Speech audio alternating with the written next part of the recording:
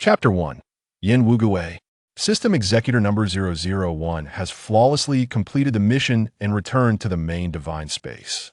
The air was saturated with a nauseating scent of blood, mingling with the lingering smoke and the low-hanging shades of gray clouds, casting a mottled darkness over the pools of glimmering blood on the ground.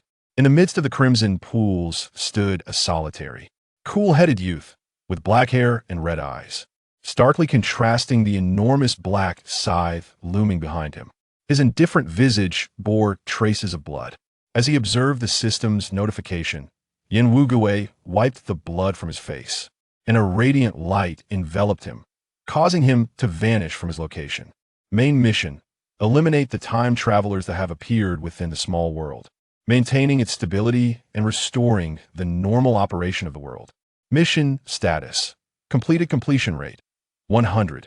Mission evaluation: SSS mission reward points 100. Regaining his sight, Yin Wugui found himself in a simple, pure white room, the very essence of the main divine space. He glanced at the silver leaderboard, where the name Yin Wugui proudly occupied the top position. He was an executor designated as 001 for consistently accomplishing every task with absolute precision. A title that evoked both envy and fear among his peers. A cold-hearted executor, a ruthless killing machine. Only the deceased could be chosen as executors, sent forth into myriad realms to slay those who disrupted the order of worlds or to rectify calamities. Sufficient points could grant them resurrection. At merely 20 years of age, Yin Wugui had lain on a sickbed for over a decade, until all hope was abandoned. In his struggle against illness, he had ultimately succumbed. Perhaps this mirrored his name, Wugui, meaning no return, neither seeing the distant shore nor returning. Thus, Yin Wugui's ambition was simple: to accumulate enough points to be reborn. He had been an executor for a year, evolving from an ignorant patient to a formidable presence within the main divine space. Through relentless effort, he had earned the title befitting Executor number 001. He stored the immense black scythe in his system backpack, casually retrieving a vial of nutritional elixir from a nearby box. With a flick of his finger, the cap flew off and landed perfectly atop a pile of caps in the corner, a feat he had perfected countless times. After consuming the elixir, Yin Wugui began to sift through the vast screen for his next destination. As the number one executor, he possessed the privilege to choose freely. His pale fingers danced across the screen, yet before he could make his selection, a blood-red mission appeared. System emergency assistance request received from Executor number 195 Feng Sinian. Do you agree? System: a message has been received. Would like to view it? View. Message: Feng Sinian, help! Help! I'll give you 200 points. Saveme. Great one. System received 200 points from Executor number 195 Feng Sinian. The screen flooded with desperate cries for help, and exclamations conveyed his overwhelming will to survive. 200 points. A flicker of hesitation crossed Yin Wugui's red eyes. Initially inclined to refuse, he reconsidered. Perhaps a trip would not be so bad, akin to a vacation. His pale fingers hovered over the refuse option, yet he ultimately clicked agree. System emergency assistance accepted. Forced teleportation in progress. Main mission: eliminate the reborn Xinyu, restore world order, and seal the enigmatic master. The world descended into darkness. Within the small world, Feng Sinian had just transferred 200 points to Yin Wugui when a sharp pain struck his chest. He truly hoped he would arrive. This was all his savings. In the executor community, a saying circulated: black hair, red eyes, and a black scythe. The elegant yet deranged Yin Wugui. This esteemed figure was renowned for his prowess and his insatiable love for points. If one could offer sufficient points, he would surely be persuaded. He should be able to come. He had already paid in advance. Feng Sinian's heart raced as he listened to the footsteps echoing from the corridor, feeling as though his heart might cease its rhythm. His gaze turned to a dull gray, his pallor ghostly, fatigue etching his features. It was over. His life was likely to end here. This world was inhabited by monstrous beings known as ghost masters.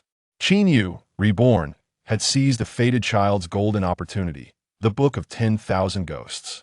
Capable of sealing and forcibly controlling monsters, before the impending crisis erupted. He had infected everyone in the school with monsters, indulging his desire for revenge. Beside Feng Sinian, the trembling Fu Yuan remained bewildered. He did not understand why a classmate had suddenly snatched the book left to him by his grandfather, leading to the entire school transforming into monsters that hunted him. Had Feng Sinian not rescued him midway, he would have surely perished. The two were hiding in their dormitory, the door securely locked, yet to creatures beyond scientific explanation, such barriers were ineffectual. Feng Sinian gritted his teeth, enduring excruciating pain as he shifted his position. A gaping wound marred his abdomen, indicating the difficulty of the mission target. Otherwise, with his ranking of 195, he would not have fallen to such a plight. Look at me, I'm useless. You might as well hope the Great One arrives soon. Feng Sinian's vision blurred, having transferred all his points to Yan Wugui. He now lacked any points to purchase medicine from the system. A miscalculation. Perhaps he should have sought help from others, but 200 points, it felt a loss not to engage that esteemed figure. Lost in thought, he suddenly saw the system notification. Executor number 001, Yan Wugui has agreed to your request for assistance. Joy surged through Feng Sinian's face, and despite the agony, he patted Fu Yuan's shoulder, who was pale and terrified, forcing a smile. I can survive. If even Executor number 001 could not prevail, it would indicate that his fate was sealed. Many rumors circulated within the Executor community about Yan Wugui. Some spoke of his love for wealth, others of his elegant demeanor or his cruelty. Yet none could deny that he was the strongest Executor within the system, a figure that struck fear into the hearts of all who violated the rules. In a flash of brilliance, Yan Wugui materialized within the dimly lit boys' dormitory. Fu Yuan, initially confused by Feng Sinian's words, nearly fainted upon seeing Yan Wugui towering with his enormous black scythe. Of course, the fated child could not perish. Otherwise, the mission reward points would be halved. Once steady, Yan Wugui gazed at the nearly unconscious Feng Sinian and smiled. I have arrived. Look at the Great One. Truly reliable. Medicine. Feng Sinian's blood flowed increasingly. His lips pale, he struggled to hear Yan Wugui's words. He merely noticed Yan Wugui's lips moving, producing a piece of paper that he pressed against his hand, administering a pill. Produced by the system, it was undoubtedly of superior quality. Moreover, the healing medicine Yan Wugui provided was of the utmost caliber. In mere moments, Feng Sinian's complexion began to regain its rosy hue. Thank you, Great One. Feeling somewhat bashful, Feng Sinian scratched the back of his head. No worries. Remember to repay me the 30 points you owe. Feng Sinian's small eyes widened in bewilderment as he watched Yan Wugui solemnly produce the paper, which bore the system's certified symbol.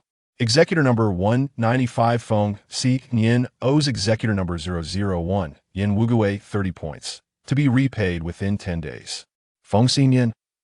This esteemed figure seemed quite different from his initial expectations. Chapter 2. The Violator. Don't worry, you can owe me points for now. Just add me as a friend, and remember to pay me back, Yan Wugui said earnestly. If he were in a different setting, perhaps Feng Sinian would have been moved by his words. System, Executioner no. 001, Yan Wugui has requested to add you as a friend. Do you agree? Agree. As Yan Wugui's name appeared in his friend list, Feng Sinian felt a fleeting sense of disbelief. Was it really that simple? The esteemed individual took the initiative to add him as a friend? Although there were reasons behind it, the fact remained. This was the first interaction Feng Sinian had with Yan Wugui, and he found that some rumors circulating in the Executioner circle held a semblance of truth, while others did not. Indeed, he was fond of wealth, and he appeared quite refined, yet he was not perverse. He was, after all, a gentle and elegant youth, though the ominous black scythe he wielded was rather intimidating. Yan Wugui retracted the note he had written and heard footsteps halt at the doorway, accompanied by gnawing sounds, the cracking of bones, and the sound of chewing. He tiptoed and peered through the window, catching sight of a creature in a school uniform tearing at a severed arm. Its body coated in a black liquid that emanated a nauseating odor. The creature's massive frame seemed ready to burst through the thin fabric of the uniform, its pale skin taut with protruding veins. As if sensing his gaze, the creature paused its feast, exhaling hot breath as it lifted its head, locking eyes with Yan Wugui. Feng Sinian, standing nearby, was utterly stunned.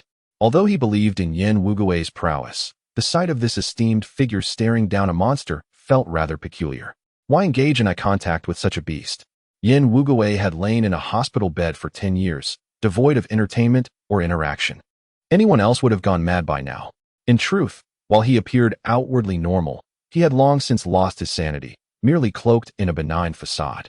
Gazing at the creature, Yin Wugui narrowed his crimson eyes and displayed an innocuous smile, as if he intended not to slay the monster but rather to befriend it. This bewildered not only Feng Sinian but also Fuyuan, and even the creature's hand, clutching the severed arm, hesitated momentarily. In a daze, Feng Sinian recalled a popular topic from the internet. If you hear a commotion in the hallway and peek through the peephole to see a murderer in the act, and they notice you, brandishing a knife and preparing to break down your door, what would you do? One highly regarded comment read, "I would smile at him." For those who extend their hand, do not slay smiling faces. Yin Wugui's current demeanor resembled that of the commenter. Feng Sinian quickly shook his head, attempting to dismiss the bizarre thought from his mind. He twitched his lips, pondering that the esteemed one surely had his own profound reasons for this behavior. The monster outside, incensed by Yin Wugui's derisive smile, forcefully smashed the dilapidated dormitory door with a steel pipe. Its scarlet eyes blazed with fury, seemingly intent on devouring Yin Wugui. With a gentle leap backward, Yin Wugui evaded the shower of splintered wood and deftly hurled his black scythe, which spun elegantly to shield Feng Sinian and Fuyuan from the flying debris, before precisely embedding itself in the ground less than a centimeter away from Feng Sinian. Feng Sinian was not frightened to death by that monstrous creature, but was nearly terrified by the sudden black sickle that was hurled towards him, causing cold sweat to bead on his back. He could no longer afford to entertain wild thoughts and hastily rose to his feet. The handle of the black sickle was connected to a slender, obsidian chain, which Yin Wugui gently tugged. The sickle, as if weightless, soared towards him with a whoosh, its elongated, curved blade effortlessly severing the creature's head as if slicing through tofu. Apart from a peculiar smile, Yin Wugui's actions were devoid of superfluity. The massive sickle returned to his grasp, its chilling handle resembling a dark, skeletal form, exuding an aura of death. "Let us proceed, and do share with me an overview of the small world," he remarked casually, rotating the sickle's handle. The silver blade traced a circle in the air, causing the fresh crimson blood to vanish into thin air. After securing the sickle behind him, Yin Wugui exited the dormitory, with the other two following closely. Despite his illness, Yin Wugui exhibited commendable professionalism. Since Feng Sinian had granted him points, he was determined to assist his employer in achieving an SSS-level task evaluation. Feng Sinian sighed and began to recount that within the Executor system, there existed no fewer than thousands of Executors. His own strength ranked 195th, and offering 200 points indicated that he was not a novice lacking understanding. Upon entering this world, he appeared as a classmate of the fated son of destiny, Fuyuan, enjoying the advantages of time, place, and circumstance. Yet, the violator acted with undue haste. Before Feng Sinian could identify the son of destiny and the transgressor, Qin Yu had already seized Fu Yuan's golden opportunity. That golden opportunity was a tome left to Fu Yuan by his grandfather, an unparalleled ghost master, which sealed within it a powerful spirit known as the soul-snatching spider. To shield the frail Fu Yuan from demise, Feng Sinian engaged in a desperate struggle against the soul-snatching spider, sustaining injuries in the process. In the realm of task types, reincarnators were indeed a formidable adversary. They possessed foresight and would seize the various opportunities meant for the world's son of destiny. Rapidly growing in strength and potentially leading executors to their demise, tasks of this nature were typically avoided by most executors. However, not every executor had the privilege of selecting task types at will, as Yin Wugui did. When Feng Sinian discovered that the violator was a reincarnator during the task matching process, his brow furrowed in concern. Nonetheless, he was no weakling himself, and the prospect of substantial points as a reward encouraged him to proceed. Though he now regretted his decision, he had yet to secure any points and now found himself compelled to spend points to enlist Yin Wugui's aid. In his initial encounter with Yin Wugui, this legendary figure proved to be quite approachable, eschewing any airs of superiority. Instead, he was earnestly engaged in the task at hand, demonstrating considerable strength. Alas, was there truly such a vast chasm between rank 195 and rank 001? On the rooftop of the school, Qin Yu, still clad in his uniform, gazed greedily at the golden tome in his possession, while a massive purple spider obediently lingered beside him, rubbing against his leg like a cherished pet. Qin Yu was a reincarnator, having returned to life a decade prior, at a time when ghost masters had yet to capture the public's attention. In the first instance, he was determined to seize the golden book belonging to his classmate Fu Yuan. It was this very tome that propelled that inept Fu Yuan into the stratosphere, transforming him from an overlooked, ordinary student into a formidable ghost master. Therefore, upon confirming that he had indeed been reborn, his immediate action was to snatch that golden book and employ the techniques of a ghost master, contracting the formidable soul spider from its pages, subsequently infecting the entire school. Fu Yuan must have perished, the future powerful ghost master, while he, Qin Yu, would ascend to become the master of ghost masters, armed with the knowledge nestled in his mind. With this thought, Qin Yu couldn't help but smirk, observing the soulless beings wandering below in the campus, and he laughed unabashedly. These individuals had once scorned him, aiding that boy. Now, they would all meet their demise. As Qin Yu reveled in his laughter, he suddenly heard a sound slicing through the air. Before he could react, a massive black scythe, tethered by chains, plunged violently into the wall of the rooftop. Startled by this unforeseen commotion, Qin Yu fell to the ground. Despite his rebirth and the theft of the Chosen One's fortune, he remained, at his core, the timid weakling who had perished under the tide of ghosts. Cold sweat dripped down his brow as he followed the iron chain towards the scythe, only to behold Yin Wugui leaping from the fifth-floor window, hurtling towards him along the slender chain with astonishing speed. Qin Yu, what in the world is happening? Chapter 3. The Soul Spider. 10 minutes prior, the entire school resembled a hell on earth, with Yin Wugui ruthlessly dispatching anyone in his path, be they human or divine. Following him, Feng Sinian and Fu Yuan merely needed to avoid stumbling over the corpses beneath their feet, focusing solely on trailing behind Yin Wugui. Feng Sinian felt a tinge of frustration. He was not weak by any means, but in his efforts to protect Fu Yuan, he had been easily injured by the soul spider. Now that he was recovering, he had intended to assist Yin Wugui, only to realize that he was utterly surplus to requirements, as Yin Wugui could easily handle everything alone. For Yin Wugui, this instance was akin to a vacation. Is he a monster? Fu Yuan whispered into Feng Sinian's ear. He was a somewhat frail-looking boy, of high school age, with an unremarkable appearance. As Feng Sinian's classmate, Fu Yuan felt a modicum of familiarity towards him. Although Feng Sinian seemed somewhat peculiar today, he was still preferable to the relentless killer before them. Upon hearing Fu Yuan's question, Feng Sinian's expression momentarily turned strange. Indeed, the speed with which Yin Wugui dispatched his foes made it difficult to discern who the real monster was. Yet, young man, one ought to speak with more courtesy. Do you realize whose hands your life rests in? Just as Feng Sinian was about to advise caution to prevent inciting Yin Wugui's ire, Fu Yuan suddenly exclaimed, Qin Yu, he is the one who stole my grandfather's book. Fu Yuan's eyes brimmed with tears as he rushed to the window, glaring fiercely at Qin Yu, who was laughing atop the rooftop. That book was a cherished relic left to him by his grandfather, and he was determined to reclaim it. However, upon seeing the enormous spider looming beside Qin Yu, Fu Yuan's body involuntarily trembled. His gaze pleadingly turned towards Feng Sinian for help. Qin Yu? As the dark scythe of Yin Wugui turned, the head of a monstrous creature tumbled down with a ghastly thud.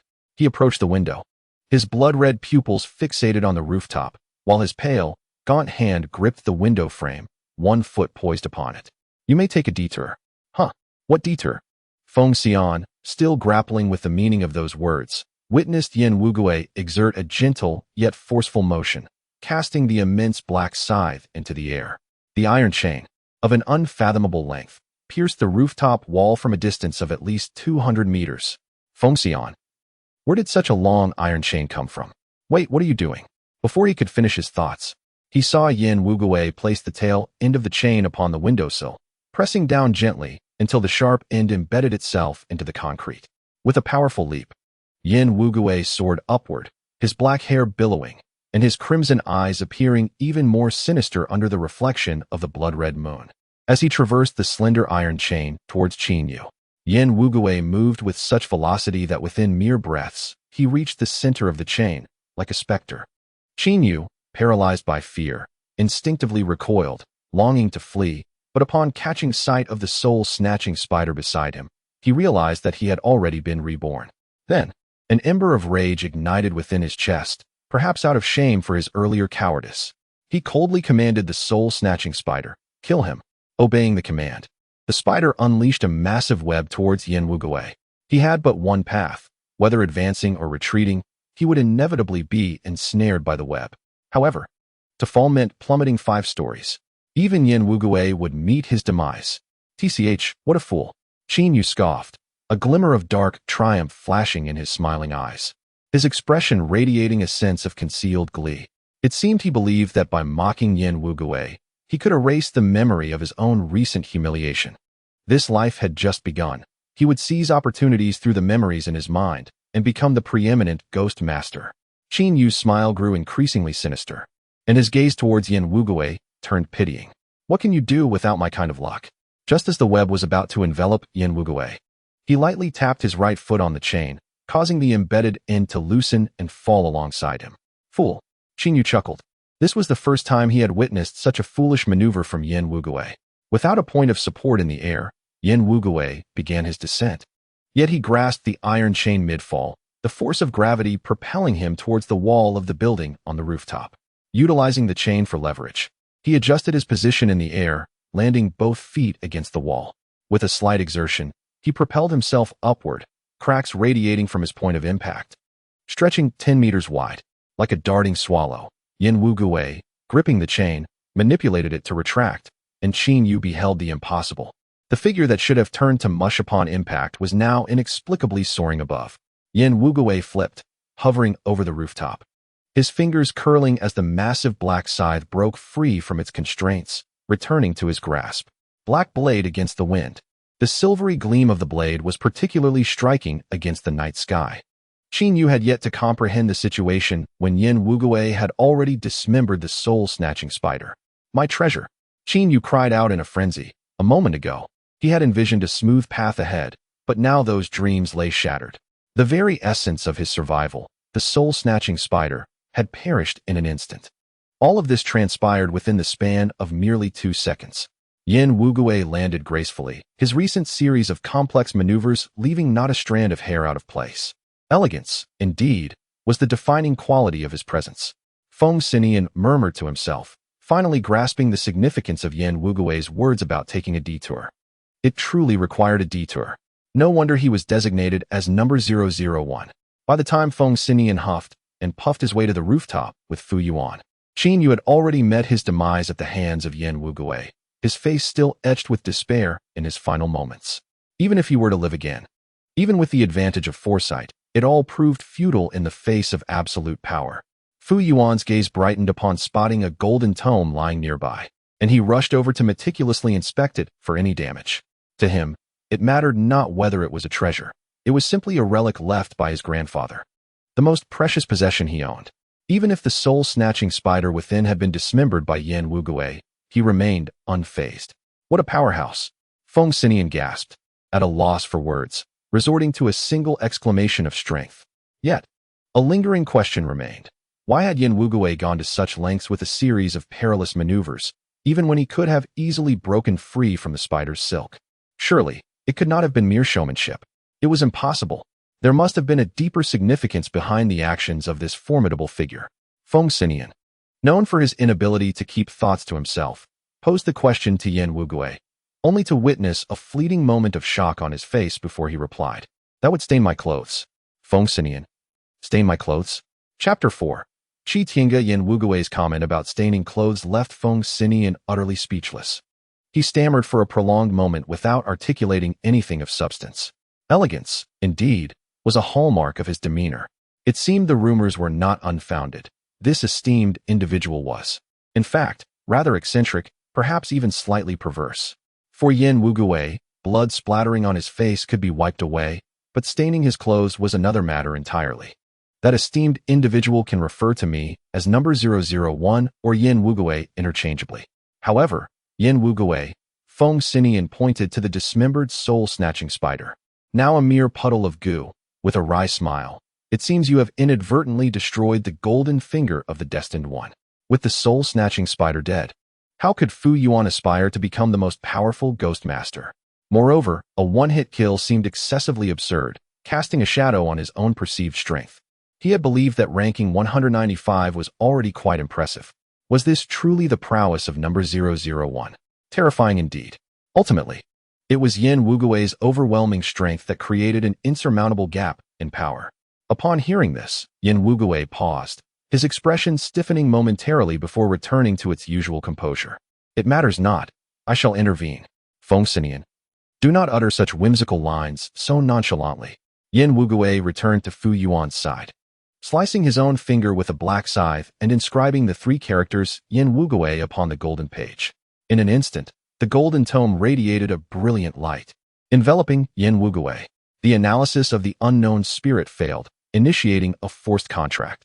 SSS grade spirit Yin Wugui, please state your contracted ghost master. Fu Yuan. Yin Wugui's clear voice resonated.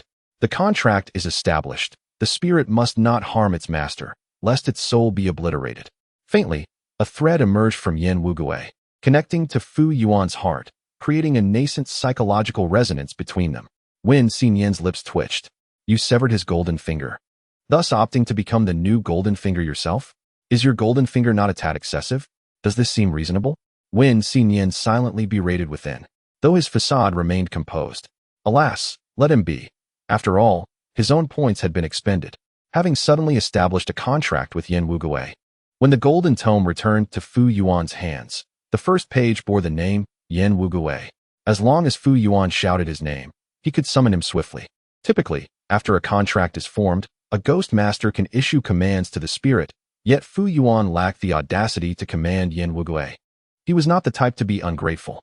Still, he felt somewhat elated. After all, the formidable giant spider had been effortlessly vanquished by the one wielding the massive black scythe, which meant he now possessed an extraordinary protector. As Fu Yuan reveled in his thoughts, he vaguely perceived some of Yin Wugui's musings. Initially, I smiled at that individual. Why did he strike me? We had agreed not to harm those who smile. I had hoped for amicable coexistence. How fortunate. My clothes almost became soiled. Had they been, I would have had to demand dry cleaning fees from room 195. This spider seems inedible, possibly toxic. Such a pity, it was so neatly severed. Killing everyone in the school feels rather exhausting. Otherwise, I might as well have blown it up. Fu Yuan. The absurdity was overwhelming. He did not know where to begin his complaints. Fu Yuan's smile froze on his face as he distanced himself from Yin Wugui, severing their psychological connection.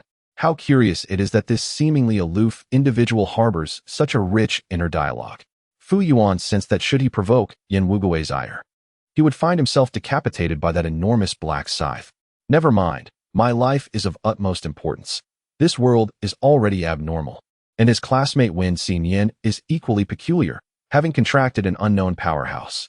However, in the next moment, the fog at the school gate dissipated, accompanied by a deafening explosion as a group of armed individuals clad in uniforms stormed in, led by one wielding an extraordinarily large cannon.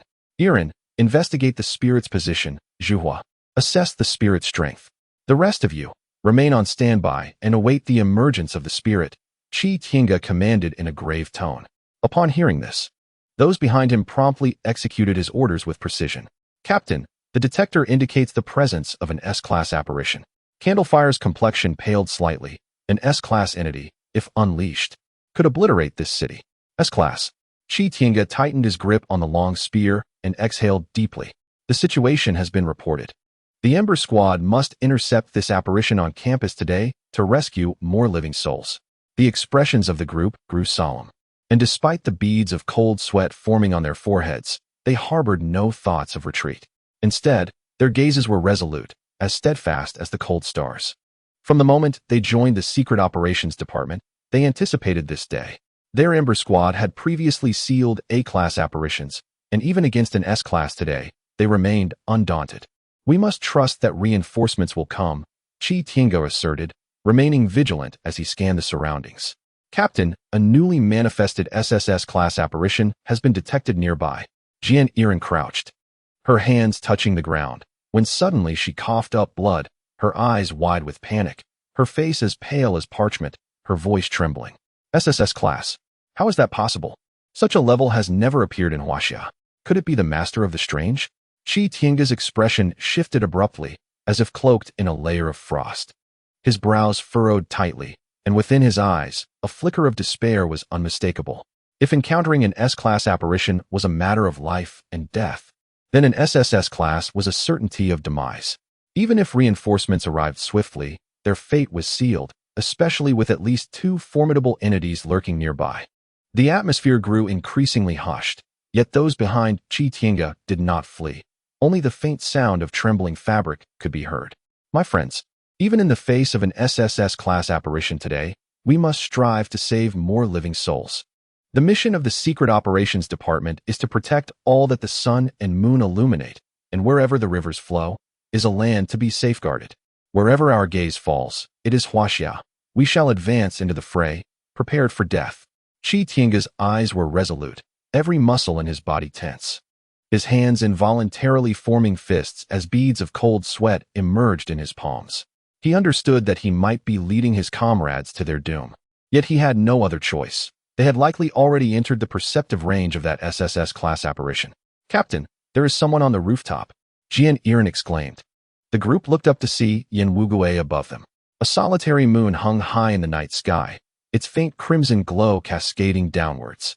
The youth, with black hair and red eyes, leaned against the blood-red full moon, a massive black scythe shimmering with silver light looming behind him, surveying from above. Just the intensity of his gaze made Qi Tiange feel exposed, as if he were but a breath away from death. But is it merely a humanoid apparition? Chapter 5. The Collapse of the High-Rise. Under Yin Wugui's indifferent gaze, the group felt a chill envelop them, inhibiting any reckless movements. On the rooftop, the sound of an explosion was heard, and when Xinyan's expression brightened with joy as he murmured that reinforcements had finally arrived, he rushed to the edge of the rooftop and shouted, "We are here. There are monsters below. Stay where you are. We will come to you shortly." Qi Tiange, Jian Yiren, the entire Ember Squad. What is happening? Why is there a living person next to this apparition? No, wait, there are two? Suddenly, an absurd notion struck their minds, leaving everyone with peculiar expressions as they exchanged glances. Surely, no one could have contracted an SSS-grade ghost. That was utterly preposterous. Moreover, there were still living individuals present. Jian Yiren's face brightened with anticipation as she moved forward, only to be halted by Qi Tiange's outstretched hand, his countenance remaining grave. An SSS-grade ghost could not be contracted, it could only be sealed. Even the most formidable ghost masters could not forge such a contract, leading Qi Tiange to conclude that this must be an illusion conjured by the ghost, perhaps a hallucinogenic entity or one capable of manipulating puppets. Qi Tiange's experience, indeed, proved far more seasoned, allowing him to discern the anomaly at once. Upon hearing Qi Tiange's explanation, Jian Yiren instinctively recoiled a few steps, her expression turning odd as she remarked, "Commander, if that truly is an SSS-grade ghost, there would be no need for it to employ illusions against us." Qi Tiange, serious yet somewhat unsettled, responded, "You make a fair point, but I can't shake this feeling of discomfort." On the rooftop, upon noticing the arrival of personnel from the Secret Operations Division, Feng Sinian sighed. Yin Wugui, having joined midway, naturally lacked the comprehensive information available to Feng Sinian. In the original timeline, Fu Yuan's grandfather was a top ghost master within the Secret Operations Division, though he perished while sealing the Bizarre Master, leaving Fu Yuan with a golden tome containing the S-grade ghost, the soul-snatching spider. As Fu Yuan gradually uncovered the truths of this world, he also contracted an increasing number of ghosts through the golden tome, ultimately sealing the Bizarre Master and becoming a legendary figure among ghost masters. Feng Sinian had a clear plan in mind. The first step was to ensure Fu Yuan's successful induction into the Secret Operations Division. With his grandfather's identity, Fu Yuan would receive favorable treatment within the organization. There remained many individuals at the school tainted by the soul-snatching spider, making it cumbersome for the Secret Operations Division to access the rooftop. Thus, Feng Sinian contemplated bringing the two down. However, as he turned, the wall, already cracked and burdened by Yin Wugui's earlier step, suddenly could no longer withstand the strain and collapsed, a catastrophe akin to a dam giving way to an ant's nest, leading to the building's swift collapse. Feng Sinian lost his footing and plummeted from the 7th floor's rooftop, flailing his arms in a desperate attempt to protect Fu Yuan, only to feel himself being yanked upward. Looking up, he realized that Yin Wugui had ensnared his clothing with a black sickle. Fortuitously, he had purchased a combat suit produced by the system. Otherwise, it would have torn apart long ago. Nevertheless, something felt amiss. In the instant of the building's collapse, Yin Wugui grasped the bewildered Fu Yuan with his left hand while wielding the black sickle in his right, hooking Feng Sinian, who had fallen ahead. Then, he leapt in the direction of the crumbling structure. As the building fell, Yin Wugui swiftly navigated the descending debris, occasionally stepping on falling steel and concrete blocks, skillfully weaving through the rubble while deliberately avoiding dirt that might soil him, ultimately making his way down. The personnel from the Secret Operations Division stood aghast, watching as Yin Wugui adeptly maneuvered, performing what appeared to be a perilous acrobatic feat, running down the collapsing high-rise. Finally, he leveraged the momentum for a leap, soaring 10 meters away before landing smoothly. Yin Wugui arrived at the scene of the clandestine operation, leaving everyone momentarily speechless, their fears forgotten. That Yin Wugui could release me. Feng Sinian let out a bitter smile. Indeed, Yin Wugui was handsome, yet he felt utterly humiliated, suspended in midair by the black scythe. In his frustration, Feng Sinian yearned for a grand entrance himself. Why had the teaching building suddenly collapsed? Was this appropriate? Was this normal? Was this not absurd? Why was it always me who faced embarrassment? After being released by Yin Wugui, all Feng Sinian desired was to find a pit to bury himself in. Before encountering Yin Wugui, he had been the aloof executioner number 195, but now he could only resort to sarcasm.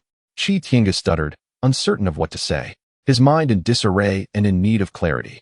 So a SSS-level ghost had jumped down from the crumbling skyscraper with two individuals, had it? Qi Tiange observed the man. Approximately 30 years of age, tall and upright, with sword-like eyebrows and starry eyes, a prominent nose, and well-defined facial features. His tightly pressed lips conveyed an air of tranquility, rendering him strikingly handsome and dignified. As an esteemed A-level ghost master, Qi Tiange found himself momentarily bewildered. Before misunderstandings could escalate, Feng Sinian cleared his throat and stepped between the two, addressing Qi Tiange. Do not misunderstand. We are living beings, not ghosts. He hesitated, glancing back at Yin Wugui, uncertain how to articulate his thoughts, how to explain that this individual, merely half an hour ago a living being, now qualified as a ghost. It was utterly chaotic. Captain, Jean Erin quivered behind Qi Tiange, her body shaking in terror as she gazed at Yin Wugui. She could sense the heavy aura of death emanating from him. The deathly energy surrounding this red-eyed, black-haired youth was overwhelming. Qi Tiange assumed a defensive posture, beads of sweat forming on his tense back. Realizing the misunderstanding, Feng Sinian exchanged a knowing glance with the still dizzy Fu Yuan. Fu Yuan, clutching a golden tome, stepped forward hesitantly, casting uncertain glances between Yin Wugui and himself before stammering. This is my contracted ghost. At his words, the members of the Fireseed team were taken aback, their eyes darting between Fu Yuan and Yin Wugui. Given the formidable presence Yin Wugui had just displayed leaping from the crumbling building, how had Fu Yuan managed to contract such a powerful ghost? In the face of their skeptical gazes, Fu Yuan's cheeks flushed crimson, feeling the weight of their scrutiny. Wait, that book! Qi Tiange, who had been observing, suddenly recognized the tome in Fu Yuan's hands and reached for it, startling Fu Yuan, who quickly hid behind Feng Sinian. Realizing he had frightened Fu Yuan, Qi Tiange hurriedly explained, I apologize. I merely recalled an old acquaintance. Is this not the Wan Guesu of Senior Fujun? With a quivering voice, Qi Tiange looked at Fu Yuan with a mix of anticipation and apprehension. You knew my grandfather? Truly, you are indeed Senior Fu Jun's grandson. Qi Tiange's expression brightened, and his gaze towards Fu Yuan softened considerably. It turned out that he was the grandson of the esteemed elder Fu Jun. Indeed, a remarkable individual capable of contracting an SSS-level spirit. Qi Tiange let out a hearty laugh, patting Fu Yuan on the shoulder, which drew bemused looks from the people behind him. This was not what you had in mind just moments ago. Chapter 6. The Undertaker. Due to the relationship between Fu Yuan and Qi Tiange, coupled with Yin Wugui's seemingly innocuous demeanor, the atmosphere between the two parties became considerably more relaxed.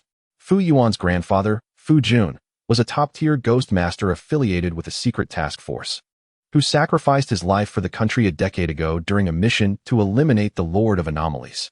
Ghost masters are categorized according to the level of spirits they can confront, ranging from C, B, A, to S. Since no one has yet emerged who can vanquish spirits above S level, such entities can only be sealed. Thus, an S-level Ghost Master is regarded as the pinnacle of their craft. However, the existence of spirits has yet to be disclosed to the public whenever a spirit manifests. The members of the secret task force responsible for that area are tasked with either exterminating or sealing it. At this moment, the three were invited to the backyard of the funeral supply store, the base of the Spark Squad, a top-tier unit within the secret task force. "So, Uncle Chi, you reside here?" Fu Yuan remarked, surveying the modest surroundings and unable to suppress a critique. "What a candid observation you make, young man," Feng Sinian said, glancing around and ruffling Fu Yuan's hair. Ahem. The members of the Spark Squad felt somewhat awkward and cleared their throats to dispel the rather heavy atmosphere. Indeed, this profession is not particularly lucrative. At times, they even incur losses. Of course, the shop is not merely a facade. They also conduct regular business to supplement their income. Witnessing their predicament, Qi Tiange felt a tinge of embarrassment. Yin Wugui, known for his diligence once compensated, took 10 minutes before departing, ensuring that all contaminated spirits within the expansive school were dealt with. In any case, Xiao Yuan, this manual of 10,000 ghosts is of utmost importance. It is a treasure for ghost masters, so you must handle it with care. Qi Tiange began to caution Fu Yuan about the potential theft of the manual, but his peripheral vision caught sight of Yin Wugui meditating in the corner, prompting him to swallow his words. It seemed there was little reason for concern regarding that matter.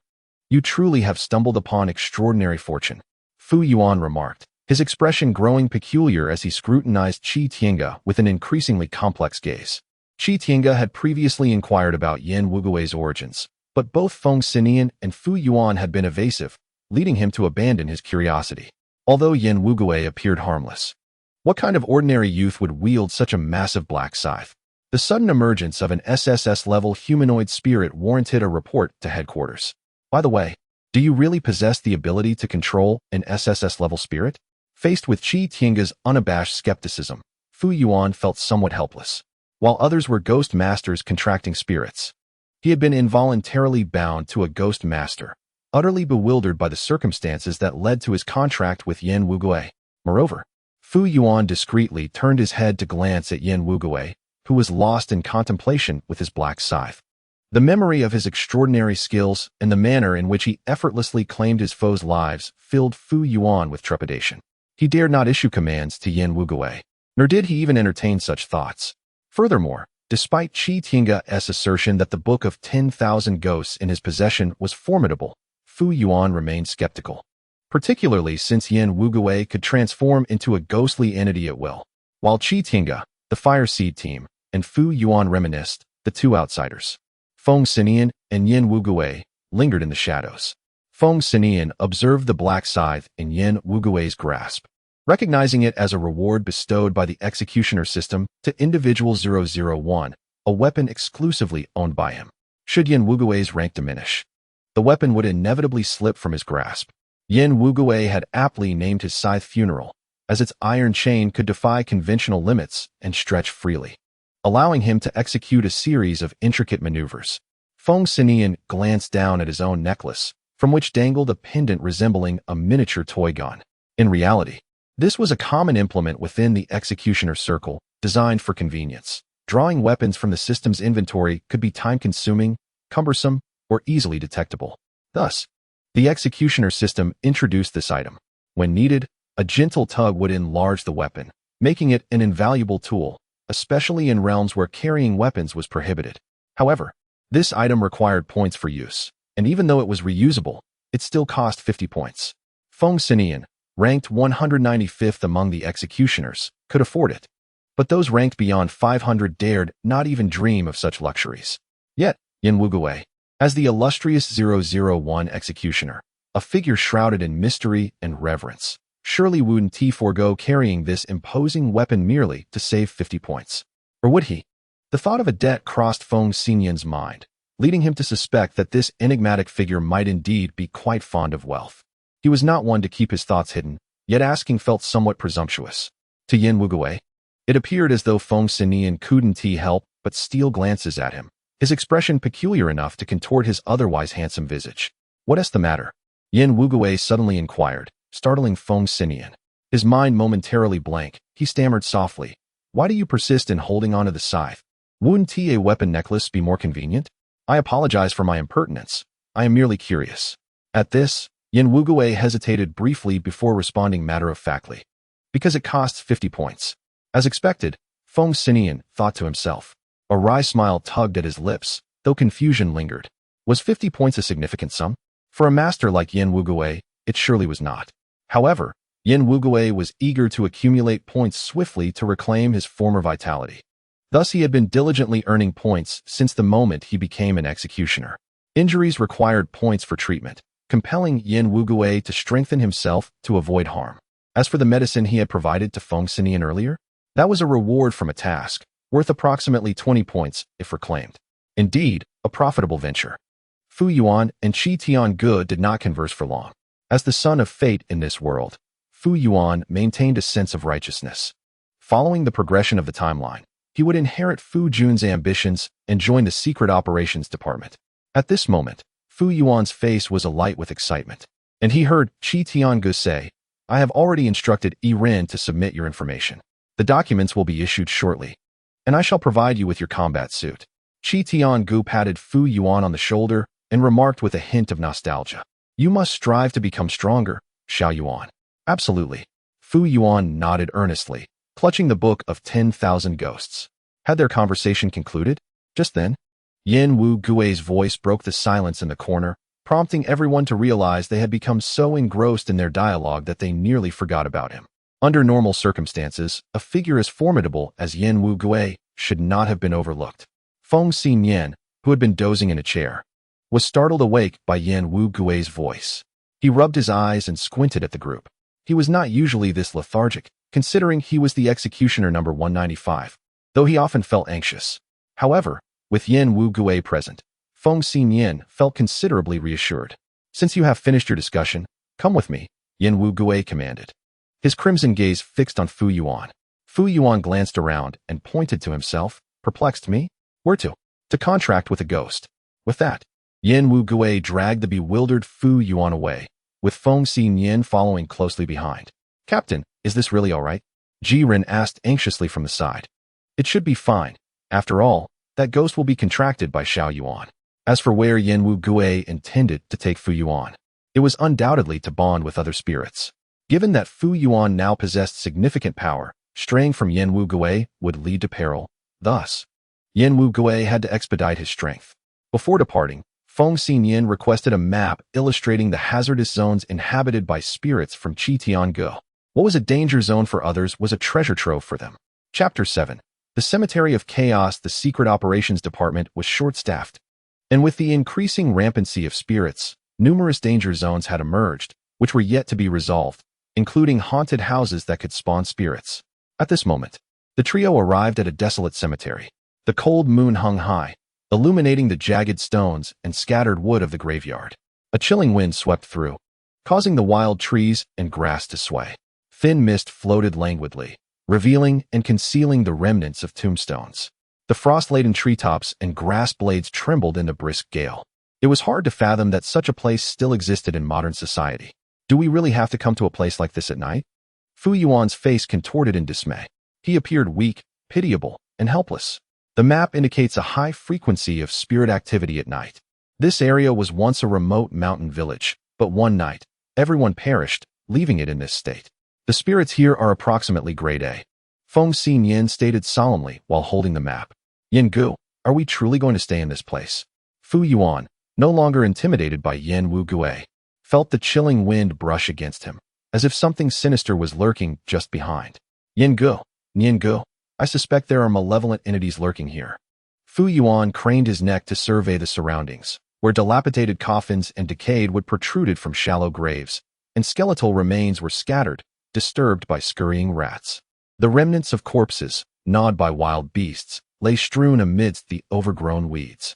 Although still a high school student, referring to Wugui and Feng Sinian as brothers was not unwarranted. Surely there are foul things here. Otherwise, do you think I brought you here for a vacation? Feng Sinian shrugged, unable to stifle a laugh at the sight of Fu Yuan trembling with a flashlight in hand. What are you afraid of? It's not like you're being asked to make a pact with a ghost. Fu Yuan remained oblivious to the extent of Yen Wugui's power. Yet Feng Sinian understood that he considered himself reasonably capable, ranking only 195th, while Yen Wugui needed no demonstration of his prowess. Being an executioner ranked 001 was more than sufficient. Yen Wugui gripped his black scythe tightly against his back and took a few steps forward, his blood-red pupils sweeping the area before he uttered a command, "Show yourself." Both Feng Sinian and Fu Yuan were taken aback, quickly scanning the vicinity. But aside from the lingering chill in the air, they found themselves alone. After a moment, Feng Sinian finally spoke up. "There's no one here." "Indeed. I was merely trying to bait them." Yen Wugui maintained his composure and continued walking. Feng Sinian and Fu Yuan, despite their familiarity with Yen Wugui's eccentric nature, often found themselves at a loss for words. This individual certainly possessed an unusual disposition. Suddenly, Yen Wugui halted, staring intently into the distance. Just as the two believed he was preparing to bait the specter once more, the thick fog began to dissipate, revealing a shadowy figure approaching them. "Yen Gu, a malevolent entity," Fu Yuan whispered from behind Yen Wugui. At this hour, the only presence here, apart from themselves, could only be a ghost. Feng Sinian tugged at his necklace, and a silver handgun materialized in his hand, aimed at the silhouette within the black mist, ready to strike. Even with Yen Wugui present, Feng Sinian believed in being prepared for any eventuality. Yen Wugui remained unperturbed, the scythe at his back undisturbed. As the figure emerged from the fog, Feng Sinian raised an eyebrow in surprise. An elderly man, stooped and frail, shuffled towards them, appearing to be in his 60s. His hair was streaked with gray, and his deeply wrinkled face bore a pallor of exhaustion, his sunken eyes devoid of light, exuding an unmistakable aura of illness and death. The old man donned peculiar garments resembling slightly yellowed paper, and upon seeing the trio, his eyes narrowed, and he emitted a laugh akin to a broken accordion. His murky gaze fixated on the Wugui clutched in Fu Yuan's arms. "Welcome," the old man began, but before he could finish, Feng Sinian witnessed Yen Wugui suddenly vanish, seemingly teleporting to the old man's side. In a flash, the scythe struck, severing the man's head from his body. Feng Sinian's pupils constricted. Teleportation? No, that couldn't be right. There were footprints along the way. The speed was so great, compounded by the darkness, that it appeared as instantaneous movement. Yen Wugui's velocity was such that, among executioners, he could claim the second rank, with no one daring to assert they were the first. The black scythe rested behind him, and the old man's head rolled to the ground, transforming into a skeletal visage, while his headless body morphed into a piece of yellowed parchment. Feng Sinian glanced at Yen Wugui, then at the skull on the ground, and subsequently looked down at Fu Yuan, a wave of absurd yet strangely fitting realization washing over him. Fu Yuan resembled Tang Sung, possessing the Book of 10,000 Ghosts, akin to the temptation of immortality through the consumption of Tang Seng's flesh, while Yen Wugui embodied the spirit of Sun Wukong, ready to engage in battle at the slightest provocation. He felt akin to Zhu Beiji, idly observing beside them. Wasn't this just a reenactment of the tale of the three encounters with the white-bone spirit? Absurd, yet somehow logical. What a perplexing situation. Beside him, Fu Yuan's voice pierced through the haze, drawing a sharp intake of breath. Clutching the Book of 10,000 Ghosts tightly, he was seized by goosebumps, cold sweat trickling down his back. In that fleeting moment when the old man had scrutinized him, he felt as though countless hands were tugging at his limbs, threatening to drag him into the abyss. An A-level ghost. Even the elite Spark team needed to exert their utmost effort in confronting such entities. For a moment's carelessness could lead to casualties, let alone Fu Yuan, who was still a novice. "Did you kill him, Brother Yen? You are truly formidable." Yet, a sense of disquiet lingered in Fu Yuan's mind. Hadn't Yen Wugui mentioned capturing a contracted ghost for him? Why had he resorted to killing instead? Fu Yuan felt his legs weaken, but noticed Feng Sinian still on high alert, brow furrowed, gun aimed forward. "He is not an A-level ghost," Fu Yuan observed, peering ahead only to witness the skeletal head speaking. "What the hell did you kill me for? I was merely here to welcome you. Oh, and look, there are two humans. Feng Sinian. Fu Yuan. Master brother. No. Yen Wugui, what is happening?" Feng Sinian suddenly found himself struggling to keep pace with Yen Wugui's actions, but after a moment's reflection, he glanced at the Book of 10,000 Ghosts and Yen Wugui, as if grasping the underlying truth, a smirk curling at the corners of his mouth. Intriguing. Yin Wugui placed his foot atop the skull, crouching down. His blood-red eyes fixated on it. Welcoming me? Yes, you must be mistaken. We are not here for a party, are we? For reasons unknown. Despite the skull's lack of expression and its voice betraying a slight rasp, Fu Yuan discerned an air of embarrassment etched upon its bony face. A party? Brother Yin. What party? Yin Wugui chose not to respond to Fu Yuan, instead applying a slight pressure with his foot, causing the skull to feel as if it were on the verge of being crushed, prompting it to scream in distress. Silence. The world fell into stillness. It was a novel experience to intimidate a ghost. Chapter 8. A DJ in the Ghost Inn. What party? The ghostly gathering. Not far ahead is the entrance. I mistook you for a ghost as well, believing you were a participant, hence my intention to welcome you. If the skull could weep, it would have long since shed tears. It was merely a lowly doorman. Seeing Yin Wugui's overwhelming aura of death, it had assumed a significant figure had arrived, only to be met with swift severance before it could utter a complete greeting. It was precisely because Yin Wugui exuded such immense deathly energy as a top-tier ghost that the doorman failed to promptly recognize the presence of two humans. You ghosts truly lack reason. Oh, I see. How many ghosts are there? 52. What is the strongest one's power? S rank. How many are there? 3. Fu Yuan and Feng Sinian gazed at Yin Wugui and a skull, their exchange appearing exceedingly eerie. As if 8 ominous characters loomed behind Yin Wugui. Confess for leniency, resist for severity. The doorman, trembling in fear of Yin Wugui's overwhelming aura of death, reluctantly divulged the information. However, upon finishing, Yin Wugui lightly stepped on him, reducing the skull to dust. Such weak entities are unworthy of inclusion in the Book of 10,000 Ghosts. Let us proceed. Yin Wugui rose and strode forward, the two following closely, delving deeper into the mist. As they walked, a bronze door materialized before them, inscribed with the words, "Thoughts entwine tonight, hearts must be straight, in the graveyard. Souls dangle fate, desolate, mournful." No one replies, suspecting 100 ghosts are knocking at the door. Brother Yin, do we truly have to enter? Indeed. Fu Yuan's legs quaked with trepidation. Were it not for the relatively dependable Feng Sinian by his side, he might have fled in panic. Yin Wugui approached, grasped the door knocker, and tapped it thrice, signifying 3 visitors. The seemingly ethereal bronze door slowly creaked open, revealing an inky abyss, where one could not see their hand in front of their face. Feng Sinian even had the leisure to toss a fist-sized stone into the darkness. Let us go. Yin Wugui led the way into the shadows. The darkness enveloped the trio, and the bronze door gradually closed behind them. When Fu Yuan regained consciousness, he sensed something amiss. Feng Sinian and Yin Wugui, who had been at his side, seemed to have vanished. Surrounded by an impenetrable blackness, Fu Yuan's heart raced, and he tremulously called out, Brother Yin, are you there?" No response came, yet the silence was pierced by a rustling sound, seemingly stirred by his words, causing Fu Yuan's heart to plummet. They had been separated. In truth, the skull had played a trick, had they not adhered to the rules of entry. Such a predicament would inevitably arise. However, it was unexpected that Yin Wugui would act so rashly, annihilating him without a second thought. "Oh, I smell the sweetness of the living." Living? How could a living being enter here? You speak nonsense. Damn it, which ghost threw a stone at me? If I catch them, I shall devour them alive. Wait, there truly is the scent of the living. The atmosphere grew tumultuous, as entities began to converge towards the source of Fu Yuan's voice. This is bad. I've fallen into a den of ghosts. Fu Yuan, in despair, stumbled back 2 steps, barely steadying himself. His face turned pale, and he clutched the Book of 10,000 Ghosts tightly.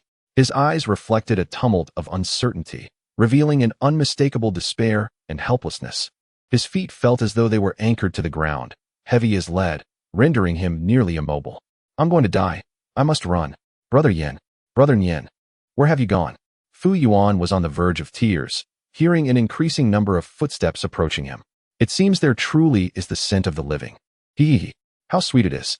Who has brought their little pet in here? Good things are meant to be shared. I have never encountered such an aromatic creature before. Within the realm of spirits, there exist tales of humans being kept as pets, yet in truth, they are akin to mere provisions. When the novelty wears off, they are consumed.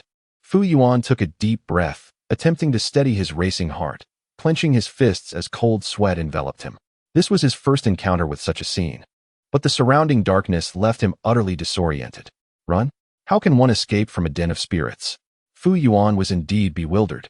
And unfamiliar with the Book of 10,000 Ghosts, he was unaware that he could summon Yin Wugui at this moment. He could only vaguely sense the direction in which Yin Wugui resided. All right, I shall run towards that direction. Yet time was swiftly running out. A spirit, drawn by the scent, lunged at him. Ah! Fu Yuan screamed, intending to flee but stumbled over something, crashing to the ground. A beam of light illuminated the spirit before him, rendering it motionless. Is that my flashlight? Fu Yuan glanced at the flashlight, and then at the immobilized spirit, narrowing his eyes slightly. It doesn't appear too frightening after all. Fu Yuan picked up the flashlight, but as soon as the light shifted away, the spirit lunged at him again. Unfortunately for him, as he swung the flashlight around, he realized there were at least 100 spirits surrounding him. My life is forfeit. Fu Yuan gritted his teeth. Having just joined the secret operations department, he could not afford to perish so easily. He must find Yin Wugui and Feng Sinian. Trembling, Fu Yuan clenched his teeth and began to wildly wave the flashlight around, eyes shut, careening towards the direction where Yin Wugui was located.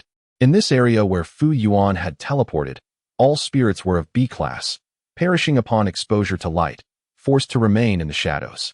When illuminated, they would become rigid. The spirits, enraged by Fu Yuan's frantic movements, roared, eager to devour him, which only spurred Fu Yuan to run faster. His hands gripping the flashlight as if it were a weapon. Spinning, leaping, I keep my eyes closed. In this place devoid of light, only the beam of Fu Yuan's flashlight flickered rapidly, accompanied by his screams, transforming the den of spirits into something resembling a lively nightclub, with the flashlight serving as a dazzling disco ball amidst the chaos of spirits dancing in pursuit. In the distance, Feng Sinian, also enveloped in darkness, stared blankly at this spectacle. In response to a private message from Yin Wugui, he replied, "Private message, Feng Sinian. There SADJ in the den of spirits." I'm not joking. Chapter 9. The Ghost King appears. Private message. Yin Wugui, where are you? Private message. Feng Sinian. There SADJ in the den of spirits. I'm not joking. Yin Wugui furrowed his brow at Feng Sinian's response, perplexed by his words. Never mind. As long as they are alive, that is what matters. Yin Wugui and the others did not arrive at the same location. Instead, they found themselves at the entrance of an opulent banquet hall, where various spirits mingled and toasted one another, reminiscent of the human world. Perhaps due to Yin Wugui's identity as a spectral being, he found himself transported to the heart of the ghostly gathering at the bronze door. His sudden appearance momentarily hushed the entire assembly. Not only was it rare to encounter a humanoid specter, but the overwhelming aura of death that surrounded him, along with his formidable black scythe, left the gathered spirits struggling to breathe. With a swift glance, Yin Wugui had already determined which entities he intended to ensnare within the Wangwis. Who is this formidable figure? And from whence has he come? Suddenly, a woman materialized, draped in crimson, her long, wavy red locks captivating all who beheld her, accentuating her flawless figure. Her delicate cheeks were paired with lips of a perfect crimson hue, marking her as a beauty, if one could overlook the fact that her lower half was adorned with 8 spider-like legs. Her name was Hongyu, one of the 3 S-rank specters attending the soiree. In Huaxia, there are 4 great ghost kings. Due to the human penchant for grouping, the specters similarly conformed, thus designating 3 S-rank entities alongside 1 SS-rank entity as the 4 great ghost kings. The 3 S-rank spirits were the golden eagle, the illusory butterfly, and the heavy copper spider, while the solitary SS-rank specter was the Beidou yellow-eyed flood dragon. Had it not been confined to the seas, it would not have been categorized alongside the 3 S-ranks, hence the Beidou yellow-eyed flood dragon's absence from this gathering. Before Yin Wugui stood Hongyu, the heavy copper spider among the 4 great ghost kings.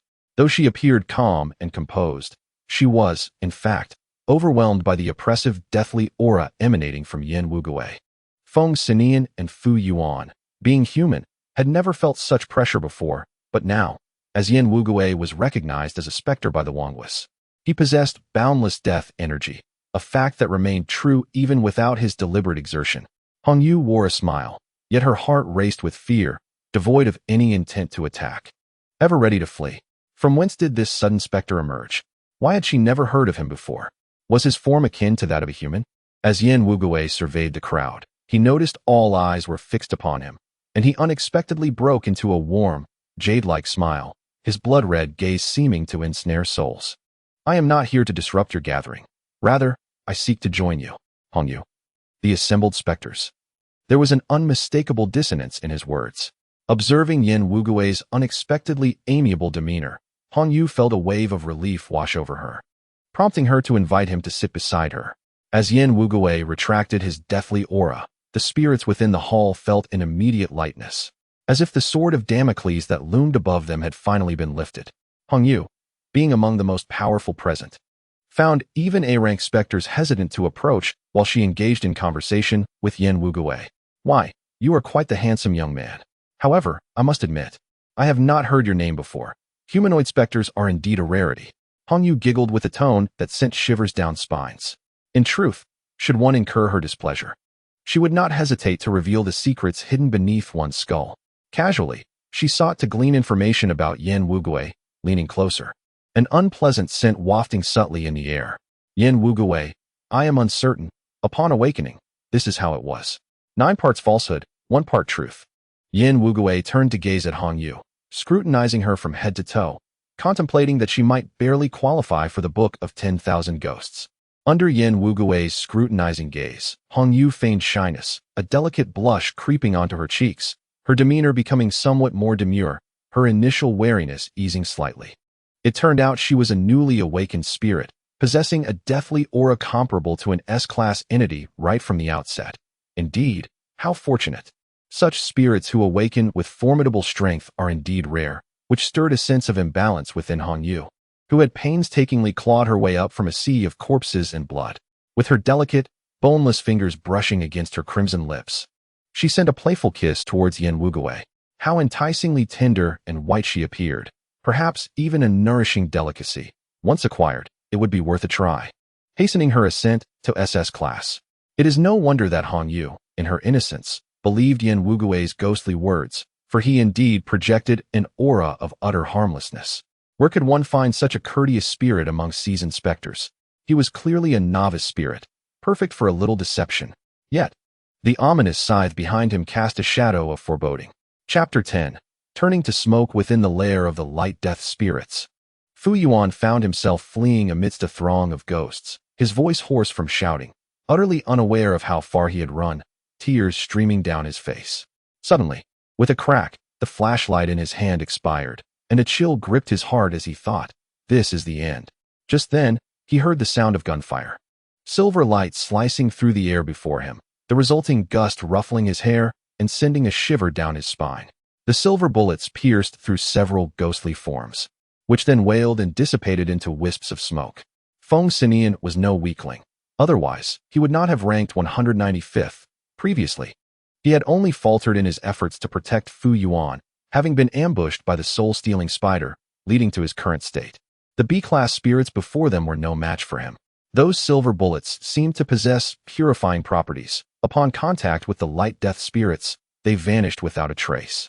Transformed into smoke, Feng Sinian approached Fu Yuan, seizing his hand, wielding his silver gun to intimidate the surrounding spirits into retreat, thereby escorting Fu Yuan out of the ghostly lair.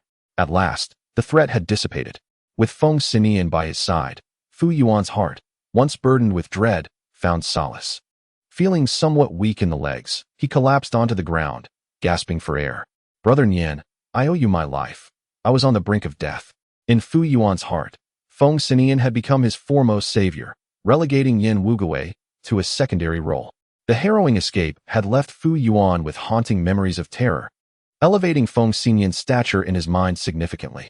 Since realizing the abnormality of this world, accepting that his classmate was a formidable expert became less daunting. Primarily, it was Feng Sinian's previous lethargy that had made it difficult to comprehend. Yin Wugui had undertaken all the burdens, leaving Feng Sinian no opportunity to showcase his prowess, which had been quite frustrating for him. The ethical standards of a mercenary seemed excessively rigid. You possess the Book of 10,000 Ghosts. Why not summon Yin Wugui? Huh. Upon meeting Feng Xian's inquisitive gaze, Fu Yuan's body stiffened, and he awkwardly turned his neck to glance at the wongbis in his hand, his lips twitching slightly. Indeed, why did I not refer to Yin Wugui instead? It appears that I am a ghost master possessing an SSS-level spirit. Fu Yuan let out a bitter laugh, realizing he had subconsciously forgotten about Yin Wugui, who was far too uncharacteristic of a spirit. It was utterly absurd for a ghost master to address their contracted spirit as Bro Ahem, Yin Gu. Let us not dwell on that for now. Where has Yin Gu gone? Fu Yuan's gaze drifted, as he tactfully shifted the topic. Speaking of Yin Wugui, Feng Sinian glanced at the dialogue box visible only to him with a sense of resignation. Private message, Feng Sinian, what are you doing? I have already met up with Fu Yuan. How do I find you? Private message, Yin Wugui, I am enhancing the Wongwis. He claims he is enhancing the Wongwis. Feng Sinian said, exasperated, uncertain of Yin Wugui's intentions. Could he possibly be intending to demolish the entire spirit gathering? Surely not. Meanwhile, the startled Fu Yuan remained oblivious to how Feng Sinian was aware of this, only noticing a change in Feng Sinian's expression, as if he had seen something alarming. What is it, Yin Gu? It is nothing. We shall wait here. Being too close to Yin Wugui may pose a danger. Though Fu Yuan did not comprehend the peril of proximity to Yin Wugui, he understood that a novice ought to be obedient, speaking less and acting more, and thus nodded in agreement.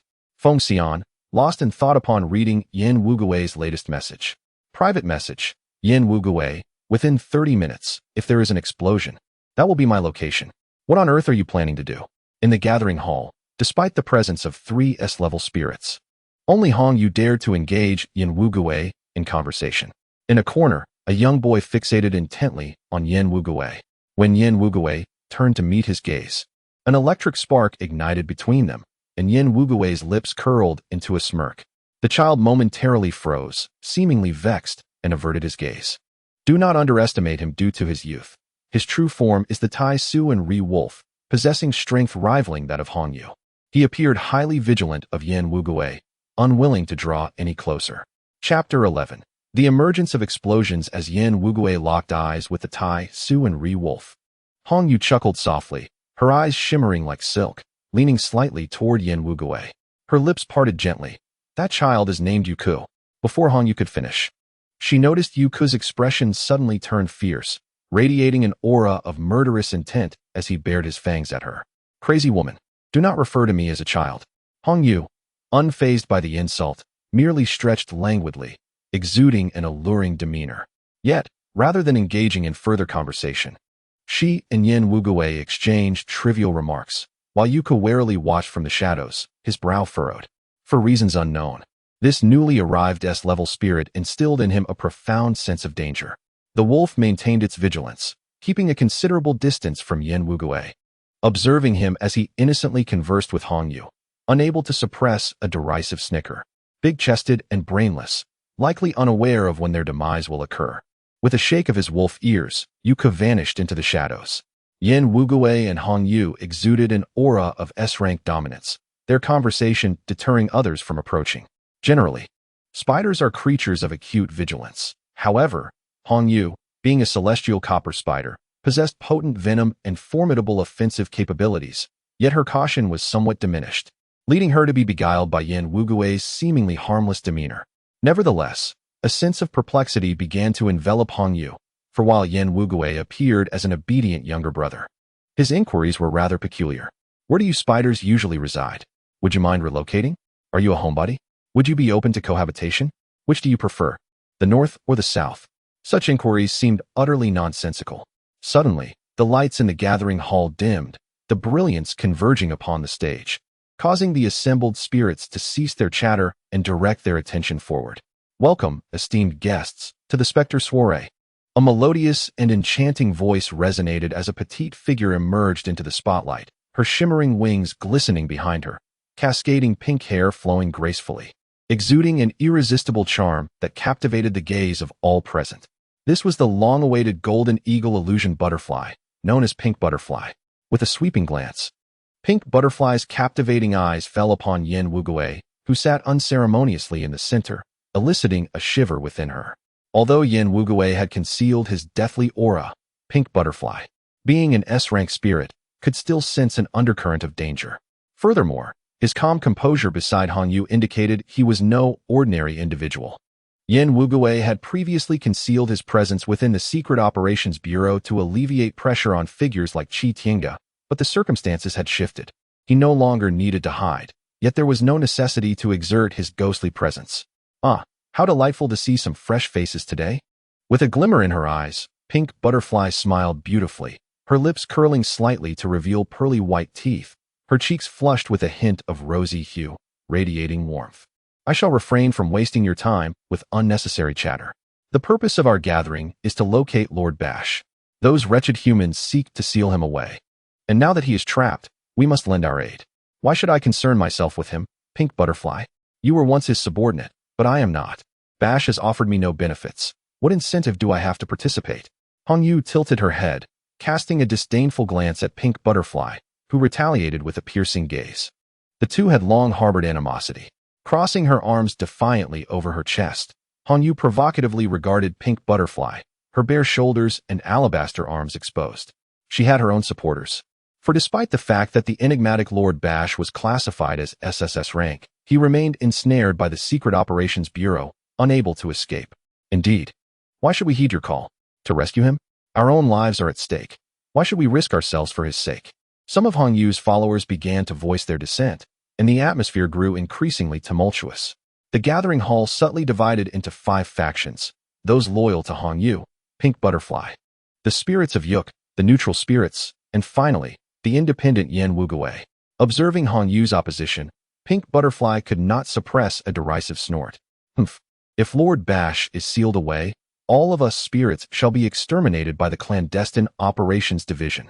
Undeterred, Pink Butterfly gracefully twisted her delicate waist.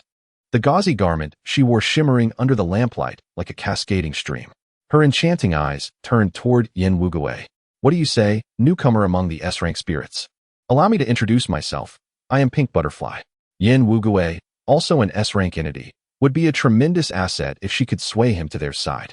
Upon finishing, Red Jade finally realized that Yen Wugui had yet to reveal his name, nor did she know his true essence. Damn it! How dare he compete with me for his allegiance? Red Jade, known for her fiery temper, patiently answered Yen Wugui's barrage of chaotic questions, reasoning that since he was a nascent spirit unfamiliar with everything, it was the perfect opportunity to recruit him into her faction. Turning aside, Red Jade observed Yen Wugui furrowing his brows, his gaze shifting between her and Pink Butterfly. Proudly, he straightened his posture and cast a challenging glance at Pink Butterfly. TSK. Pink Butterfly, sensing the provocation, felt the flames of indignation surge within her chest, a rosy blush tinting her cheeks. You brainless spider with a big chest. The two women engaged in a subtle battle of wills, while Yen Wugui sighed and remarked, your relationship seems strained. That child appears to suffer from autism. How do you expect to coexist in the future? Red Jade? Pink Butterfly? From the corner, the bewildered Yuku. What on earth are you talking about? Yen Wugui's solemn expression suggested he genuinely pondered the matter. On stage, Pink Butterfly assumed she was being mocked. Her exquisite features contorted, faintly revealing golden downy fuzz, lending her an eerie aspect. Are you making fun of me? She shrieked sharply, her piercing voice causing even Red Jade to cover her ears, though Yen Wugui remained indifferent. This truly puts me in a difficult position. After all, the child of destiny must grow stronger, he muttered. Retrieving the black scythe of burial from behind him, his expression suddenly shifted. His crimson eyes shimmered with an alluring glow, a smile curling upon his lips as he swung the scythe toward Red Jade. Meanwhile, Feng Sinian and Fuyuan remained in a secure location. Though uncertain of Yen Wugui's meaning, they deemed it prudent to comply.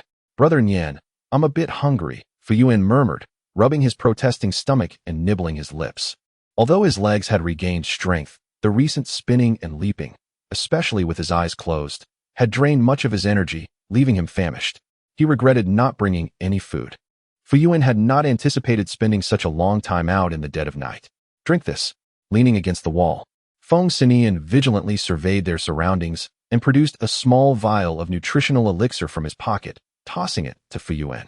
Consuming it would sustain him with energy for at least 2 days and nights. Of course, this was sufficient only for a non-combatant like Fuyuan. It would scarcely suffice for Feng Sinian himself. Taking the elixir, Fuyuan wondered at the strange concoction, yet, trusting Feng Sinian implicitly. He uncorked the vial and prepared to drink it all at once. Suddenly, a tremendous explosion echoed from a distance, flames soaring high into the sky. causing the ground to tremble slightly, splattering the nutrient solution directly onto Fu Yuan's face. Coughing and spitting, enveloped by the unpleasant odor of the liquid. He frantically wiped his face, while Feng Sinian stood in shock, gazing at the fiery scene as the enormous, bizarre structure emitted a feeble groan before collapsing with a thunderous crash. A searing wave of heat engulfed the surroundings, accompanied by an earth-shattering sound. As thick smoke billowed forth like a sandstorm, the flames pierced the heavens, consuming the sky in their fiery embrace. Feng Sinian's lips twitched. His hand holding the gun froze mid-air, as if he intended to utter something, but ultimately blurted out a curse. Is this the explosion you were talking about?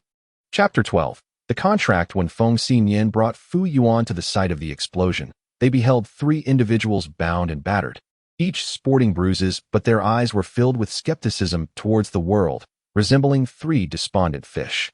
2 women and a child? A vague suspicion formed in Feng Sinian's mind, but it seemed too absurd to voice. Yin Wugui, are you all right? Fu Yuan, exhausted and gasping for breath after being pulled along by Feng Sinian, leaned against the wall, still remembering to inquire about Yin Wugui's well-being. Upon hearing this, the 3 bound individuals seethed with anger. The devil before them appeared unscathed, not a hair out of place, yet they were the ones in peril. However, they could only express their fury through their eyes, too intimidated to speak. Just 15 minutes prior, this assailant had suddenly proclaimed their lack of unity before launching an attack. The SSS-level malevolence easily overwhelmed the scene. The trio had barely comprehended the situation when their gathering was shattered, and they found themselves captured. Infuriatingly, they had spent the last 15 minutes listening to Yin Wugui's tirade about the importance of camaraderie, the need to avoid deceit, and the necessity of working together to forge a glorious future and build a better underworld. Glorious? What a load of nonsense. What on earth is going on? In less than 10 seconds, Yin Wugui had incapacitated the 3, binding them effortlessly, raising suspicions of premeditation. Yet, they had no courage to resist. No one knew what they had endured in those fleeting seconds, nor what the last 15 minutes had entailed. As spirits, they were suddenly inundated with an overwhelming influx of positivity. A devil. This person is indeed a devil. Among the 3, Feng Dai understood Yin Wugui's strength best. As a subordinate of the peculiar master, Ba Shi, she was acutely aware that SSS-level entities were in an entirely different league than S-level ones. This figure, bearing a dark scythe, was undoubtedly an SSS-class spirit. Yin Wugui, Feng Sinian pointed towards the 3, identifying them as Hongyu, Yuku, and Feng Dai. The extras for the Book of 10,000 Spirits, the 3 S-level ones, are barely sufficient. The rest are a waste of space. Let's dispose of them together. Yin Wugui remarked nonchalantly, tugging the ropes binding them as he made his way towards Fu Yuan. Feng Sinian stood in stunned silence, glancing at the despondent expressions of the 3 spirits, then turning to witness the billowing smoke behind him. Could all of this be the handiwork of Yin Wugui? Yet, Yin Wugui was a miser, unwilling to even invest in weapons or talismans. How could he possibly procure explosives? Unless he truly relied on that black scythe. Feng Sinian felt his voice falter, his feet seemingly nailed to the ground as an absurd sensation washed over him. He turned to the seemingly innocuous Yin Wugui, who was instructing Fu Yuan on how to contract spirit entities. The flames danced in Yin Wugui's crimson eyes, rendering him akin to a gentle youth. The Book of 10,000 Ghosts had sealed him as an SSS-level spirit, the highest classification imaginable. This legendary executioner appeared to be even more formidable than Feng Sinian had envisioned. With his black hair, red eyes, and black scythe, the refined yet twisted Yin Wugui was well known for his strength, yet the extent of his power remained a mystery to all. At last, following the contract with Yin Wugui, the Book of 10,000 Ghosts experienced an epic enhancement, subsequently contracting 3 S-level spirits, which dramatically elevated Fu Yuan's capabilities, making him a top-tier spirit master. With 1 SSS level and 3 S-level spirits, Fu Yuan was now equipped to stride confidently wherever he went. Clutching the golden tome, Fu Yuan felt a wave of confusion wash over him. He realized he had been meticulously orchestrated by Yin Wugui. Like many protagonists, he now harbored a sense of rebellion. While he was grateful for Yin Wugui's unconditional support in his quest for strength, he yearned to cultivate his power independently. Rather than remain a burden hidden behind Feng Sinian and Yin Wugui, he longed for self-sufficiency and did not wish to be a liability to others. In a moment of unexpected courage, Fu Yuan abruptly lifted his gaze, intending to express something to Yen Wugui, only to be met with the sight of the bruised trio. All right, I suppose I'm not so keen on self-sufficiency after all, he quickly reassured himself, breaking into a cold sweat. That was close. He had nearly spoken thoughtlessly. Surely, if he had uttered such nonsense, Yen Wugui would have reprimanded him. He held his frail form in a sympathetic embrace, feeling small, pitiful, yet hungry. After a while, the questioning red jade beside him managed to regain some composure. There were indeed advantages to being blissfully ignorant, and she decided to go with the flow. The real misfortunate one was the pink butterfly, forced to switch masters. Naturally, this prompted Yen Wugui to pay her special attention. That master, red jade began sweetly, causing goosebumps to rise on everyone present, except for Yen Wugui. Fu Yuan, flustered, waved his hands in panic, his face flushed as he took a few steps back, stumbling over his words. No, no, no, don't call me that. Just call me Fu Yuan. In response, red jade shot him a disdainful glance. Although they had entered into a contract, it merely required her to heed Fu Yuan's commands in action. In spirit, she was not beholden to him. Who asked for such affection? With a flirtatious glance thrown toward Yen Wugui, she exuded an air of irresistible charm. Since change was not an option, she resolved to adapt to her current situation. Meanwhile, Feng Sinian observed Red Jade's antics and could not help but sigh, casting flirtatious glances towards Yen Wugui. One might wonder how this differs from playing the lute to a cow. Simply call me Yen Wugui. So, this is the name of the demon lord. The three ghosts pondered. Lord Wugui, among the spectral beings, possesses 4 formidable ghost kings. Presently, he has contracted only 3. The Beidou Huangmu Jiao, classified as SS Great, though cumbersome on land, is invincible at sea. Were the Lord to also contract him, it would compensate for the deficiencies in maritime combat. The Beidou Huangmu Jiao, known as Sanmu, if the Lord wishes to go, this humble girl shall guide you there. Of course, I merely offer a suggestion. You are wise and valiant, undoubtedly possessing an infallible strategy. Hong Yu's smile was radiant, her eyes narrowing with mirth. If I am to suffer, then none shall find solace. How dare you, Sanmu? Enjoy luxury in the depths of the ocean? Come, join me as my esteemed colleague. Together, we shall forge a glorious path and construct a beautiful realm for spirits. Hong Yu, unbeknownst to her, had absorbed this human world's rhetoric, leaving the other 2 ghosts utterly astounded, never imagining Hong Yu would engage in flattery. The second ghost appeared somewhat dazed, while the younger Yuk trembled, gazing at Hong Yu with newfound admiration. Truly, the most venomous heart resides in a woman. Is it you who lured the demon lord over? Chapter 13. Huangmu Jiao indeed, the Beidou Huangmu Jiao. If Fu Yuan were to fall into the sea, he would easily drown, Yen Wugui murmured. Soon resolving to contract the Beidou Huangmu Jiao into the Book of 10,000 Ghosts. Feng Sinian had grown accustomed to such decisions. He felt nothing could astonish him anymore, especially since Yen Wugui had effortlessly uprooted the layers of the spectral beings, capturing 3 of the 4 ghost kings. Gathering them was only natural. Feng Sinian even speculated that Yen Wugui could pierce through the entire instance. Is this the infamous Executioner number 001? In less than 3 days within the instance, he has already swayed the enemy forces? If so, the reinforcements summoned are indeed invaluable. Typically, an executioner requires at least half a month to complete a world's task, and it may even extend to 6 months. However, Yen Wugui is different. His time is exceedingly precious.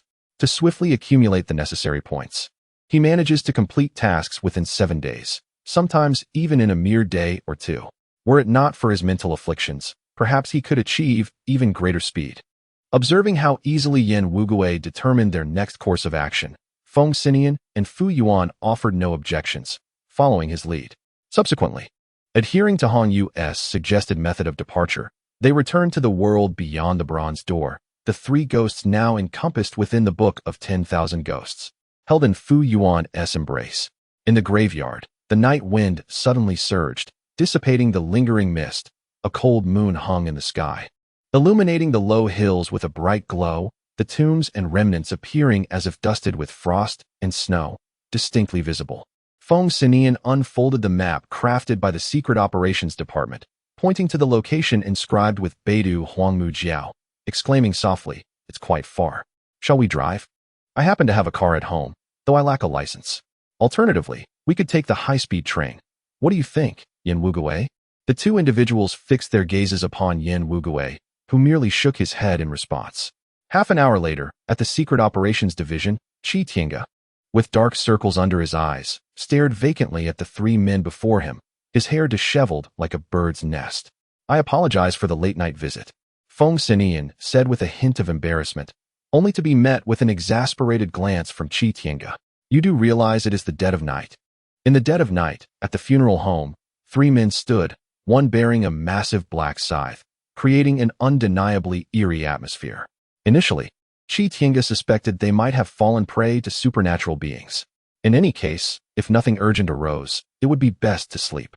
Beyond, his eyes still heavy with slumber, Fu Yuan has contracted 3 S-class spirits, Yin Wugui stated. 3. Qi Tiange appeared bewildered, failing to immediately grasp the situation. 5 seconds later, a jolt of realization sent him fully awake. 3 spirits had indeed manifested within the funeral home. Oh my God, I believe I have seen a ghost. Qi Tiange chuckled nervously, only to suffer a sudden heart attack and collapse. In the stillness of the night, the once tranquil funeral home erupted with Fu Yuan's startled exclamation and Feng Sinian dialing for emergency services. That night marked an insomniac episode for the entire Secret Operations Division, as the Spark Squad promptly reported the contracting of 3 Ghost Kings, keeping the headquarters illuminated throughout the night.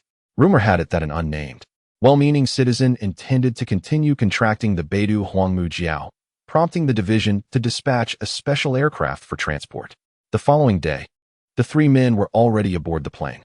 Uncle Qi, won't he come to any harm, will he? Fu Yuan asked, his throat tightening with anxiety as he spoke softly. Yes, fine. He merely fainted from the sudden appearance of the 3 S-class spirits, compounded by the overwhelming aura of death. A good rest will remedy it, Feng Sinian replied in a hushed tone. Though Feng Sinian reassured him, a sense of unease lingered, prompting both men to glance at the sleeping Yin Wugui. The two had managed to rest at the funeral home the previous night before departing that morning, while Yin Wugui had stood vigil, sacrificing his own sleep. He had spent half the night atop the roof and was now utterly exhausted. Even the executioner is human, susceptible to hunger and fatigue. Without the black scythe as a funeral offering, Yin Wugui appeared innocuous, and with his peculiar crimson eyes now closed, he resembled an erudite youth, albeit with notably pale skin. His sleeping posture was peculiar. Unlike the average person who might toss and turn, Yin Wugui lay flat, his hands folded over his abdomen, resembling someone at rest in a coffin. During the 10 years of his illness, he had learned to maintain this still position, cultivating the habit of slumbering in such a manner. He seemed less alive, more akin to the deceased. His body had long since succumbed to death. As the 3 made their way to their destination, not only was the Secret Operations Division in disarray, feverishly searching for Yin Wugui's origins, but chaos also reigned within the realm of spirits. My home has been invaded. There are moles among us. There are villains among the populace. Those who have encountered Yin Wugui are either recorded in the Book of 10,000 Ghosts or have perished in that catastrophic explosion. Yin Wugui, with his meticulous mind, would leave no survivors. However, the overwhelming tumult of the explosion and the disappearance of the 3 great ghost kings have instilled a palpable sense of unease among the spirits.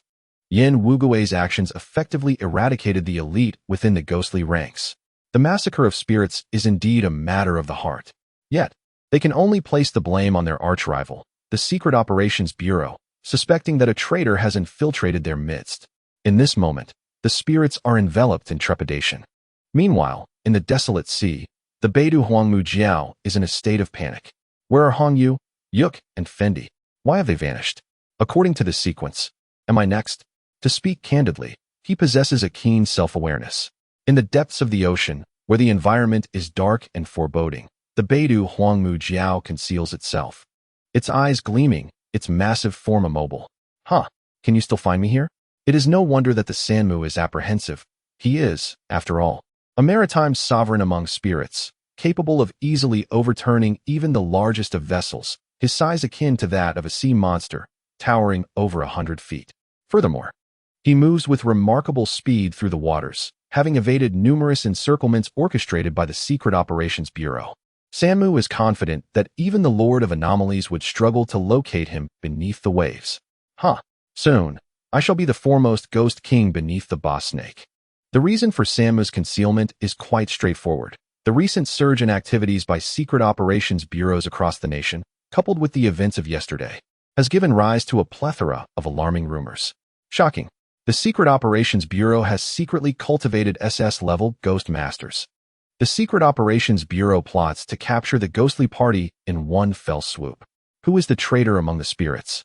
Suspicions arise of S-level or higher ghost masters among humans. A winter of despair may be approaching for the spirits? These outrageous rumors are not without foundation. When the bizarre edifice of the ghostly party collapsed, there were witnesses who, from a distance, observed a dark figure hurling an unknown object from the highest point before leaping down.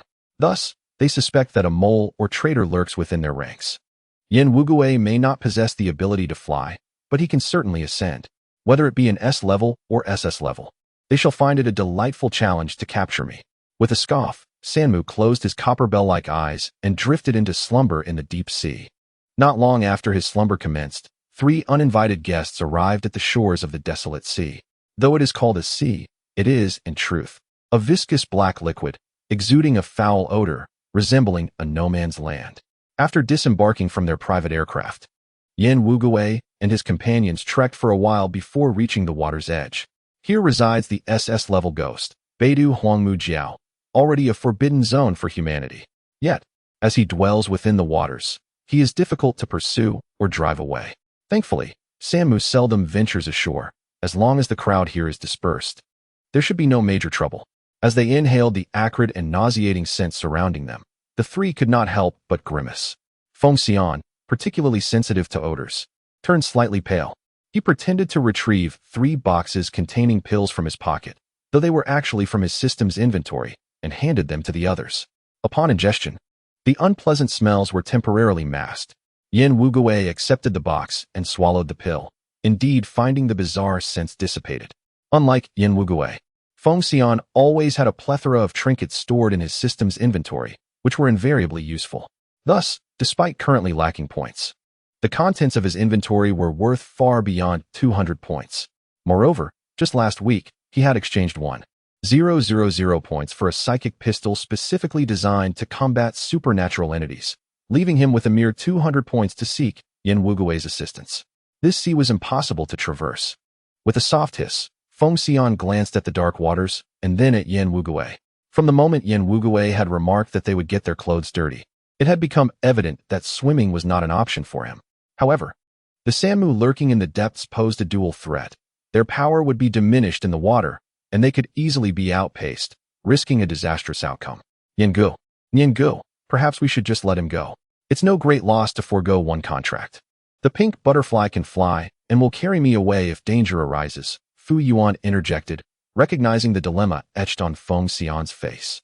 He understood Yin Wugui's temperament. Descending into the sea was simply out of the question. Besides, he genuinely believed it unnecessary to gather all 4 ghost kings, as even if they did, there would be no transformation into a combined entity. Furthermore, as the master of the Book of 10,000 Ghosts, he was in harmonious accord with the contracted spirits. If the 3 of them looked down upon him, it was of little consequence, as he was acutely aware of his own limitations. Enough of the bickering. If you must argue, take it to the dance studio. Within the vast expanse of the Book of 10,000 Ghosts, a considerable space unfolded. The pink butterfly and the crimson jade, sworn adversaries, found themselves compelled to coexist, leading to incessant quarrels, an S-rank spirit embroiled in daily disputes akin to that of elementary school children. Occasionally, Yuku would join the fray, despite his reticent demeanor. He was an exceptionally blunt individual whose sarcastic remarks could easily provoke the 2 women, perpetuating the cycle of discord. Fu Yuan now felt mentally drained, compelled to sever the psychic link. If this newly arrived Beidou Huangmu Jiao turned out to be another loquacious creature, he would be driven to distraction. Shall I go down and summon him? Feng Sinian proposed. He possessed items that allowed for agile movement in the water, which, combined with his psychic pistol, might yield some results. Yet upon further reflection, he thought better of it. Forget I suggested that. Typically, a standard executor aiming to clear this instance would first endeavor to prevent Qin Yu from seizing the Book of 10,000 Ghosts, a task at which Feng Sinian had faltered, thus necessitating his plea for help. Subsequently, A malevolent entity, such as the soul-devouring spider, could lead less scrupulous executors, like Fu Yuan, into a frenzy of infection, spreading chaos among the populace. Of course, those executors unwilling to engage in such deeds could join the secret operations unit through the Qitiangu pathway, where, with their assistance, they could seal the master of the bazaar, fulfilling the main quest.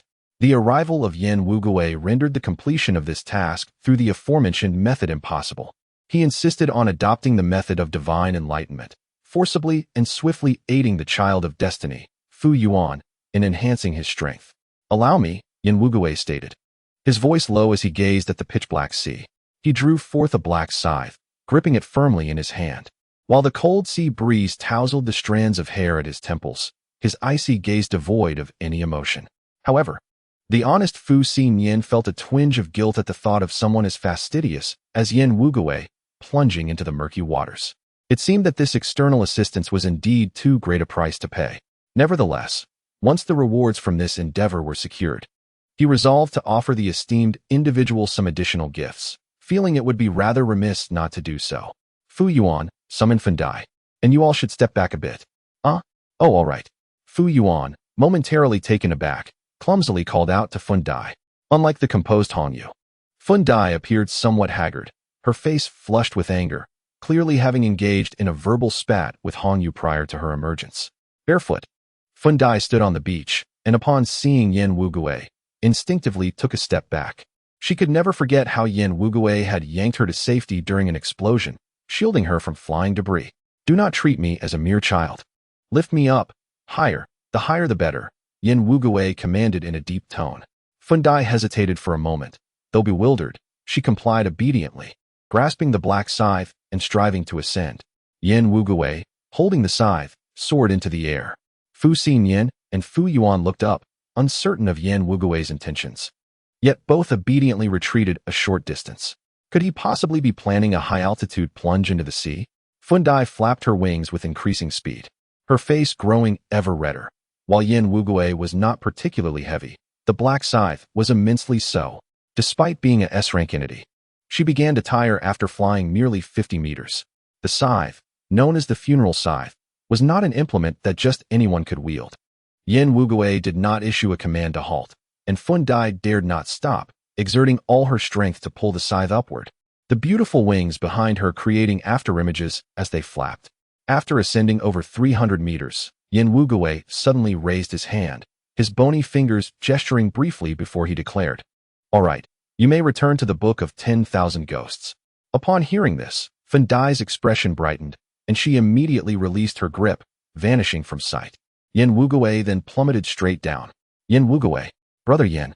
The two on the beach gasped in alarm, believing Feng Dai's disappearance to be intentional, and shouted in panic. In midair, Yan Wugui's eyes narrowed as he descended rapidly, an aura of death emanating from him, enveloping the entire desolate sea in an atmosphere of dread. The tip of the funeral scythe ignited with black flames. Yan Wugui elevated the scythe, his crimson eyes shimmering with an enchanting light, as the blade pointed toward the desolate sea. Death energy, reverse flow. Chapter 15.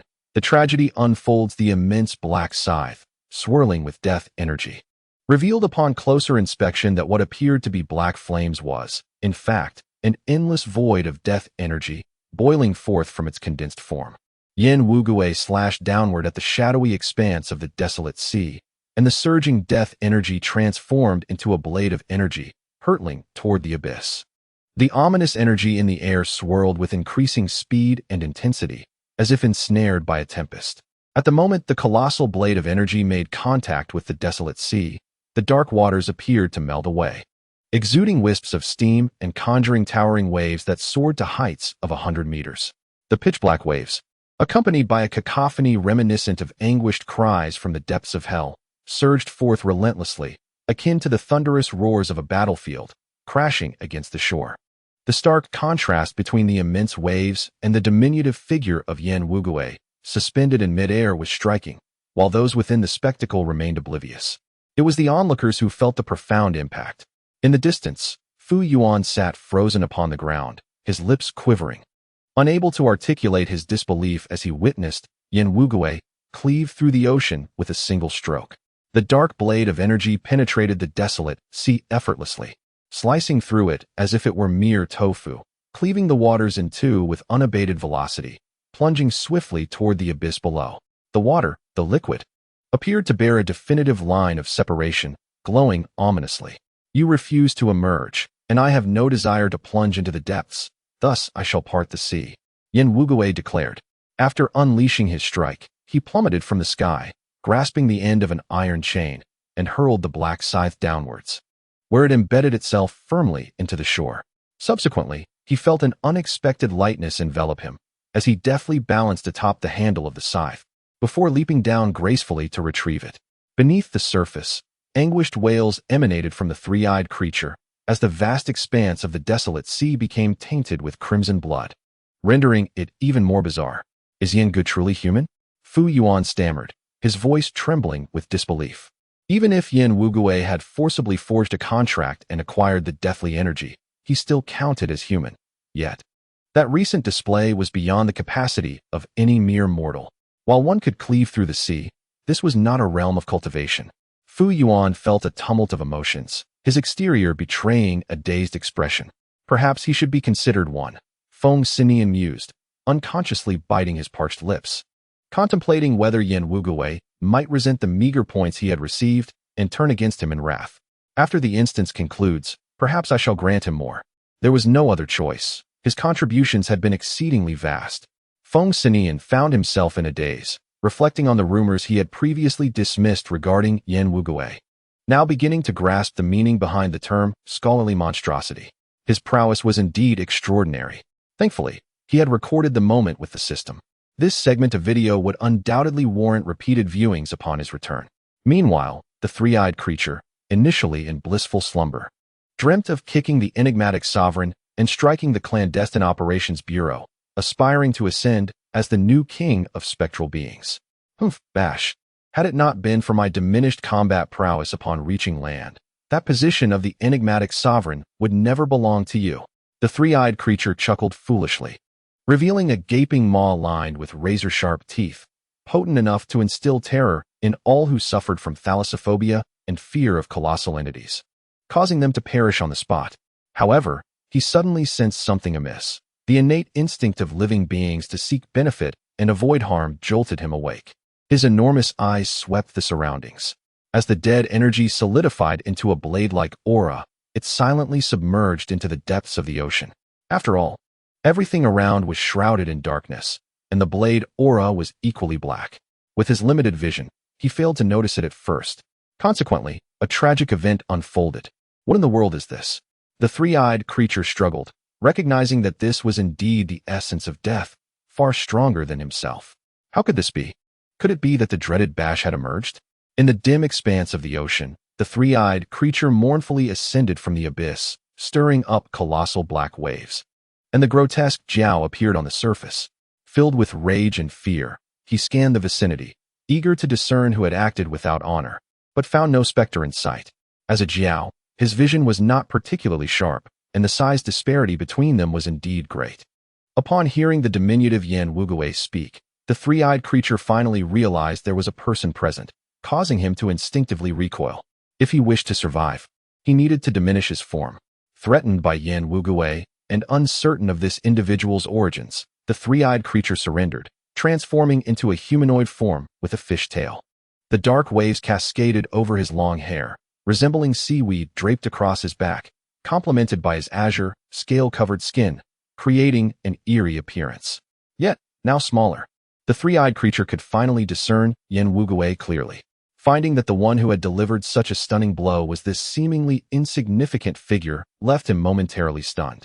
Had he become so disconnected from the outside world that he was unaware of the emergence of humanoid SSS-class specters? Why do you harm me? I bear no grudge against you. The three-eyed creature gritted his teeth. A massive scar from the blade aura marred his waist, the pain causing him to gasp sharply. He then noticed the exquisitely featured youth squatting down, his blood-red eyes fixed upon him, sending a chill down the three-eyed creature's spine. After a moment, the raven-haired youth spoke languidly. You ought to maintain hygiene from now on. The three-eyed creature was taken aback. What are you talking about? Chapter 16. Moving forward 10 minutes later, Yen Wugui, with a smile, began instructing the three-eyed creature on how to form a contract, while the latter felt utterly devoid of hope. How had circumstances devolved to this? Upon entering the space of the Book of 10,000 Ghosts, he discovered the three missing great ghost kings watching him with amusement. He felt as if he grasped something yet understood nothing. Red Jade, I will kill you. Listening to the clamor within the Book of 10,000 Ghosts, Fu Yuan silently shut down all mental connections. He had anticipated this. Indeed, by now, the main quest had been largely accomplished, leaving only the final step, sealing the enigmatic Master Bash. Let us proceed to seal Bash, Yin Wugui stated nonchalantly. Agreed. They nodded in agreement, their expressions somewhat numbed. At this point, even if Yin Wugui were to slay Bash on the spot, they would accept it without hesitation. The blade aura had cleaved through the ocean, leading them to believe there was nothing Yin Wugui could not achieve. As for why the main quest involved sealing the enigmatic master rather than slaying him, the reasoning was quite simple. The Executioner merely aids in restoring the normal functioning of this world, rather than eradicating it entirely. As the child of fortune, Fu Yuan must ultimately confront the greatest antagonist of this realm, the Lord of Anomalies, Bai Shi, with his own hands. Feng Sinian comprehends this notion as well. He glanced down at Fu Yuan, who appeared blissfully absorbed in the recent maneuver executed by Yin Wugui, his clear eyes betraying a hint of innocence and folly. Honestly, I find myself questioning whether he can truly slay the Lord of Anomalies, Feng Sinian remarked, his tone a blend of jest and sincerity. Despite the impending erasure of Fu Yuan's memories regarding them once they depart, Feng Sinian harbored hopes that Fu Yuan would continue to grow stronger. He regarded Fu Yuan favorably. The lad was obedient and sensible, at least demonstrating a will to escape when ensnared in a demon's lair. Unlike some previous children of fortune who were utterly oblivious to their situation. To his surprise, Fu Yuan nodded earnestly, although he was unaware of the motives behind their assistance. The seed of hatred had already been sown within him since he learned that his grandfather had been slain by the Lord of Anomalies. The trio made their way back towards the awaiting aircraft, and observing Yin Wugui's not particularly robust figure, Feng Sinian chuckled, finding a certain resemblance to a senior disciple's imposing presence. At the headquarters of the Secret Operations Division, Minister Chen Wu-wei stared in astonishment at the four formidable ghost kings and the unnamed enthusiastic individual, feeling as though his worldview had been shaken. Were the ghost kings truly bound by a contract? And could an SS-level entity be contracted as well? After a brief pause, Chen Wu-wei finally uttered, "A youth emerges as a hero. The grandson of Fu Jun indeed has a boundless future." He laughed heartily, patting Fu Yuan's shoulder and engaging in friendly banter with the three, though Yin Wugui remained rather taciturn. Feng Sinian found this behavior curious. Yin Wugui could occasionally be quite loquacious, conversing with spirits for a quarter of an hour, yet at times he exuded an air of aloofness, as if possessing disparate personalities. However, Feng Sinian was mistaken this time. Yin Wugui was simply having a moment of eccentricity and did not wish to speak. Bai Shi, I must go seal Bai Shi. The declaration left the room in stunned silence. Very well, I shall send someone to accompany you. Chen Wu-wei responded after a moment of surprise, recognizing Yin Wugui's formidable abilities. When he posed a few questions to Fu Yuan would glance towards him, seeking his counsel, indicating that Yin Wugui was indeed the backbone of their team. No need, I shall enter with him, Yin Wugui indicated towards Feng Sinian, who then positioned himself behind him. He understood that the two would depart from this realm upon the completion of their task. Huh, do you not require my assistance? Fu Yuan asked, a bit dazed. The Lord of Anomalies was the most perilous of spirits, and he was now adept at manipulating the entities within the Book of 10,000 Ghosts, which could prove useful. Yet, he observed Yin Wugui and Feng Sinian simultaneously shake their heads. The two were more than sufficient. Fu Yuan was intended to remain in this world to confront the Lord of Anomalies himself. Yin Wugui crouched down to say something to the somewhat dejected Fu Yuan before departing with Feng Sinian. Fu Yuan gazed blankly at the receding figures of the two, a sudden impulse stirring within him, an urgency to express his feelings. Yin Wugui, Feng Sinian. Yet, his voice was drowned out by the thunderous sound of the massive mechanical door opening, and the two did not turn back. Fu Yuan had an ominous premonition that this might be their final encounter. The enigmatic master, Bash, had been ensnared by the secret operations with a colossal price, merely confined, but not sealed, let alone slain. The two entered the forbidden zone. It was not that the secret operations placed great trust in them, fearing they might release Bash, but rather that Bash was on the verge of escape, and they could only gamble on a desperate measure. Ha ha ha, damn Chen Wuwei, you cannot imprison me. You have held me for over a decade, and in return, I shall devour countless souls, ha ha. As they traversed the lengthy corridor, Yin Wugui and Feng Sinian finally beheld the legendary enigmatic master, Bash. Although it was not as large as the three-eyed entity, it towered 3 stories high, its scales shimmering with hues of yellow, blue, and red, and its emerald serpent eyes seemed capable of ensnaring one's very soul. It bore a striking resemblance to a mischievous serpent from a certain animated series. Yin Wugui remarked with a blank expression. This time, Feng Sinian finally grasped Yin Wugui's train of thought and let out a chuckle, the sound echoing in the chamber. I share your sentiment. Their playful demeanor provoked Bash, who roared in fury, causing the entire headquarters of the secret operations to tremble violently. Now, it was time to attend to serious matters. Yin Wugui unsheathed the enormous black scythe and heard Feng Sinian remark beside him. After this mission concludes, I shall gift you a weapon necklace.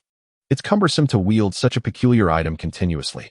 Yin Wugui keenly caught the word gift, his eyes sparkling momentarily, before he composed himself, patting Feng Sinian's shoulder, saying, You are truly a good person. I will protect you henceforth. Feng Sinian. What on earth? Noticing the earnestness in Yin Wugui's gaze, which bore no trace of jest, Feng Sinian reluctantly nodded. Has the stature of a great leader diminished to such an extent, where mere trinkets can procure protection? Strive for greater heights. Yin Wugui, who had always adhered to the principle of remuneration for services rendered, found himself even less inclined to burden his employer, especially with the unexpected increase in payment. He instructed Feng Sinian to remain stationary and not to wander, as he approached Bash to perform the sealing. Observing the smile at the corner of Yin Wugui's mouth as he charged toward Bash, Feng Sinian retracted his energy pistol, clasped his hands together, and silently prayed for Bash. 3 seconds later. The initial battle was the decisive one, determining the fate of all. A decade had passed, and Fu Yuan stood at the very place where he had once sealed Bash, flanked by the 4 great ghost kings and several new contracted specters. Bash lay motionless on the ground, breathless. Fu Yuan had matured. He was now tall and slender, with a straight posture, his facial features sharp and defined. His brows like swords and eyes like stars, exuding an air of righteous resolve, presenting an extraordinary demeanor. Victory was his, Fu Yuan murmured, reflecting on the past decade, during which he had transformed from a timid high school student into a person of responsibility, ultimately becoming the new leader of the secret operations. He retracted the spectral entities behind him into the tome of 10,000 ghosts, turning to the first page, which, to his surprise, remained blank, devoid of any inscription. Fu Yuan caressed the pages, closing his eyes. He faintly recalled a conversation from a decade prior, when he had inquired of someone about the future. The response had been thus: the path ahead is long. One must exercise self-restraint, practice solitude, smooth one's edges, relinquish superiority, and then continue onward. Alas, he had forgotten the name of that individual, even doubting whether it had all been a mere dream. Master, Fu Yuan's voice faded into the ether. Chapter 17. Yunlan Sect, System, Executioner number 001 has successfully completed the mission and returned to the main divine space. As this time, Yin Wugui had merely assisted Feng Sinian. He received no task rewards. However, he had previously been gifted 200 points by Feng Sinian. Upon returning to the pristine white cabin, Yin Wugui casually picked up a vial of nutrient liquid, deftly flicking the cap onto a small mound of caps, and downed it in one gulp. He turned off the lights, plunging the room into dimness, with only the large screen before him casting a faint glow. The light illuminated the mound of caps in the corner, projecting a shadow on the wall of a man lying on a hospital bed. Indeed, it was Yin Wugui. He succumbed to a drowsy slumber. System, Executioner number 195 Feng Sinian has transferred 50 points. The IOU is now void. System, Executioner No. 195 Feng Sinian has gifted you a weapon necklace. The IOU stated 30 points, yet Feng Sinian, unable to bear his conscience, generously added 20 points and presented Yin Wugui with the weapon necklace. Upon receiving the notification of the points, Yin Wugui awoke, remarking on the kindness of the individual, and retrieved the weapon necklace from his system backpack. System, would you like to use the weapon necklace? Yes. System, would you like to bind the weapon necklace to Executioner number 001's exclusive weapon, the Scythe of Mourning? Yes. As the words faded, the enormous black scythe beside Yen Wugui swiftly diminished in size, transforming into a pendant of the necklace. Yen Wugui gently stroked the black scythe pendant, draping the necklace around his neck, turning on the light, and finishing the nutrient liquid in one go. He had rested sufficiently. It was time to embark on the next quest. As the unequivocal number 001 within the Executioner system, Yen Wugui had the privilege to actively select his missions, though he reserved such choices for moments of discontent, opting for random selections when in good spirits. Naturally, the difficulty was also randomized. System, automatically selecting the highest difficulty task for you. System, task world has been determined. System, transmitting. The world descended into darkness. Task world, Qingyun realm main task. The heavenly demon lord was slain by a coalition of myriad races, and in his final moments, he expended his entire cultivation to seize the body of Yu Chu, the eldest disciple of Yunlan's sect, successfully replacing him. The executioner is to eliminate the violator, the heavenly demon lord, and ensure that Wu Linqing becomes the next master of the Yunlan sect. Note, the violator in this world possesses immense strength. The host is advised to proceed with caution. As Yen Wugui opened his eyes, he found himself outside the grand hall, surrounded by a throng of people. Before him stood a man clad in white, pressing a long sword against his heart, the blade having already penetrated several inches, stained with blood. The agony coursing through this body felt as if it were being scorched by raging flames, radiating throughout his entire being. Junior brother, how could you betray the human race by disclosing secrets to the demon clan, resulting in the deaths of countless innocents without a proper burial? The man before him lamented, tears streaming down his face, his sorrow palpable yet lacking genuine depth, and a flicker of satisfaction crossed his expression. He was none other than the transgressor, the demon sovereign, who had usurped the body of Yu Chu, the esteemed elder brother of Yunlan's sect, successfully cleansing his identity and becoming a figure of admiration. In this instance, Yen Wugui was merely the innocent junior brother of Yunlan's sect, naive and unsuspecting, unwittingly cast as the scapegoat for the demon sovereign's machinations. The betrayal was cunningly orchestrated to implicate his dear junior brother. The information that led to the human race's downfall had been divulged by him to the subordinates of the demon clan. The demon sovereign feigned deep sorrow, concealing his scorn behind a mask of grief. He preferred that this bothersome junior brother perish sooner rather than later to prevent any discovery of his secret. Yen Wugui had once held the utmost admiration for his elder brother Yu Chu, who had showered him with kindness, an obstacle to the demon sovereign's disguise. Thus, the demon sovereign resolved to eliminate him first.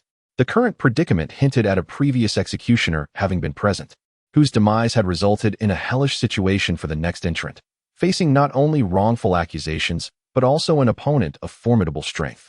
Outside the grand hall, voices of reprimand and fury directed at Yen Wugui echoed through the air. The human race had just slain the demon sovereign. With no external threats, internal strife inevitably arose, a testament to the human race's inherent flaws. Sect Master, esteemed members of the human race, this wretch has been closest to me, and his foolish actions signify my failure in guidance. Today, I, Yu Chu of Yunlan's sect, shall eradicate this malevolent presence, restoring peace to our kin and honoring our fallen ancestors. The demon sovereign declared, raising his sword with deliberate precision, poised to strike at Yen Wugui. Just as Yen Wugui prepared to act, a willow leaf dart suddenly flew in, interrupting the demon sovereign's movement. Frowning, the demon sovereign cursed internally at the disturbance. Upon lifting his gaze, his furrowed brow relaxed, revealing a facade of affection laced with reproach as he addressed the newcomer. Qing, what brings you here? The newcomer, adorned in a flowing purple robe, had her lustrous hair styled in an elegant high bun, adorned with jewels. With cherry-red lips and pearly teeth, her features were strikingly beautiful. She radiated grace and charm, the sunlight dancing upon her visage. Delicate strands of hair fluttered gently in the breeze, a few dampened by sweat, clinging to her flushed cheeks. The visitor was none other than Wu Linqing, the heroine of destiny in this world, pure-hearted and trusting, the most favored junior sister of Yunlan's sect, and the childhood companion of elder brother Yu Chu. Being a child of fate, favored by the heavenly order, she had managed to survive with her gentle disposition. while the demon sovereign harbored intentions to exploit her, refraining from taking her life. Brother, hold on. Mistress Wulinking seemed to have hurriedly made her way through, evading the obstacles posed by some individuals, until she arrived beside Yin Wugui, her breath slightly disordered. Senior brother, Wugui is not that kind of person. He would never betray the human race. I swear. Wulinking, being an inherently kind-hearted individual, was unwilling to accept the notion that Yin Wugui could be malevolent. Despite the irrefutable evidence presented, upon hearing her words, the demon lord's teeth nearly ground together in frustration. This woman truly seemed more of a hindrance than a help, contributing nothing but chaos. The demon lord had narrowly escaped death at the hands of the formidable human experts, and, being inherently cautious, he would certainly not leave behind any traces that could expose his identity after his hard-won resurrection. Consequently, he contacted his former subordinates clandestinely, with those under him remaining oblivious to his current identity. If only he could pin the blame on Yin Wugui, and then take the lead in slaying those formidable demon lords, he would undoubtedly establish himself as a true master of the human race, thereby closing the chapter on his former identity. How splendid that would be. Yet, this foolish woman had to meddle. Qing'er, I too find it hard to believe, but the evidence is undeniable. And one can know a person's face, but not their heart. I had not anticipated that Yin Wugui would be such a despicable creature. The demon lord lowered his head, his expression twisted with a fleeting glimmer of hatred, only to regain his composure upon raising it again. Wugui is not that kind of person. Wugui, please explain yourself. Senior sister believes in you. Wulinking genuinely placed her trust in Yin Wugui, unable to fathom that the once innocent little junior brother could be a traitor to humanity. She gazed at Yin Wugui with urgency, her beautiful eyes misty with tears, her delicate fingers tightly clutching the hem of her garment. Qing'er, cease this nonsense. Feng Sinian, the master of Yunlan's sect, admonished sharply. Wulinking was his beloved disciple, akin to a daughter, and how could she defend Yin Wugui? Feng Sinian harbored a dislike for Yin Wugui, as the latter had previously harbored affections for Wulinking, while Feng Sinian desired for her to wed her senior brother, Yu Chuqing. Witnessing Wulinking's support Yin Wugui was intolerable. He scoffed coldly, intending to have her pulled back. Just then, Yin Wugui, who had remained silent until now, unsteadily stood up, his wounds quickly healing. With a light chuckle, he surveyed the surroundings, his voice languid and unrestrained. Since you have discovered me, I shall no longer conceal myself. In the past, you exploited your numbers to extinguish my corporeal form. This time, the ones who fall to my blade shall be repaid in kind. I am the demon lord, and the grudge of my annihilated body shall not be forgotten. I shall ensure the total slaughter of your kin. With his crimson eyes gleaming with a bewitching light, before anyone could react, he deftly tugged at the weapon necklace, and a massive black scythe materialized in his hand. With a casual toss, the scythe pierced the apex of the Yunlan sect's great hall, and as he pulled the iron chain, he soared into the air, vanishing from sight. The demon lord has returned. The crowd erupted in chaos, hastily pursuing him, leaving only the slightly slower to react demon lord and Wulinking behind. The true demon lord? If you are the demon lord, then who am I? Chapter 18. The abyss of 10,000 demons. Yin Wugui moved with astonishing speed. By the time the formidable figures of the human race arrived at the grand hall of the Yunlan sect, Yin Wugui had vanished without a trace. Damn it! How could that demon escape? Who would have thought that the demon lord would rise again from the dead, seizing possession of Wugui? Fear not. He must be severely weakened and forced to hide. He is not to be feared.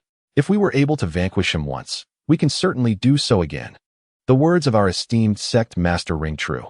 This mission was indeed peculiar. Yin Wugui had initially intended to feign innocence, shifting the blame onto someone else. However, the unexpected arrival of the fated one, Wu Linqing, compelled him to alter his course. If the demon lord would not claim dominion over the demon clan, then he would assume that mantle himself. Yin Wugui has always straddled the line between righteousness and wickedness. Since the demon lord wished for his demise, he had no choice but to inherit the legacy of the demon lord. My dear senior brother, in the Yunlan sect, Wu Linqing appeared somewhat pale, her beautiful eyes glistening with tears, exuding an air of delicate fragility. Yet, she stubbornly shook her head and resolutely declared, Junior brother must have his reasons for acting as he did. Perhaps we pressured him too much, prompting such words to escape his lips. Qing'er, At such a time, you still think of him. Your junior brother has always been playful, neglecting his cultivation. You saw for yourself how he fled. None of us could catch him. How could he suddenly experience a surge in power? He must have been possessed by that demon. The demon lord gritted his teeth in frustration. Initially taken aback, he soon grasped Yin Wugui's intentions. He sought to gain fame by leveraging his name. We must swiftly contact our former allies. We cannot allow them to truly believe in Yin Wugui. I would rather destroy it than grant you what you desire. Impossible. My junior brother could never be possessed by that demon. In a fit of anger, Wu Linqing dashed out of the hall, leaving the demon lord alone. His expression dark and brooding. Foolish woman, you will meet your end eventually. The sole source of satisfaction for the demon lord was that his identity as the elder brother of the Yunlong sect had been successfully solidified. Huh, who could have imagined? I am the true demon lord, while you are but an impostor. Thus, he resolved that she would perish in the realm of demons. As turmoil ensued within the Yunlong sect, news of the demon lord's suspected resurrection spread like wildfire throughout the entire Qingyun realm within a single day. The human race seethed with anger, vowing to slay him anew and cast him into the depths of hell, while the demon clan remained skeptical, hesitant to accept the truth. Deep within the abyss of 10,000 demons, a multitude of statues of Buddha stood, their expressions a peculiar amalgamation of emotions: joy, anger, sorrow, and delight. Yet, upon closer inspection, one would discern that their visages were eerily distorted, resembling tempters of downfall rather than benevolent saviors. Among these hundreds of statues stood the prominent figures of the demon clan. The demon lord has possessed a mere disciple of the Yunlong sect, and has even betrayed the human race? What a farce! A man scoffed, radiating with golden light. Golden wings unfurling from his back, adorned with numerous golden rings upon his fingers. He was the young master of the golden-winged Great Peng clan. He claims to be the demon lord. Does that make it so?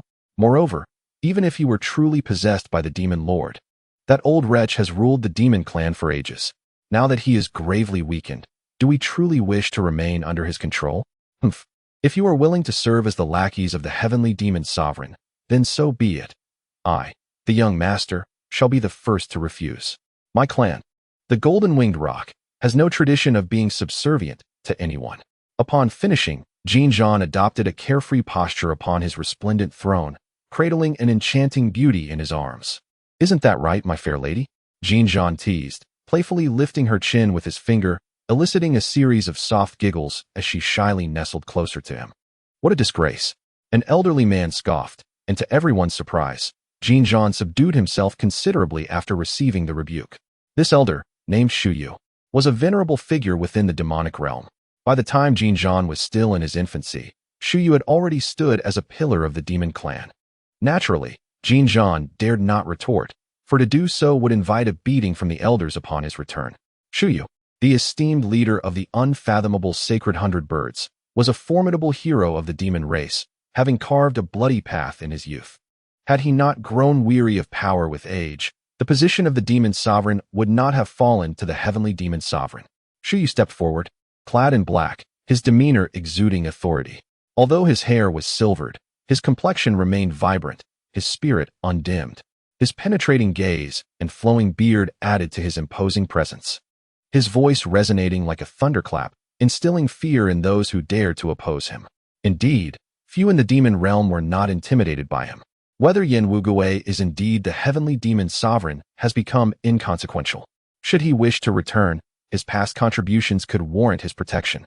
However, with the human race eyeing the demon clan with malicious intent, seeking to eradicate them in one fell swoop, unity among the demon faction is paramount.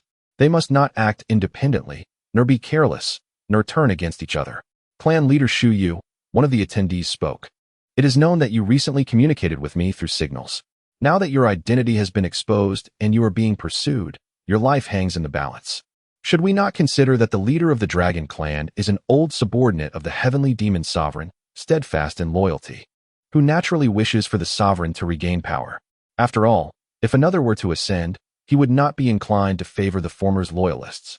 Indeed, Shuyu replied, the demon race requires only the strongest. The heavenly demon sovereign has lost his former might and is unfit to lead the demon clan. Nor is he worthy of the title of sovereign. It is essential that we elect a capable individual from among our ranks, one who possesses both martial prowess and wisdom. Once these words were uttered, the atmosphere within the abyss of 10,000 demons shifted dramatically. Some individuals appeared eager to act, while others maintained a facade of calm, discreetly gauging the reactions of their peers. The former loyalists of the heavenly demon sovereign wore somber expressions, and Jin Zhan released the beauty from his embrace, sitting upright and thoughtfully stroking his chin. Intriguing, he mused. The former sovereign, once the king of the demon race, possessed strength that was incomparable to the present. But even now, his power should not be underestimated. He was not a foe easily vanquished. The challenge before them was exponentially more difficult than the previous task assigned by Feng Sinian. Thus, the system's primary mission merely required the assassination of the heavenly demon sovereign to aid the Son of Fortune in becoming the leader of Yunwan's sect, rather than annihilating the demon race and allowing Wu Linqing to claim the title of the foremost righteous figure. However, to earn substantial rewards, one must also complete hidden system tasks, the extent of which would depend on the capabilities of the Executor. As he surveyed the surroundings, he noticed many individuals eager to take action, nodding in satisfaction. Just as he was about to speak, a clear male voice echoed from above. "I am not yet dead. Why then do you seek a new supreme?" The crowd was taken aback, looking up to discover a hole had mysteriously formed at the pinnacle of the abyss of 10,000 demons. Yin Wugui clung to the edge of the opening and, upon releasing his grip, plummeted from a height of 100 meters. Chapter 19. The emergence of authority emulating his previous actions, Yin Wugui cast down the black scythe, the funeral scythe, and firmly planted his feet atop its handle, making his way into the palm of the statue at the heart of the abyss. "Are you the heavenly demon sovereign?" Jin Zhan inquired, rising with a hint of hostility, his gaze fixed warily on Yin Wugui. He was not alone. The other demons regarded him with caution, suspecting that Yin Wugui harbored hidden intentions. Surely, he could not have come unaccompanied into the stronghold of the demon clan, could he? How is it that because I have merely donned a new guise, some lowly wretches dare to question me? Yin Wugui shot Jin Zhan a sidelong glance, a cold scoff escaping his lips. "You claim to be the heavenly demon sovereign. What proof do you offer?" Shu Yu murmured, his voice resonating throughout the abyss. Suddenly, his formidable aura surged forth, pressing down on Yin Wugui. Yin Wugui felt as though he were burdened by 1,000 pounds of cold iron, seeking to pin him to the ground. Yet, he remained utterly unmoved. Even the black scythe beneath him stayed still, a trace of mockery gracing his expression, as if he were impervious to the pressure. Shu Yu's heart quickened. Could it be that he truly was the heavenly demon sovereign? But was he not weakened? In this realm, Yin Wugui was no longer a ghostly entity, incapable of unleashing deathly energy. However, this was a cultivation realm, where the essence of authority existed. Yin Wugui unleashed his own formidable presence, causing the demons within the abyss to feel as though a great mountain pressed upon their chests, stifling their breath. How could he possess such strength? Yin Wugui did not exert pressure upon Shu Yu. Thus, Shu Yu retracted his own power. Observing this, Yin Wugui mirrored the action. Their eyes locked in a silent exchange. Yin Wugui remained silent, merely narrowing his eyes with a smile. Shu Yu was astute. Realizing that Yin Wugui had not even utilized his full strength, yet had still subdued the demons of the abyss. While he could not ascertain if Yin Wugui's power matched that of the previous heavenly demon sovereign, it was evident that he was at least Shu Yu's equal. Did it truly matter if he was the heavenly demon sovereign? As long as others believed him to be so, that was sufficient. The demon clan needed a leader who was resolute, intelligent, and sufficiently powerful. Yin Wugui fit the bill perfectly. After a moment, Shu Yu chuckled softly and offered a slight bow to Yin Wugui. "Since you have returned, the myriad clans shall naturally regard you with reverence." Leader Shu Yu, Jin Zhan, unwilling to concede, attempted to voice his objections, but a cold glare from Shu Yu silenced him. Nevertheless, he remained discontent, clenching his fists and casting a defiant look at Yin Wugui. "How do you prove that you are indeed the heavenly demon sovereign? Moreover, you are not even a true demon. What right do you have to claim the throne of the demon clan?" Jin Zhan, obstinate, disregarded the astonished glances of those around him, his eyes filled with resentment. The demon clan is indeed in decline at present, with fewer masters and numbers compared to the human race. However, the position of demon lord remains an object of envy, symbolizing power. Upon Jin Zhan's remarks, some cast skeptical glances towards Yin Wugui. Observing this, Shuyu made no attempt to intervene, instead choosing to sit down nonchalantly in a meditative pose. His expression devoid of emotion as he observed the unfolding scene. Yin Wugui was not the heavenly demon lord. He recognized this. Yet he couldn't shake the feeling that the young man before him exuded a sinister aura, more reminiscent of a demon than even the heavenly demon lord himself. Within the 10,000 demon cave, discussions erupted, and with Shuyu refraining from meddling, they grew increasingly unrestrained. Shuyu watched Yin Wugui with keen interest. As a man behind him stepped forward, whispering, "Father, could this person be a human in disguise? Should I test him?" The man, named Chen Feiyue, possessed striking features. With sharp brows and starry eyes, clad in dark robes, his icy visage betraying no emotion. Shuyu's true surname was Chun. Shuyu was merely an alias. His true form was the saint of the unfathomable 100 birds, and Chen Feiyue was the most talented descendant of this lineage, whom Shuyu held in high regard, aspiring to groom him as the next clan leader. It wasn't that he lacked ambition or didn't wish for the unfathomable 100 birds to thrive. Indeed, Chen Feiyue was already among the elite of the younger generation, and it was conceivable he could become the new demon lord. However, given the precarious state of the demon clan, if Chen Feiyue were to ascend as demon lord, it might ultimately bring more detriment than benefit to the unfathomable 100 birds. Upon hearing Chen Feiyue's inquiry, Shuyu shook his head, his expression calm, even displaying a hint of amusement. Why not speculate on how he might resolve the current situation? With nothing pressing to attend to, Shuyu found himself inclined to test Chen Feiyue, who, despite his merits, tended to be overly reserved. Chen Feiyue turned his gaze towards Yin Wugui, and in this world of cultivation, Yin Wugui's short black hair transformed into flowing locks, untied and swaying in the breeze. His visage resembled that of a jade statue, though his white robe bore traces of blood, rendering him somewhat disheveled. Yet, a smile lingered at the corners of Yin Wugui's mouth as he continually glanced skyward. What was he observing in the air? The statues within the 10,000 demon cave were arrayed like a football field, towering around, with the bizarre statue in the center being the shortest, giving the impression that Yin Wugui was encircled. Thus, what was he gazing at? In the face of the crowd's skepticism and derision, Yin Wugui innocently tilted his head upward, staring at a gaping hole above in the 10,000 demon cave. No. If I exert too much force, this place will collapse. It would be difficult to escape, and my clothes would get soiled. With this thought, he glanced down at his robe, which had been stained by the heavenly demon Lord's sword. It's already dirty. Well, I shall not worry anymore. Yin Wugui withdrew the black scythe, the funeral scythe, grounding himself as he chanted softly. The funeral scythe flows against the wind. An infinite momentum surged upward, and the assembled demons felt a darkness envelop them. Yin Wugui's true energy transformed from solid to ethereal, spreading from his hand to the blade of the funeral scythe, and with a gentle flick, the black energy filled the entire cave. In the air, it seemed as if an invisible pair of colossal hands were constricting the necks of everyone present, rendering them breathless and gradually lifting them off the ground.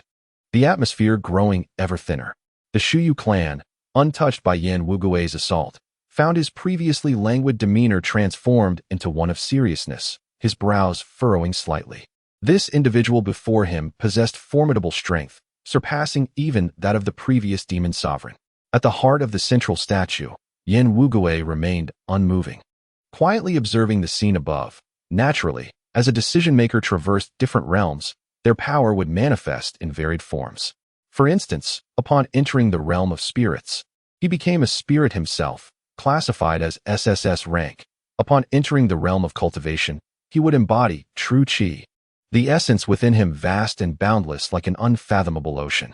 In the air, the dense true qi materialized into a black leopard, its cold gaze surveying the surroundings, its sharp fangs poised to pierce the throats of those nearby. Yin Wugui had previously ventured into the cultivation realm, wielding true qi with effortless mastery. His strength was so profound that he himself could not fully comprehend its extent. Chapter 20. The demon without an umbrella must run vigorously. Shuyu's pupils constricted as he rose from the statue, his countenance grave. The situation had escalated beyond his control. Ladies and gentlemen, today I, Yin Wugui, have succumbed to darkness, assuming the position of the demon sovereign. Who stands in favor, and who opposes? Silence will be taken as acquiescence. Yin Wugui's smile radiated an innocent charm, yet the hearts of every demon present plummeted. How could he so effortlessly dominate all present?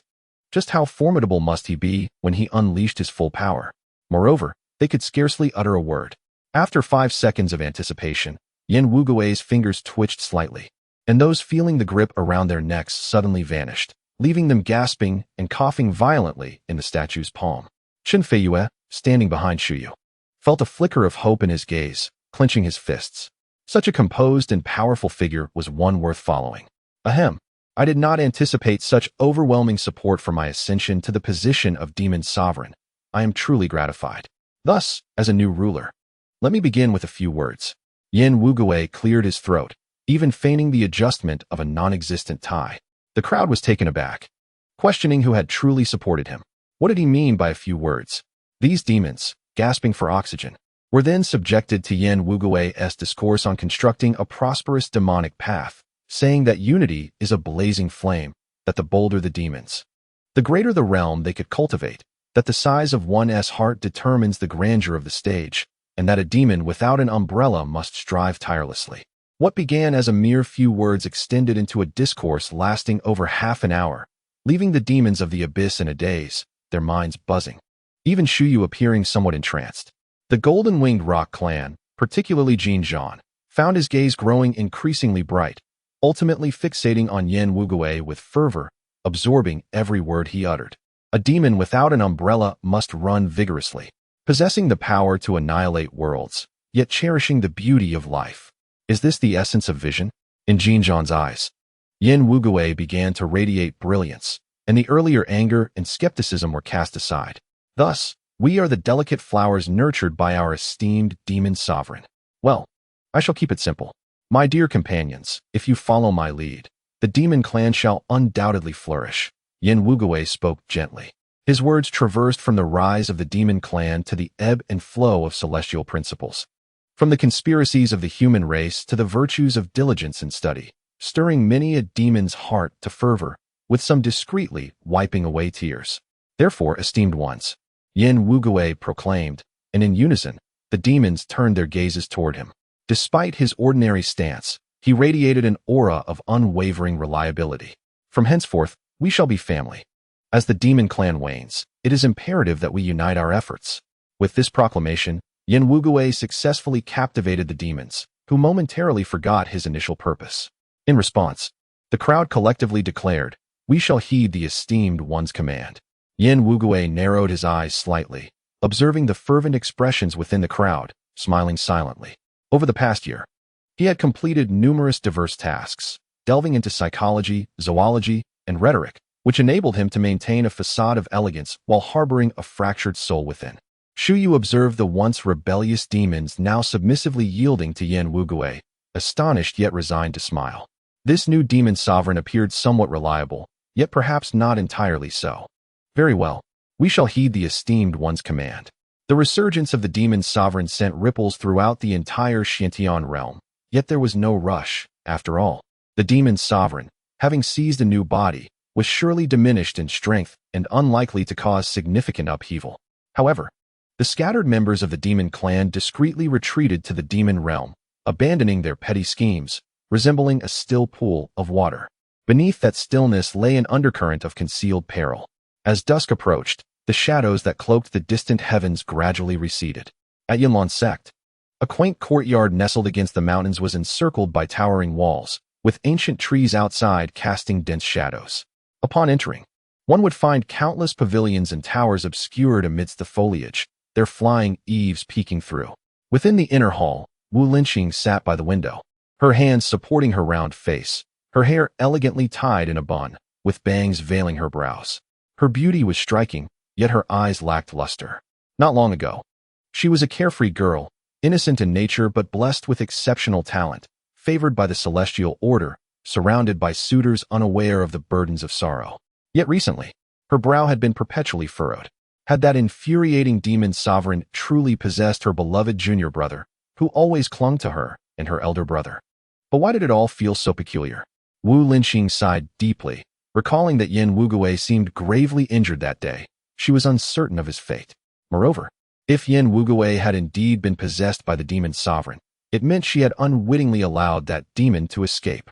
This concern had caused her to seclude herself in the courtyard for an extended period, avoiding even her childhood friend, who was impersonated by the demon sovereign. Senior sister. Yin Wugui's head suddenly peeked through the window. Wu Linxing gasped softly, instinctively stepping back. Once she recognized the visitor's face, she sighed in relief, narrowing her phoenix eyes at Yin Wugui, chiding, "You startled me." At this moment, the rather naive child of destiny, Wu Linxing, completely forgot his earlier suspicions regarding Yin Wugui's potential possession. Yin Wugui entered through the window, now clad in a crimson robe, his long hair cascading like a waterfall, which accentuated the pallor of his bloodless face. Lowering his gaze, when he raised it again, his eyes were tinged with red, prompting Wu Linxing to pause in surprise. "Junior brother, why are you crying?" Yin Wugui feigned innocence, and Wu Linxing became slightly flustered, her thoughts in disarray. "Sister, you still call me junior brother?" Yin Wugui's face lit up with joy, but it quickly faded as he clenched his fists, seemingly grappling with an internal struggle, his brows knitting in sorrow. He stammered, "Sister, are you not afraid that I am the rebirth of the demon lord?" Yin Wugui defiantly turned his head, reluctant for Wu Linxing to witness his vulnerability. Hearing his hoarse voice, Wu Linxing felt her heart tighten. Yin Wugui had been like a younger brother she had watched grow up, and she was unwilling to believe the allegations against him. "How could I not trust you? I have seen you grow. If your nature had changed, I would have noticed at once," Wu Linxing declared resolutely, the last remnants of doubt evaporating. She furrowed her brows, wishing to comfort Yin Wugui. Yet the words seemed lodged in her throat, unable to escape. Her young junior brother must have endured great suffering these past few days, hiding and fleeing, sleeping rough. He must have been in utter despair to assert that he was the demon lord. Poor little brother. Does sister truly believe in me? Yin Wugui suddenly looked up, his crimson pupils sparkling with moisture. "Of course, I am your sister," Wu Linxing replied with a nod. For Yin Wugui, Wu Linxing embodied the essence of a child of destiny, yet she remained untainted by hardship, seeing only the beauty of the world. As Yin Wugui now aligned himself with the forces of darkness, he could not keep her by his side as he did with Fu Yuan, necessitating careful preparations. Should a child of destiny possess a pure character, Yin Wugui could easily charm and deceive them, securing their allegiance. Conversely, if their disposition were malevolent, he would have no choice but to subdue them by force. Yin Wugui had grown accustomed to tailoring his approach based on the character of the child of destiny. But junior brother, you and senior brother, Wu Linxing, having no doubts about Yin Wugui, naturally did not question the seasoned demon lord either, believing instead that the two were at odds due to a misunderstanding, and she pondered how to resolve this conflict. No need for that. Yin Wugui firmly shook his head, though his eyes betrayed an undeniable sense of loss. "Senior brother has already deemed me one of the demon kin. I cannot argue my innocence. Yet I harbor no resentment towards him. He must have been misled by treachery. I shall consider that sword strike as if it never occurred. Sister, I am currently being hunted. I cannot remain here for long. As long as you believe in me, I will strive to find evidence to clear my name.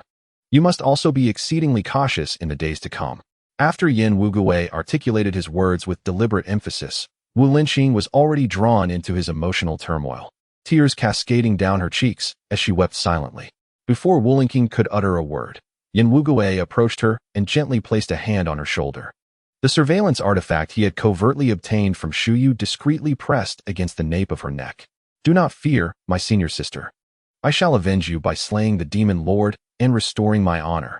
After speaking, Yin Wugui cast a resolute glance at Wu Linxing and leapt through the window without a backward glance, vanishing into the night, leaving Wu Linxing alone in the room, weeping inconsolably like a rain-soaked pear blossom. After a considerable time, Wu Linxing managed to compose herself, wiping away her tears, her eyes, red and swollen like peach blossoms, turning toward the window, where Yin Wugui's figure had long since disappeared. He has grown up, she thought with a tinge of nostalgia, but before she could act upon her thoughts, she heard Yochu's voice resonating in her ears. "Qing'er, I am at the door. You have not emerged in quite some time. I feared something might have befallen you." His voice entered her mind. For reasons unknown, after encountering Yin Wugui, Wu Linxing suddenly felt a surge of aversion toward the demon lord. Perhaps due to the unjust accusations leveled against Yin Wugui, or perhaps because he had caused her once reasonable junior brother to lead a life of turmoil. Frowning, she pondered briefly before arriving at the door, yet she refrained from opening it, instead addressing him through the barrier. "What business brings you here, senior brother?" Hearing her voice, which seemed more distant than usual, the demon lord was taken aback, but dismissed it as mere concern for Yin Wugui. His intention for this visit was to invite Wulinking to accompany him to explore a newly discovered secret realm, hoping to cultivate their relationship. If he were to wed her, his path within Yunlan's sect would be much smoother. Moreover, he had noted her remarkable luck, as she seemed to stumble upon treasures even while walking, and thought that by bringing her along, they might uncover something that could swiftly restore his power. However, upon articulating his purpose, Wulinking immediately rejected him without a moment's hesitation. Her words laced with indignation. "My junior brother is currently unaccounted for. How can you, as the elder brother, still have the leisure to pursue secret realms?" The demon lord, taken aback, struggled to suppress his rising anger and replied softly, "Qingya, your junior brother has been slain by the demon lord's possession. You speak nonsense. You care nothing for my junior brother." Wulinking fumed, stamping her foot before turning away, kicking a stone aside in her path. Outside, the demon lord stood bewildered, unable to comprehend what had disturbed Wulinking's sensibilities. His expression darkened as he departed, leaving the vicinity with a heavy heart. Not far atop a palace, Yin Wugui observed the unfolding scene in the water mirror, a satisfied smile gracing his lips. He had timed his appearance perfectly. Wulinking could not accompany the demon lord, for if he were to lose control and harm her, Yin Wugui's mission would fail utterly. Additionally, the artifact he had left with Wulinking harbored his power. Should anyone attack her, it would automatically activate. With a cold gaze, Yin Wugui watched the retreating figure of the demon lord, a smirk playing at the corners of his mouth. "I hope you find this more intriguing," he mused, referring to the golden-winged rock clan. Since the last time he listened to Yin Wugui's speech, as the esteemed young master of the golden-winged rock clan, Jin Zhan had secluded himself in a chamber for over 10 days, emerging only now, having neglected even his most beloved beauties. He had come to realize that a prodigy like Yin Wugui possessed the capability to lead the demon race to victory. After days of deep contemplation, Jin Zhan emerged, his once handsome visage now slightly haggard, and despite his usual penchant for luxury, he had become indifferent to such matters. His hair was disheveled, resembling a bird's nest, yet his eyes sparkled with brilliance. The words of the venerable master rang true. To swiftly realize a goal, one must focus on the 3 forms and 5 transformations, striving for 7 exceptional qualities, advancing towards the integration, refinement, and cultivation of the demonic path, to forge a group with competitiveness in the Qingyun realm. It was essential to base efforts on the foundational practices of the demon race, allowing the mighty to invigorate the demon world, maintaining the course of reform and opening up, and building a prosperous and powerful demonic path, so that under the correct guidance of the esteemed master, the demonic path could progress step by step towards a brighter future. Jin Zhan felt increasingly convinced by his thoughts, slowly grasping the essence of Yin Wugui's words and uncovering the underlying truth. Truly, he was worthy of being called the esteemed master. Next, the Golden-Winged Rock clan must act as the vanguard to alleviate the master's troubles. However, how could one meticulously ponder the words of a madman? Yin Wugui could not have anticipated that some casual remarks would earn him a fervent admirer. As Jin Zhan contemplated, the light in his eyes grew ever brighter when he heard his subordinate outside say, "Young master, the leader of the Dragon Clan requests an audience." The Dragon Clan? Jin Zhan raised an eyebrow. The relationship between the Golden-Winged Rock clan and the Dragon Clan was not particularly strong. Why would the leader of the Dragon Clan seek him? Although Jin Zhan's mind was sharp at times, he could also be rather dull, momentarily failing to connect the leader of the Dragon Clan with the heavenly demon sovereign. As he was entirely preoccupied with the long-term plans Yin Wugui had mentioned. "Let him in," Jin Zhan instructed.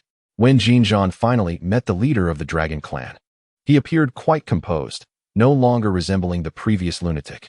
However, before he could exchange pleasantries, a guard leaned in to whisper, "Young master. The young master of the Wuwang Sacred Hundred Birds clan has come to see you." Qin Feiyue? Jin Zhan was taken aback, his expression inscrutable. What could Qin Feiyue possibly want with him? Their relationship was rather tenuous, as they were of the same generation, yet Qin Feiyue's extraordinary talents consistently overshadowed Jin Zhan's. to the point where Jin Zhan could not even match Chen Feiyue's speed in flight.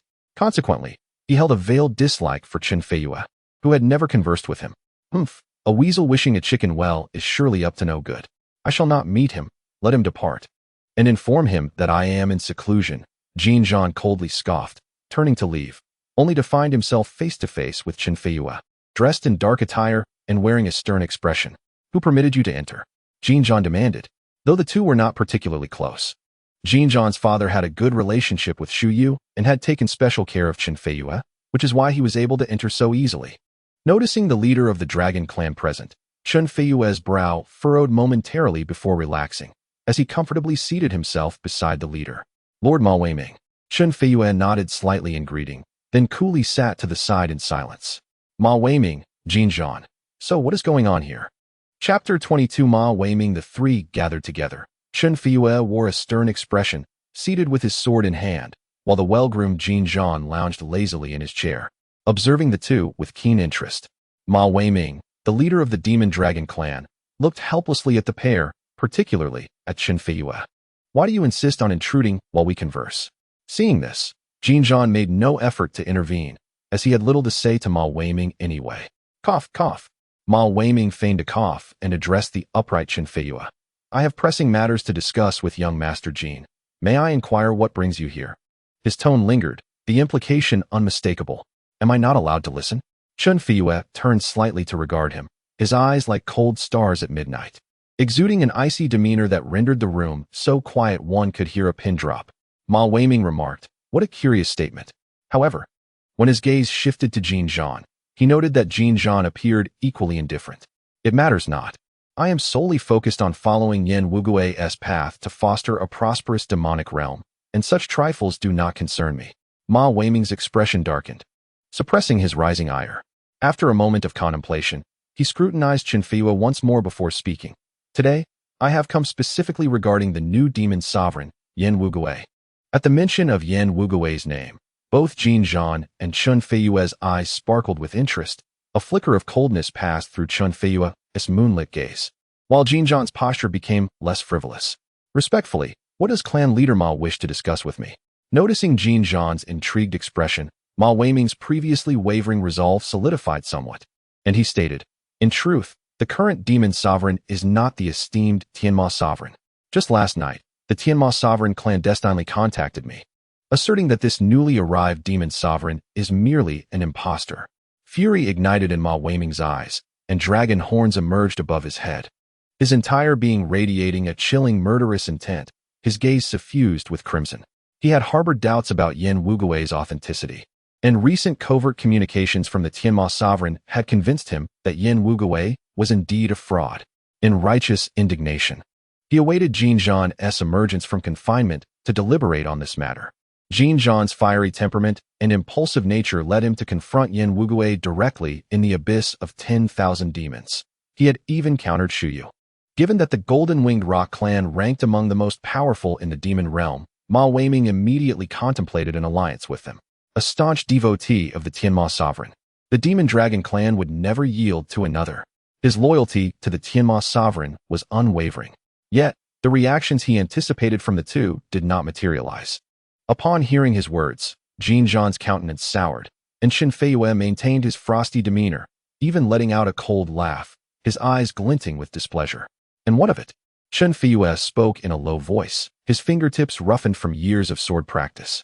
He gently caressed the dark scabbard in his hand, his gaze penetrating as it rested upon Ma Weiming. He was acutely aware that Yan Wugui was not the demon sovereign, for his father was none other than Xu Yu. Upon returning to the sacred Hundred Birds clan, he had engaged in lengthy discussions with Xu Yu, ultimately deciding to support Yan Wugui. Yan Wugui, with his formidable martial prowess and extraordinary talent, was highly regarded by Xu Yu. Chen Feiyue, being a strong figure himself, naturally admired strength. Yet he did not appreciate the previous demon sovereign's arrogance and nepotism. Though Yan Wugui had assumed the mantle of demon sovereign, his peculiar temperament shrouded his true strength in mystery. Alas, Chen Feiyue found himself unable to comprehend his words. Thus, clan leader Ma Weiming, have you come today merely to express such sentiments? Do you wish to rebel against the sovereign? Jin Zhan abruptly rose, blocking Ma Weiming's path with a hostile glare. Reminiscent of a venomous serpent, exuding a chilling aura that instilled fear. Having been thoroughly indoctrinated by Yan Wugui's rhetoric, he had transformed into a fervent devotee, making rebellion against Yan Wugui inconceivable. Jin Zhan, though impulsive and single-minded, had channeled his fervor into unwavering allegiance rather than dissent. How dare anyone plot against the master? I shall not be merciful. Chen Feiyue observed Jin Zhan's reaction, momentarily taken aback. He had not anticipated Jin Zhan's transformation into a zealous admirer of Yan Wugui. His original intent was to gauge Jin Zhan's disposition and persuade him to align with Yan Wugui, dissuading any thoughts of rebellion. It seemed that persuasion was no longer necessary. The two exchanged a knowing smile, though it was laced with cold amusement. Chen Feiyue unsheathed his pitch-black sword, its tip aimed directly at Ma Weiming. Ma Weiming, do you intend to rebel? Jin Zhan manifested golden wings, his pupils gleaming with a cold, merciless light as he regarded Ma Weiming. His gaze sharp and lethal as if he wished to dismember him. If Yan Wugui was akin to a deity in Jin Zhan's eyes, then Ma Weiming represented the insurgent against divinity. Rebellion? Yan Wugui is not the demon sovereign. Only the true demon sovereign is worthy of that title. How could anyone assume such a position without merit? Ma Weiming's expression darkened, astonished that both men stood in support of Yan Wugui. He had anticipated at least winning over the golden-winged rock clan. By what right did Yan Wugui claim authority? Was it merely due to his strength? That alone suffices. Clan leader Ma, surely, you would not wish for the sovereign to learn of your treachery? Jin Zhan sneered, exchanging a knowing glance with Chen Feiyue as they advanced toward Ma Weiming. Half an hour later, within the heartless palace of the demon clan, Yan Wugui sat regally upon an opulent throne, his silky hair cascading behind him, adorned in crimson garments, exuding an exuberant and reckless air, his eyes half-lidded, radiating an aura of danger. He appeared as if a demonic deity had descended to the mortal realm, embodying the ruthless essence of the Tai Sui god. In truth, Yan Wugui was merely suffering from a restless night, having been roused by these three lively individuals. Over the past 10 days, he had not been hiding away in the Wuxin Hall like a timid turtle. Instead, he had been observing the movements of Wu Linqing through the water mirror. Although Wu Linqing had parted ways with the Heavenly Demon Lord in a state of discontent on that day, the Heavenly Demon Lord, with an audacity unmatched, soon coaxed Wu Linqing into compliance. Despite his initial anger, Wu Linqing, with his innocent disposition, ultimately acquiesced to join the Heavenly Demon Lord in the exploration of a secret realm a few days hence. That day has arrived. Yan Wugui was also curious to witness the secret realm.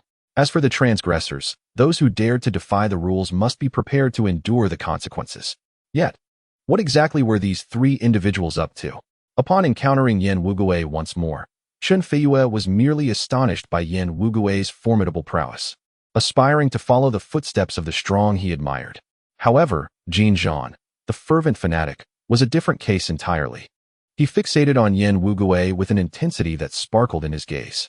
At this moment, Chen Feiyue and Jin Zhan had already subdued and tied up Ma Weiming, who was now a pitiful sight, battered and bruised. There were also hidden injuries, inflicted by Chen Feiyue, who, while appearing aloof, harbored a rather wicked disposition. Master, I have captured a counter-revolutionary, Jin Zhan proclaimed, wearing a grin that he struggled to suppress. Chen Feiyue pondered, perplexed. What was truly wrong with Jin Zhan? Or perhaps it was himself who had lost his understanding. The words spoken seemed elusive to him. Chapter 23. Entering the secret realm, counter-revolutionary? Yan Wugui exclaimed lightly, rising from his throne and shaking out his long sleeves, regarding Ma Weiming with keen interest. Were Ma Weiming to awaken at that moment, he would be taken aback by Yan Wugui's presence. His crimson pupils emanated a sickly aura, and although he wore a smile, his gaze was chillingly cold, akin to a blade poised for execution. Well done. Individuals who obstruct the advancement of the demon clan ought to be eradicated. However, given the current decline of the demon clan, a measured punishment will suffice. Yan Wugui nodded at Chen Feiyue and Jin Zhan, who brightened with joy at the master's commendation. The master praises me. Indeed, I alone comprehend the master's intentions. Watching Jin Zhan's foolish grin, Chen Feiyue remained silent. What, pray tell, are you two discussing? Yan Wugui retrieved the water mirror to observe the movements of the fated child, Wu Linqing, contemplating that the time was ripe. He instructed the two to take Ma Weiming away. He still had use for him, but presently was not the opportune moment. It was time to meet with the fated child and the heavenly demon lord. Within a certain secret realm, the surroundings were shrouded in silence and darkness, imbued with a peculiar force that disoriented the senses. The heavenly demon lord and Wu Linqing floundered about like blind flies. And it was only through Wu Linqing's fortuitous luck that they eventually arrived before a dilapidated courtyard. The gates resembled a crumbling temple, the dwelling akin to a broken kiln, with derelict walls and a roof that leaked, overrun by wild grass. The cold wind swept through, causing the half-decayed wooden window to creak open and shut, while the tattered window paper fluttered incessantly, producing a rustling sound. In modern times, this would serve as perfect material for a haunted house, exuding an ominous aura that hardly resembles the remnants of righteous cultivators. It appeared that this place belonged to the remnants of a formidable demonic cultivator. Wu Linqing furrowed her brow, observing her surroundings. The ground was thick with dust, corners were ensconced in cobwebs, and the walls bore mottled rain stains, with patches of moss emerging. Indeed, it was a scene of desolation and melancholy. The most peculiar sight was the pitch-black expanse behind the dilapidated wooden door. Despite their formidable powers, the two could not discern what lay within, as if it were the gaping maw of an abyss ready to swallow them whole, reminiscent of a bloodthirsty dragon revealing its glistening fangs. Wu Linqing felt a deep unease in this place, her sixth sense urging her to flee. Having relied on this instinct throughout her life to evade calamities, she trusted her initial feelings wholeheartedly. "Senior brother, something is amiss here. I have a foreboding sensation." She shook her head, intending to grasp the sleeve of the Tianma Zun to pull him away, only to find his gaze ablaze with fervor, like a flame amidst thorns, both greedy and frenzied, sending a shiver down her spine and leaving her momentarily stunned. How could Yun Chusher, the illustrious and refined senior brother of the Yunlong sect, exhibit such a gaze? Wu Linqing instinctively took a step back, gasping softly. The Tianma Zun then regained his composure, his pupils narrowing slightly, a sharp glint flashing in his eyes before he resumed his genteel demeanor. "Junior sister, this place is indeed peculiar. I was just momentarily entranced." He spoke in a grave tone, though unbeknownst to Wu Linqing, a faint smile lingered at the corner of his lips. "This is it. This is where the previous demon lord once meditated. Treasures must lie within." The cultivation techniques employed by human practitioners were somewhat ill-suited for the Tianma Zun, who preferred the methods of the demon race. If he could uncover a peerless treasure or insights into the great Tao from a former demon lord, his strength would soar to unimaginable heights. Wu Linqing's eyes flashed with skepticism upon hearing his words, but she refrained from dwelling on it. She was still a naive young woman, far less cunning than the astute Tianma Zun. Although she initially preferred caution, she ultimately succumbed to his persuasion and followed him inside.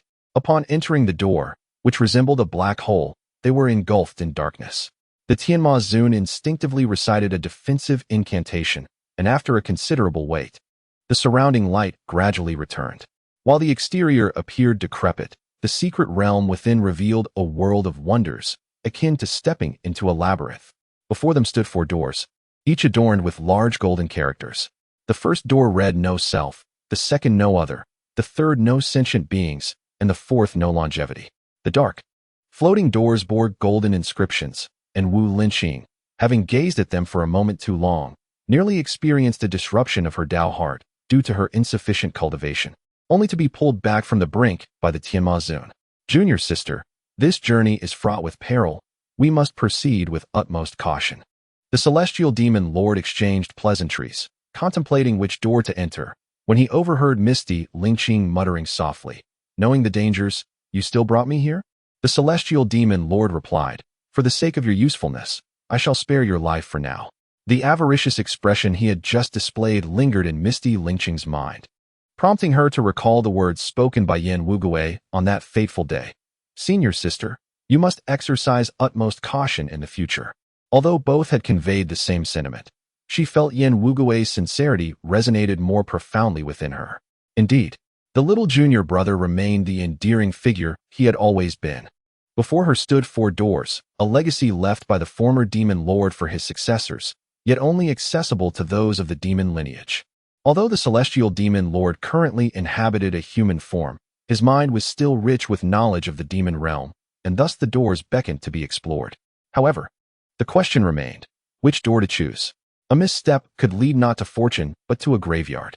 The celestial demon lord absent-mindedly caressed the sword at his waist, his countenance darkening in a place unseen by misty lynching. His gaze darted away from each door too long, fearing the inscriptions might draw him into a realm of illusion. The former demon lord was indeed formidable. To call him the greatest genius in the history of the Qingyun realm would not be an exaggeration. He was extraordinarily talented, ambitious, and unwilling to remain a mere demon lord in a small domain, aspiring instead to transcend the confines of celestial laws.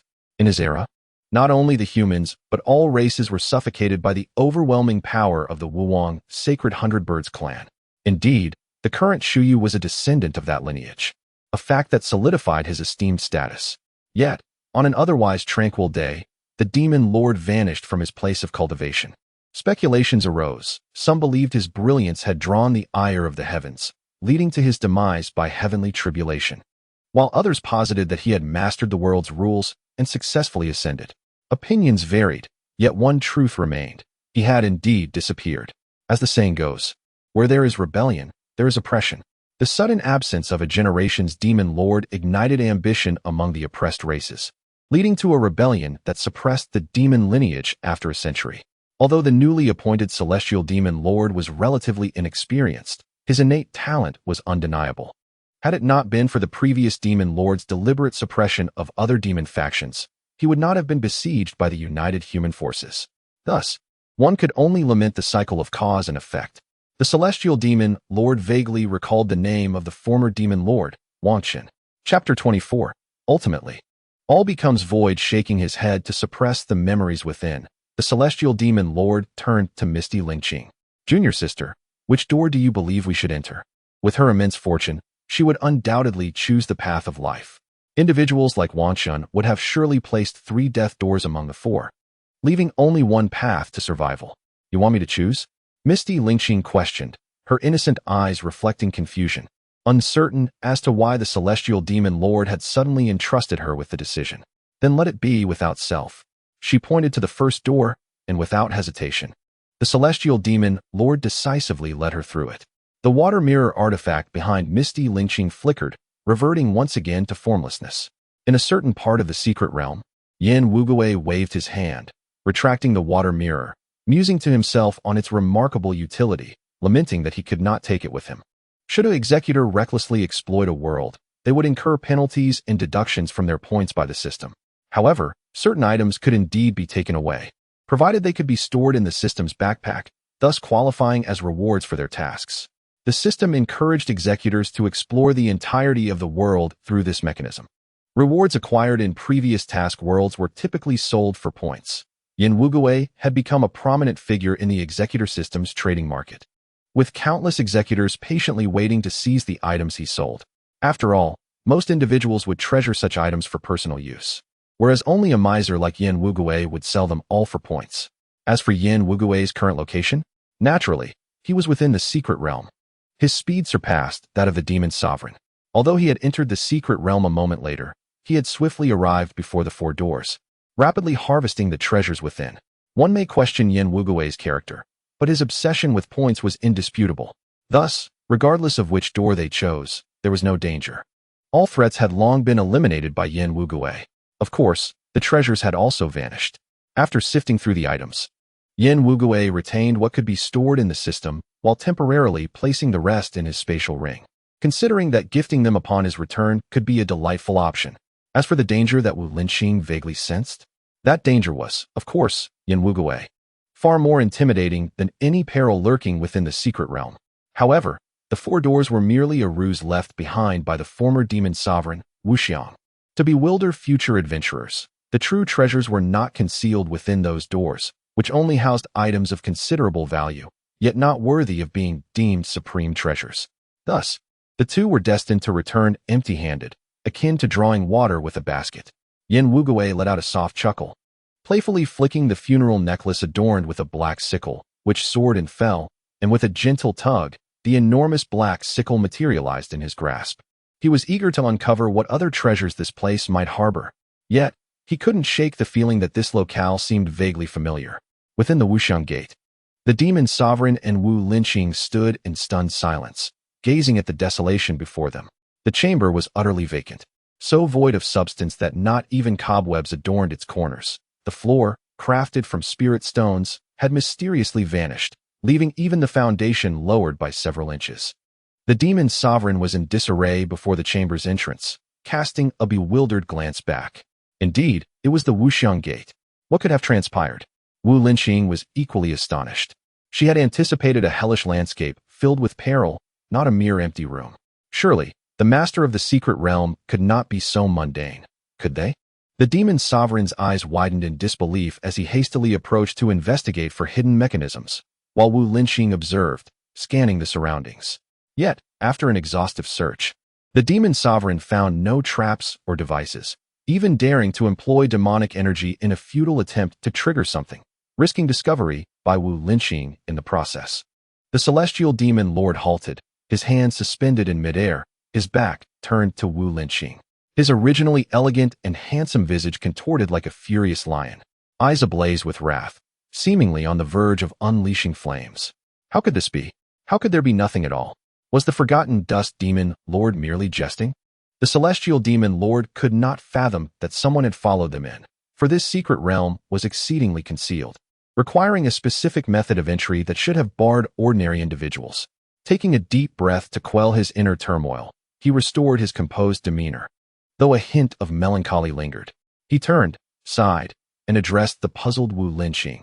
Perhaps the master of this relic has played a prank on us. Let us choose another door. Wu Linqing nodded in agreement and followed the celestial demon lord back to their original location. This time, he sought her counsel once more, and she casually pointed to the fourth door, the door of the timeless. The two stepped inside. Desolation enveloped them, an endless expanse devoid of life. Unlike the first door, which led to a chamber, this portal opened into a vast wilderness shrouded in mist. In the distance, a mountain loomed, veiled in fog yet faintly glowing, piercing through the haze. The sight brought joy to the celestial demon lord. Holy light manifested. This was indeed the essence of a secret realm. Treasures must await atop that mountain.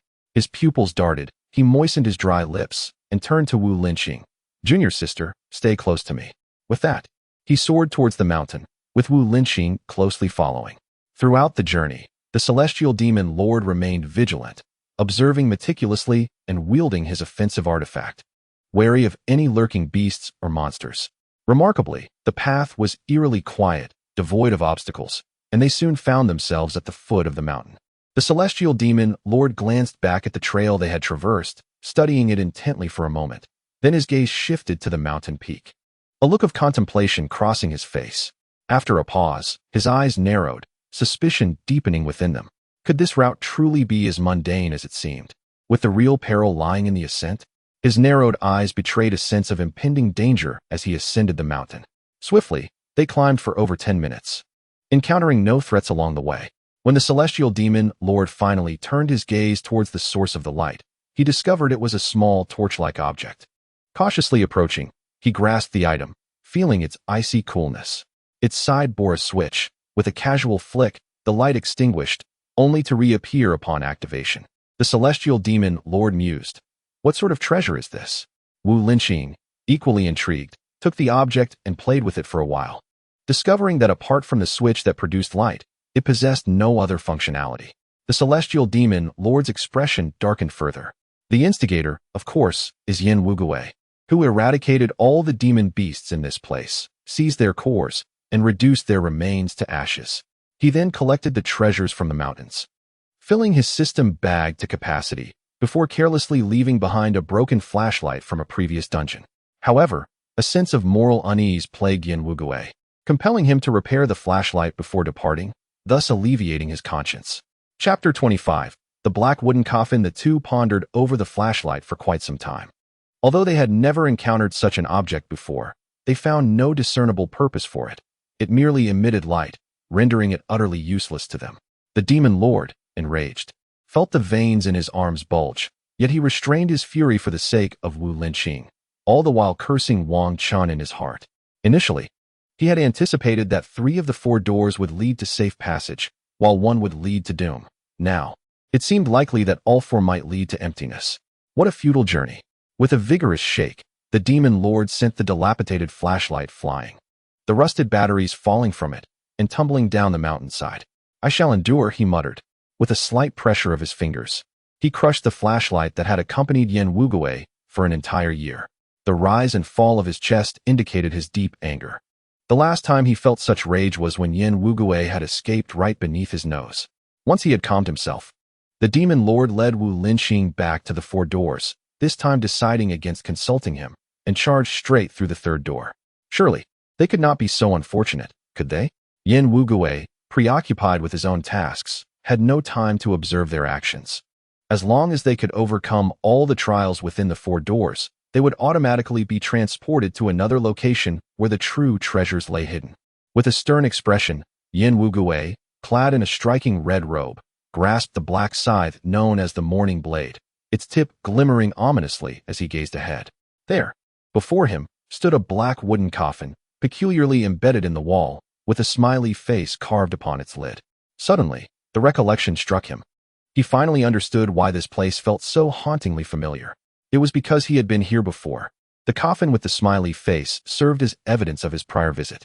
Not long after Yen Wugui became the Executor, he was not yet the famed 001, and thus lacked the Morning Blade as a weapon, reluctant to exchange his points for it. By a twist of fate, Yen Wugui had obtained a coffin during one of his adventures, a coffin that could be taken out of the dungeon. Each time, he carried it upon his back, using its lid to strike his foes. This coffin lid was remarkably sturdy, far from an ordinary casket. In those earlier days, before he was branded as the 001 Executor, Yen Wugui became known for his striking red eyes and his habit of toting the coffin lid, earning the moniker of the living king of hell. Before the phrase the elegant yet twisted Yen Wugui with his black hair, red eyes, and morning blade emerged, he was already referred to as the Mourner. This was also the reason he had named his current scythe the Morning Blade, as he had little inclination to ponder a more creative title. Originally, Yen Wugui was quite satisfied with using the coffin as a weapon. However, its ferocity in battle was overwhelming, and it was somewhat cumbersome to wield. If he were not careful, it would be tossed aside, capable of crushing a multitude of foes, but sometimes also inadvertently harming allies. Yet, after becoming the Executioner No. 001 and acquiring the Black Scythe, Yen Wugui casually used the coffin to seal a boss within a mission realm. It turned out he had visited this world for the second time. Normally, one would remember which dungeons they had entered, but apart from a clear recollection of monetary points, Yen Wugui had little memory of the rest, as his pace of clearing them in the past year had been astonishingly swift. Who was sealed within the coffin? Never mind. He couldn't recall. He would just have to open it and see. Stepping forward, Yen Wugui twirled the black scythe in his hand and precisely cleaved the coffin lid. Inside, the figure sealed within emerged unscathed. He was tall and robust, clad in a deep blue robe, with handsome and well-defined features that exuded an air of malevolence. His expression was solemn, his lips pressed tightly together, giving him a stern demeanor. This was none other than the former demon lord, Wugui, known as Wang Chun. Upon seeing Wang Chun, Yen Wugui recalled certain events from approximately 6 months prior, when he was sent into this mission realm with the primary task of sealing the rogue Wang Chun, who had once contemplated sacrificing an entire minor world to achieve ascension. At that time, Yen Wugui had not yet possessed formidable strength and had spent considerable time devising a strategy to seal him. Of course, the Yen Wugui of today was incomparable to the one from 6 months ago. As Wang Chun was released from his confinement, he gradually regained consciousness. Still unaware of what had transpired, he felt a disorienting dizziness, his last memory before sealing being the impact of the coffin lid striking him. As he blinked back to reality, he found himself face to face with the one person he never wished to see again. Better off not waking at all, Wang Chun lamented. Have you been watching over me all this time? Wang Chun, stricken with grief, was unable to bear the shock of such a revelation, believing Yen Wugui had kept vigil over him for a century. In truth, it was merely a discrepancy in the timelines between this world and the executioner system that allowed Yen Wugui to reappear here after 6 months. Wang Chun, initially intent on seeking revenge, soon recognized the unfathomable depth of Yen Wugui's power and abandoned the thought. Although sealed, his consciousness had remained in a hazy state. erasing any remnants of his previous frenzied ambitions, thus rendering him indifferent to Yen Wugui's presence. Yen Wugui did not respond, instead sizing up Wang Chun with a critical eye, muttering something about the quality of his attire being quite good. Wang Chun shot Yen Wugui a disdainful glance, still uncertain of what precisely had occurred. Nevertheless, he stepped out of the coffin, sensing something amiss as his brow furrowed. 2 more individuals? Wang Chun closed his eyes to re-establish his connection with the secret realm, revealing the disheartened figures of the celestial demon lord and Wu Linqing within the doorway. Humans? No, this one is imbued with demonic energy, an incarnation, and another, a favored child of destiny. In this realm, he is not referred to as the child of fortune, but rather as the favored one of the heavenly path, cherished by the very essence of fate. Perhaps it is precisely because Forgotten Dust could discern the true identity of the child of fortune that he was sentenced by the system. That individual is your successor, Yen Wugui remarked. Though they were ostensibly adversaries, Yen Wugui having sealed Forgotten Dust for a century, their conversation unfolded as if they were old friends, devoid of any palpable enmity. My successor. Forgotten Dust's pupils contracted, for he was acutely aware that Yen Wugui spoke of that individual steeped in malevolent energy. Yet, in his current state, he seemed hardly a match for Forgotten Dust's formidable presence. Has the demon clan truly fallen so low? Forgotten Dust stood frozen, aghast. The supposed successor was so foolish as to associate with the favored one of the heavenly path, only to meet a fate of possession. What a waste. Yen Wugui twirled his scythe, scrutinizing Forgotten Dust as he muttered reproaches, contemplating the opportune moment to eliminate him. Surely, if he were to dispose of Forgotten Dust, the system would reward him handsomely, wouldn't it? Sensing the unmasked malice emanating from Yen Wugui, Forgotten Dust's expression grew stern, his vigilance heightened, yet he remained rigid with apprehension. How much stronger had this individual become? Naturally, Forgotten Dust harbored resentment towards Yen Wugui. After all, a century ago, his meticulously crafted plan had nearly come to fruition before Yen Wugui intervened, albeit at that time, Yen Wugui's power had been inferior to his own, relying instead on cunning to outmaneuver him. Yen Wugui's eyes narrowed as he gripped the dark scythe and advanced slowly. Suddenly, a notification from the Executioner system emerged. System detected that Forgotten Dust possesses the qualifications to become an Executioner. Please persuade this individual to assume the role. Executioner 001. Yen Wugui was taken aback, his demeanor shifting instantly. Forgotten Dust observed as Yen Wugui unexpectedly smiled at him, his tone brimming with fervor. Could you kneel down? I have a request. Forgotten Dust? Chapter 26. The Executioner Forgotten Dust's pupils dilated, his body stiffening. Cold sweat trickling down his back as he rapidly contemplated how Yen Wugui might launch an attack and how he could swiftly escape. Gazing at Yen Wugui's exuberant smile, Forgotten Dust sensed an overwhelming threat. After all, he was a demon who had cultivated for over a millennium, ruthless and cunning. How could he converse lightly with a sworn enemy upon their reunion? As a transcendent being in this world, had Yen Wugui not interfered, Forgotten Dust might have truly refined the entire realm to aid his ascension. He could easily perceive the abnormalities in Wu Linqing, and thus he discerned the peculiarities in Yen Wugui as well. He understood that Yen Wugui was not of this world. Hence, he feigned ease and engaged Yen Wugui in conversation, hoping to lower his guard and uncover a pathway to escape this realm. However, he watched as Yen Wugui's expression abruptly shifted, revealing a chilling smile. So, your name is Forgotten Dust, he murmured, eyeing the system notification displaying Forgotten Dust's name.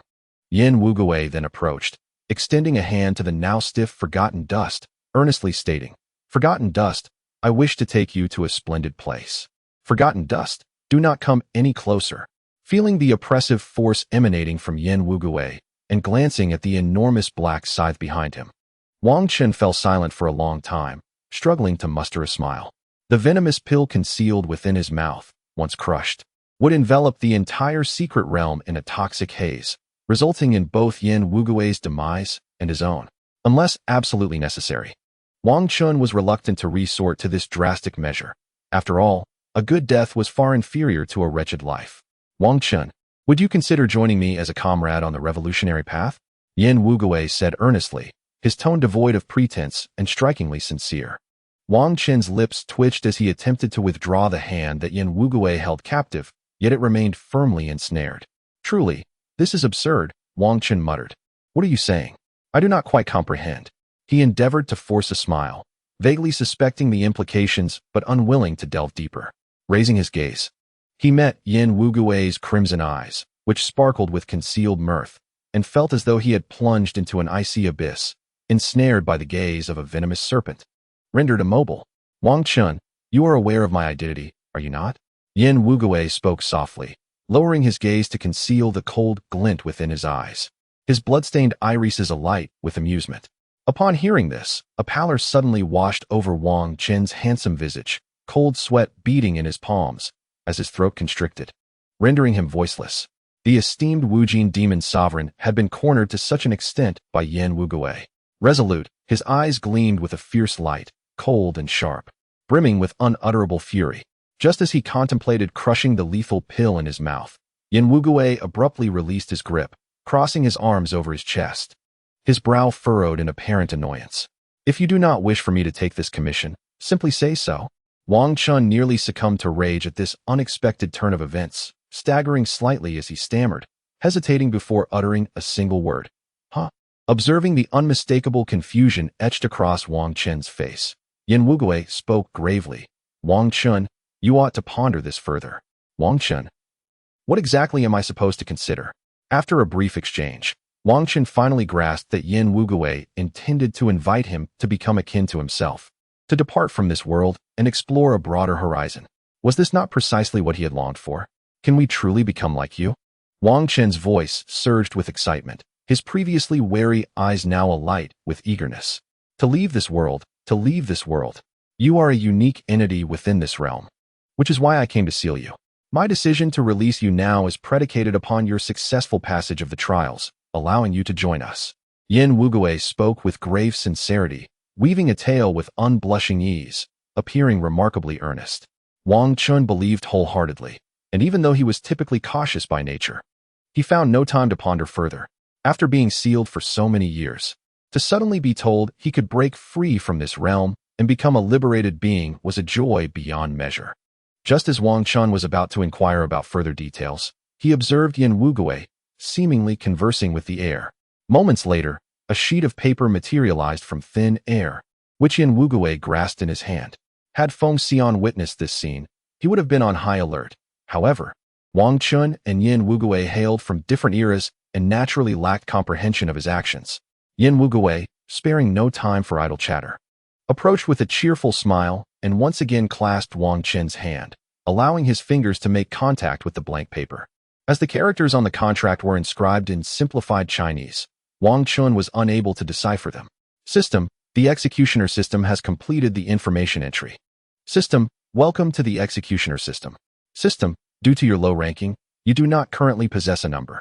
System, Executioner Wang Chun, owing to your overwhelming strength, a number is being automatically assigned.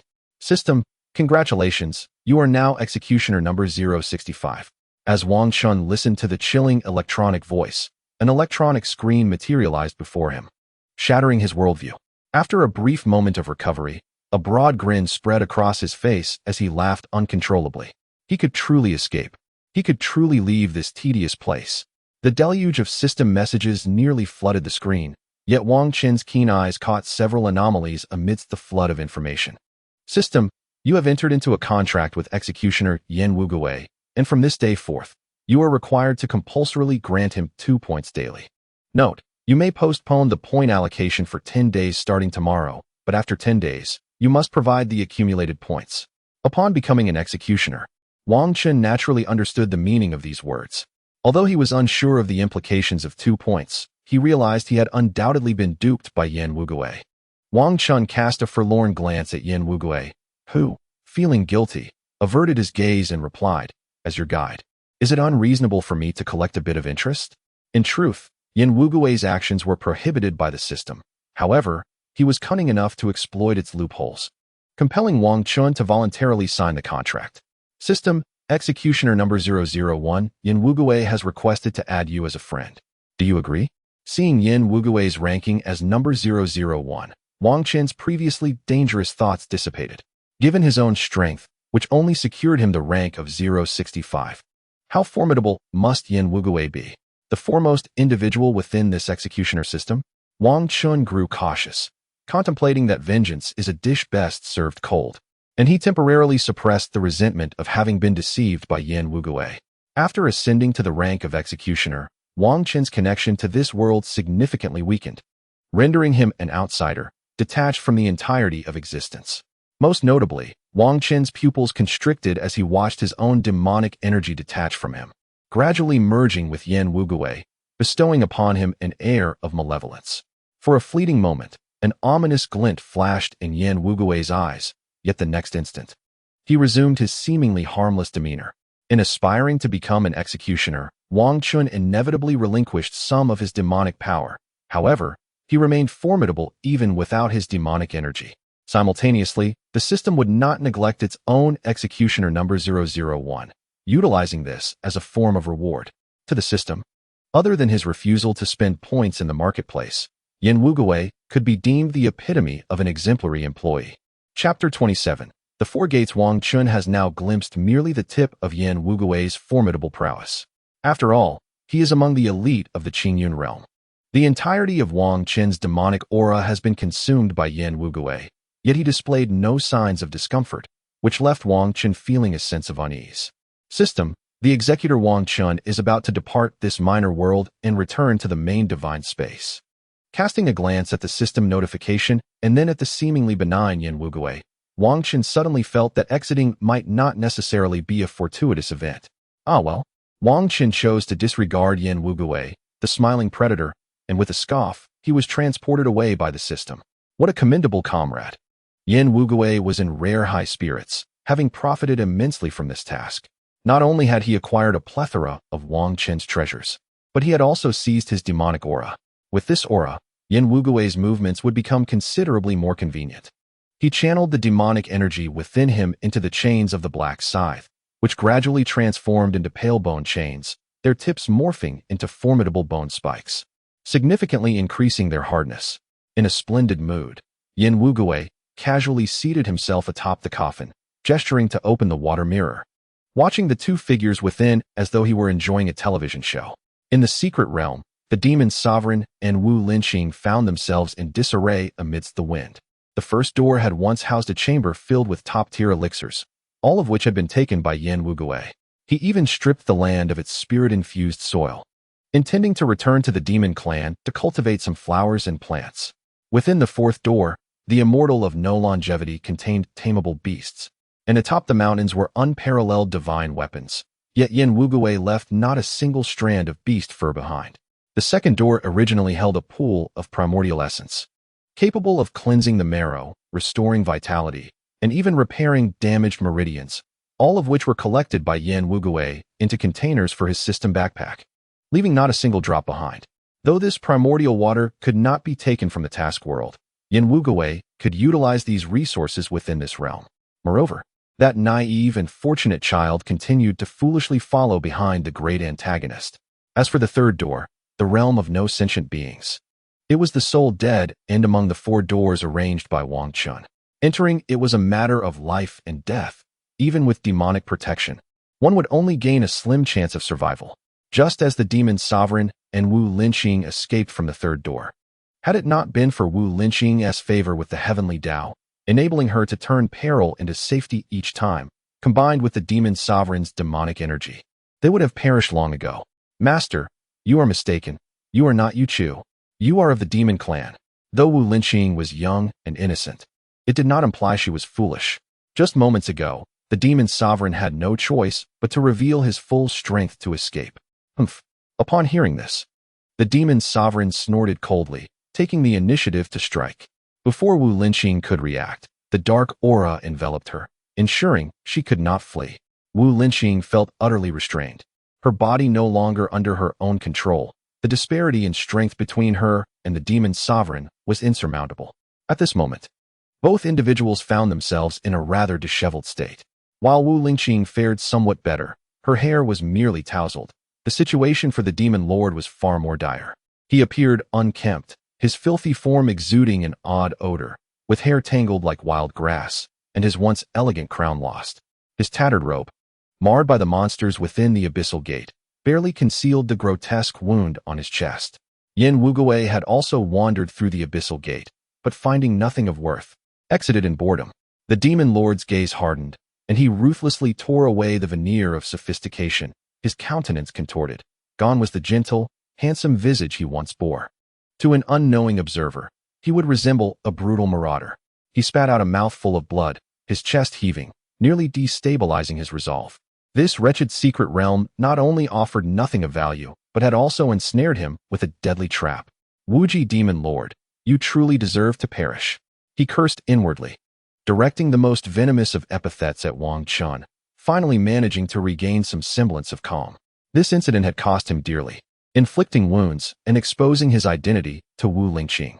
The Demon Lord's malevolent gaze lingered on her, thick with murderous intent. He contemplated eliminating her once this expedition concluded, fabricating a tale that she had fallen victim to the beasts within the realm. Under the weight of his stare, Wu Lingqing felt an icy chill envelop her, an instinctive foreboding taking hold. Could the danger she sensed emanate from this demon? Something felt amiss. Perhaps the person before her was the one possessed by the Demon Lord. Her younger martial brother had indeed been wronged.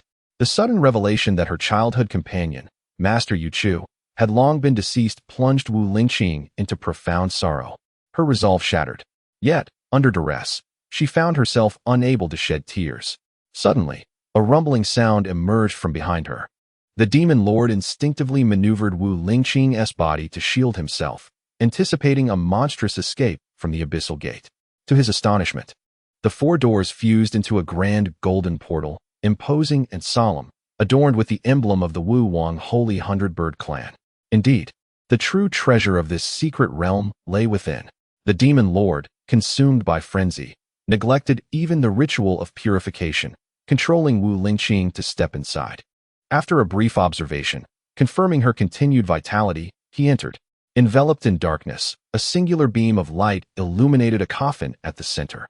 Perched atop the black sarcophagus was an individual, legs crossed, with cascading black hair and a crimson robe edged with silver cloud patterns. Their face, obscured by dark demonic energy, rendered their features indistinct. Yet, even shrouded, an innate nobility emanated from this figure, causing the Demon Lord to feel as if he had sunk to the very depths of despair, utterly unreachable. This enigmatic presence was none other than the cunning Yin Wugui. Upon raising his gaze and briefly meeting the Demon Lord's eyes, an overwhelming sense of suffocation washed over him, akin to plunging into the abyss of hell. He had never experienced such a sensation even within the abyssal gate. Was this being alive or dead? Yin Wugui and Tian Mozen locked eyes, both remaining utterly still. After a considerable time, Tian Mozen finally stirred his rigid form, cautiously inquiring, "May I ask if you are the esteemed Wugui Mozen, Forgotten Dust?" Yin Wugui shrouded his visage in Forgotten Dust's demonic aura.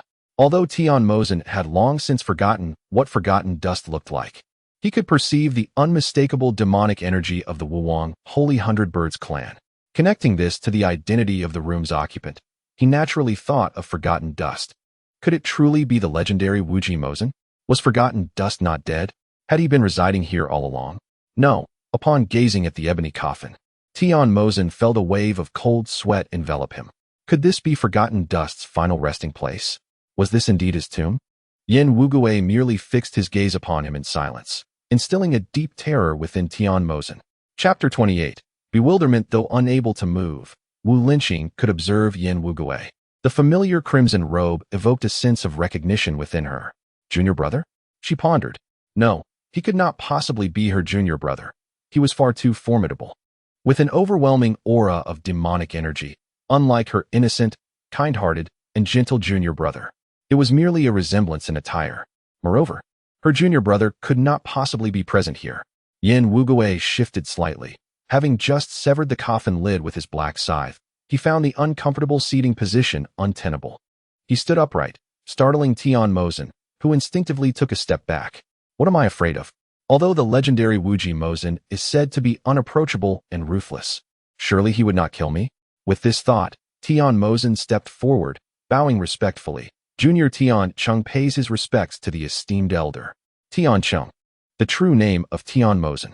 Yin Wugui remained silent, yet a resounding voice emanated from the coffin, seemingly poised to pierce Tian Mozen's eardrums, while Wu Linqing stood by, bewildered at the unfolding scene. What was happening? Who was the Wugui Mozen? Wu Linqing had yet to be born when forgotten dust was sealed by Yin Wugui.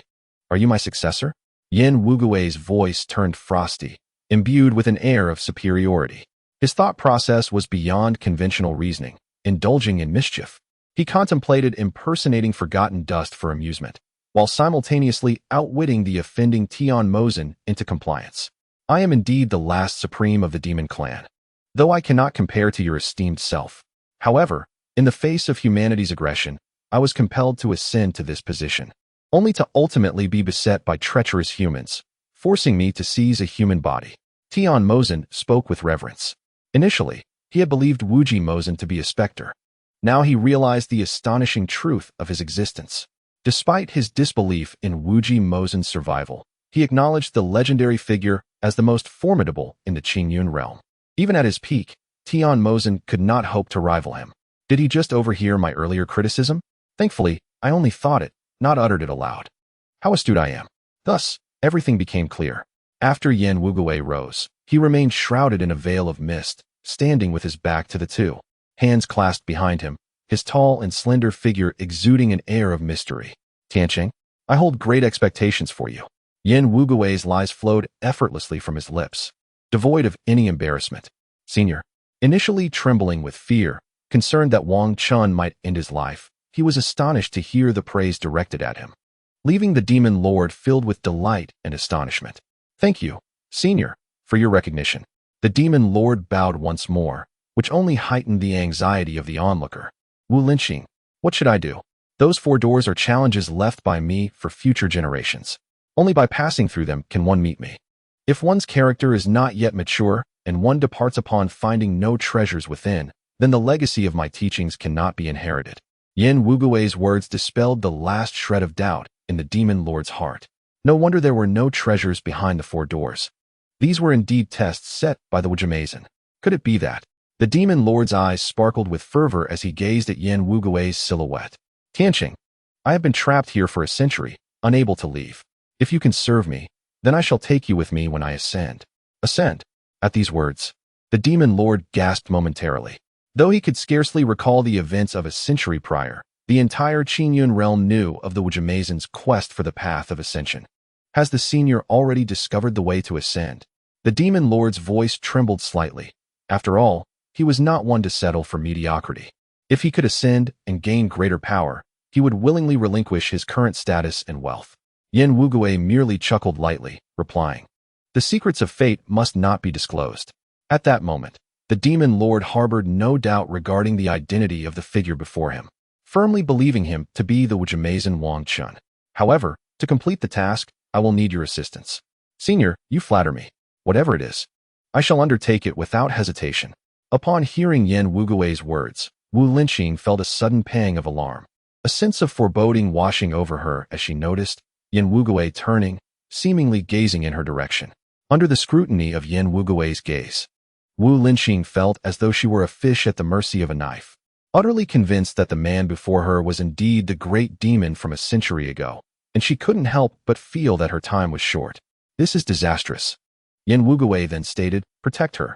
The demon lord, Wu Linqing.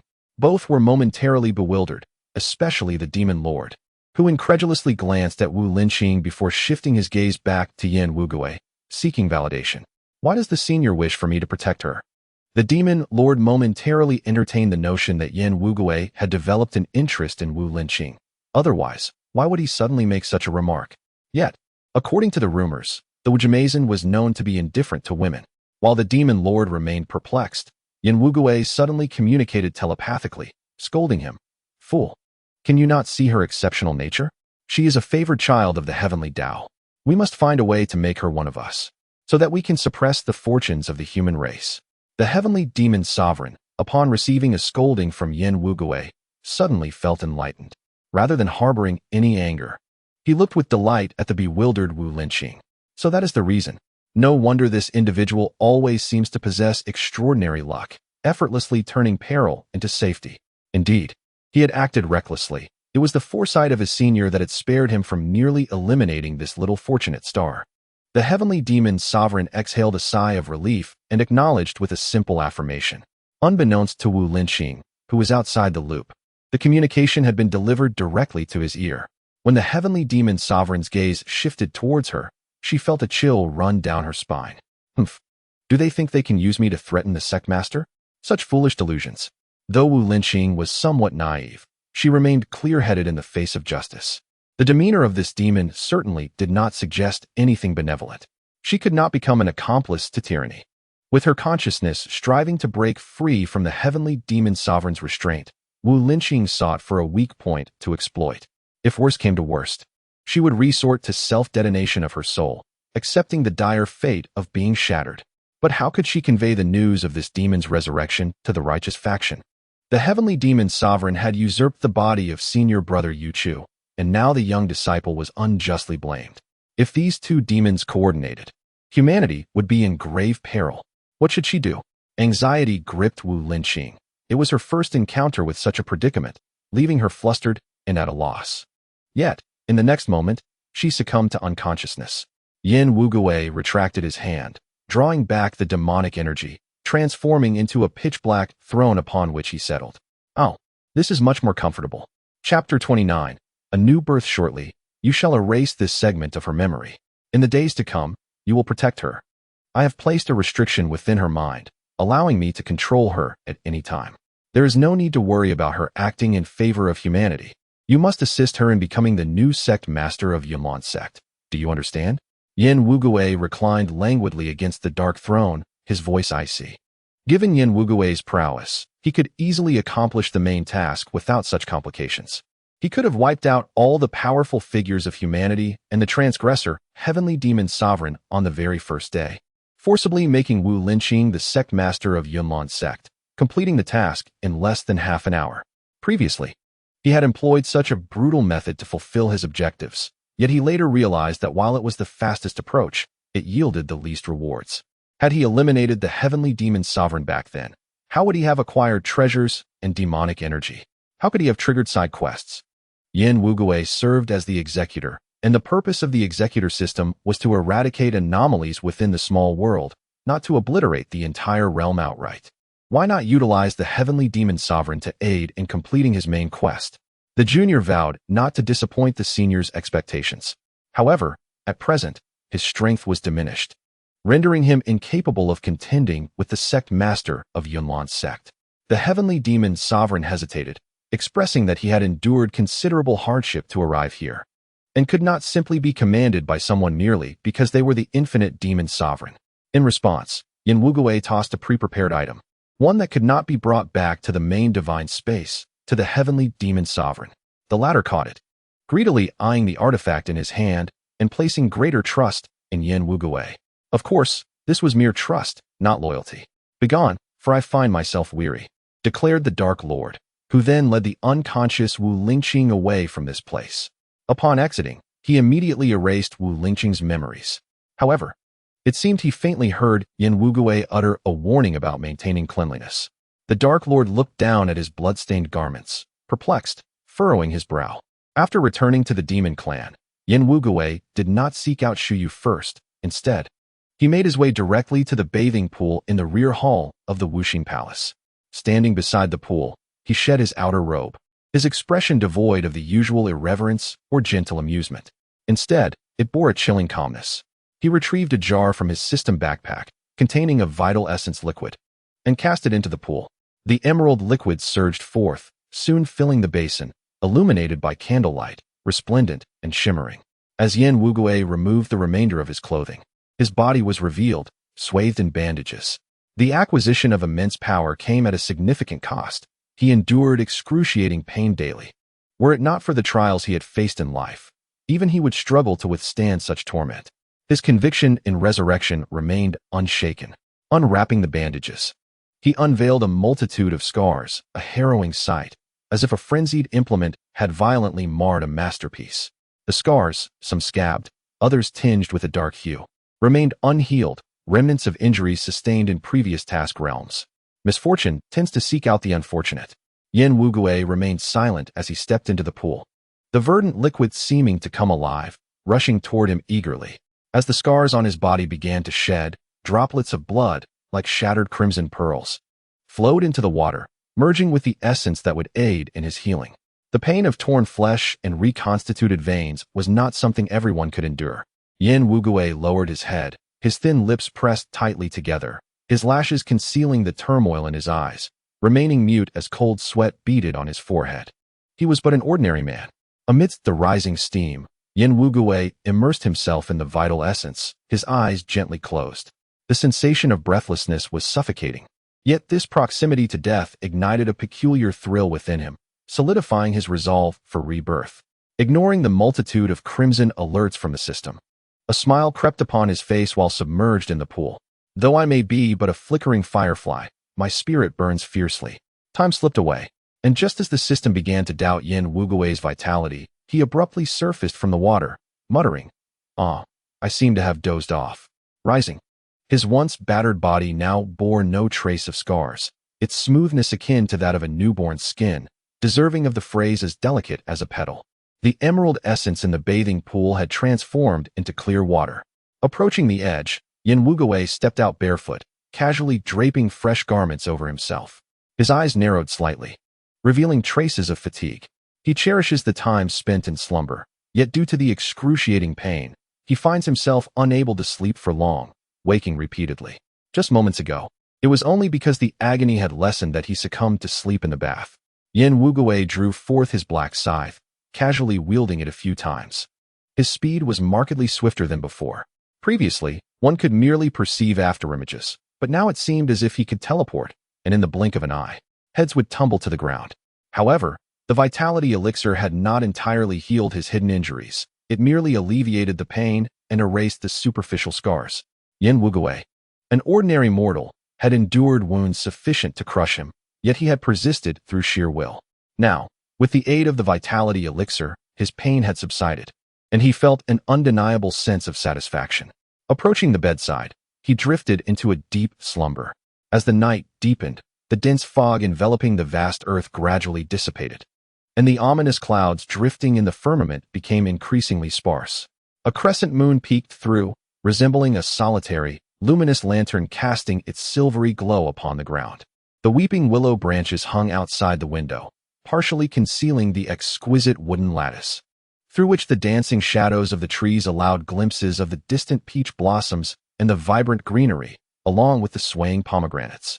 Within the room, a woman clad in white lay with her eyes tightly shut, her enchanting visage betraying an unmistakable pallor of illness. Wu Lingqing struggled to awaken from her dreams. "Oh," she gasped softly, inhaling deeply, her heart seemingly gripped by an unseen hand, rendering her breathless, while her long eyelashes fluttered like the wings of a butterfly. After a prolonged moment, she gradually opened her eyes, their lively glimmer akin to that of a startled fawn, revealing a hint of panic. "Is this my room? When did I fall asleep?" Wu Lingqing furrowed her delicate brows, glancing out the window where the bright moon hung high. She vividly recalled plucking flowers outside, intending to create fragrant powder, but the subsequent events eluded her memory. Rising from her bed, she drank some water, and her racing heart gradually returned to normal. Could it be that I am simply exhausted? Or perhaps I have been overly troubled? Indeed, her junior brother had been silent of late, and she worried about whether he was faring well or suffering. Chapter 30. The rise of the title. Wu Lingqing dismissed her earlier thoughts, attributing them to fatigue. However, in the days that followed, she sensed something amiss. Her childhood companion and senior brother seemed to have grown increasingly clingy. Although Wu Lingqing had already begun fasting, her appetite remained. Whenever she dined, her senior brother would appear in an instant to ensure the safety of her meal. When she practiced her cultivation, he would repeatedly check the surroundings for dangers. During her missions outside the sect, he would complete her tasks for her. While she wandered the streets, he would wear a stern expression to scare away any men who dared approach her. Something is not right. This is far too unusual. My senior brother cannot be this clingy. Previously, only my junior brother would cling to him and me, but my senior brother would never behave this way. Senior brother, please regain your composure. Stripped of her memories by the demon lord, Wu Lingqing no longer remembered her ventures into the secret realms. Yet she instinctively felt some resistance to the demon lord's proximity. The Supreme Demon Lord harbored concerns that if Wu Linqing were to perish unexpectedly, he would forfeit his opportunity for ascension. Thus, he spared no effort in safeguarding her. Yet, to outsiders, this bore a different interpretation. The usually refined senior brother was finally pursuing his junior sister. This revelation sent ripples of excitement throughout the Yunlong sect. Though they were childhood companions, their striking beauty attracted countless admirers, inevitably breaking the hearts of numerous disciples within the sect. Nevertheless, the Supreme Demon Lord paid no heed to such rumors. His sole focus remained on his mission, to protect Wu Linqing and ensure she ascended to the position of sect leader. Yet, Wu Linqing felt a peculiar unease and thus chose to seclude herself within her chambers. The Qingyun realm experienced a fleeting period of tranquility and stability, as the demon clan lowered their banners and humanity flourished. In the Wuxing Palace, Shuyu contemplated a vast array of treasures before her, all of which had been scavenged by Yin Wugui from the four gates. Anger surged within her. These were the treasures of the unfathomable Holy Hundred Birds clan. Whose tomb have you plundered? Shuyu fumed, her body trembling in exasperation, at a loss for words. Beside her, Chen Feiyue, witnessing Shuyu's distress, discreetly stepped back. As for Jin Zhan, he remained oblivious to the significance of the items, gazing at Chen Feiyue's grave expression with confusion, and, unable to restrain himself, tugged at his sleeve to inquire quietly, but was met with a sharp glare, prompting him to abandon his question. Respectfully, you. Shuyu hesitated for a moment before attempting to speak, only to be interrupted by Yan Wugui. Clan leader Shu, I am, in fact, the heir of the Wugui Demon Lord. Shuyu? Chen Feiyue? Jin Zhan. Shuyu was taken aback by this unexpected twist, her emotions shifting from anger to bewilderment, and finally to a state of utter confusion. If you truly are the heir of our ancestor, would that not disrupt the lineage? In response, Yan Wugui simply clasped his hands behind his back and shook his head, an overwhelming aura of demonic energy emanating from him, confirming his identity. Indeed, the aura of the ancestor demon. These treasures could be forged, but the pure demonic energy of the unfathomable Holy Hundred Birds clan is irrefutable, and Yan Wugui's energy mirrored that of Wang Chun, the mightiest in the Qingyun realm, which Shuyu recognized instantly. Truly, he is the direct descendant of the ancestor. Why did you not mention this sooner? Had you sought me out first, I would have devoted every effort to support you. Shuyu was overwhelmed with joy.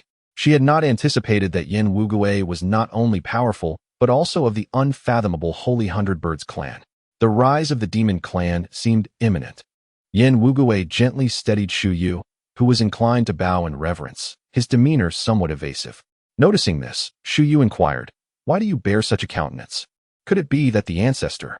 Despite the various accounts of Wang Chen's whereabouts in the Qingyun realm, Shuyu firmly believed that a being of such celestial stature would not easily succumb to death. Yan Wugui nodded heavily, his eyes slightly reddened.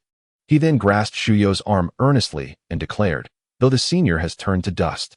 He once advised me that the rise and fall of the demon clan is a shared responsibility. I am determined to hasten the amicable coexistence of our two races, to foster a friendly neighborhood, and to uphold peace and stability in the Qingyun realm. Shuyu? Chen Feiyue? Yan Wugui spoke with heartfelt sincerity. Yet both Shuyu and Chen Feiyue found themselves increasingly perplexed by his words. In contrast, Jin Zhan's eyes sparkled with fervor as he clenched his fists. Truly, he thought, worthy of the title of master. Yan Wugui continued, the demon clan must adopt a forward-looking policy. Although the human race has once committed atrocities against us, and we have subjugated them for centuries, these grievances should be remembered.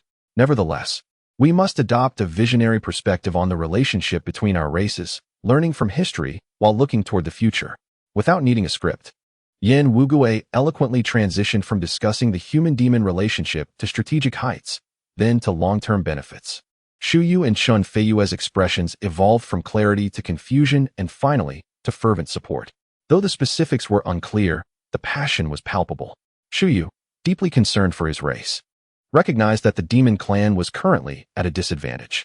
He wished to preserve the spark of his people, yet he was also supportive of amicable relations with humanity.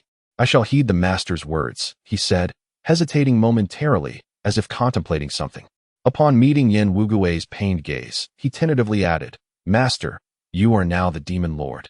It is time for you to adopt a title for yourself. Shuyu, now fully devoted, considered Yin Wugui's interests in every respect. The title of Wuqing was given to Wang Chun, and the title of Tianma to the heavenly demon. Yin Wugui should have one too. A title. Yin Wugui paused, beginning to contemplate his own designation seriously. To signify my commitment to fostering relations between our two races, I shall henceforth be known as the boundless virtue demon lord. Jinzhan, Shuyu, Qin Feiyue. The three gazed at Yin Wugui, who appeared satisfied, not seeming to jest. They exchanged glances, their lips moving as if to voice objections, yet no words escaped. The title felt somewhat peculiar, but as long as the master was pleased, that was enough. Before long, news of the boundless virtue demon lord spread throughout the Qingyun realm. Upon hearing this title, the mighty of the human race merely scoffed, questioning how a blood-stained demon could claim such a title. Unbridled arrogance. Does he not fear the consequences of his own hubris? While the humans mocked Yin Wugui, the demon clan, having been influenced by his rhetoric, found the title odd yet accepted it, as long as the master was happy. However, they would soon come to understand the true significance behind Yin Wugui's chosen title. Chapter 31. Puppet arts within the demon clan's water prison. The air was thick with mildew. Corners shrouded in darkness, instruments of torture present, and moss proliferating. Yet, due to Yin Wugui's insistence on hygiene, what was once a dim water prison had transformed into a clean, spacious single room. The leader of the demon dragon clan, Ma Weiming, had been confined here for several days, cut off from news of the heavenly demon lord and unaware of the events unfolding outside. Anxiously, he awaited Yin Wugui's arrival. Yin Wugui gazed down upon him from a great height.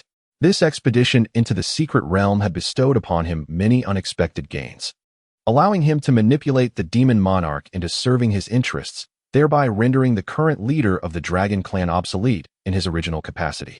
However, repurposing resources could still yield some utility. Yin Wugui narrowed his eyes and signaled to Jinzhan, who approached him attentively. Shortly thereafter, the Golden-Winged Rock clan and the Wuwang Sacred Hundred Birds clan would covertly exert control over the Dragon clan, ensuring that no whispers of their plans escaped. Understood, my lord, Jinzhan responded, retreating to Qin Feiyue's side.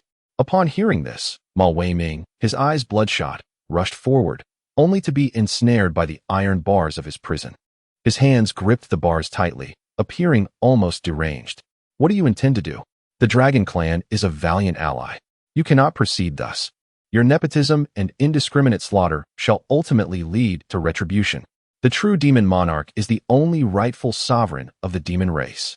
You are but an impostor. Ma Weiming unleashed a torrent of venomous invective upon Yin Wugui, but then he beheld Yin Wugui producing a wooden doll from his sleeve, causing a chill to run down his spine. The wooden doll seemed to suddenly come alive, lifting its drooping head to gaze at Ma Weiming, its lips curling into a grotesque and terrifying smile. In the instant their eyes met, Ma Weiming felt his entire being stiffen, as though his very soul were being drawn into the doll's dark, abyssal pupils. Soon thereafter, he found himself powerless to control his body, convulsing uncontrollably before collapsing to the ground. Ma Weiming then rose expressionlessly, looking up at Yin Wugui, both sharing an identical smile. He had commanded Jinzhan to dominate the Dragon clan merely to destabilize Ma Weiming's mental state, facilitating the control of the wooden doll over him. As for the origins of this puppet, one would have to inquire with Wang Chun. Yin Wugui was multitasking, manipulating Ma Weiming's body, while Qin Feiyue's pupils constricted, observing Yin Wugui's swift and adept actions, increasingly sensing the profundity of Yin Wugui's power. Truly, he was the direct disciple of the ancestor. Hearing his name called, Qin Feiyue snapped out of his reverie, raising his head to see Yin Wugui controlling Ma Weiming while conversing with him, an unsettling sight. My lord, you are quite juvenile, Qin Feiyue remarked. Draft a letter to be delivered into the hands of the Yunlan sect's master, Feng Sinian, stating that one day hence, I shall dispatch the Dragon clan's leader as an envoy to negotiate a peaceful coexistence between our two clans, urging him not to be ungrateful. Your words are far from courteous, Qin Feiyue noted, a twitch at the corner of his mouth as he acquiesced while pondering Yin Wugui's intentions. Could it be that he truly aspired to become the meritorious demon monarch? Ah well, as Jinzhan had said, whatever the Lord undertakes is undoubtedly correct. As the saying goes, in the absence of external threats, internal turmoil is inevitable. The demon race had now retreated deep into the demon realm. appearing to the powerful humans as mere insignificant minions, hardly worthy of fear. They were even too lethargic to investigate the recently emerged meritorious demon monarch. Assuming that the demon race was in decline and incapable of producing any remarkable figures, the most formidable faction among the human race is undoubtedly the Yunlan sect. Its leader, Feng Sinian, is a prominent figure, renowned and respected, presiding over a multitude of guests and disciples. This very stature is what prompted the demon sovereign to covet the body of the sect's elder brother, Yu Chu, rather than anyone else. However, devoid of foresight, the Yunlan sect is not as impenetrable as it appears. Feng Sinian, though powerful, is now advancing in years and finds himself stagnating in his cultivation. Beneath him, many harbor ambitions, their eyes set on his position, yet, for the time being, they remain cautious. Within the Yunlan sect, Feng Sinian jovially declared, "Sure, if your affections for Ling Qing are sincere, I shall take it upon myself to betroth her to you. You two are childhood sweethearts, well matched in status, and your union would surely be the envy of many." His laughter echoed with satisfaction as he regarded the demon sovereign. His disdain for his junior disciple, Wugui, stemmed from the latter's lack of talent compared to Yu Chu, as well as his tendency to shirk his responsibilities while secretly yearning for Wu Lingqing. Now that Wugui was gone, Feng Sinian felt a sense of relief. Yu Chu's innate talent for cultivation was among the finest in the entire Qingyun realm. It was merely a matter of time before he ascended to the rank of supreme. However, the demon sovereign grew increasingly impatient, unwilling to endure the old man's prattle. Should Wu Lingqing encounter peril during this time, he would not hesitate to exact his wrath upon Feng Sinian. Admittedly, his current strength might not match that of Feng Sinian, but a surprise attack utilizing the treasures gifted by Wugui could yield favorable results. Raising his gaze without uttering a word, the demon sovereign cast a sidelong glance at Feng Sinian, contemplating how he might manipulate the situation to elevate Wu Lingqing to the position of sect leader. Sensing something amiss with Yu Chu today, Feng Sinian furrowed his brow, poised to speak when a voice from outside interrupted, "Sect Master, the representatives of the Wuwang Holy 100 Birds from the demon clan have arrived." "What?" Feng Sinian rose abruptly, his expression darkening with fury. If there were anyone the human race loathed most, it would be the boundless demon sovereign, Wang Chun. And if there were a race they despised above all, it would certainly be the Wuwang Holy 100 Birds, for the humans had endured centuries of enslavement, living in dire straits. With a cold smirk, Feng Sinian uttered, "Are they seeking death?" And in an instant, he departed, the demon sovereign trailing closely behind. Could the Wuwang Holy 100 Birds have allied with the boundless demon sovereign? In a hidden corner unseen by others, the demon sovereign allowed a smile to play upon his lips, elated yet perplexed by their motives for appearing now. In the skies above Yunlan sect, Chun Feiyue, adorned with radiant silver wings, announced with clarity upon Feng Sinian's emergence, "Yunlan sect master, a pleasure to finally meet you." Noticing that Chun Feiyue seemed to bear no ill intent, those who had initially been poised for confrontation were compelled to restrain themselves. "You little demon, have you come here seeking death?" Feng Sinian grasped his sword tightly, his gaze fixed intently on Chun Feiyue. He recognized the latter as the favored junior of Shu Yu. Otherwise, he would have already acted. Although the current demon race posed little threat, Feng Sinian was not yet inclined to escalate matters to a point of mutual destruction. Chun Feiyue cleared his throat, secretly wishing he had brought Jin Zhan along, for that would have rendered his words unnecessary. "The esteemed demon lord of boundless virtue has sent me to foster amicable relations with your esteemed sect and to establish a revolutionary friendship with the human race. In a day's time, the patriarch of the Dragon Clan, Ma Weiming, will be dispatched as an envoy to discuss this matter." With that, he cast the letter from his hand like a dart, directing it toward Feng Sinian.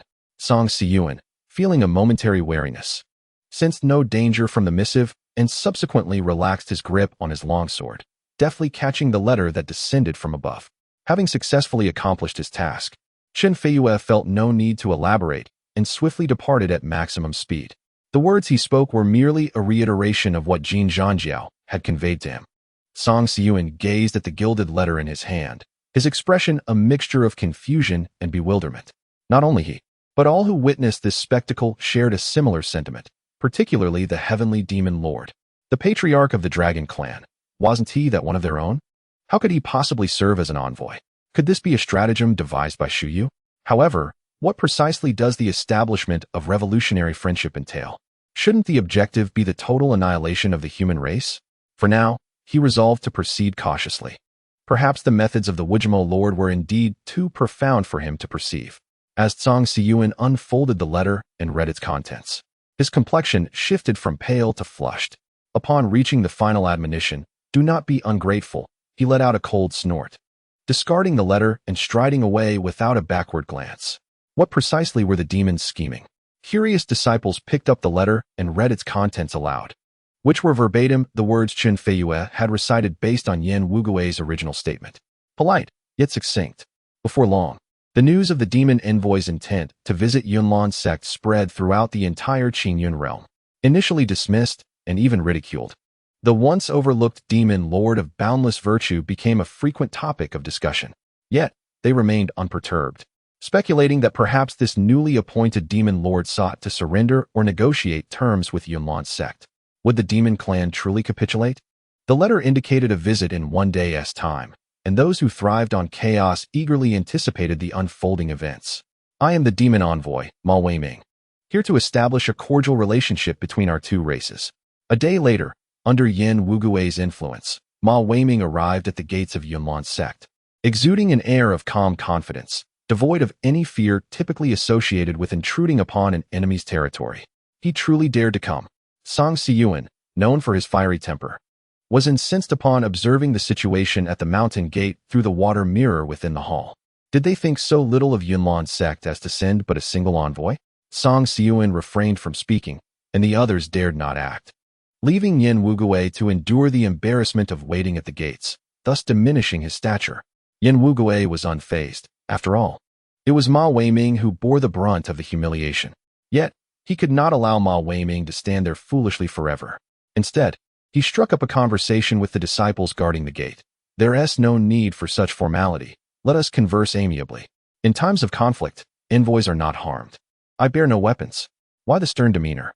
Ah, has your sect leader grown too old to hear clearly? Why have you not welcomed me inside yet? I have heard that your junior brother from the Yunlan sect has fled. Is there any truth to this? Is the mist-laden celestial lady present? It is said that she is the most beautiful woman in the Qingyun realm, and I have admired her for a long time. Yin Wugui's words grew increasingly irreverent, causing the gatekeeping disciples to contort their expressions and tremble slightly, yet they struggled to suppress their laughter. What a loquacious chieftain of the Demon Dragon clan. The disciples guarding the gate found themselves in unfortunate circumstances, for Yin Wugui's train of thought could not be measured by ordinary standards. He rambled from the day's weather to the rise and fall of the Qingyun realm, and from fashion coordination to interclan marriages, captivating both Song Siyuan and the demon lord Tianma to the point of bewilderment. The demon lord, in particular, was taken aback, as he was well aware of Ma Weiming's true nature, which was far from the current display. How should one put it? There was an air of lewdness about him. Ma Weiming's appearance certainly left much to be desired.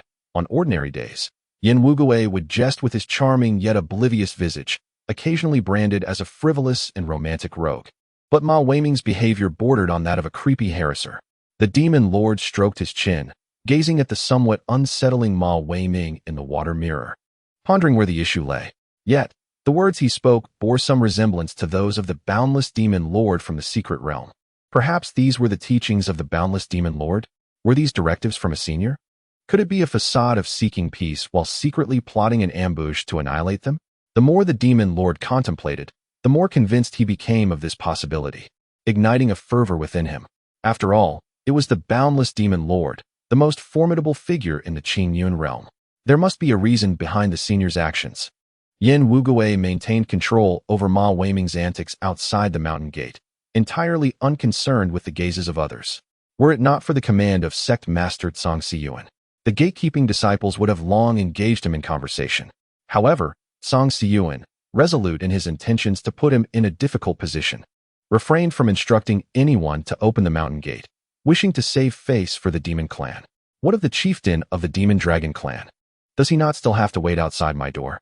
Song Siyuan snorted coldly, waving his hand to erase the water mirror, instructing those below, just let him be. Our human race scorns the notion of coexisting amicably with the demon clan. Song Siyuan, Having grown up in the era when Wang Chun ruled over the Qingyun realm, harbored an intense hatred for the demon clan and could never compromise. Coexisting amicably? Dream on. He swept away from the scene, followed by the elders, leaving only the contemplative demon, Lord Tianma. He certainly wanted Ma Weiming to enter, as this was the plan of the boundless demon lord. But how should he proceed? If he aided the demon clan, the persona of the Yunlan sect's eldest brother would inevitably collapse. Surely the senior had anticipated how to handle such a situation? No. What if this were a test set by the senior? Otherwise, why send his old subordinate rather than someone like Shu Yu, who held greater influence? Precisely. I am an undercover agent of the demon clan. I must devise a means to collaborate with Ma Weiming. After being thoroughly swayed by Yen Wugui, the demon lord Tianma became immersed in the identity of being an undercover agent for the demon clan. Upon this realization, the demon's sovereign rose abruptly, his eyes glinting with a sly light. After composing himself, he strode purposefully toward the door. Outside the gates of Yunlan's sect, Yen Wugui was manipulating Ma Weiming, who was left unattended, yet remained unfazed, chattering incessantly like a loquacious individual with the disciples guarding the gate. However, those disciples regarded him with disdainful glances, questioning his sanity. Yen Wugui's thoughts were rather straightforward. As a being of immeasurable merit, he believed in extending great love to humanity and saving all sentient beings. Yet, if some individuals resisted purification, he felt compelled to eliminate them for the greater good. While he spoke incessantly, his mind wandered elsewhere. The diehard traditionalists would never genuinely agree to amicable relations between the human and demon races, but Yen Wugui did not intend to kill them one by one. After all, this world still thrived on hatred. He merely sought to temporarily stabilize it, allowing the child of destiny to grow strong enough to confront the trials ahead. After all, given the current prowess of the child of destiny, Wu Linqing, he could not even defeat a mere demon sovereign. Chapter 33. The Clash. As Yen Wugui pondered whom to protect and whom to eliminate, a resonant voice echoed from within the mountain gate. Old man of the demon clan, how dare you invoke Qing'er's name? The demon sovereign soared out, wielding a pitch-black sword, his face dark and foreboding. The guarding disciples were taken aback. Observing this, Ma Weiming chuckled lightly, realizing his intention, and nonchalantly remarked, "Is your esteemed sect's fairy truly so precious? Not even allowed to be named? Our sovereign is single and in need of a demon queen." Yen Wugui even let out a whistle. The demon sovereign was momentarily taken aback, contemplating Ma Weiming's unexpected behavior. However, he had no time to ponder, as the performance needed to be complete. Since the members of Yunlan's sect believed he was pursuing Wu Linqing, he could conveniently use this pretext to justify Ma Weiming's entry into the mountain gate without raising suspicion. Impudence! You seek death. How dare you call Qing'er sister? Today, I shall challenge you. If you prevail, you may enter this mountain gate. If you lose, well, I shall take your head, the demon sovereign declared with righteous indignation, drawing his sword as he advanced, while Ma Weiming brandished his magical artifact, engaging him in combat. The guarding disciples were bewildered. Had a fight truly commenced? Although the esteemed senior brother of Yunlan's sect, Yu Chuping, was generally composed and steady, who could endure seeing the woman they cherished mocked by another? On one side stood the talented senior brother of Yunlan's sect, and on the other, the leader of the Demon Dragon clan. Their strengths were evenly matched, resulting in a fierce and unyielding struggle. Meanwhile, someone had already rushed off to inform Wu Linqing. Wu Linqing had remained in her chamber, unaware of the unfolding events due to the matters concerning the demon sovereign. It was only when someone specifically came to alert her that she realized a fight had erupted in her name. Wu Linqing. In a flurry, she tidied her hair and rushed to the mountain gate, where she beheld the two engaged in a fierce battle. "Please, stop fighting. If you must, take it further away," Wu Linqing implored, her face flushed, not from shyness, but from indignation. "Qing'er sister." As the ominous presence of Wu Linqing approached, the Dark Lord realized an opportunity had arisen. He feigned concern and glanced back, only to be struck by Ma Weiming's long blade and subsequently sent flying by a forceful blow, thus concluding the battle. "Elder brother," Wu Linqing exclaimed, her beautiful eyes filled with panic. Although she felt an inexplicable aversion towards her elder brother, witnessing her childhood companion's injury caused her heart to race, prompting her to rush forward and inspect his wounds. "I am unharmed, junior sister Qing." The Dark Lord evaded Wu Linqing's touch. wary of her discovering that his injury was not as severe as it appeared. He raised his gaze, eyes widened with fury, and gritted his teeth at Ma Weiming, declaring, "Despicable scoundrel. So what if I am a despicable scoundrel? It still counts as my victory. Do not blame me for taking advantage of your youth. Is the wager you mentioned earlier still valid? Am I permitted to enter this mountain gate? To turn away a guest at the door? Is that truly the hospitality of Yunlan's sect?" Ma Weiming chuckled lightly but refrained from further aggression, sheathing his blade. The Dark Lord's expression turned peculiar for a moment, pondering when his subordinates had become so eloquent, yet he rarely communicated directly with his old allies, only using cryptic signals. They were unaware that he was now the elder brother of Yunlan's sect, Yu Chu. Junior sister, the Dark Lord gazed affectionately at Wu Linqing, his eyes filled with remorse, seemingly blaming himself for not standing up for her. "It is nothing, elder brother. I disturbed your peace of mind. Besides, that demon from across the way is over 100 years old and still struggles to match you. How incompetent must he be?" Should the real Ma Weiming hear these words, he would likely be infuriated on the spot. The favored child of heaven indeed had a unique way of offering comfort. Naturally, the wager had to be honored, and the Dark Lord begrudgingly led Yan Wugui into Yunlan's sect. Inside the hall, Feng Sinian and the elders wore grim expressions, weapons at hand, clearly not welcoming Yan Wugui. Yet, he appeared unperturbed, entering and bowing respectfully before taking a seat without any ceremony. The newly appointed Demon Lord's envoy. "I trust you have something significant to convey. Otherwise, do not blame me for my rudeness." Feng Sinian snorted coldly, releasing an oppressive aura to subdue the audacious demon before him. "Sit, chewer, do not feel guilty." Although somewhat irritated by the Dark Lord's presumptuousness, Feng Sinian chose to overlook it this time, considering it was in defense of Wu Linqing, hoping to earn her smile. The Dark Lord replied affirmatively and took a seat beside Wu Linqing, maintaining a calm demeanor while discreetly observing Ma Weiming, sensing something peculiar about him today.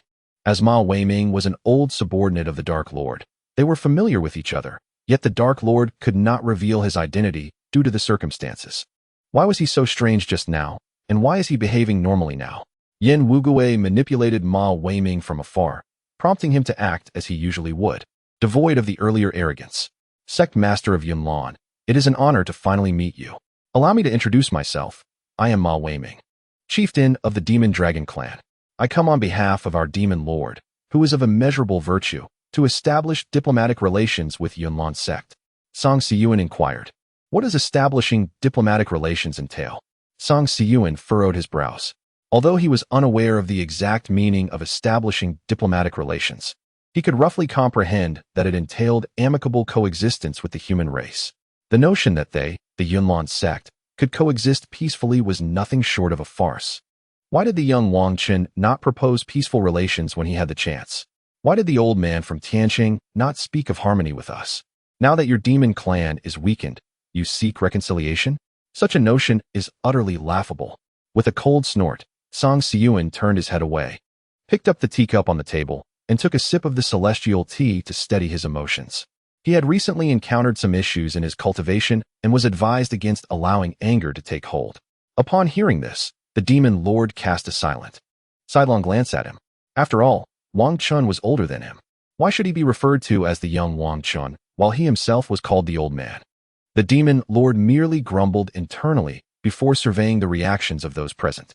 Most of the elders from the Yunlan sect were opposed to the idea of peaceful coexistence between humans and demons. Only a few either supported the notion or remained indifferent, their expressions placid. Some of the more hot-tempered elders began to vocally berate Yan Wugui, claiming he was utterly deluded. "Dear friends, there is no need for such harsh words. I have come here with the sincerity of the demon race," he interjected. Upon hearing this, the elders' accusations were swallowed back, their eyes brightening. Even Feng Sinian, who had previously ignored the exchange, seemed to relax his frown slightly. In the era when Wang Chun ruled over the Qingyun realm, he had plundered treasures from all races for his cultivation. Thus, even though the human race was powerful now, their magical artifacts were scarce. Those treasures had been placed in a secret realm by Wang Chun, and before he could utilize them, they were sealed away by Yan Wugui, who subsequently took them back to the demon clan during his second visit. "Is this true? Then allow me to witness the sincerity of your demon clan," Feng Sinian stated. "If it were anyone else, The apparent sincerity might have led them to temporarily choose peace, but Feng Sinian was different. He harbored an intense hatred for the demon clan. No matter what treasures they offered, he would never compromise. His thoughts were straightforward. Since I cannot possess them, I shall eliminate you all, and those treasures shall belong to me. The words he uttered were merely a ruse to deceive Wugui into revealing the treasures so that he could then kill and claim them. Feng Sinian's fingers inched closer to his sword, just as Ma Weiming began to recite aloud. The silver ring serpent pill formula, the desireless suppression of dragons. The supreme sun wind axis, the demonic annihilation Qing Shao secret, the silk winding heavenly phoenix poison record, the boundless Tianhai umbrella, the windward king's sword, the Fushi void dart. Wugui recited a lengthy list of names, featuring divine weapons, miraculous herbs, and peerless techniques. With each name he uttered, the eyes of those present sparkled with increasing intensity, as they recognized that a portion of these treasures were indeed what the human race had once lost. Could it be that these treasures truly exist? Their gazes burned with greed, looking at Ma Weiming as if he were an inexhaustible treasury. Will your demon clan truly present these treasures? No, wait. These are originally the possessions of our human race. Return them at once. Feng Sinian slammed the table and reprimanded loudly, startling Wu Linqing, who had been pondering the nature of these treasures. As for those treasures, rest assured, I certainly did not take them. Wugui, with a shameless grin, nearly choked the fiery hearts of those around him. What nonsense are you spouting? Yet, as our esteemed leader has stated, should the human race agree to coexist peacefully with my demon clan, we shall graciously return these treasures as a gesture of our sincerity. Feng Sinian's countenance darkened further, his chest heaving violently. Only after he forcibly quelled his turbulent energy could he cast a fierce glance at Wugui, as though he wished to dismember him. In Feng Sinian's eyes, Ma Weiming had already become a mere corpse. His rigid, meticulous, and domineering nature could never permit Ma Weiming to leave unscathed. Regardless of what the world said about him, he would slay one demon for every encounter in this lifetime. Humph. Daring to propose terms before the treasures are even in hand? You may as well take your demands to the King of Hell. As Feng Sinian spoke, he seized the sword from the table, intending to plunge it into Wugui. Gasps filled the air. Hold on, the heavenly demon's sovereign exclaimed, rising in alarm. Though he cared little for Ma Weiming's fate, he suspected that this was a test from the infinite demon sovereign regarding his ascension. The consequences of botching this trial were unimaginable. Upon hearing the heavenly demon sovereign's words, and realizing that Ma Weiming could not escape, Feng Sinian coldly reprimanded. What are you doing? Perhaps we could imprison him in a water dungeon and subject him to severe torture to extract the secrets of the demon clan. To simply kill him would be a disservice, the heavenly demon sovereign suggested, scrambling for a way to ensnare his subordinate. If Ma Weiming truly heard this, he would likely be infuriated to death. Is the leader of the Yunlan sect truly so unreasonable? The guest had not even finished speaking, and instead of treating him with courtesy, they brandished weapons against him. Is it not the human race that prides itself on propriety? Provoked by Wugui's mockery, Feng Sinian, infuriated, brandished his sword, ready to strike, but Wugui, manipulating Ma Weiming's body, narrowly evaded the blow. Humph. Our esteemed demon sovereign had originally intended to marry your Yunlan sect's celestial maiden, Wu Linqing, but it seems that will no longer be necessary. At these words, Feng Sinian's already suppressed rage erupted completely. He wielded the sword and lunged at Ma Weiming. Wugui feigned terror, attempting to retreat. But just as the sword was about to make contact, he severed his control over Ma Weiming's body. Regaining his senses, Ma Weiming realized that evading such a close attack from the formidable Feng Sinian was impossible. His pupils dilated as he helplessly watched the sword pierce through his body. Collapsing to the ground, breathless, blood seeping from his garments, eyes wide open, unable to close in death, using a knife to slay. Yet the victim was one of his own. The sight of Ma Weiming's demise elicited a chorus of gasps within the hall, while the heavenly demon sovereign furrowed his brow, sensing something amiss. Although his subordinate was typically reckless and simple-minded, he could not fathom how he could repeatedly provoke the already irritable Feng Sinian. Upon witnessing the death of Ma Weiming at a single stroke, Feng Sinian initially furrowed his brow, only to subsequently relax it, cursing under his breath at the misfortune. He turned to a certain elder beside him and remarked, "Since the demon clan dares to provoke us, Elder Zhang, you should also deliver a message to the demon clan." stating that any of their young who dares to covet our human women is courting death. The treasures that rightfully belong to our people will eventually be surrendered at their own volition. With a flourish of his robe, Feng Sinian paid no heed to Elder Zhang's expression and left with a cold snort. Inside the hall, Elder Zhang's countenance darkened to the point where it seemed he could weep blood, inwardly lamenting the foolishness of the demon clan's supreme leader for sending a simpleton on such an errand. He surmised that the demon leader must be equally dim-witted. This elder, known as Zhang Wuyo, cast a disdainful glance at the corpse on the ground before instructing his disciples to dispose of it properly.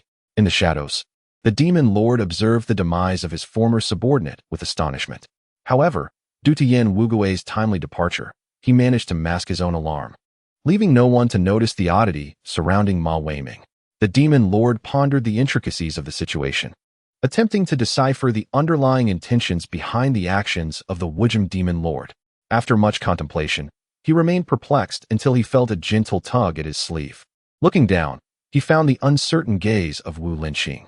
"Do not be afraid, junior sister," he reassured, assuming her fear stemmed from Ma Weiming's last words.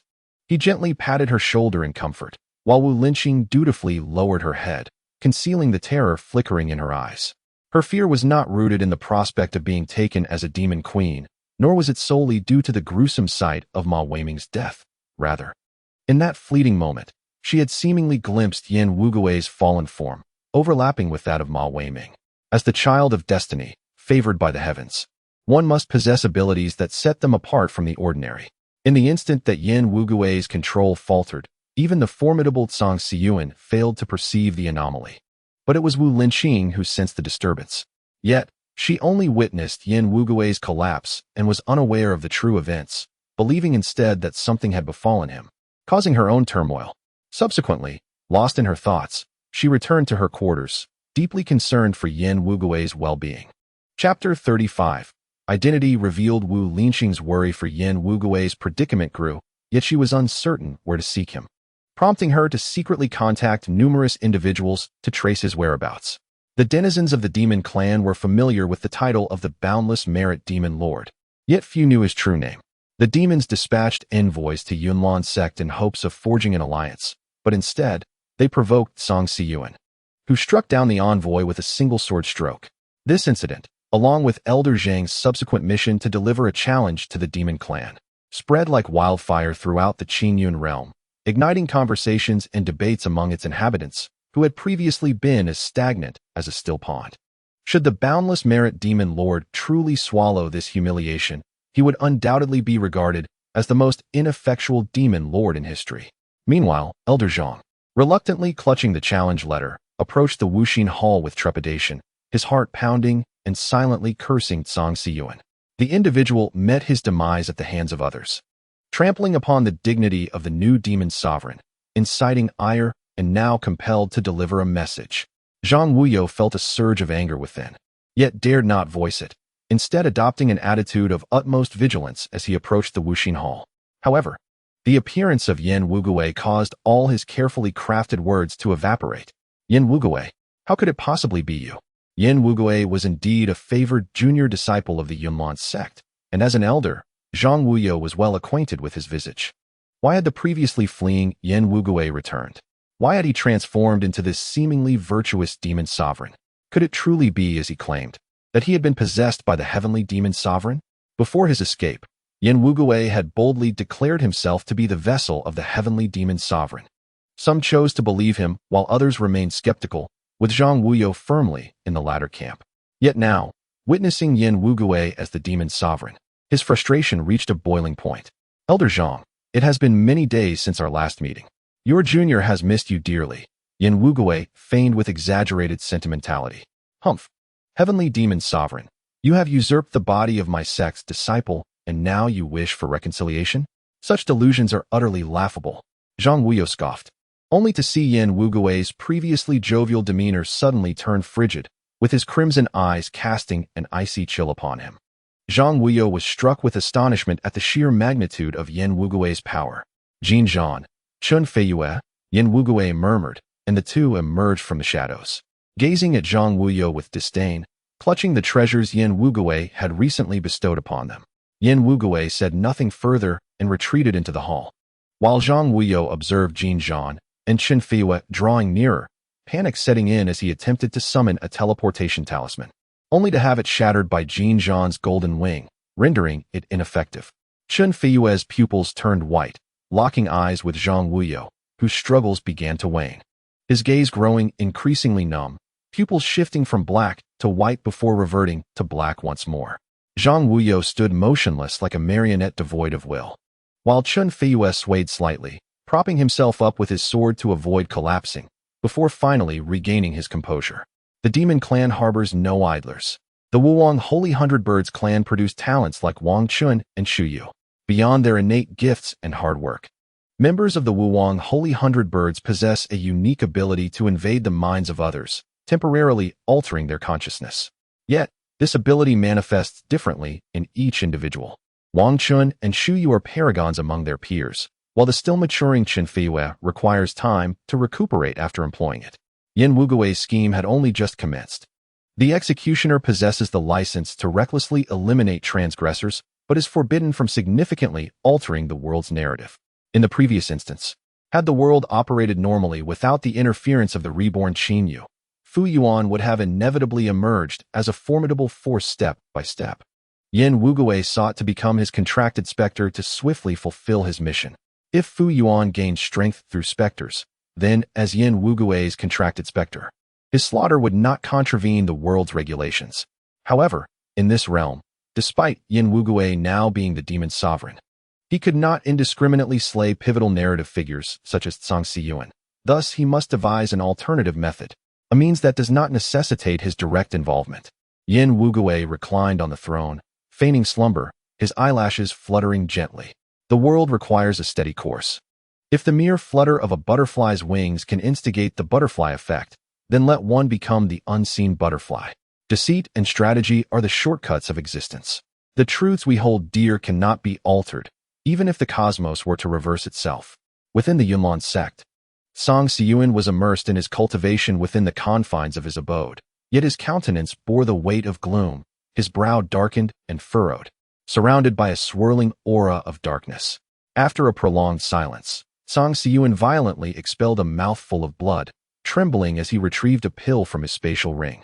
Consuming it, his complexion gradually regaining a semblance of vitality. In his youth, centuries prior, he had engaged in a fierce battle with Wang Chun, sustaining injuries that left him with lasting consequences, rendering his subsequent cultivation increasingly arduous, with little progress to show. Yet, in his ambition to ascend to the position of sect leader, he had resorted to dark practices to hasten his strength, incurring even graver repercussions. Now, even the exertion of his true energy brought forth sharp pangs to his heart. The memory of that fateful encounter with Wang Chun cast a lingering shadow over him. The unmatched might of Wang Chun had etched an indelible mark upon his psyche, ensnaring him in a century-long existence marked by resentment and fear, as he pondered whether the vanished Wang Chun would ever return. This was also the reason behind Feng Sinian's reluctance to launch a full-scale assault against the demon race. He hesitated, aware that such concerns might be excessive, yet none understood better than he the true strength of Wang Chun. Today, his trepidation had intensified, primarily due to the arrival of Ma Weiming.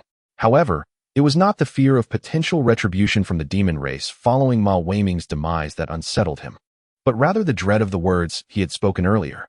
Among the plethora of treasures he had mentioned was the once-beloved artifact, the Heaven's Endless Umbrella. Upon hearing those 5 words, the chilling memories surged back, prompting him to feign rage and slay the unarmed Ma Weiming.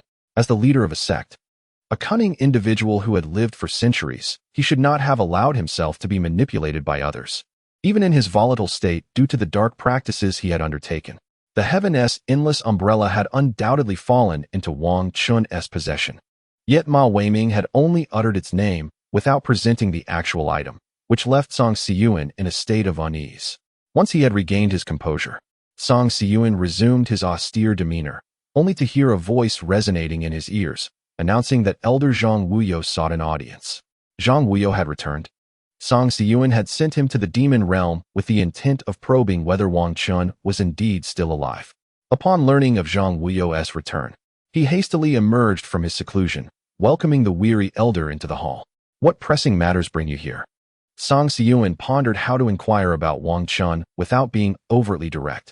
Knowing that his defeat at Wang Chen's hands was a source of lifelong humiliation he would never allow to be known. Master Sect Leader, do you still remember Yan Wugui? Zhang Wuyo inquired. Yan Wugui? Of course, I remember him. What of him? He is none other than the newly appointed demon lord of boundless virtue. At these words, Song Siyuan's pupils constricted, and he rose abruptly from his seat, gritting his teeth as he exclaimed, Damnation! He has truly been possessed by that old wretch from Tianqing. I should have intervened and allowed Yu Chuyi to slay him with a single strike. However, at this moment, such reflections seem rather belated. Song Siyuan shattered an exquisite tea set, letting out a cold snort, his complexion pale. He had just forcefully attempted to cultivate, failing and injuring his vital energy. It was best to refrain from anger now. Chapter 36. Song Siyuan attempted to calm his tumultuous emotions, choosing to disregard the matter concerning Yan Wugui. After all, the celestial demon lord, upon seizing a new body, would undoubtedly be diminished in strength. There was no cause for concern. Master, there is another item that requires your attention. Zhang Wuyo said, his head bowed. Suddenly, his pupils flickered and turned white, and in a somewhat dazed manner, he produced a wooden box and presented it before Song Siyuan. Due to the intense effort he exerted to suppress the raging true energy born from his fury, Song Siyuan did not immediately notice the peculiarity in Zhang Wuyo's demeanor and impatiently opened the box. To his dismay, the box was empty. A frown creased Song Siyuan's brow. Just as he was about to inquire further, the vacant box inexplicably morphed into a swirling black mist, taking on the form of Wang Chao. Wang Chao? Wang Chao? That distant yet haunting memory surged forth once more, and despair and helplessness were unmistakably etched across Song Siyuan's face, his legs trembling uncontrollably. The battle with Wang Chao had been the greatest nightmare of his life. As the black mist transformed into the figure of Wang Chao, the hollow gaze seemed to genuinely perceive Song Siyuan, exuding an aura of malevolence. Merely trifling were Wang Chao's only words after vanquishing him, unaware even of Song Siyuan's name. Wang Chao! Wang Chao! The human-like black mist conjured a sword from thin air and lunged toward Song Siyuan. With a sickening thrust, the sword pierced him. Song Siyuan's eyes widened as he gradually succumbed to the ground. Zhang Wuyo, his gaze fixed downward, felt a tightening in his chest as he regained his composure. Lifting his head to behold Song Siyuan, resembling a withered tree, his complexion as pale as parchment, exuding a ghastly hue, his flesh seemingly desiccated, on the brink of decay and death. Master, Zhang Wuyo exclaimed, the box falling from his hands. As he gently touched Song Siyuan's hand, the latter collapsed like a statue, devoid of any wound from the sword, yet black blood oozed from his 7 orifices. He was dead. However, it was not the sword of the black mist that claimed his life, but rather the depths of his own terror. Yan Wugui had merely sealed the demonic energy that belonged to Wang Chao within the box.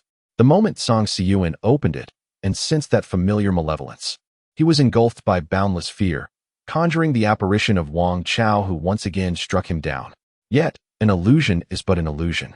In Song Siyuan's vision, he was pierced by the demonic sword, while in reality, he succumbed to chaos within his true energy, resulting in a fatal blockage of his meridians due to overwhelming dread.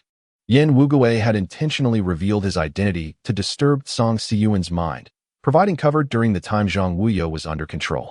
The true architect of Song Siyuan's demise was not Yan Wugui, nor Wang Chao, but rather himself, rendering Yan Wugui's interference inconsequential to the unfolding narrative. However, in the original narrative, Song Siyuan would soon meet his demise due to a misstep in his cultivation, resulting in an explosive death. Yan Wugui's emergence merely expedited this process. Poor Zhang Wuyo, oblivious to the unfolding tragedy, witnessed the death of his sect leader right before his eyes. The leader of the esteemed Yunlan sect, Song Siyuan, had perished, and Zhang Wuyo stood as the primary witness. In the aftermath, some adept diviners among the human race visited, reconstructing the scene of that fateful moment. Yet, in the eyes of the onlookers, Song Siyuan had simply opened an ordinary box, only to suddenly succumb to death. Although the precise cause of Song Siyuan's demise remained shrouded in mystery, it at least cleared Zhang Wuyo of suspicion. The human realm, though tumultuous, did not descend into chaos for long. After all, the human race boasted many formidable beings, and Song Siyuan was merely one among them. The death of one would not uproot the very foundation of humanity.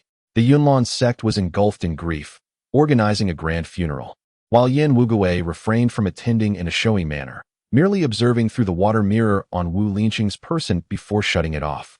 Within the heartless hall of the demon race, the respected one was wise and mighty, commanding the era, strategizing with unparalleled insight, and gazing down upon the world. The existence of such a leader was a boon for the demon race. Below, Jin Zhan showered praises with effortless ease, a radiant smile illuminating his face. Despite having repeated this sentiment countless times over the past days, the enmity between the demon and human races ran deep. With Song Siyuan's death, the demons longed to celebrate with fireworks, yet Yan Wugui curtailed their exuberance, insisting they behave with decorum. Meanwhile, Chun Feiyue wore a grave expression, perplexed as to how Song Siyuan had met his end. Although Yan Wugui had remained within the Heartless Hall, providing him with an ample alibi, the timing of Song Siyuan's death was suspiciously coincidental, occurring right after Zhang Wuyo's return. Moreover, the contents of the box Yan Wugui had given Zhang Wuyo remained a mystery. Later, Chun Feiyue had inquired how Yan Wugui had killed Song Siyuan, to which Yan Wugui merely shook his head, stating he sought his own demise. Though perplexing, it bore an air of reason. Yan Wugui cast a sidelong glance at the water mirror, where Wu Linqing had already fallen asleep by the window, her eyes reddened. As the saying goes, a nation cannot endure a day without a ruler. How much more so for the vast Yunlan sect? After Song Siyuan's death, those with ulterior motives began to covertly pave the way for their ambitions. Assisting Wu Linqing in ascending as the sect leader was one of the main tasks at hand. Since arriving in this task-oriented world, Yan Wugui had yet to take decisive action, yet the endeavors he had undertaken were nearing their conclusion.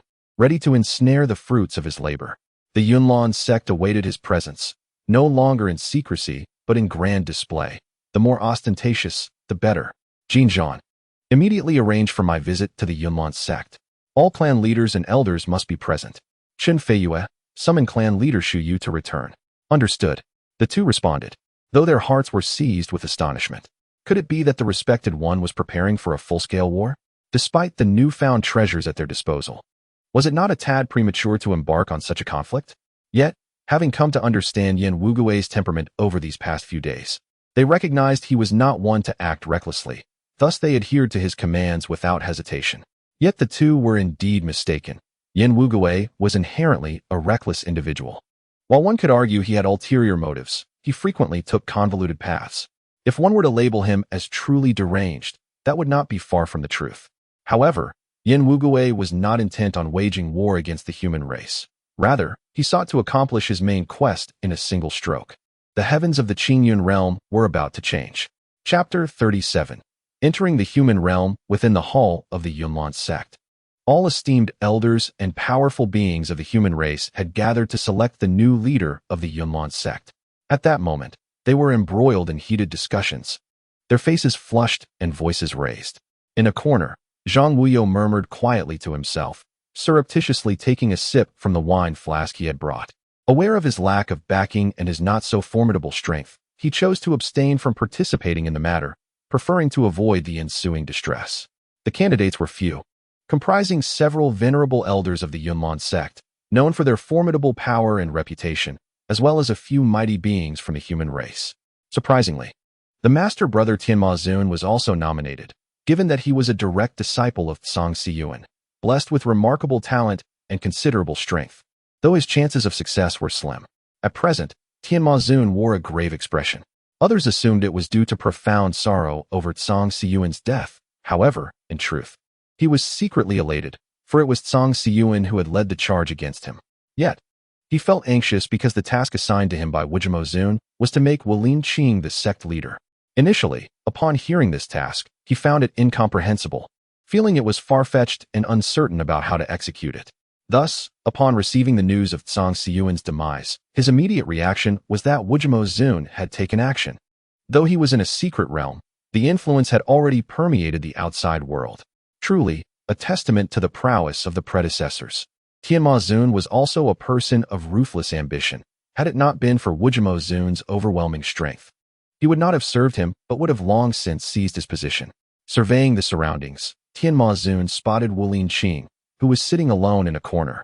morose and silent, her delicate features pale, as if she had been unwell for an extended period. Her lips lacked color, resembling a wooden beauty devoid of emotion. Feng Sinian's death had indeed impacted her, for although he was often stern and unapproachable, he had been her enlightening mentor. Upon learning of his passing, Wu Linqing had been in a daze for many days, indifferent to who would become the new sect leader. What does it matter to me who it is? As the debate in the hall intensified, Wu Linqing lifted her gaze, her emotionless eyes appearing veiled in dust. Staring vacantly at the elders who were usually so reverential towards Feng Sinian, now arguing fervently, she felt somewhat disoriented. However, her reverie was abruptly shattered by a panicked voice as a disciple rushed in, nearly tumbling over himself, shouting, "The demon race has breached the realm." Everyone was taken aback, and the hall fell silent for a brief moment before erupting into an even louder uproar. "You dare, offspring of the demon race!" The powerful beings of the human race hastily attempted to rush out to thwart the incursion, but it was already too late. Wugui had arrived at the Yunlan sect. Prior to this, Shu Yu had employed the art of shadow shifting, preventing detection upon entering the human realm. "Esteemed guests, am I unwelcome here?"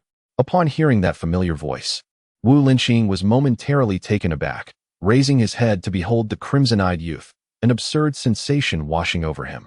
Wugui sat upon an ornate throne, supported by several dragon-like beasts, flanked by hundreds of malevolent entities in a grand procession. With but a soft chuckle, Wugui exuded a charm that dimmed the radiance of all those around him, his languid yet perilous demeanor intertwined, a languid smile gracing his lips, akin to the bright moon suspended in the vast sky. Rising gracefully, as if soaring through the air without touching the ground, he approached the palace doors, his elongated red eyes shimmering with an enchanting light. "Why the somber expressions, esteemed guests? Alas, I regret not announcing my arrival in advance. I beseech you to overlook my youth and not hold my presence against me." Wugui's words twisted the unreasonable into the reasonable, prompting the powerful figures among the human race to summon their artifacts, casting wary glances at Wugui's unfriendly countenance. Indeed, some disciples of the Yunlan sect recognized him. "Wugui, no, how dare you, demon lord, usurp a disciple of our sect?" Someone shouted in outrage. Wugui, unfazed, merely shook his head and replied, "I am Wugui, the demon lord has perished. How can one unjustly besmirch my name?" Among the crowd, Wu Linqing and the demon lord were the most astonished, particularly the latter, who had long forgotten this junior disciple who had escaped and presumed him dead. How could this be? Unpleasant thoughts surged. Yet the demon lord had yet to connect the dots. "Esteemed guests, I assure you, my visit is not intended for conflict. There is no need for such tension. Let us ease our minds and forge a friendship." Wugui's smile was disarmingly innocent, as though he genuinely sought peaceful discourse. "Regardless of whether you are the demon lord or Wugui, depart from the Yunlan sect," shouted someone from the crowd in fury. "Impudence! How dare you insult our esteemed leader?" The demonic energy behind Wugui surged ominously, ready to advance, only to be halted by his command. "Leader Shu Yu, should we not prioritize harmony and repay grievances with virtue? Is this not our tenet?" "I do not recall such a tenet existing," replied Shu Yu. "Indeed, esteemed leader." Shu Yu stepped back, leaving the onlookers, particularly the powerful humans, in a state of astonishment. They might not recognize Wugui, but they certainly knew Shu Yu, as he was a descendant of the Wanshan lineage. To command such respect from Shu Yu, this individual is extraordinary. Yet, it was the demon lord who felt the most impacted. After all, he had engaged with Shu Yu several times, who had only superficially acknowledged his claim to the title of demon lord, often disregarding him in private. By what merit does Wugui deserve such regard? "Esteemed guests, I assure you, I am not here to instigate conflict. I am a paragon of virtue and love for humanity, having been honored as the inaugural recipient of the Human Demon Peace Award in the Qingyun realm." "What on earth are you saying?" Though many were perplexed by Wugui's words, some began to waver. It appeared he truly did not seek battle. "Sister, dear junior disciple, it is a pleasure to see you once more." As Wugui's gaze shifted towards Wu Linqing, his expression altered abruptly, and a mist seemed to veil the crimson of his eyes beneath his lashes. Swiftly, he approached Wu Linqing's side, inquiring with feigned concern, "Sister, how have you fared these past few days? You appear to have grown gaunt. When you visit the demon clan, I shall have Jin Zhan prepare soup for you." Jin Zhan, standing behind Shu Yu, exchanged a glance with Chen Feiyue, both recognizing the mutual exasperation reflected in each other's eyes. Yin Wugui, who often observed Wu Linqing through the water mirror, surely knew well how she had been faring. Who could be more aware of Wu Linqing's circumstances than you? Yin Wugui. Chapter 38. The death of the demon lord. The onlookers beheld Yin Wugui's countenance transform instantaneously from gentle amusement to a pitiful demeanor, demonstrating his remarkable talent for changing expressions. I too am deeply saddened by the death of our master. It was unexpected that he would depart so suddenly. As an unfilial disciple, I, Yin Wugui, failed to be present for the master's final moments. Those from the demon clan who had witnessed Yin Wugui's prowess found amusement in his theatrical display. Jin Zhan whispered to Chen Feiyue, "Is our esteemed one merely putting on an act?" Chen Feiyue replied, "It is quite evident." Yin Wugui's words left the naive Wu Linqing in a daze, rendering her unable to fathom the reason behind Yin Wugui's transformation into the demon sovereign. "It is disregarding of me not to be invited to the master's funeral, but as a disciple of Yunlan's sect. How could I not be consulted regarding the selection of the new sect leader?" Yin Wugui rose, casting a sinister glance at the assembly within the grand hall, his expression shifting with unparalleled rapidity. "I hereby nominate Wu Linqing, a disciple of Yunlan's sect, as the new sect leader. Do any of you have objections?" The crowd was silent. Wu Linqing was taken aback, her thoughts swirling as she heard Yin Wugui's proclamation. She hastily tugged at his sleeve, her mind racing with uncertainty about whether she even wished to assume the role of sect leader, for her strength was insufficient to command respect. Yin Wugui turned to regard Wu Linqing, looking down upon her from his elevated position. He suddenly smiled, though the warmth did not reach his eyes, causing Wu Linqing's hand to recoil as if struck by lightning. "Sister, simply walk the path I have laid out for you." Wu Linqing trembled, momentarily disoriented. Yet, when she regained her composure, Yin Wugui still wore a gentle smile. "All right," she murmured softly, averting her gaze, unwilling to meet the intensity of Yin Wugui's eyes. It seemed her junior brother had changed in some profound way. "Demon child, this matter pertains to our human race. It is of no concern to you. I advise you to refrain from meddling." Naturally, the crowd disregarded Yin Wugui's words, responding with loud reprimands. "This is erroneous. I am also a disciple of Yunlan's sect, and the master has not revoked my status. Why should I not be permitted to make a recommendation?" Yin Wugui's seemingly reasonable assertion left the formidable figures of the human race momentarily speechless, for indeed, he was still recognized as a disciple of Yunlan's sect. As a rebuttal lingered on the lips of one individual, a sudden flash of cold light swept through the scene, turning reality upside down in an instant. In disbelief, he widened his eyes as he beheld his own headless body gushing forth blood. The moment his head fell to the ground, the unexpected turn of events rendered the atmosphere tense and silent. "You are audacious." An elder of the ancestral lineage brandished a treasured artifact, millions of swords, aiming directly at Yin Wugui. However, the members of the demonic clan stood frozen, seemingly unconcerned for Yin Wugui's safety.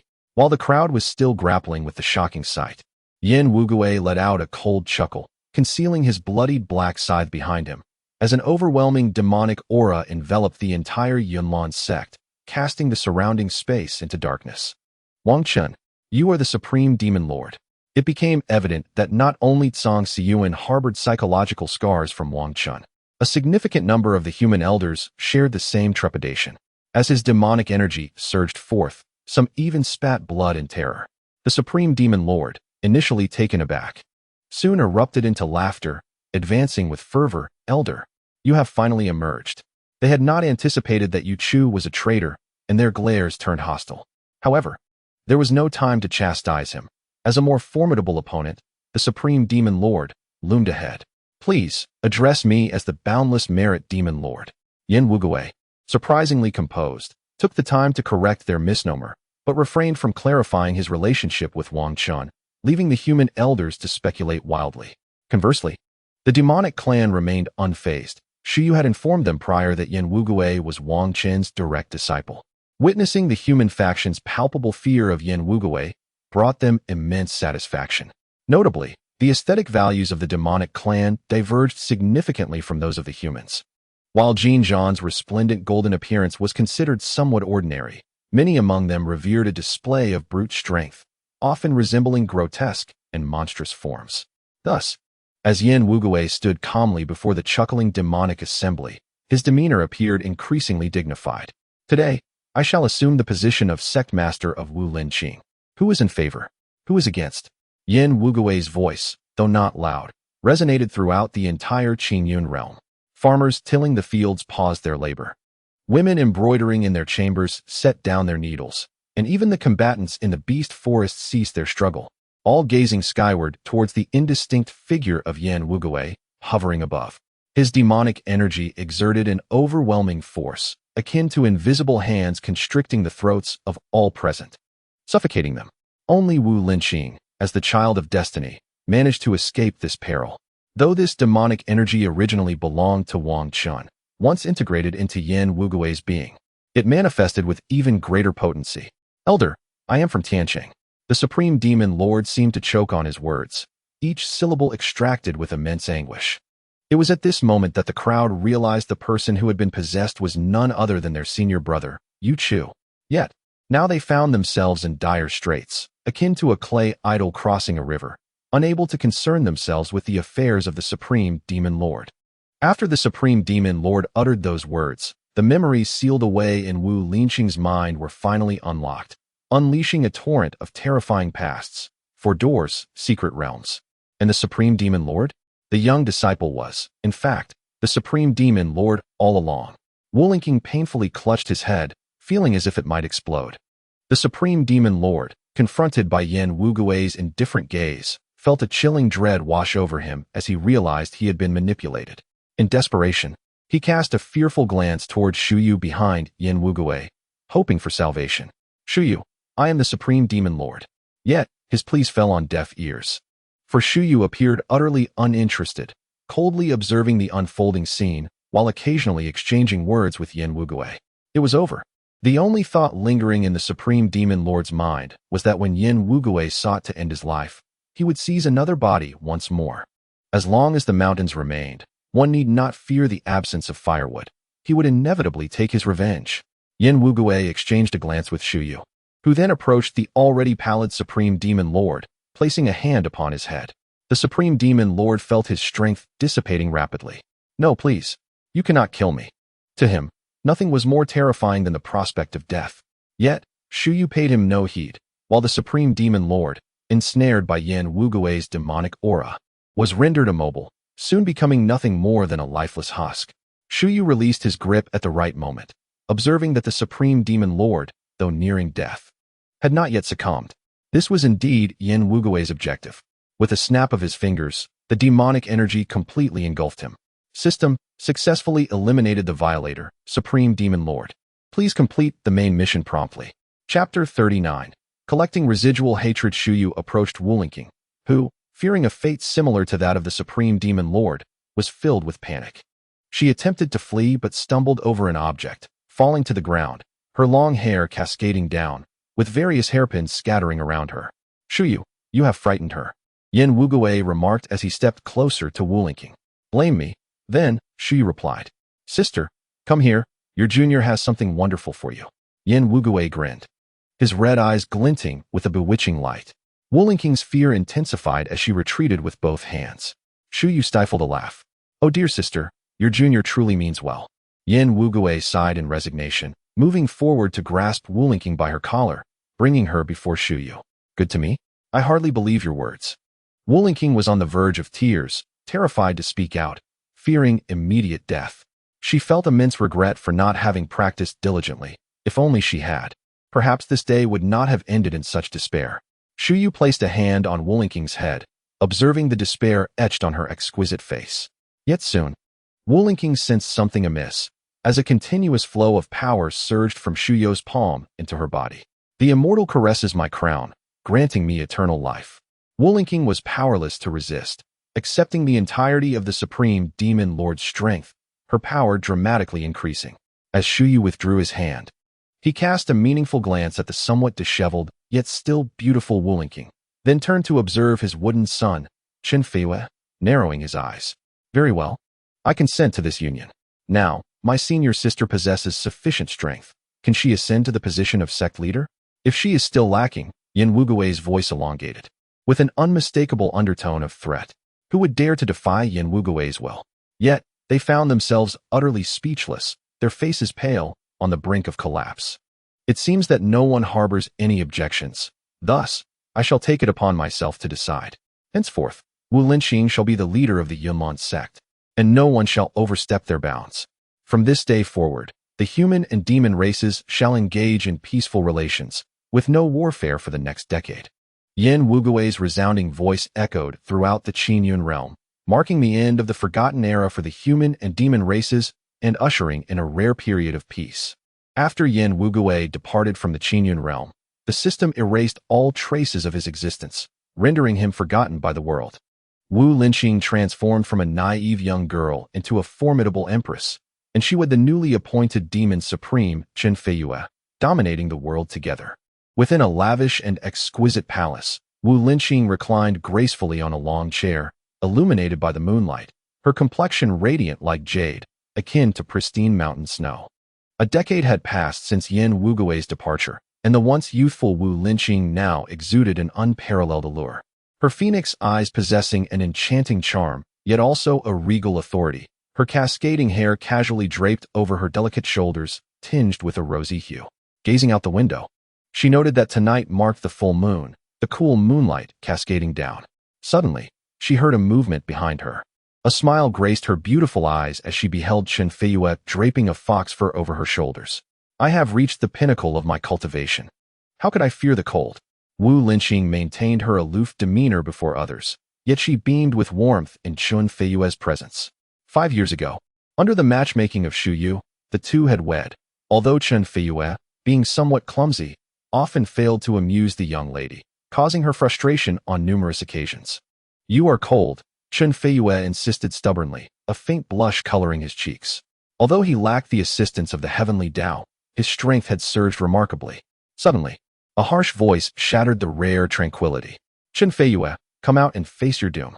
Wu Linqing burst into a light, melodious laugh. What trouble have you stirred with Jin Zhan?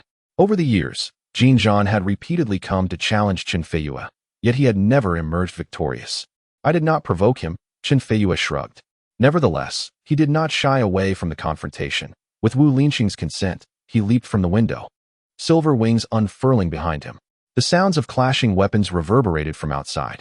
Wu Linqing chuckled softly, sighed, and gazed at the bright moon outside, drifting into a drowsy slumber, a smile gracing her lips. In her dreams, she faintly recalled a moment when someone had spoken to her. Senior sister, in the future, you must let go of past grievances, refrain from sulking, and transform your disposition. Do not cling to the fleeting waters, turn away from the sea of suffering, and seek enlightenment early. The figure stood before her, disheveled, the sunlight blinding her from discerning their features. Their voice was melodious, and after delivering those words, they departed. Junior brother, Wu Linqing murmured in her sleep. System, Executioner number 001 has flawlessly completed the mission and returned to the main divine space. Main quest. The demon lord was slain by a coalition of myriad races. In a final act of desperation, he relinquished his entire life's cultivation to usurp the body of Yu Chu, the eldest disciple of the Yunlong sect, successfully replacing him. Quest status. Completed. Quest completion rate. 100. Quest evaluation. SSS. Quest reward. 200 points. Yin Wugui, having accomplished his task, retreated back to the main divine space. Upon emerging, he skillfully consumed a vial of nutrient solution, subsequently tossing the cap onto the cap mountain, and summoned the system to reclaim all the caps. System, points, 156. These points were accumulated over the course of a year through the collection of caps. Upon seeing the points credited, Yin Wugui felt an extraordinary sense of joy. Seizing the moment of remaining energy, he stepped out of his modest abode, heading towards the trading arena. Previously, Yin Wugui would visit the trading arena after each foray into a dungeon. However, he soon realized this was somewhat of a time-wasting endeavor, deciding instead to wait until his inventory was sufficiently filled before making the trip. His purpose was not to purchase anything, but rather to exchange his possessions for points. The main divine space was designed akin to a tower, with levels representing strength, the highest of which was referred to as the first floor. As it lay beneath the ground, Yin Wugui resided on this first floor, which was exclusively his domain. Upon exiting, He glanced at the adjacent side of his dwelling, where a pitch-black door loomed. This was the sole exit from this realm, yet he had never heard of anyone successfully departing. The first floor was the closest existence to resurrection.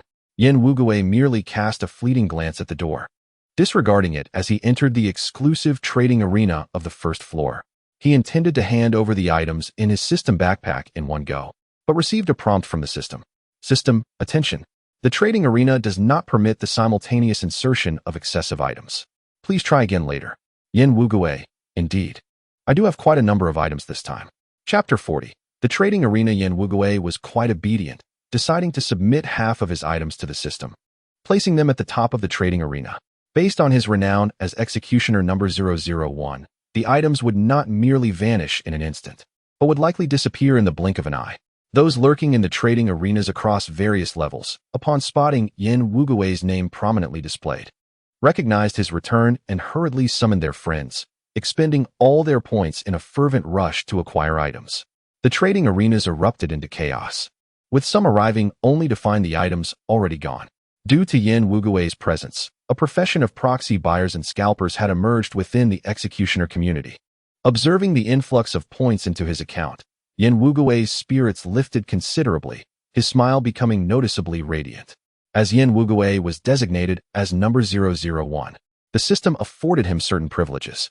In the trading arena, he was exempt from point deductions when selling items, for the system understood that should points be required, Yin Wugui would promptly depart, seeking alternative means to sell his possessions, albeit at the cost of considerable time.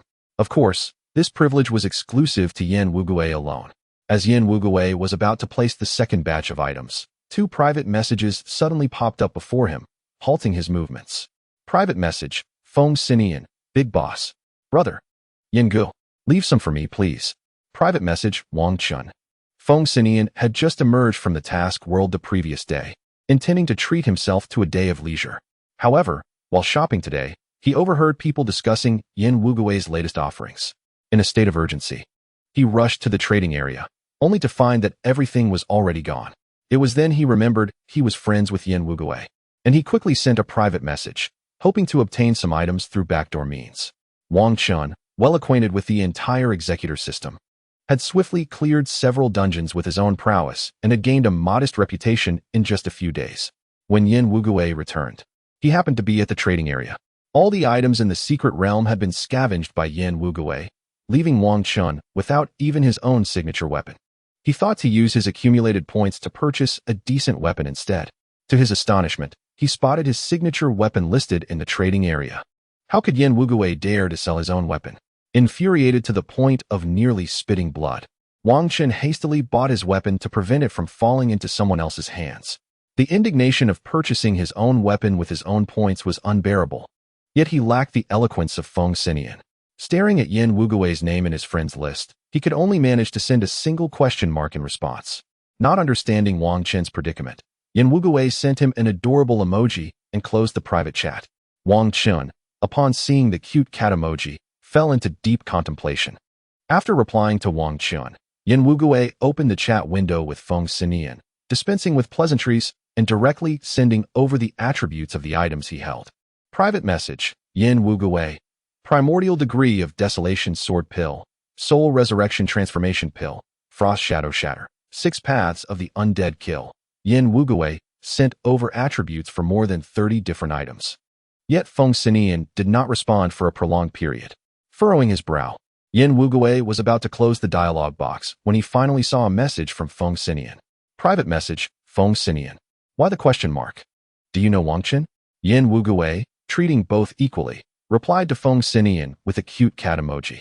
On the other end, Feng Sinian was nearly driven to madness. Was this truly the world of the elite? Was this the disparity of humanity? He had labored through numerous world tasks, yet had not achieved as much as Yin Wugui had in a single world. I am filled with resentment. Feng Sinian did not linger long, for despite his astonishment, he still desired the items. If he delayed his response, Yin Wugui might sell everything before he could act, and that thought was unbearable. After selling 2 items to Feng Sinian, Yin Wugui finally handed over the remaining batch to the trading area, causing quite a stir within every level of the trading hub. Having concluded his brief outing, Yin Wugui returned to his modest abode and sank into a deep slumber. Upon awakening, he once again entered the dungeon. System, task world confirmed. System, teleporting. The world plunged into darkness. Task world, virus frenzy, main quest. The violator Lin Huangzi is suspected of possessing a future notebook containing lost items from the system. The host is required to retrieve it. Due to the violator's disruption of the timeline, the virus in this world is set to erupt prematurely. The host must cultivate the destined child Jiangzai into a competent ability user within a week. Note, the standard for competence requires Jiangzai to survive independently for a week after the virus outbreak. The host must not intervene, should Jiangzai perish. The host will fail the mission. Yin Wugui slowly opened his eyes and discovered he was clad in a rather ordinary white shirt and suit trousers, adorned with a cumbersome pair of black-framed glasses. If one disregarded his gaze, he appeared somewhat dull-witted. At that moment, Yin Wugui even held a thermos in his hand. His current identity was that of a teacher at a university, where students were ranked based on their academic performance, ranging from Class S to Class F. Yin Wugui was the homeroom teacher of Class F, which included the destined child Jiangzai. Class F was renowned for being the most ineffectual class, filled with a group of idlers indifferent to their studies. Nevertheless, after a week, academic pursuits would hold little significance. Survival skills were paramount. Yin Wugui narrowed his eyes upon hearing someone call out for teacher Yin to commence the class. He acknowledged the call and glanced at his desk. Previously, due to his reputation as an easy target and the reluctance of other teachers to handle the unruly Class F, Yin Wugui had taken on all subjects. Observing the array of textbooks on his desk, he casually picked up a Chinese literature book and proceeded toward Class F. The atmosphere in the corridor was markedly different from that of other classes, dark, chaotic, and filthy. Teachers passing by would often take detours, casting sympathetic and relieved glances at Yin Wugui. They empathized with his plight, while feeling fortunate it was not their own. "Be careful, Teacher Yin," warned an E-class teacher, subtly gesturing toward the F-class doorway. "Thank you," Yin Wugui replied, raising a smile and adjusting his glasses. The female teacher was momentarily taken aback, her earlobes tinged with a hint of red, pondering that today's Yin Wugui seemed somewhat different. Yin Wugui entered the classroom, extending his hand to catch a basin hanging from the doorframe, deftly placing it aside. Such trivial tricks were hardly enough to ensnare him. The room was dim, with curtains drawn and lights off, the air tinged with a foul odor. The floor was littered with garbage, and the desks and chairs were haphazardly arranged. The students had even managed to don their uniforms in a novel fashion, embodying the image of delinquency. Yin Wugui squinted slightly, his smile undiminished. Chapter 41. A New World. The class bell rang. Despite the teacher's presence, the students remained oblivious, treating Yin Wugui as if he were air, continuing with their antics. They paused momentarily at the sight of him catching the basin with one hand, followed by a chorus of whistles. Yin Wugui turned to close the door and locked it securely. He approached the podium and set down the book, perhaps weary of Yin Wugui's previous timid demeanor. Today's Class F students had laid a single trap for him. Yin Wugui cast a glance, observing Jiangzai, the child of destiny, who was quietly donning his school uniform and dozing in a corner. Once a top student in Class S, he had succumbed to decline following a family upheaval. Having transferred from Class S, he faced resentment from his peers in Class F, evident in the graffiti adorning his desk, which he never contested. The situation was indeed intricate. In the air, a paper airplane careened awkwardly toward Yin Wugui, who deftly intercepted it with his slender, pale fingers. He gently exhaled upon the tip of the airplane, dark tendrils of energy coiling around it, before carelessly tossing it back. An ominous black aura enveloped the classroom. 5 seconds later, a small explosion erupted, transforming a multitude of students into frizzed-haired caricatures.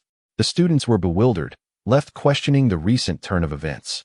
Before they could comprehend, Yin Wugui retrieved a piece of chalk from the box, contemplating before opting for a shorter fragment, which he then tossed lightly. Another explosion resounded, yet the walls remained intact, silencing the outside world from the chaos within. The students stood in confusion, grappling with the extraordinary nature of the occurrence. Yin Wugui slowly removed his glasses, placing them upon the lectern, and spoke with deliberate calmness. "My dear students, it is time for class." The sound, once familiar, now devoid of the usual meekness and anger, resonated with a disquieting cheerfulness that sent shivers down their spines. Our teacher is a demolition expert. I assure you, I speak no jest. Even the corner-dwelling Jiang Zai was startled awake by the tumult, staring vacantly at the swirling debris of wood. Am I still dreaming? Jiang Zai, a high school student of lesser height than Yin Wugui, possessed chestnut curls that framed his cool visage, attributes that endeared him to younger girls. Yet, this very quality made him a target upon his arrival in Class F. He gazed, perplexed, at the smiling Yin Wugui, sensing a disconcerting shift in his teacher's demeanor. You maniac! What are you doing? Let me out. Some students finally regained their wits, hurling angry shouts in a desperate bid for freedom, only to find the door, usually precarious, now unyielding. Dear student, the class has not been dismissed yet. Where do you think you're going? The students wishing to escape turned to witness their normally timid teacher brandishing an enormous black scythe, leaving them collectively aghast. How on earth did he bring that into the school? They stood petrified, horror dawning upon them. A few attempted to flee through the windows, but met with failure. They had only ever played pranks on their teacher, never imagining themselves in such a disheveled state. They felt as if they were trapped in a dream, a nightmare, indeed. The fleeing students hastily grabbed anything within reach that could serve as a weapon, hurling it toward Yin Wugui, who effortlessly severed each projectile with a swing of his scythe. Fear spread like wildfire. Yin Wugui pursued them unhurriedly, cleaving through any obstacles, be it books or desks, with a single sweep. After all, they had no intention of learning or sitting quietly in their chairs. Poor academic performance renders one a substandard product, while flawed thinking poses a perilous threat. As an educator, I cannot permit such dangers to permeate society. Yin Wugui sighed deeply, yet the refined smile he wore belied the devilish image he projected in the eyes of others. He pursued the students, who scattered like frightened ducks throughout the classroom, sparing only the motionless Jiang Zai in the corner. Jiang Zai pondered whether Yin Wugui had yet to awaken, for why else would a teacher wield a scythe in pursuit of his students? Alas, you are truly the worst class I have ever taught. Yin Wugui sighed again, his eyes narrowing as he seemed to reminisce. Were you not just appointed as a teacher this year? What past experiences could you possibly draw from? This new task diverged from those of your previously. Yin Wugui could effortlessly dominate the entire realm with his innate prowess, yet this mission required him to cultivate the destined one, Jiang Zai, into a stronger individual. As Yin Wugui brandished his scythe, chaos ensued in the classroom, cries and curses intertwining in a cacophony. He instilled fear without causing harm. Thus, though the students wailed and howled, none were injured. Ultimately, someone could no longer endure the terror and begged for mercy. Teacher, we were wrong. We will heed your words and study diligently. Oh, truly? Yin Wugui's eyes narrowed further, his smile widening as he returned the black scythe to its necklace. Truly, we shall certainly obey the teacher from now on. The students swore an oath, fervently affirming their intention, but beneath the surface, they merely feigned cooperation. Once outside the classroom, they would report Yin Wugui's alleged transgressions to the school. At that point, with Yin Wugui dismissed, they could indulge in their mischief without consequence. Now, that is more like it. Such are my commendable students, Yin Wugui remarked, seemingly oblivious to their ulterior motives, as he settled at the lectern and commanded, "Clean up." The students exchanged glances, reluctant, yet left with no choice but to comply with weary resignation. Yin Wugui observed quietly from his perch, leisurely sipping hot water from a thermos. Before long, the once disheveled classroom transformed into a pristine space, significantly more spacious as Yin Wugui had cleaved the desks in half, thus retiring them prematurely. The students stood neatly in the center of the classroom, their uniforms impeccably worn, while the graffiti and gum that had marred the walls and floors were thoroughly eradicated, leaving the classroom reborn. Seeing Yin Wugui nod in satisfaction, the group of rascals exhaled in relief. For moments ago they had trembled in fear, dreading that this formidable figure might suddenly wield the scythe against them. They now harbored grave suspicions that their once gentle and meek teacher had undergone a transformation. Could it be that oppression breeds resistance? Yin Wugui rolled up his shirt sleeves, revealing a somewhat rusted watch on his arm. It is nearly time for a meal. Observing the students before him, Yin Wugui sluggishly rose from his chair and casually pointed to a boy, inquiring, "What is your name?" The young man, startled, felt a shiver run down his spine. As the leader among the delinquents, he assumed that Yin Wugui intended to make an example of him. causing cold sweat to bead on his forehead, his voice trembling. Zhang Xiai, the buzz-cut boy uttered. However, Yin Wugui's subsequent words took him completely by surprise. Zhang Xiai, a fine name indeed. From now on, you shall be the monitor of our class. When the teacher is absent, do be sure to look after your classmates. Just moments ago, Yin Wugui had appeared as a harbinger of doom. Now, he adopted a demeanor of harmonious teacher-student relations. Leaving Zhang Xiai feeling as though a lump had lodged in his throat, his face flushed crimson. Zhang Zai, come here and sit beside the teacher. Class F comprised 32 students, and Yin Wugui planned to drag all 32 into his discourse, with Zhang Zai, the child of fate, being his primary focus. Zhang Zai's chair met a heroic sacrifice as he merely shot Yin Wugui a glance before obediently taking his place beside him. It is widely acknowledged that when a teacher is determined to prolong the lesson until the bell rings, they will commence a lecture filled with grand philosophies. Thus, for the next hour, Yin Wugui embarked on an incessant monologue of indoctrination, no, education. The expressions of the students transitioned from confusion to guilt, and ultimately to regret, as the classroom soon resonated with the sounds of weeping. What a heartwarming atmosphere it was. Chapter 42, Lin Huangzi at this very moment, in Class S. A young boy sat by the window, clutching a book tightly to his chest. He was none other than the rule-breaker, Lin Huangzi. Lin Huangzi was a remarkably handsome high school student, with wisps of hair gently dancing on his forehead. Bathed in sunlight by the window, his white shirt glimmered. And leaning against the wall, he wore a gentle smile akin to the warmth of spring. Compared to the current brooding Zhang Zai, Lin Huangzi appeared far more like the favored child of destiny in this world. He was initially an ordinary high schooler with exceptional academic performance, excelling even in Class S, free from worries about further education. However, everything changed upon the death of his father. While sorting through his father's belongings, he discovered a notebook of the future. This peculiar notebook seemed to possess a life of its own, binding itself to Lin Huangzi the moment he laid hands on it, allowing him glimpses into his future. The contents remained beyond his control. Sometimes it foretold events occurring 10 minutes later, other times a day ahead, and at its furthest, a month later. Utilizing this remarkable item, he even avoided a car accident. Yet by altering the predetermined course of fate, he unwittingly turned the victim from himself to Zhang Zai's parents, leaving Zhang Zai an orphan. He had harmed his classmate. Afterwards, although Lin Huangzi was at a loss on how to explain the situation to Zhang Zai, he resolved to offer him a substantial compensation, as his father had left him a fortune that would last a lifetime. However, following that tragic incident, Zhang Zai became increasingly despondent and reclusive, gradually succumbing to darkness, ignoring Lin Huangzi entirely, and ultimately descending into Class F. In truth, this notebook of the future was a product of the Executor system, a mystery to Lin Huangzi, who was unaware of its origins or why his father possessed such an extraordinary item. Before the birth of Zhang Zai, Lin Huangzi's father was the true son of fortune in this world. At that time, violators had emerged, and executioners entered this realm to protect Lin's father, relying on the future notebook. However, as the executioner completed his mission and was about to depart, Lin's father ambushed him, claiming the future notebook for himself. With this prophetic tome, he successfully vanquished the executioner.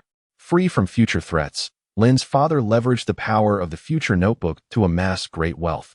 Yet he remained ensnared in fear and anxiety, ultimately becoming a violator himself, only to be slain by a new executioner who failed to locate the future notebook. After Lin's father's demise, the unsuspecting Lin Huangzi became the new owner of the future notebook. When he took it out, he found it to be a slightly small yet thick notebook, its ebony cover adorned with iron chains, bones, and skull motifs, resembling an ominous artifact. Though the skull lacked eyes, Lin Huangzi felt as if it were watching him. The notebook, though silent, exerted an irresistible allure, ensnaring souls in its grasp. When desire fills a person's spirit, it marks the beginning of their transformation into a demon. When did Lin Huangzi begin his descent into darkness? Perhaps it commenced the moment he reconciled with the death of Zhang Zai's parents. It was not his fault. He did not cause their demise. If they had not perished, should he have been the one to die?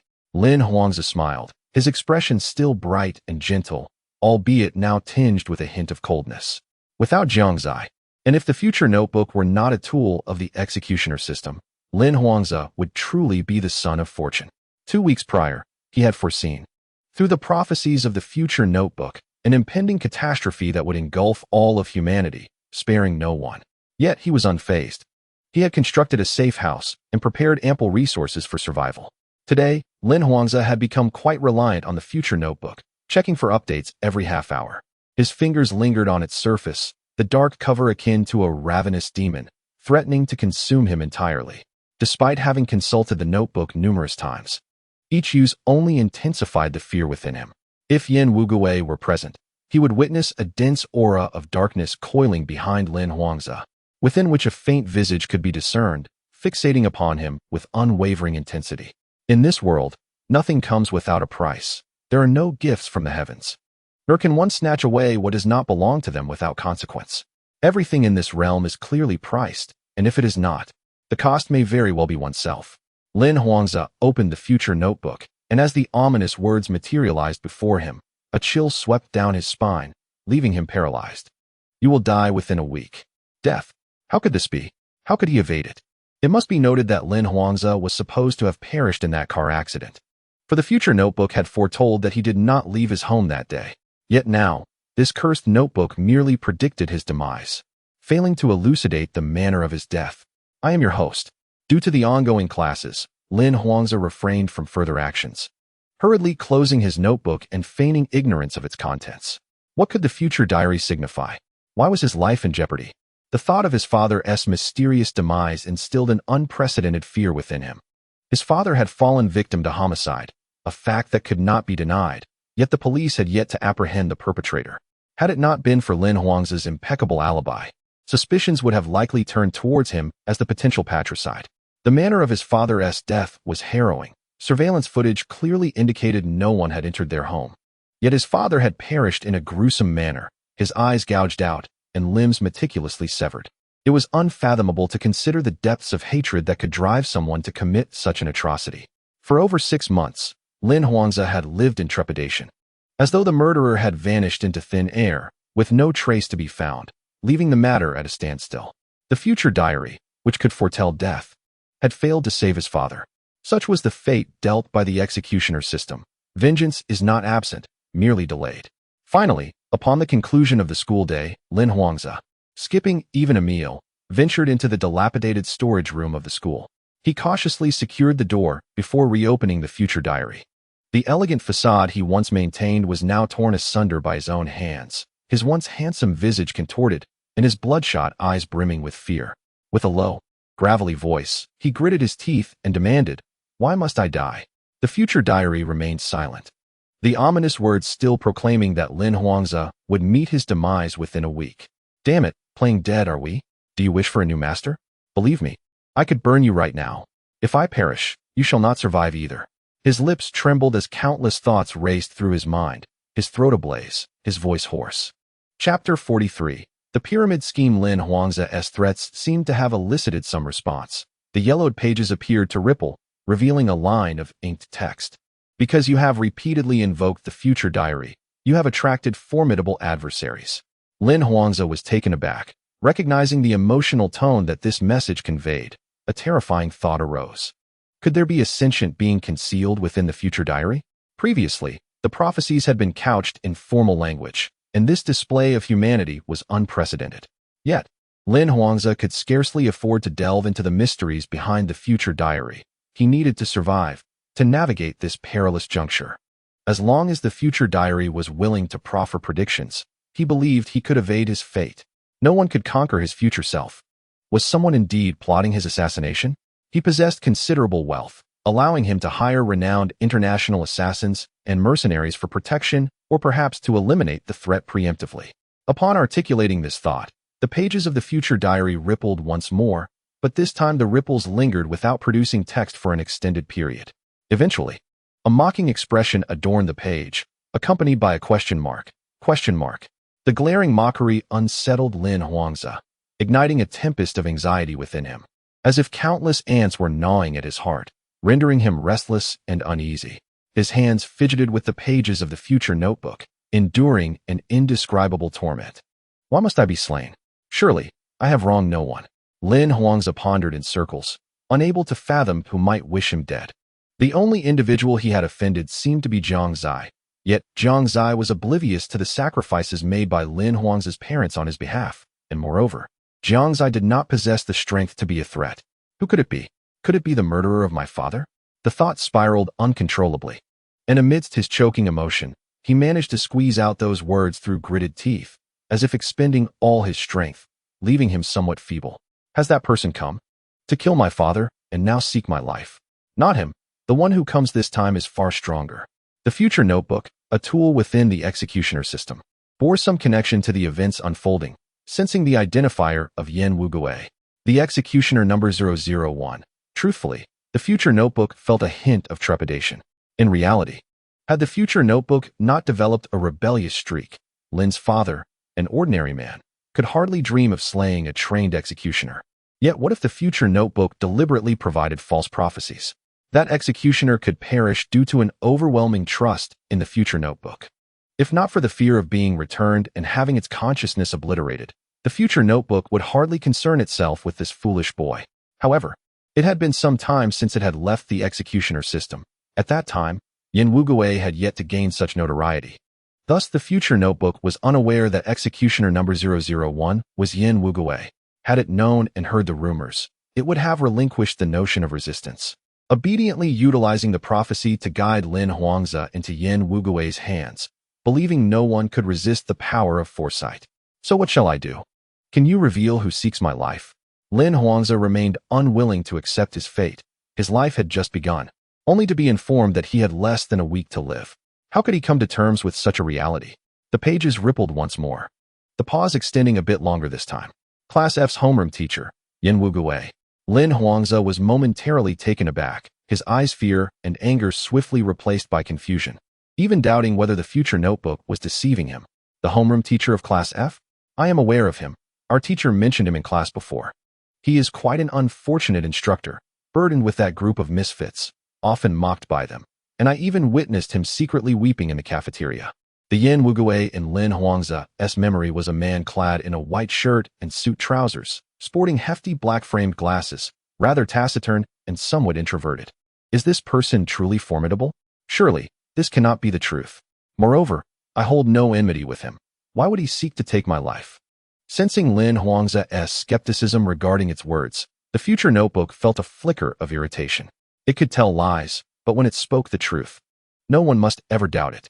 On the inky black cover of the book, a skull exhaled a plume of dark mist, within which a blurred human visage flickered into view. The future notebook, feeding on human lifespans, grew ever more voracious with each use. Do not doubt me, it proclaimed, its first exclamation mark infused with uncharacteristic ire. He was merely an ordinary teacher. Could he possibly rival the assassins I have hired? A flicker of disdain crossed Lin Huangzi's eyes, and his trembling form gradually regained composure. Any human can be vanquished. There will always be vulnerabilities. And possessing the future notebook guarantees his victory. Ripples reappeared on the pages, and the future notebook remained silent for a long while, observing Lin Huangzi's current state.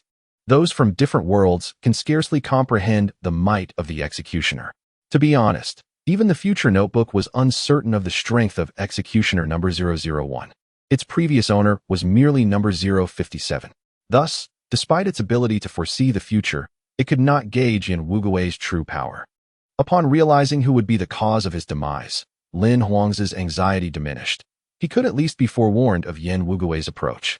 Yet he chose to act contrary to this instinct, opting instead to investigate Yen Wugui's background, for knowing oneself and one's adversary ensures victory in 100 battles. Lin Huangzi swiftly contacted his bodyguards, instructing them to discreetly gather information on Yen Wugui's habits and history. If you wish to avoid him, do not go to the cafeteria at noon.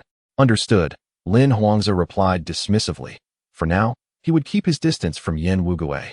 Meanwhile, the cries from Class F had persisted for quite some time. Yen Wugui had once infiltrated a pyramid scheme, adhering to the belief that as long as he could speak more persuasively than others, no one could brainwash him. He successfully ascended to the position of leader within that scheme. In the previous scenario, Yen Wugui had managed to manipulate even the most ruthless villains. How much easier would it be with these students, who had yet to enter society?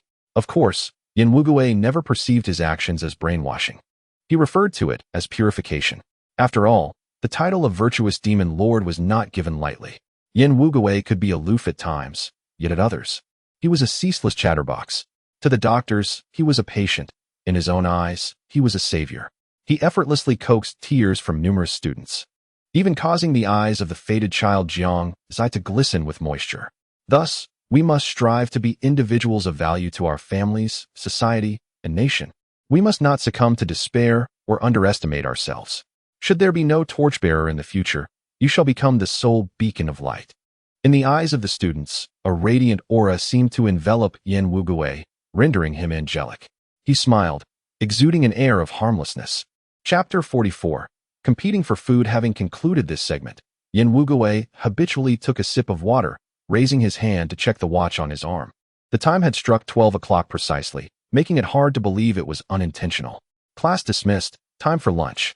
With a grand gesture, Yin Wugui prepared to leave, only to find the students beside him exchanging hesitant glances. As Yin Wugui stood with furrowed brows, Zhang Xiai, the leader, awkwardly spoke up. Teacher, have you forgotten? The meal times at school differ. Our class is the last to eat. This very division of students into grades based on their performance revealed the distorted system within the school. Both students and teachers underwent monthly evaluations, leading to class reassignments. The S class received the finest education, while the F class often languished in neglect. Naturally, Yin Wugui had not forgotten that, according to school regulations, the S class dined first, followed by a class half an hour later, and so forth. By the time the F class students, with empty stomachs, reached the cafeteria, only remnants of food remained, further inciting their rebellious spirits. Having ranked last in the previous month's evaluation, Yin Wugui was destined to be the last to dine. However, hunger gnawed at the teacher. I'm quite serious about my hunger, Yin Wugui replied, leaving the students more bewildered than before. Suddenly, amidst the bustling crowd, a bag of bread was handed to Zhang Xiai, who, blushing, passed it to Yin Wugui, stammering, Teacher, if you're hungry, please eat this first. It was hard to fathom that only hours earlier, these students had been a rowdy bunch. Yin Wugui accepted the offering, tucking the bag into his pocket, dispelling the oppressive atmosphere surrounding the classroom, and led the way outside. Pausing at the threshold, he glanced back at the eager yet hesitant students and sighed. Teacher? Please don't be angry, Zhang Xiai said with a furrowed brow, mistaking Yin Wugui's demeanor for anger, when in truth they were merely concerned about implicating him. Just moments ago, they had contemplated reporting Yin Wugui to jeopardize his position, yet now they were anxious about his well-being. The nature of humanity is inherently good. They were simply children seeking validation of their existence. What was the fifth rule I mentioned earlier? Yin Wugui inquired. A hush fell over the students. They had indeed forgotten, too consumed by their tears. Among them, only Jiang Zai quietly produced a small notebook and recited. The fifth rule is that this school exists for the betterment of the students. Once he finished, Jiang Zai expressionlessly closed the notebook, leaving Zhang Xiai astonished. How infuriating. You beat me to it. I am the class monitor. I will remember next time, humph.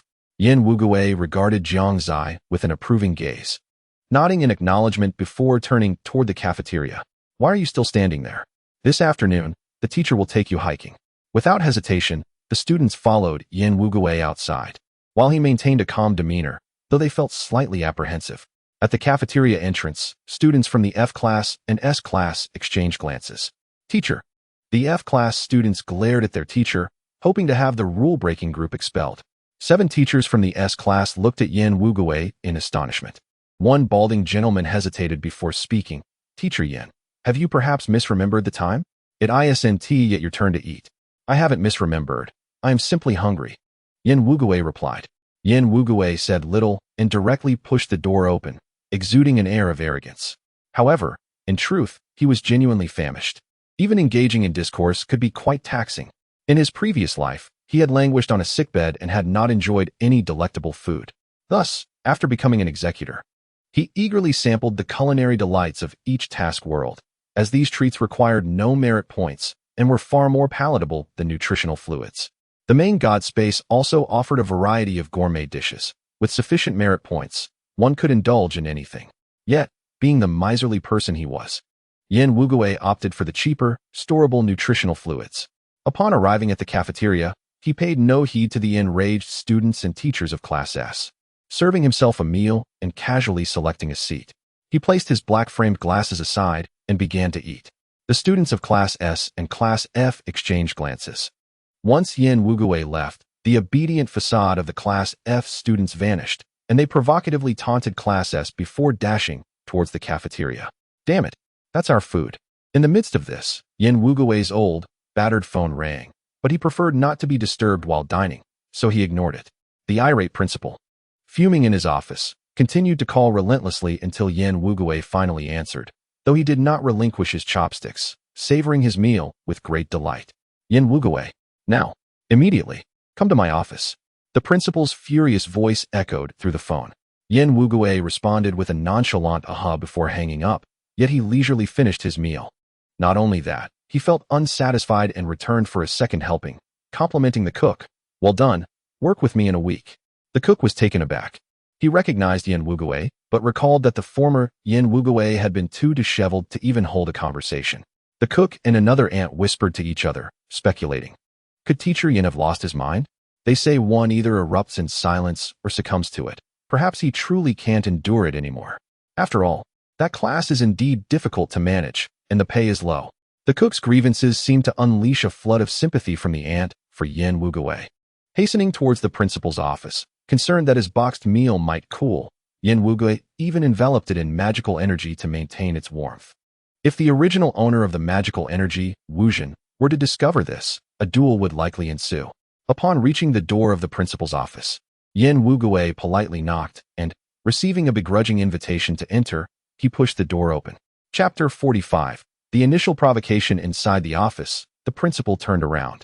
He was a short, portly middle-aged man, his face flushed, likely from both the meal and his ire towards Yin Wugui.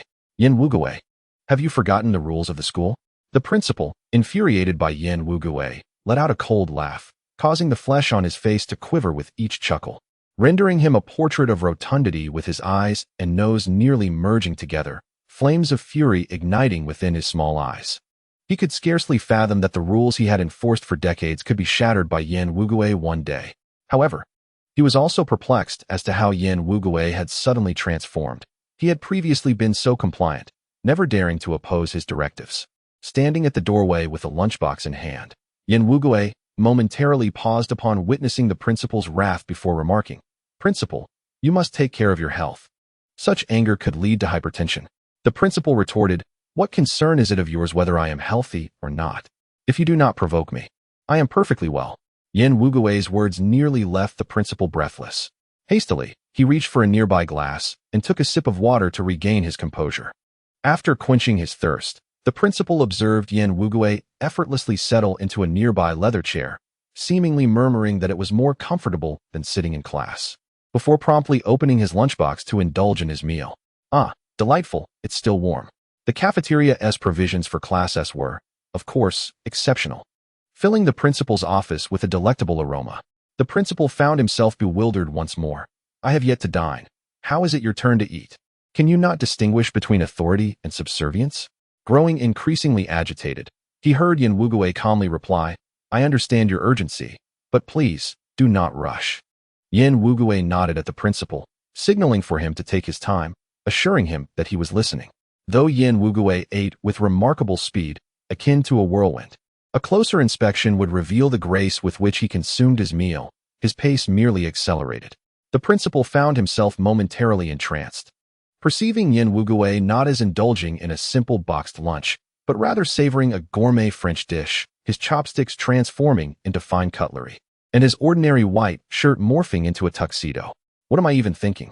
The principal snapped back to reality, bellowing, "Yin Wugui, do you not regard me as your principal? Are you attempting to rebel?" In response, Yin Wugui, unusually, set down his chopsticks during the meal. Without his glasses, his crimson pupils fixated intently on the principal, compelling the latter to retreat a few steps, an unexplainable chill creeping down his spine. What was Yin Wugui plotting? "Principal," Yin Wugui said coolly, "what are you doing?" The principal, feeling inexplicably guilty, stammered, "The chef at the cafeteria is quite talented. I suggest he deserves a raise," Yin Wugui stated earnestly. The principal, caught off guard by Yin Wugui's absurdity, found himself nodding along. After a moment, realization dawned upon him. Why was he entertaining Yin Wugui's nonsense? You're fired. Yin Wugui, you are dismissed. Take your belongings and leave. Do not think that without you, our school will lack teachers. The principal's face flushed crimson with fury, the flesh on his face quivering with indignation. At this moment, Yin Wugui had finished his meal. He took a tissue from his pocket to dab at the corners of his mouth and flashed a radiant smile at the principal. Principal, one must not casually dismiss a diligent teacher. Upon uttering these words, the malevolent energy concealed within the room engulfed the principal. Once the dark aura dissipated, a glimmer of brilliance flickered in the principal's pupils before returning to normalcy. Since this was the unique malevolent energy of the Wuwang Sacred Hundred Birds clan, it naturally possessed the extraordinary ability to manipulate the hearts of men. As an outsider, Yin Wugui should not have been able to master it. Yet after witnessing Chen Feiyue employ it once, he astonishingly succeeded today. The principal numbly nodded, and Yin Wugui rose to adjust his attire before departing. A few minutes later, the principal jolted awake. What was I just doing? After Yin Wugui left the cafeteria, chaos ensued, for how could the pampered students of Class S tolerate dining alongside ruffians? Within the cafeteria, a stark contrast emerged between Class S and Class F. This is utterly intolerable, exclaimed a girl from Class S, her exquisite features marred by reddened eyes. The sudden influx of additional diners meant some of them would go without food, prompting the cafeteria staff to hurriedly serve Class F first. This was a grievance too far. How could these favored children of fortune bear such indignities? Tong Tong, don't be upset, Yang Cheng comforted, his own eyes ablaze with fury. He was also known for his volatile temper and harbored affections for a girl named Luo Tong Tong. Seeing her in tears, he made to storm over to Class F, and despite attempts to restrain him, he pressed onward. In Class F, Zhang Xi seated himself beside Jiang Zai. Typically, he regarded Jiang Zai with disdain, perceiving him to be tainted by the foul stench of Class S. Yet after being subtly influenced by Yin Wugui, his animosity had diminished. Moreover, he sensed that Yin Wugui held a peculiar concern for Jiang Zai. Ignoring Zhang Xi's gaze, Jiang Zai quietly consumed his meal. Zhang Xi hesitated, contemplating whether to inquire about any relationship between Jiang Zai and Yin Wugui. However, before he could voice his question, his pupils contracted in shock as a bowl of soup was poured over Jiang Zai's head, the viscous liquid sticking to his hair and dripping onto his clothes. Yang Cheng, are you seeking death? Zhang Xi erupted, rising from his seat with a fierce glare. Zhang Xi, this has nothing to do with you. Don't you also detest him? Why step in for him? To showcase your camaraderie? The sight of Zhang Xi defending Jiang Zai left Yang Cheng momentarily taken aback, but he soon sneered. I don't know what madness has overtaken you today to dare defy the rules. If it weren't for the school's prohibition against fighting, you might not even be able to stand here unscathed. Those who make it into Class S have either outstanding academic performance or prestigious family backgrounds, while Class F, with neither merit in studies nor lineage, is beneath consideration. You haven't even spoken. What right do you have to intervene? At this very moment, the students of Class A had arrived at the cafeteria, gathered to witness the spectacle. The excitement of the commotion held greater significance than the meal itself. Zhang Xi clenched his fists, veins bulging, yet he refrained from attacking Yang Cheng. His hesitation stemmed from a desire not to implicate Yin Wugui and a fear of retribution from Yang Cheng, who boasted a privileged background. Meanwhile, the victim, Jiang Zai, merely paused for a moment, his expression devoid of any semblance of anger, and continued to eat his meal. Go ahead, what is there to fear in fighting? A familiar voice, laced with mirth, broke through the tension. Zhang Xi turned in surprise to see Yin Wugui had appeared amidst the crowd. Zhang Xi, you must understand. When wealth and power lose their efficacy in this world, a fist becomes the sole instrument of self-defense. Yin Wugui remarked with a gentle shake of his head, his gaze fixed on the television mounted on the cafeteria wall, which broadcasted news of a suspected mutated virus in Antarctica deemed contagious by experts. Yet, no one seemed to be alarmed by the report.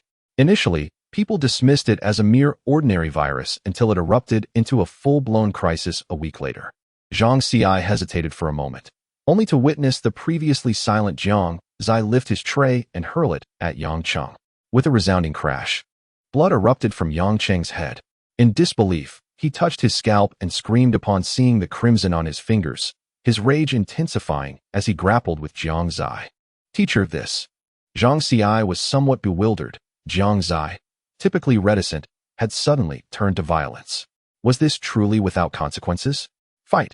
Yin Wugui maintained his gentle smile, his words seemingly imbued with a special charm that encouraged the students to cast aside their apprehensions. As students from Class S surged forward, Zhang Xi's classmates followed suit, plunging the scene into chaos.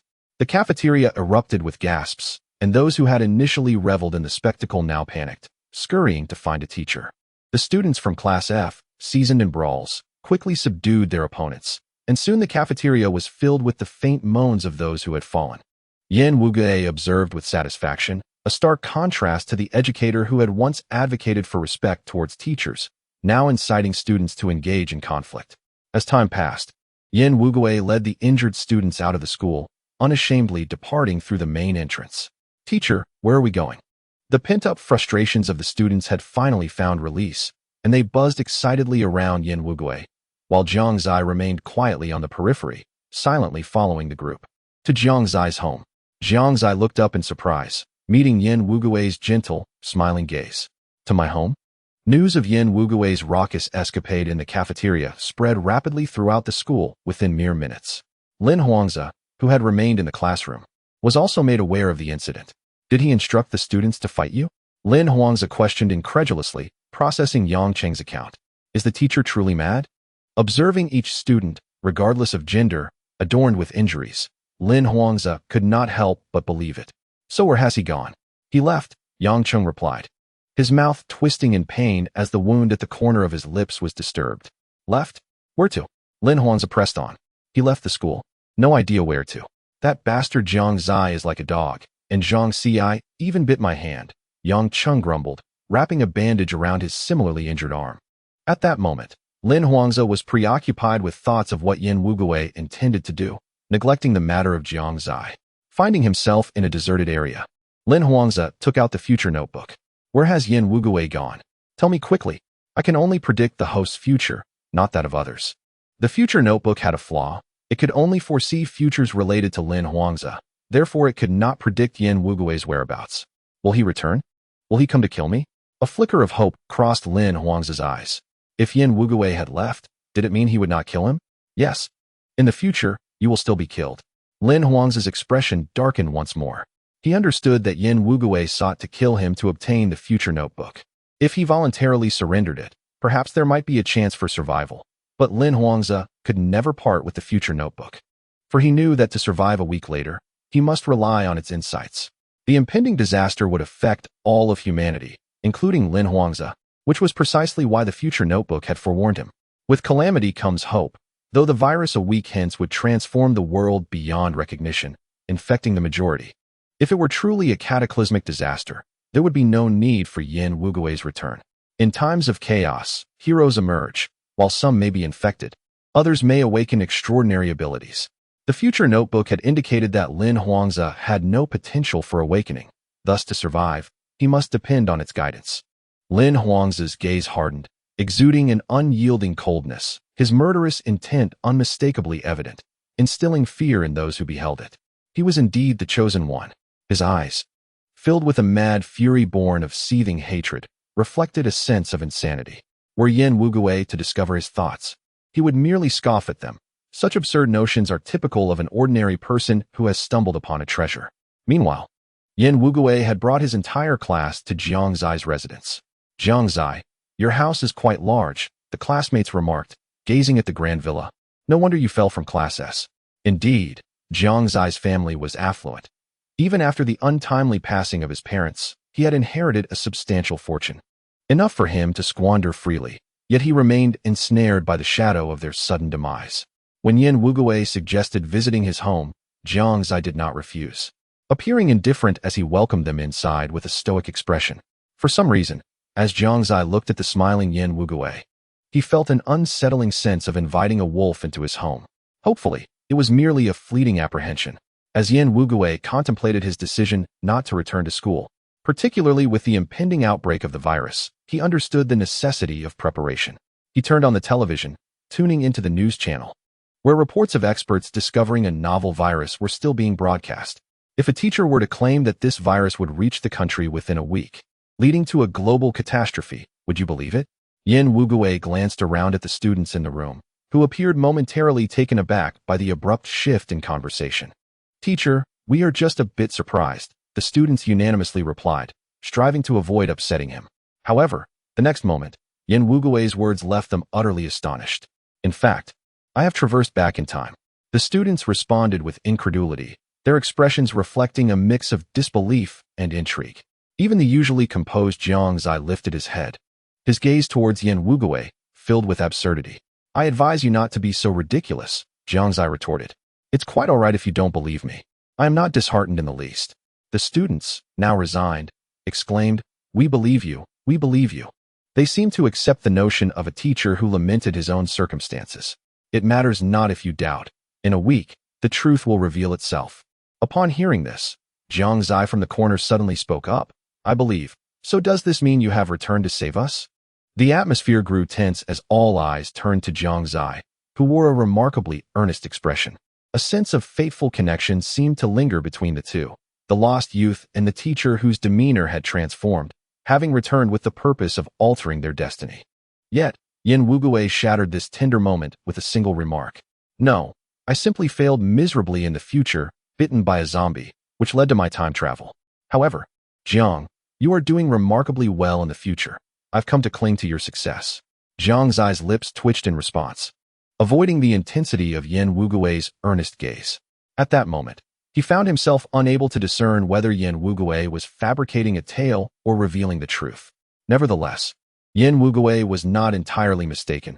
According to the system's stipulations, in a week's time, he would be unable to assist Jiang Zai, who would need to survive independently for a week and prove himself as a competent power wielder. As for the standards required to become a qualified ability warrior, it is, of course, to protect the defenseless. Yin Wugui smiled and said, there is no need for concern. Someone has already prepared for us. From now on, I shall be responsible for your training. Zhang Xi, feeling a wave of panic, spoke up, Teacher, with the apocalypse approaching, should we not prepare some supplies and relocate our families to safety? His words awakened the other students, who soon fell into a state of confusion. However, Yin Wugui's enigmatic demeanor left them in doubt, though it would not be long before they understood the nature of the training he spoke of. Teacher, my legs feel weak, Zhang Xi said, gazing at the sheer cliff before him, unable to suppress his nervousness. Yin Wugui had previously mentioned taking them hiking, but this was no mere excursion. It was akin to courting death. He intended for each of them to leap off the cliff. Madness. They were all mad. The abyss before them was unfathomable, shrouded in dark mist that obscured the valley's depths, causing their hearts to plummet. Even if they heeded Yin Wugui's words, they could not choose to embrace death. Despite his assurances that they would not perish, skepticism lingered. Then allow me to demonstrate, Yin Wugui said gently to these high school students. Just once, so pay close attention.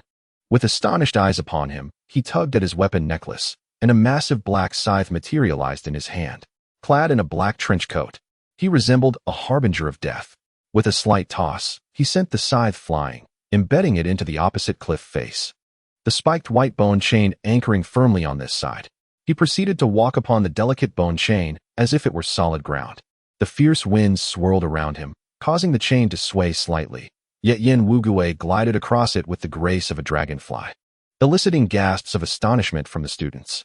Jiang Zai, standing at the cliff's edge, watched Yin Wugui in disbelief. Such feats were beyond the capabilities of an ordinary person, and he began to entertain the possibility that there was truth to Yin Wugui's words. Could it be? Would I truly become powerful, perhaps even surpassing my teacher? Observing Yin Wugui's retreating figure, Jiang Zai glanced at his own hands, harboring doubt. Would I truly be so strong? Would there really be an outbreak of the zombie virus? Lost in thought, he witnessed Yin Wugui leap from the bone chain. Be careful, Jiang Zai exclaimed, though he was not particularly loquacious at heart. He was merely an ordinary high school student, and the sight of someone plummeting from a cliff was enough to instill fear. His legs felt unsteady, yet he trembled forward to the edge, peering into the abyss below. But in the next moment, Yin Wugui grasped the white bone chain and soared back up, landing gracefully on solid ground. Bungee jumping is quite exhilarating, he stated with utmost seriousness, despite the fact that a single misstep could have resulted in his annihilation. The students found their voices caught in their throats, now wholly convinced of Yin Wugui's extraordinary nature. Rest assured, The teacher will be responsible for bringing you back. Yin Wugui gazed at Jiang Zai with a smile. The word rescue possesses a certain charm. However, teacher, is this not somewhat too challenging for us? Zhang Xi inquired. Upon hearing this, Yin Wugui rarely exhibited a look of surprise, as if he had encountered something utterly unbelievable. Difficult? I trained in precisely this manner myself. In truth, Yin Wugui's prior training was even more arduous. His words were not mere bravado, but genuine astonishment. In the eyes of Feng Sinian, he was a scion. In Wang Qin's perspective, he was a demon, yet in Yin Wugui's view, he was merely an ordinary individual. The students before him were ordinary, and he too was ordinary. Yin Wugui mentioned that the training consisted of only this stage, with less than a week remaining, and he lacked the capability to transform each student into an elite soldier. Consequently, this stage was merely to assist them in overcoming their fears. The subsequent strengthening would be left to him. Yin Wugui turned his attention to Jiang Zai. Refraining from further speech, Jiang Zai sighed, uncertain as to why Yin Wugui appeared particularly concerned about him. He removed his coat, folded it neatly, and set it aside before leaping down. The chilling wind sliced across Jiang Zai's face like a knife, the cold air penetrating his body, rendering him almost frozen. With his eyes closed, he experienced a sensation of weightlessness that induced a slight dizziness and nausea. Although the descent was rapid, it felt prolonged, as if he had traversed the latter half of his life and was on the brink of death. Jiang Zai's muscles tensed, his heart seemingly on the verge of cessation, believing he was destined to perish. Teacher, Jiang Zai exerted his last ounce of strength to call out to Yin Wugui midair, then felt as though something had wrapped around his waist, propelling him upward. When he opened his eyes again, he was met with Yin Wugui's crimson gaze. I didn't die? Strangely, Yin Wugui appeared to discern his thoughts and remarked, of course, you did not perish. Jiang Zai felt as if he had indeed teetered on the precipice of hell, still somewhat dazed. The more Yin Wugui observed this chosen one of fortune, the more satisfied he became. At least he was obedient. Seeing that Jiang Zai was unharmed, the confidence of the others was slightly bolstered, prompting Zhang Xi to be the second to leap. Subsequently, Yin Wugui no longer insisted. Those willing to jump could stay, while those unwilling could return home. Naturally, Yin Wugui emphasized that some upcoming activities might pose a threat to life. They exchanged glances, and ultimately, a portion chose to depart, leaving only 10 individuals, including Jiang Zai and Zhang Xi. We've already come this far, Zhang Xi mumbled. Zhang Xi's parents indulged in vices of every kind and frequently resorted to violence against him. Thus, he preferred to remain with the seemingly absurd Yin Wugui. Chapter 48. Seizing the props you all performed admirably. Now it's time to leave the rest to your teacher. Yin Wugui harbored a wildly audacious notion. Since Jiang Zai would eventually become an ability warrior due to infection, why not expedite the process and allow him to be infected beforehand? To achieve this step, one must first acquire the future notebook. Although Yin Wugui is uncertain about the specific applications of the future notebook, the name alone suggests a capacity to foresee the future. Does it not? Thus, it should be conceivable to predict the location of the first infected individual in the country, correct? It can only be said that Yin Wugui's thinking is remarkably innovative. The child of fortune is being played with like an exquisite toy. Fortunate that the child of destiny generally possesses a robust life force. At this very moment, Lin Huangzi, plagued by the incessant worry of being murdered, remains in constant contact with the future notebook, oblivious to its detrimental effects, unaware that his lifespan diminishes with each inquiry he makes. Behind Lin Huangzi, a shadow entwines itself around him, growing ever larger, its indistinct face featuring a gaping maw that occupies a significant portion of its visage, seemingly devouring something unseen. In 3 minutes, you will meet your demise at the school gate, with your body severed from your soul. Gazing at the ominous prophecy inscribed in the death note, which specifies both the time and manner of his impending death, Lin Huangzi is engulfed by terror, his voice sharp and piercing. How could this be? Had he not left? The yellowed pages of the future notebook ripple, yet it remains stubbornly silent in response to Lin Huangzi's frantic queries. In desperation, he closes the notebook and halts his approach to the school entrance. He had initially contemplated taking a leave of absence to return home, seeking refuge in his safe haven, or perhaps departing via private jet. Little did he expect Yin Wugui to arrive so swiftly. Since that individual would pass through the school gates, he would seek an alternative escape route. Lin Huangzi had long since devised a second plan, swiftly scaling the wall to flee the campus, just as 3 minutes elapsed, though he was still some distance from the entrance. In 1 minute, you will perish beside the sculpture. A sculpture? Lin Huangzi glances up to see a decorative sculpture positioned not far away in the park. Resolutely, he grits his teeth and races away from the direction of the sculpture. Above all, he must evade this pursuer. With a fierce glint in his eyes, Lin Huangzi snatches a bicycle from a passerby, exerting every ounce of strength in his flight. Passerby. 1 minute later, Yin Wugui stands before the bewildered passerby. Are you saying your bicycle was stolen? That is indeed unfortunate, but rest assured, I shall retrieve it for you. No need for thanks. I am a teacher at this school, and if you ever have children, consider enrolling them here. As a competent educator, Yin Wugui even finds time to promote the school. Lin Huangzi feels a level of anxiety he has never encountered before. He had speculated on the extraordinary origins of the future notebook, yet never anticipated it would attract such formidable attention. However, if he were truly astute, he would not covet something that was never rightfully his. In 1 minute, you will die for running a red light. Lin Huangzi slams on the brakes just in time, startling the nearby pedestrians. He swiftly turns again, continuing his flight. The two engage in a relentless chase. Yin Wugui resembles a specter of death, unfaltering in his pursuit, regardless of Lin Huangzi's evasive maneuvers or choice of transportation. Fear begins to permeate the air. 30 seconds later, you shall perish beneath the sudden side's blade. 1 minute hence, you will meet your end beneath a towering tree. Within 5 minutes, your automobile will collide with a wall, leaving you trapped and immobile within its confines. As he gazed at the yellowed pages, which refreshed with unprecedented speed, Lin Huangzi resolved to abandon his vehicle and flee. However, as he surveyed the unfamiliar surroundings, he realized he was only straying further into desolation, the area long devoid of life. Do not inquire why the time frame shifted from 1 minute to 5. The answer lies with Yin Wugui, who had returned the bicycle. Lin Huangzi felt a disorienting haze envelop him, and an absurd thought struck him. The pursuer was not merely chasing him, but rather driving him into a state of panic, forcing him into this remote locale to facilitate murder. This assailant dared not commit their crime in populated areas. Awakening to this realization, Lin Huangzi sprinted away. Sensing the air growing increasingly suffocating, the light before him slowly fading. Unbeknownst to him, dark malevolence had already encircled him, and he flailed like a drowning survivor. Lowering his gaze, he noted another message refreshing on the yellowed pages. If you raise your head, you shall meet your demise.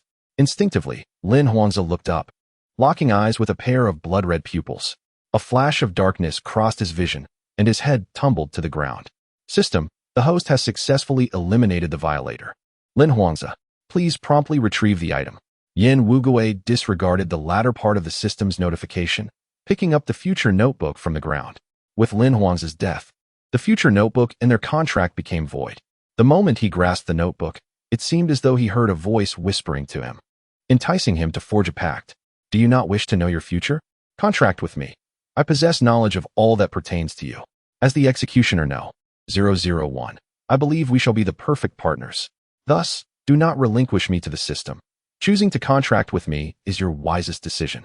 Yin Wugui appeared somewhat tempted, his gaze subtly shifting. Sensing a favorable turn of events, the future notebook intensified its persuasion.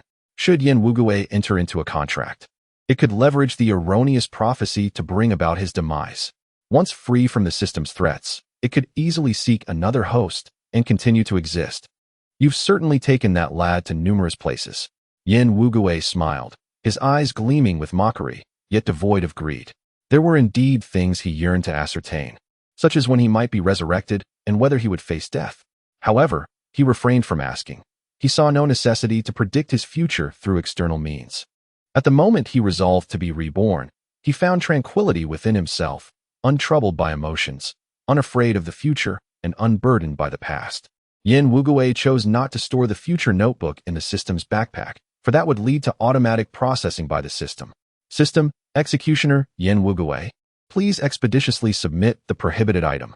System, Executioner, Yin Wugui, please expeditiously submit the prohibited item. System, Executioner, Yin Wugui, please expeditiously submit the prohibited item. The Crimson System prompt refreshed thrice, revealing the system's wrath.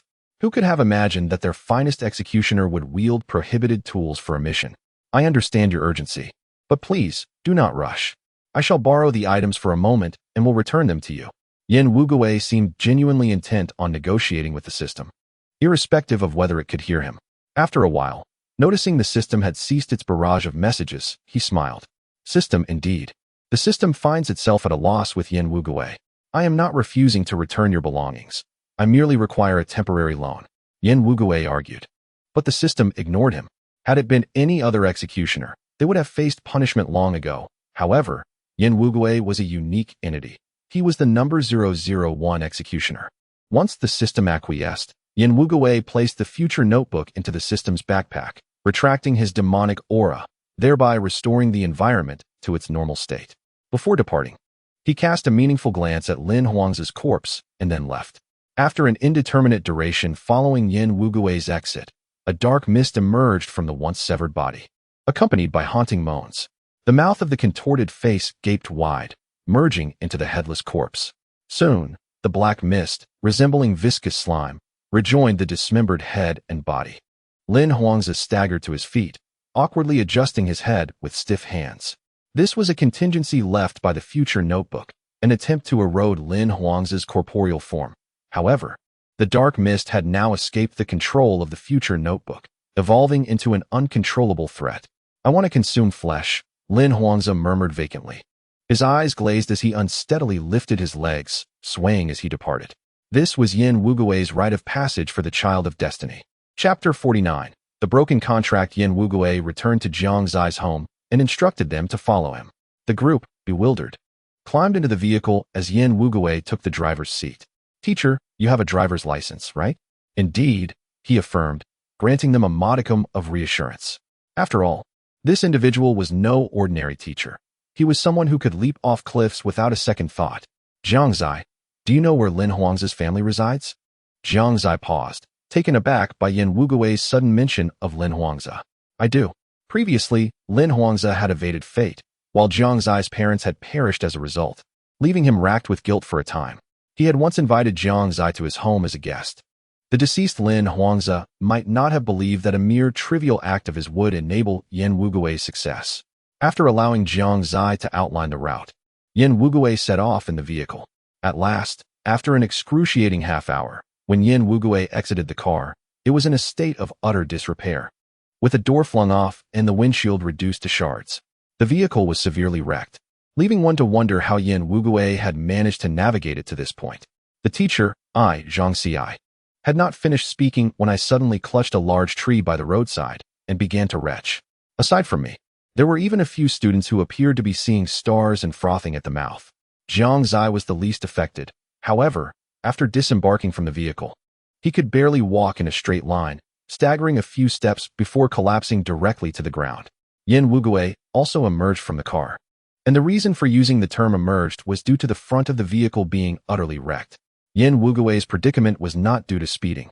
He simply lacked skill. Teacher, did you not say you possessed a driver's license? After regaining some composure, Zhang Xi trembled and inquired. He felt compelled to ask Yin Wugui which driving school he had attended, in order to avoid that institution in the future. Upon exiting the vehicle, Yin Wugui straightened his clothes, exhibiting no signs of discomfort. Hearing Zhang Xi's question, he replied with a hint of confusion, I thought a spaceship's pilot license would suffice. Logically, the two should be quite similar. Similar? Not in the least. And what do you mean by a spaceship? Zhang Xi's frustration bubbled within him, leaving him momentarily speechless, before he once again succumbed to retching. Forget it, as long as the teacher is pleased. Meanwhile, Yin Wugui indeed possessed a spaceship pilot's license, having undertaken missions in interstellar realms during prior assignments. Although his skill in piloting a spaceship left much to be desired, producing the key he had retrieved from Lin Huangzi, the group entered the Grand Villa, which contained enough provisions and supplies to sustain a person for decades. This is an overwhelming amount. Also, teacher, are you on particularly good terms with Lin Huangzi? To Zhang Xi, the students of Class S seemed to be a group of haughty individuals, making it hard to believe that Yin Wugui would be acquainted with him. Children should refrain from meddling in adult matters. Zhang Xi replied, as long as the teacher is pleased. After ensuring the other students were settled, Yin Wugui took Jiang Zai to a separate room. Jiang Zai wore a puzzled expression, uncertain of Yin Wugui's intentions, until Yin Wugui waved his hand, conjuring an object resembling a book from thin air. At this point, Jiang Zai was no longer surprised.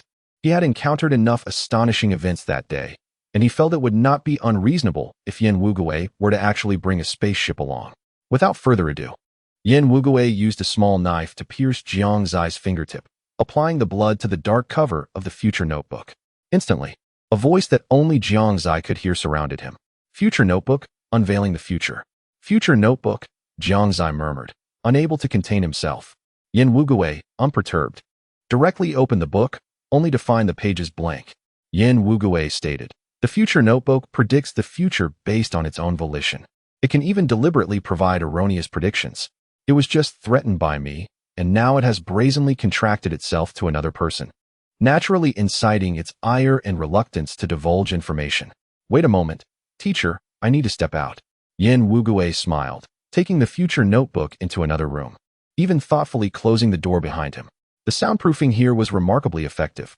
Jiang Zai could hear not a single sound. Jiang Zai lowered his head, still wearing a gloomy expression as he examined his hands, then glanced up at the tightly shut door, his brow furrowing. In the fleeting moment his fingers made contact with the eerie notebook, a vision flashed in his mind.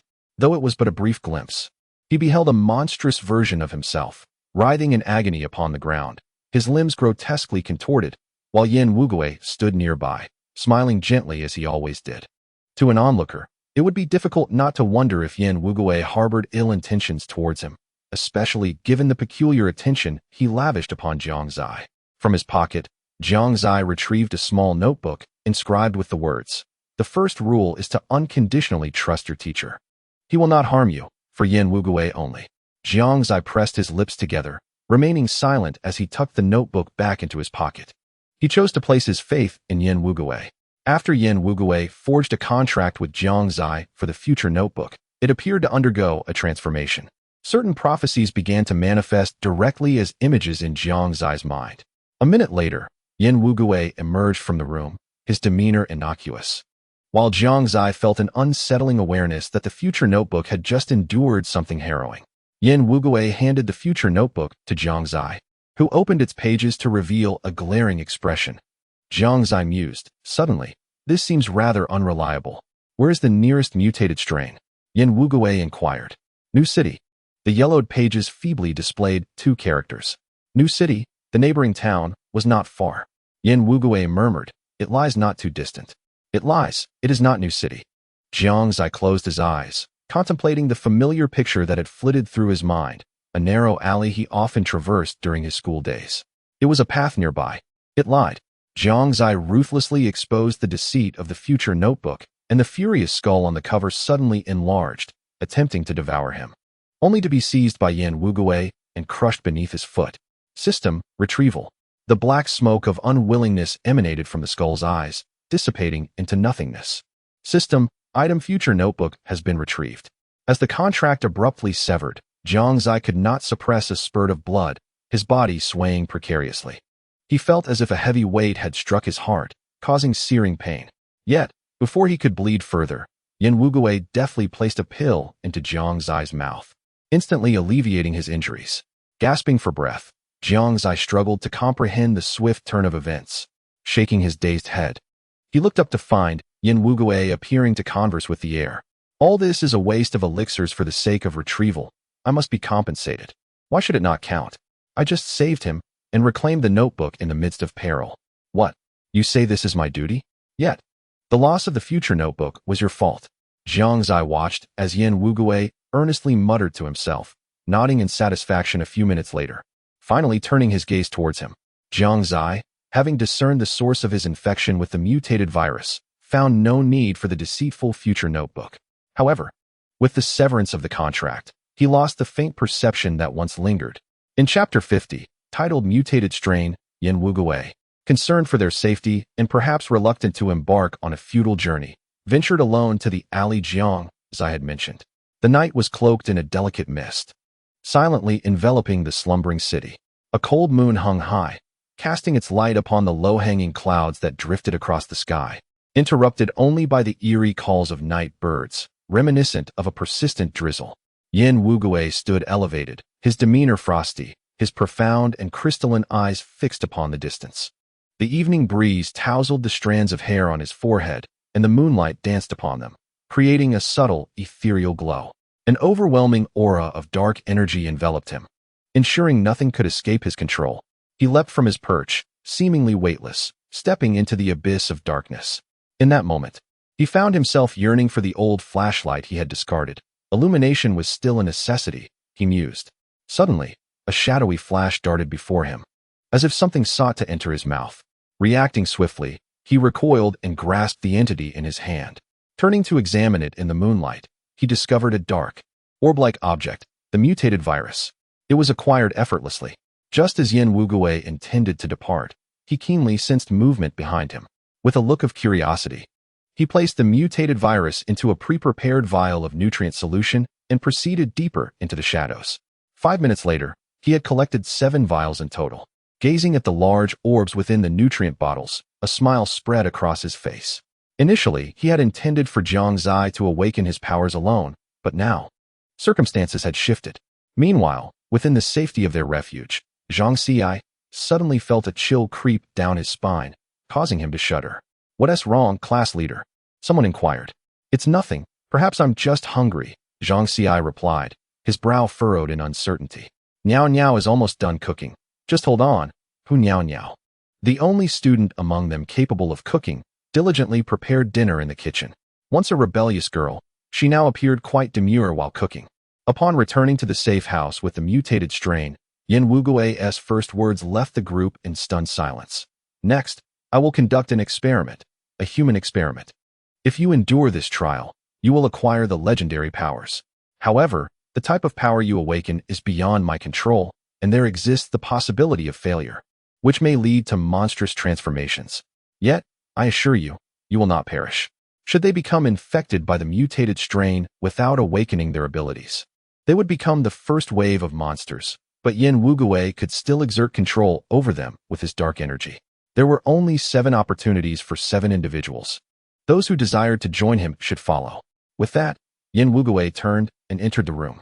In the living room, Zhang Zai and Zhang Zai exchanged a glance, each recognizing the affirmation in the other's eyes. "I shall go first. Last time, it was you who leapt from the cliff first. This time, it is my turn." Zhang Zai was the first to rise, still brooding over the previous incident, convinced that Yin Wugui's attention was solely because he always took the lead. "Well, if I go first this time, that should suffice. The teacher will surely praise me. How terrifying could it possibly be? Is it more frightening than jumping off a cliff? Nonsense." Zhang Zai, with an air of arrogance, followed Yin Wugui into the room. Zhang Zai, however, was not so juvenile as to compete with Zhang Zai for first place. If Zhang Zai wished to go, then let him proceed. Yet, Zhang Zai could not shake off the feeling that whenever Yin Wugui chose to act alone, it spelled trouble. Inside the room, Zhang Zai gazed at the writhing droplets of blood before him, his complexion turning a ghastly gray, his feet seemingly nailed to the ground. Unable to move a fraction. "Teacher," Zhang Zi's throat tightened, his words faltering. "Swallow it," Yin Wugui replied with a cheerful smile. Zhang Zai thought to himself that if given the choice, he would prefer Zhang Zai to go first. Yet, as this thought crossed his mind, he shook his head, recalling Yin Wugui's claim that Zhang Zai was the true savior, stirring a sense of indignation within him. Why was that kid destined to grow stronger while he was not? Provoked by his own thoughts, Zhang Zai grasped the vial, bringing it to his lips, and uncorked it, swallowing the mutated toxin in one go. Suddenly, his eyes turned blood red, the mutation clinging to his heart, continuously siphoning his lifeblood. Zhang Zai felt an intense heat coursing through him, as though he might explode, a fiery force residing within him, threatening to consume him whole. "Teacher," in the midst of his agony, Zhang Zai caught a glimpse of Yin Wugui's gaze, which had transformed into a chilling indifference. Devoid of its usual warmth, resembling a cold-blooded scientist examining a failed experiment. In Yin Wugui's hand, the black scythe reappeared, its obsidian blade glimmering ominously. As he scrutinized Zhang Zai, seemingly deliberating where to strike. "Teacher?" Summoning all his strength, Zhang Zai stammered, his lips trembling weakly, feeling as if he were being disemboweled by an unbearable pain. "I do not wish to become a monster, teacher. Please save me, save me. Do not kill me." I still have hope. Teacher, you once said to trust you unconditionally. Zhang Xi opened his blood-red eyes, his face contorted in distress. Just as he noticed Yin Wugui squatting before him, uttering, I have heard that scaring a woman in labor might help her deliver her baby.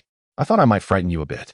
Originally, Zhang Xi was on the brink of madness from immense suffering, yet upon hearing Yin Wugui's words, his body stiffened momentarily. Difficult labor? Pregnant women? What pregnant women?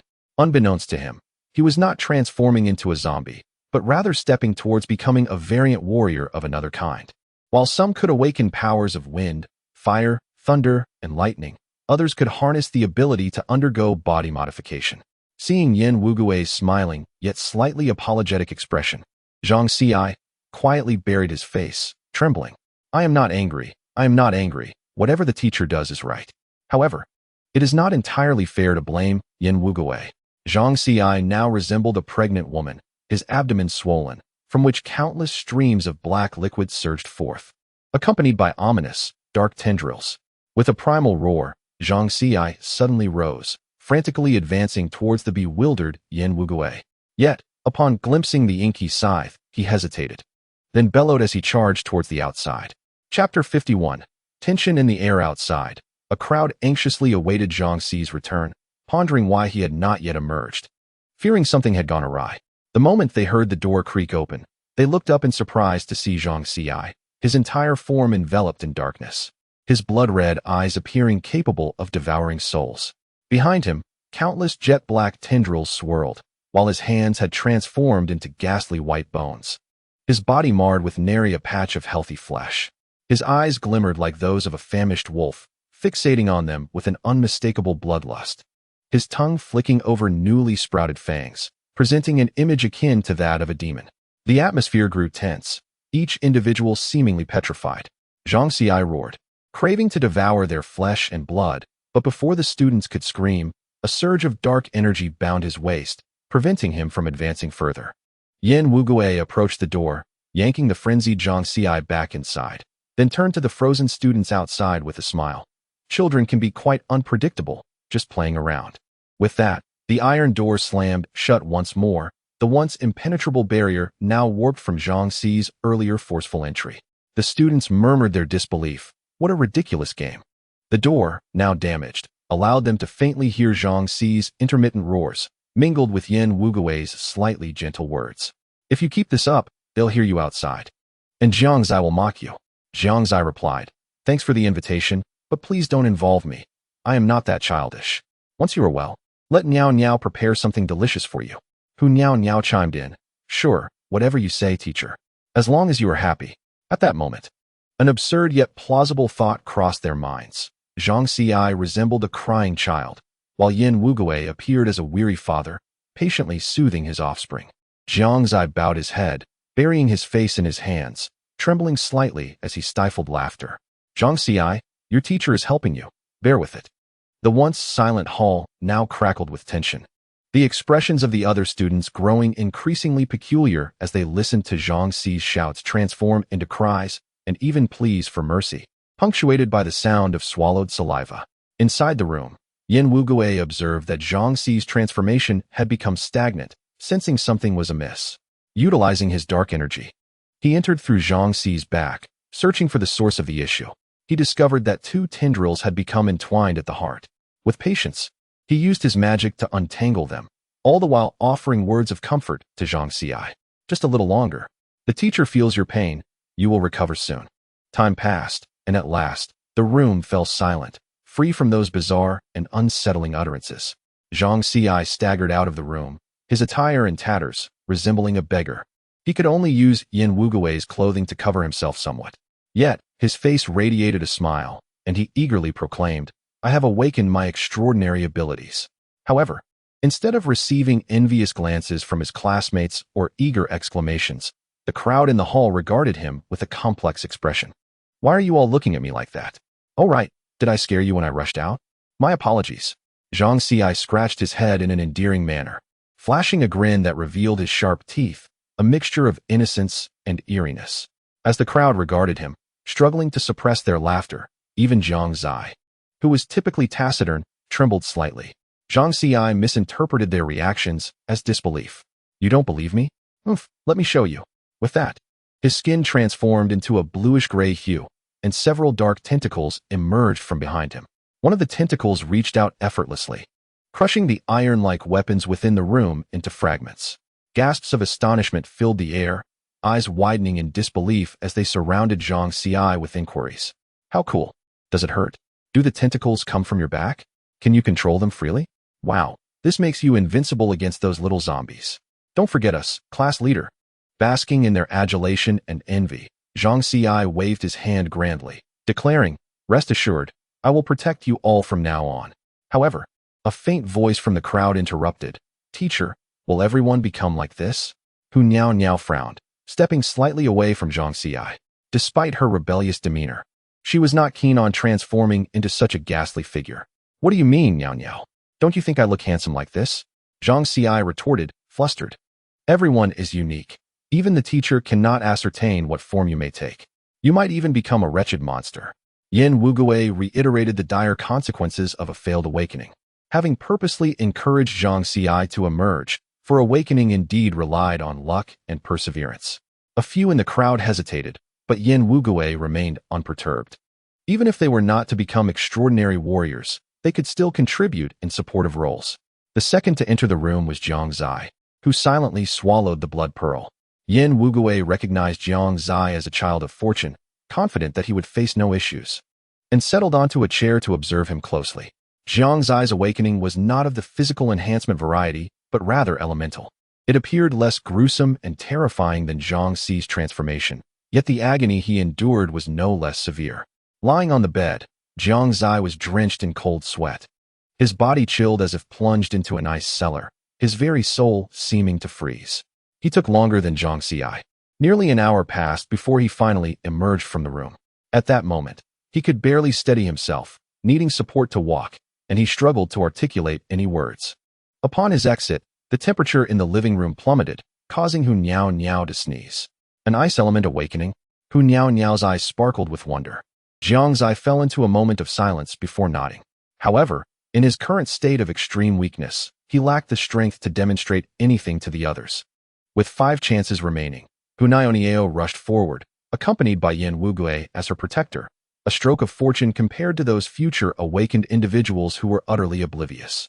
To everyone's surprise, Hu Niao Niao awakened her wind-based abilities, which filled her with overwhelming joy as she incessantly boasted to Zhang Xiai, only to be met with a beating from him.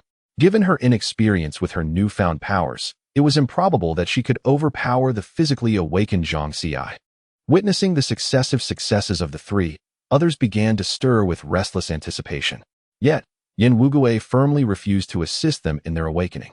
Their fleeting thoughts of hesitation would likely lead to death or transformation into grotesque, zombie-like creatures, even if Yen Wugui offered guidance to maintain their consciousness. The lingering disdain from others would be inescapable. While they felt a tinge of regret, they did not blame Yen Wugui, as they had forfeited their opportunity by their own inaction. Chapter 52. The Golden Miner in the Dead of Night. The wind howled through the darkness, and the cawing of crows echoed hauntingly in the sky, imbued with a sense of desolation. The students were fast asleep, and the thick night enveloped Yen Wugui's room, casting shadows upon his crimson pupils. He was intently observing 4 bottles of nutrient solution on the table, within which the blood-red mutated strains resembled eyes, having grown somewhat larger. One could not help but admire their tenacity for life. Even when treated so roughly by Yen Wugui, they thrived. The mutated strains seemed to have expanded, with their tendrils reaching the tops of their containers, hinting that they might escape by morning. Yen Wugui entertained a bold notion. Given his prowess, consuming the solution would undoubtedly pose no threat.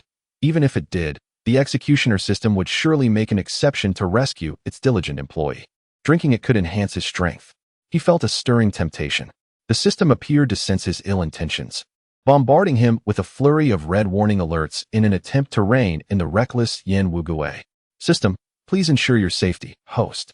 System, please focus on completing the main quest. Yen Wugui disregarded the alerts and promptly consumed 1 bottle of the mutated strain. It was somewhat difficult to swallow. After ingesting it, he quietly awaited any changes, but a minute passed without any sign of transformation. Yen Wugui pondered, wondering what might have gone awry. Surely, there should have been some pain, even if there were no visible changes. With that thought, he resolved to consume the remaining 3 bottles of mutated strains in succession. If he could avoid death, he would do anything to grow stronger. As he closed his eyes in anticipation, he still felt no significant changes. Was it that individuals not originally from this world could not utilize them? Rising, he contemplated returning to sleep, but suddenly felt a lightness in his body, nearly stumbling. His pupils widened as a warm current surged within him, healing the hidden ailments in his body, which was responsible for the newfound lightness. Had he awakened a restorative ability? That warm flow felt like a balm to his ailments, completely mending his internal afflictions and rejuvenating his entire physical state. Compared to an ordinary person, Yen Wugui originally walked as though burdened by a multitude of heavy iron balls. However, now that those weights had vanished, he felt somewhat lightheaded, his steps unsteady as he adjusted to his newfound form. Taking out his black sickle, he seemingly felt no pain as he drew a long gash across his arm, measuring several centimeters. Yet, within mere breaths, the wound vanished without a trace, a testament to his remarkable self-healing ability. Unbeknownst to Yen Wugui, the reason he experienced no discomfort during his awakening was that the mutated strain, upon entering his body, engaged in a fierce battle with the myriad viruses already residing within him, resulting in a tumultuous, yet transformative turmoil. In essence, Yen Wugui had not truly awakened. Rather, the mutated strain was compelled to act, enduring significant internal strife upon its introduction. In the ensuing days, the 3 already awakened individuals began to familiarize themselves with their unique abilities, while the others commenced their attempts to master various firearms. Within Lin Huang's villa, beyond the hidden underground safe house stocked with ample food and resources, the most abundant offerings were an array of weapons, ranging from melee to ranged, including swords, spears, submachine guns, sniper rifles, and grenades, all of which were now at Yen Wugui's disposal. However, for novices, mastering melee weapons to a proficient level would require years of practice, especially in a post-apocalyptic world where firearms were paramount. Thus, they began to learn marksmanship from Yen Wugui.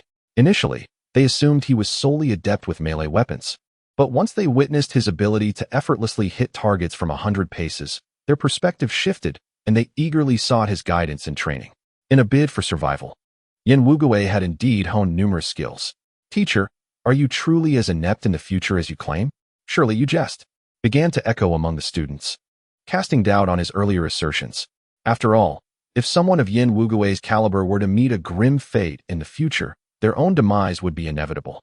"No, the future is indeed fraught with weakness, and you will be essential to my protection," Yen Wugui replied earnestly, before skillfully dispatching a fly in the distance.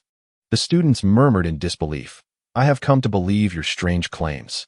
Days passed in this manner, with news reports on television announcing the emergence of zombies abroad. Yet many dismissed such reports as mere pranks, unconvinced of their veracity. A week later, the first case of viral infection appeared domestically, and within a day, major cities succumbed to chaos, teeming with the undead. Yet, the world remained oblivious to the fact that consuming the mutated strain offered a chance to awaken latent abilities, leaving only Zhang Zai, Zhang Xi, and Hu Niao endowed with such powers. System: 1 week has elapsed. For the next 7 days, the host must not assist the fated child, Zhang Zai. System: in the interest of fairness, the weapon and system backpack of Executioner 001 will be temporarily sealed. Though Yen Wugui could no longer wield his black sickle, this did not impede him, as he had no intention of engaging in combat. Nonetheless, this restriction did not inhibit his movements. As long as he refrained from aiding Zhang Zai during critical moments, he would not be deemed in violation. In order to ensure the completion of the mission, Yen Wugui assigned Zhang Xi and Hu Niao to Zhang Zai, even utilizing the future notes to facilitate their awakening ahead of time. This was akin to using a tank to swat a fly, should failure occur despite such measures. One could only conclude that the child of destiny in this world was indeed a genuine failure. After the outbreak of the zombie horde, Yen Wugui's display of strength epitomized fragility. He remained within the safety of the shelter, observing as Zhang Zai and his companions returned each day, drenched in blood, only to commend them with a mere well done. However, the monotony of such idle days became rather tiresome, prompting Yen Wugui to instruct Zhang Xi to capture a few zombies each day. from the heights of a tall building. He fashioned a noose capable of ensnaring a human head and expertly tossed it down, ensnaring an unfortunate zombie's cranium. With a swift tug, the undead were forced to hang, a process he endearingly termed golden miner. After several days of playing the role of a golden miner, although Jiang Zai and the others were unaware of the true meaning behind those four characters, they nonetheless solemnly admonished the seemingly fragile Yan Wugui, forbidding him from engaging in such perilous activities. "Teacher, please refrain from climbing up. What if you slip and fall?" Zhang Xiai expressed, his heart racing each time he witnessed Yan Wugui throwing the rope, fearing he might plummet from above. Jiang Zai offered no further comment, merely nodding in agreement with Zhang Xiai's concern. "Teacher, it is best for you to remain here and recuperate," Hu Niao Niao added, though she withheld a thought that each time Yan Wugui tossed the rope, he bore an uncanny resemblance to a devil. "Surely, this is but an illusion. My teacher could not possibly be a demon." During their initial foray into zombie hunting, they hesitated to take lives, returning with injuries and earning scoldings from Yan Wugui. It took a few days for them to comprehend that aiding those afflicted in departing this world was, in fact, their salvation. Presently, awakened individuals began to emerge across the globe, yet for Jiang Zai and his companions, the progress was still too slow. Consequently, an increasing number of superpowered warriors and ordinary folks sought refuge with them, all of whom they welcomed with open arms, gradually establishing the largest base for abilities in the nation. Due to Jiang Zai's formidable prowess, others bestowed upon him the moniker Calamity. System, Executor number 001. Mission completed flawlessly. Return to the main divine space. Main task. The violator Lin Huangzi is suspected of possessing the future notes of lost items from the system. The host must retrieve them. Due to the violator's disruption of the timeline, the virus in this world is set to erupt prematurely. The host must cultivate the child of destiny, Jiang Zai, into a competent warrior within 1 week. Note, the standard for competency is that Jiang Zai must survive independently for 1 week after the outbreak. The host is prohibited from offering assistance. Should Jiang Zai perish, the host's mission will fail. Task status, completed, completion rate, 100, task evaluation, SSS, task reward, 160 points. Yan Wugui's figure faded, disappearing from this realm. Years later, at dusk, the shadows enveloping the firmament dissipated entirely. The setting sun cast its golden rays upon Jiang Zai's chestnut locks, where the sunlight seemed to dance. Wisps of thin, smoky clouds floated erratically, while the half-lit earth gradually succumbed to silence in the twilight. The air was tainted with the metallic scent of blood, and the ground was strewn with countless corpses of the undead. Beside Jiang Zai stood Zhang Xiai, drenched in blood, and Hu Niao Niao, who was in a similarly dire state. Zhang Xiai's tentacles, severed and fallen to the ground, struggled to regenerate, while Hu Niao Niao bore a grotesque scar upon her face, trembling visibly. Yet, both wore smiles, their faces alight with joy as they gazed at Jiang Zai. Jiang Zai, equally bloodied, exuded an icy demeanor, wielding a sword forged from pure ice that had pierced through Lin Huangzi's body. After being parasitized by dark mist, Lin had inadvertently contracted a mutated strain, and due to his peculiar nature, he gradually ascended to become the king of corpses, wreaking havoc until Jiang Zai ultimately ended his reign with a single strike. Jiang Zai shattered the icy sword, sending shards piercing into Lin Huangzi's body, which then crumpled to the ground as a wisp of black mist vanished into the air. Upon slaying Lin Huangzi, Jiang Zai was suddenly overwhelmed by a sense of vengeance fulfilled. Lost in thought, he was embraced by the rushing Zhang Xiai and Hu Niao Niao, while cheers erupted from countless superhumans around him. "Jiang Zai, we have triumphed. We have won." Zhang Xi's somewhat jarring voice broke through Jiang Zai's reverie. Indeed, they had emerged victorious. This was the final battle. The king of corpses lay dead, and henceforth, suffering would cease, allowing the world to return to its natural order. Cheers reverberated, their jubilant volume piercing the heavens as survivors rushed forth, encircling the trio and lifting them in gratitude for their heroic deeds. Chapter 54. 10 Rules Yet. Jiang Zai felt an unsettling sense of forgetfulness. Following the victory celebration, there remained the matter of addressing certain individuals. Yang Cheng knelt on the ground, his posture hunched, his disheveled hair concealing eyes that peered out like timid, murky pools.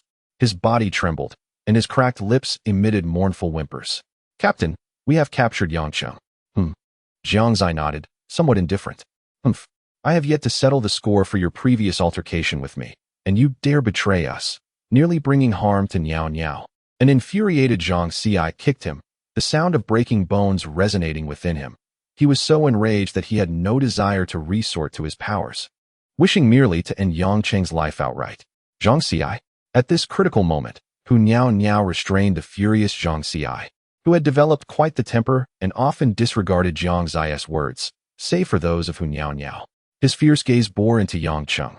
Yet when he turned to Hu Niao Niao, it softened with concern, his eyes filled with compassion for the scar upon her face. Stop looking at me like that. It's rather unsettling. Hu Niao Niao chuckled casually at Zhang Xi, who lowered his head, his cheeks tinged with a faint blush. The atmosphere in the room grew tense. As nearly everyone in the base was aware of Zhang Xi's affections for Hu Niao Niao, yet the oblivious Hu Niao Niao remained blissfully unaware. Zhang Xi, I did not intend to, please believe me. Zhang Xi, for the sake of our past as classmates, do not take my life. Lin Huangzi is already dead. I was once threatened by him. Yang Cheng cried out in desperation, attempting to cling to Zhang Zi's leg, only to be trampled by the members of the base. Not only Zhang Xi, but everyone in the base harbored deep animosity towards Yang Cheng, the traitor. If it were not for him, victory would not have been so arduous. Had Zhang Xi not intervened, the members of the base would have already taken turns to end his life. Yang Cheng, formerly a student of Class S, had once spilled food on Zhang Xi in the cafeteria and had a fight with both Zhang Xi and Zhang Xi. After the outbreak of the zombie apocalypse, he became an ability user and chose to ally himself with Zhang Xi and the others. Given the extreme scarcity of ability users at that time, coupled with their trivial past conflicts, the trio accepted him into the base, unaware that he would ultimately betray them, taking crucial information to align with Lin Huangzi, the zombie king, almost leading to their downfall. The members of the base seethed with indignation, eagerly awaiting Zhang Zi's command to exact their revenge. Inside the room, silence prevailed, broken only by Yang Cheng's piercing pleas for mercy. Zhang Xi, seated in the main position, gazed at Yang Cheng, lost in thought, as if he had forgotten something vital. In his daze, Zhang Xi finally spoke. The second rule is that you cannot harm your classmates. The crowd was momentarily taken aback, staring at Zhang Xi in disbelief, questioning their own hearing.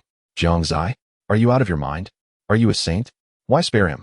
Zhang Xi's expletive was cut off by Hu Niao Niao's hand over his mouth, silencing him. Yang Cheng, on the other hand, was elated, a chilling laugh escaping his battered throat. Yes, we are classmates. Grant me another chance, and I shall redeem myself. Though the members of the base were discontent, they dared not defy Zhang Zi's words and could only seethe in silence, contemplating how to discreetly eliminate this nuisance without Zhang Zi's knowledge. Zhang Xi rose and stepped toward the exit, but paused at the doorway. He spoke with a grave tone. The 8th rule states that if someone betrays you, they are no longer your classmates, rendering the 2nd rule void. After speaking, the crowd was left in shock, and Zhang Xi did not grant them the opportunity to inquire further before he departed. Zhang Xi, I knew you hadn't lost your mind. Zhang Xi's shout echoed behind him, and Zhang Xi, rarely amused, allowed a smile to break through. Inside the room, cries of anguish and curses intertwined, while Zhang Xi found solace in a quiet corner. He retrieved a small notebook from his pocket and opened it. The handwriting was neat and clear, pleasing to the eye. Yet the last line was scrawled in a chaotic manner, almost resembling a wild dance of characters. Were it not for Zhang Zi's exceptional abilities, he might have found it difficult to decipher such a disordered script. The 10th rule: one should not rejoice in victory nor despair in defeat. Those who possess the thunderous spirit while maintaining the calmness of a placid lake may be worthy of the title of general. After reciting this line, Zhang Xi fell into a contemplative silence. He could not recall who had penned those words for him, only that this person had irrevocably altered the course of his life. Yet their name remained shrouded in anonymity. However, as he turned to the next page, he was greeted by 3 unevenly scrawled characters. Yen Wugui. Very well. Let us pretend he had not uttered the previous statement. Yen Wugui had initially believed that these utterances would be erased by the system, yet he had miscalculated. These inconsequential remnants, which bore no impact on the world's normalcy, had indeed been preserved. Had Yen Wugui known that his clumsy handwriting had been retained, he would undoubtedly have refrained from writing to Zhang Xi. Yen Wugui had never received formal education in his lifetime, and thus had not practiced calligraphy. resulting in his current scrawl, which was the product of relentless effort.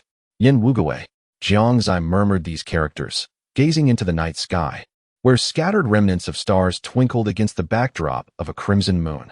Chapter 55. Solitary Qiao upon returning to the main divine space. Yin Wugui's first act after consuming the nutrient solution was to seek slumber. In the previous realm, he had ingested 4 strains of mutated toxins in one go, endowing him with the ability to self-heal. The hidden ailments within his body vanished abruptly. However, rather than relief, he was met with exhaustion.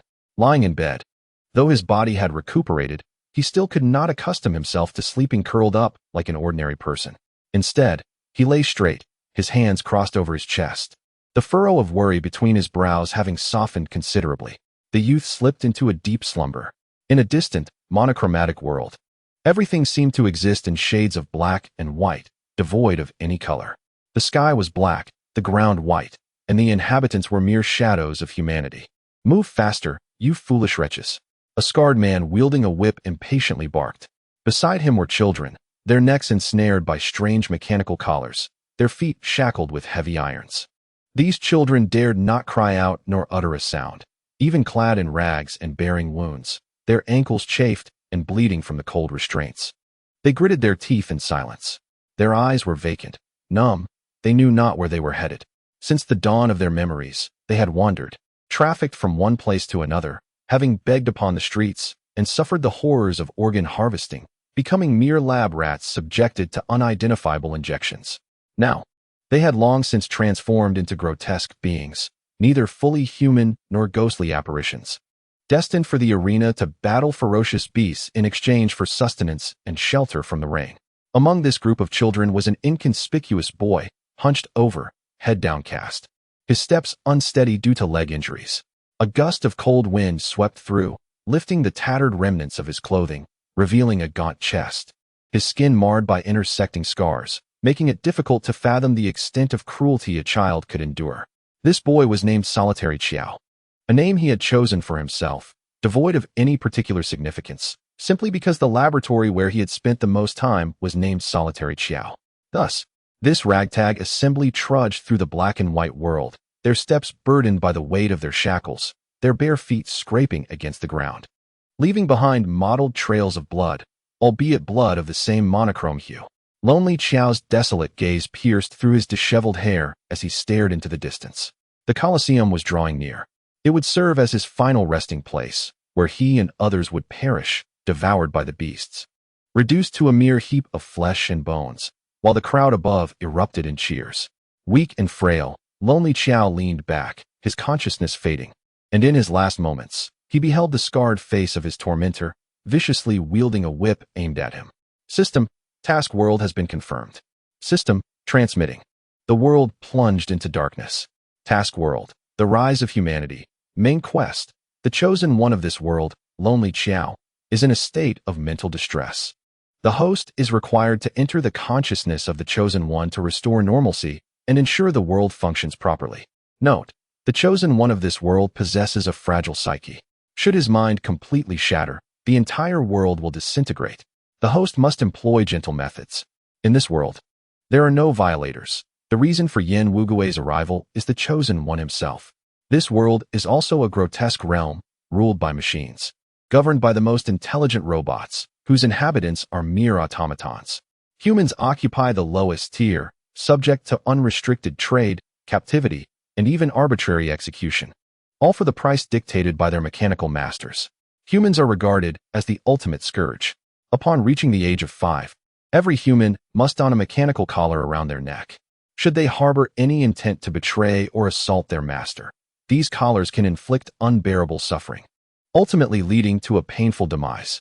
This place is known as Mechanical City, the inception of Lonely Qiao's nightmares. He lived in constant fear under mechanical dominion, abandoned at birth, followed by endless wandering, and eventually captured by organ traffickers who extracted his valuable kidneys. Against all odds, he survived and was subjected to experimentation, enduring torment akin to that of a lab rat, suffering the side effects of various substances daily. By the time his body developed resistance, he and the other surviving children morphed into creatures neither human nor ghost, sent to the Colosseum to fight. Remarkably, Or perhaps tragically, he lived on. Through relentless experimentation, he acquired the terrifying ability to command natural disasters. From that moment, fueled by an immense hatred for machinery, he began to resist and eventually led humanity's resurgence. However, this is not a tale of a human hero's rebellion. Faced with the omnipotent brain that controlled the entire city and had wrought a lifetime of misery upon him, he was suddenly overwhelmed with fear as haunting memories surged back. The progression of the world did not unfold as scripted. The chosen one was engulfed in boundless terror. Yin Wugui, in this instance, found himself within the memories of lonely Qiao, in a world bursting with color, although to lonely Qiao, it was all rendered in shades of black and white. Upon opening his eyes, Yin Wugui discovered a heavy, pitch-black collar encircling his neck, excruciatingly cumbersome. Even the slightest turn of his head sent waves of pain coursing through him, resembling not a mere supervision device, but rather a form of cruel torment. Yin Wugui tugged at the object, sensing it could easily be crushed, and decided to disregard it. He glanced down at his tattered attire. His upper body was bare, and his lower garments were filthy, barely covering the essentials. Muttering to himself that this was rather inappropriate, he looked around, tore down a piece of curtain fabric, and fashioned it into a makeshift garment to drape over himself, nodding in satisfaction. The epitome of male decorum.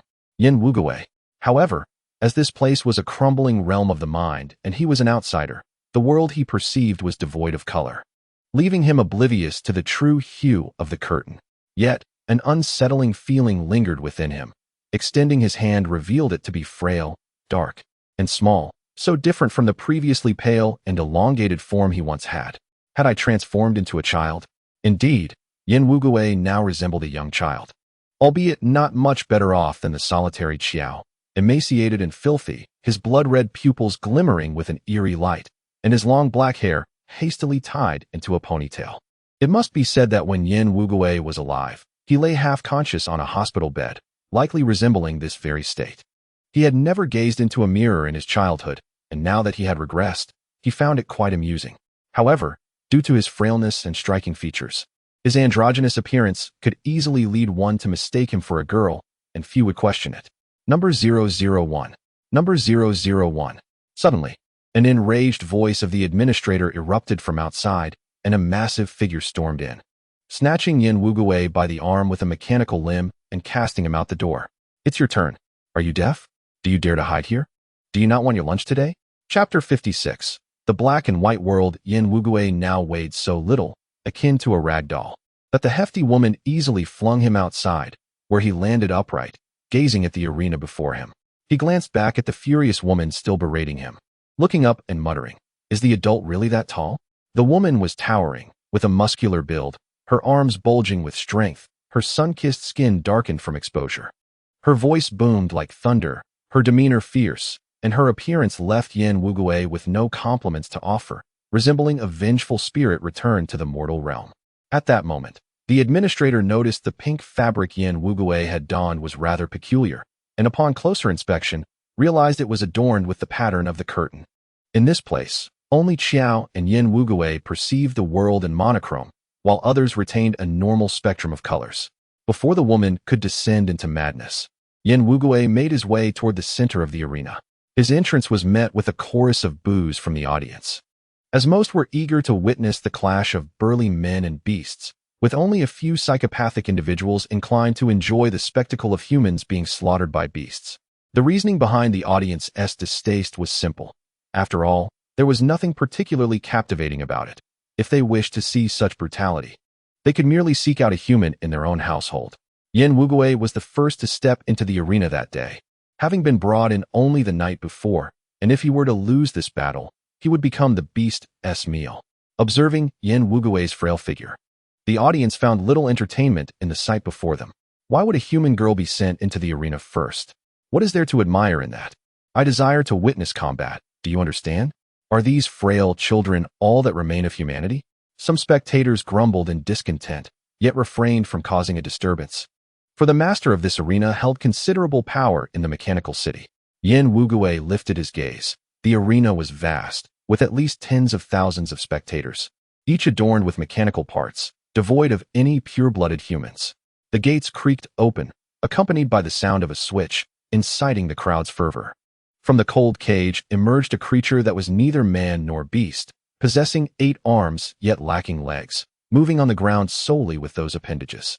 Its grotesque head bore animal-like fangs and tufts of hair. This was a failed experiment. No one knew what the idle scientists had intended to create. The monster stared at Yen Wugui, emitting only an animalistic roar. "Go, Lauren, tear her apart. She is your meal for today." A glint of greed flashed in the eyes of the creature named Lauren, and upon receiving the handler's consent, it lunged toward Yen Wugui. "Tear her apart. Devour her." The audience erupted in cheers, for such an opening was typically bloody, a preference of the arena's master, and few who entered survived. The last survivor had been Gu Qiao, who had lingered here for 2 weeks. However, the audience soon noticed that Yen Wugui remained still, his eyes obscured by bangs, calm as ever. But they merely assumed he was too frightened to move. As Lauren closed in on him, it leaped into the air, its gaping maw wide enough to swallow Yen Wugui's head whole. This was Lauren's specialty. It preferred to sever heads before consuming them. Yen Wugui looked up at the creature. Noticing the yellowed teeth, some still adorned with scraps of fabric, saliva dripping from its purple tongue. Just as that droplet was about to land on him, Yen Wugui sidestepped, causing Lauren to miss its target. Then, with a gentle kick, he struck Lauren's abdomen, propelling it away like a rocket, a powerful shockwave erupting in its wake. A thunderous crash reverberated as Lauren collided with its cage, shattering the unknown material into fragments. Crimson blood spilled from its mouth, and with a tilt of its head, it succumbed to death. The arena fell silent, the stillness lingering for a full half-minute before erupting into raucous cheers, for Yen Wugui was a newcomer without a code name, merely eliciting shouts of excitement. Who cared about the fallen? The outcome was far more intriguing, was it not? Yen Wugui gazed at the lifeless Lauren, furrowing his brow. He had intended to conceal his strength, yet it seemed he had involuntarily exerted himself a tad too much. He could not help it. The creature's saliva had been utterly repulsive. Despite his consistent use of the black scythe, one might mistakenly believe that his prowess would diminish upon its loss. It is essential to note that the black scythe can only be possessed after one becomes 001. Thus, Yen Wugui first attained the status of 001 before acquiring the black scythe.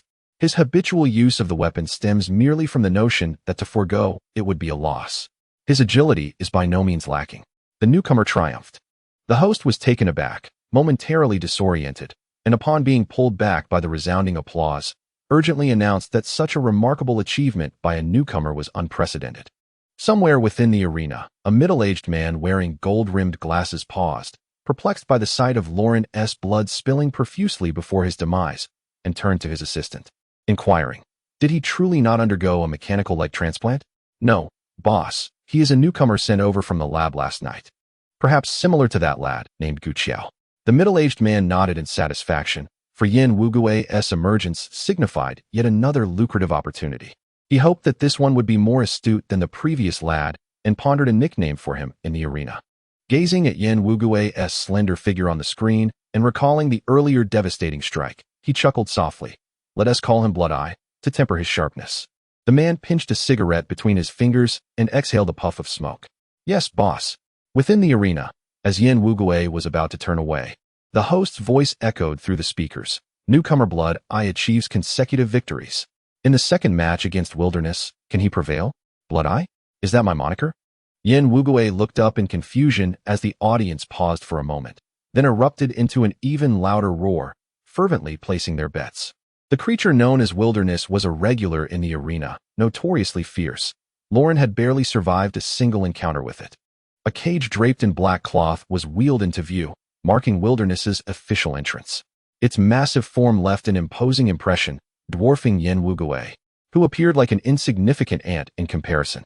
Wilderness resembled a lion, yet its visage bore human features, possessing eyes and a face akin to that of a person. Upon first laying eyes on Yen Wugui, it disdainfully snorted, akin to a great cat licking its paw, its sharp claws glinting ominously, ready to rend Yen Wugui to shreds. Yen Wugui glanced up at it, mildly surprised, exclaiming, "Is this truly the fabled Sphinx?" Wilderness, though uncertain of Yen Wugui's words, felt an overwhelming urge to eliminate him. The handler patted Wilderness's head and tossed a piece of meat into its mouth. Once it had torn and swallowed the morsel, the host announced, "The duel commences." With the handler's consent, Wilderness charged forward, facing such a diminutive creature as Yen Wugui, capable of crushing him underfoot. Just moments ago, Lauren had been so small that he could be kicked away with ease. Surely, that could not be the case now. Yen Wugui, intrigued, observed Wilderness closely, contemplating that the black and white lion skin would make for a splendid garment. Feeling the intensity of Yen Wugui's gaze, Wilderness accelerated, ultimately raising its lethal claw high, poised to strike down upon Yen Wugui's frail form. Yet, in an astonishing turn of events, Yen Wugui seized Wilderness's claw with a firm grip. Wilderness. The audience. The middle-aged man observing in the shadows was taken aback. The cigarette he held slipped from his fingers as he watched Yen Wugui, slender as a reed, effortlessly hurl the wild beast aside with a single hand. Chapter 57. The greatest misunderstanding. The arena fell silent once more, only to erupt in a wave of fervent cheers. Blood Eye, Blood Eye, Blood Eye. The chant echoed through the crowd, a stark contrast to the earlier thoughts of Yen Wugui being torn apart by beasts. Now, they rallied around him with the fervor of devoted fans. Of course, these mechanized beings, or rather, semi-mechanical entities, could never truly embody the spirit of humble human admiration. Yet, should Yen Wugui provide them with a novel visual experience, they would not hesitate to elevate him. This girl possesses remarkable talent. Her awakening seems to be a gift of strength. With proper training and perhaps a slightly stronger beast assigned to her, she could take the stage. After all, even a cash cow must maintain an element of suspense for the audience, the middle-aged man remarked. His assistant nodded, though a hint of confusion lingered in his mind. He distinctly remembered that the contender for today was supposed to be a boy. In the center of the arena, clad in pink, Yen Wugui stood as if destined for greatness, basking in the adulation of thousands. Despite this, his expression remained frigid. Were the middle-aged man to be beside him at that moment, Yen Wugui would undoubtedly declare exploitation of child labor and malicious overtime. Arrest. Soon, Yen Wugui would face his final opponent of the day. Ladies and gentlemen, just how formidable is our newcomer, Blood Eye? The third match, Blood Eye versus Cold Snake. Cheers erupted as Cold Snake, a recognized name in the arena, emerged. The spectators were stunned to see him discarded so easily, given Yen Wugui's prowess. It seemed he could defeat even the renowned Cold Snake with but a single move.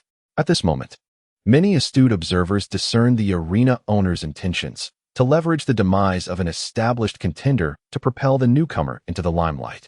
Once Cold Snake fell, Blood Eye would ascend as the new powerful icon. As the third match commenced, Cold Snake appeared. His form was more human-like than that of the previous beasts, though his green skin bore scales and his eyes were shrouded. Even his handler preferred to keep a safe distance.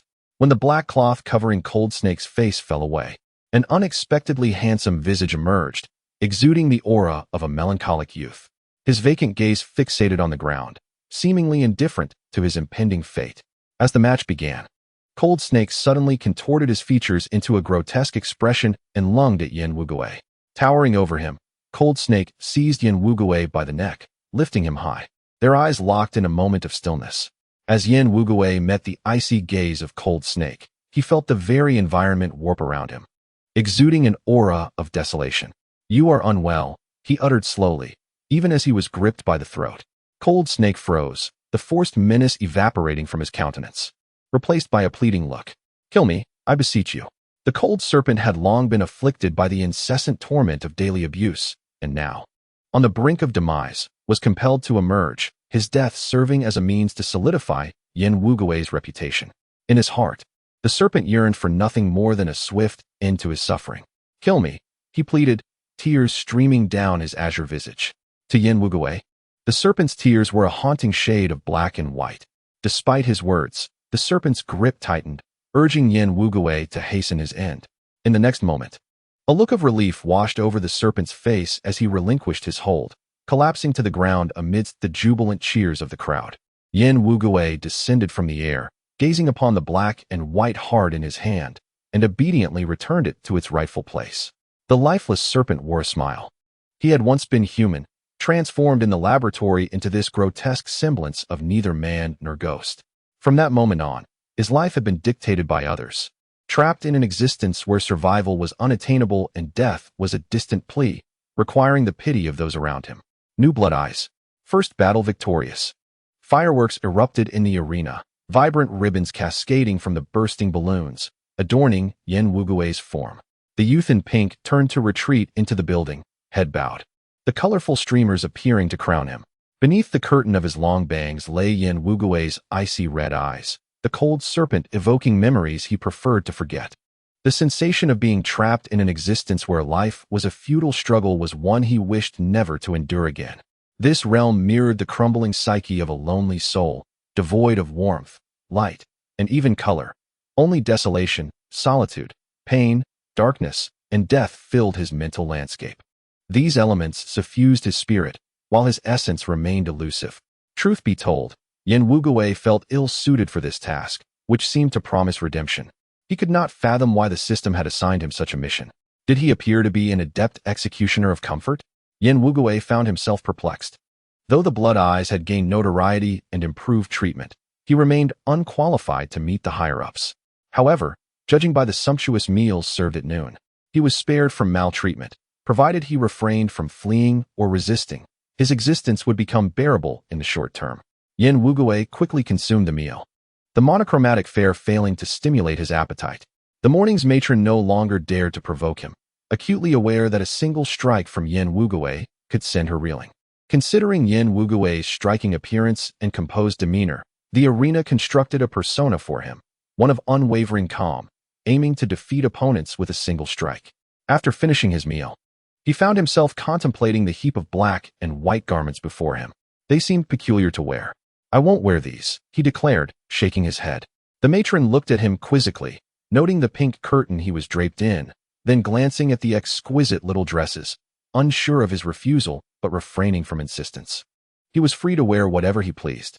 Due to Yen Wugui's still undeveloped voice and ambiguous appearance, a significant misunderstanding arose in this scenario.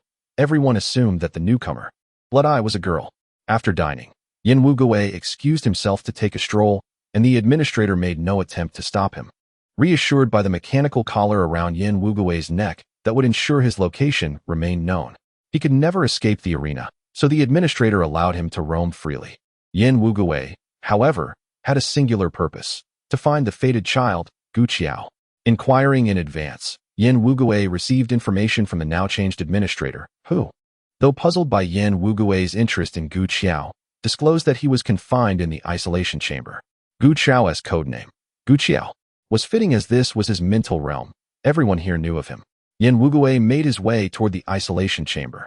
Chapter 58, Becoming the Villain. Gu Qiao, frail in body, had fainted on the day he was transported to the arena. For Scarface, however, losing even one was unacceptable. It was his duty, and even if Gu Qiao were to perish, it must occur within the confines of the arena. Thus, Gu Qiao was carried to the arena by his companions from the laboratory, where he immediately fell ill with a high fever, yet no one paid him any heed. A mere slave, if he died, so be it.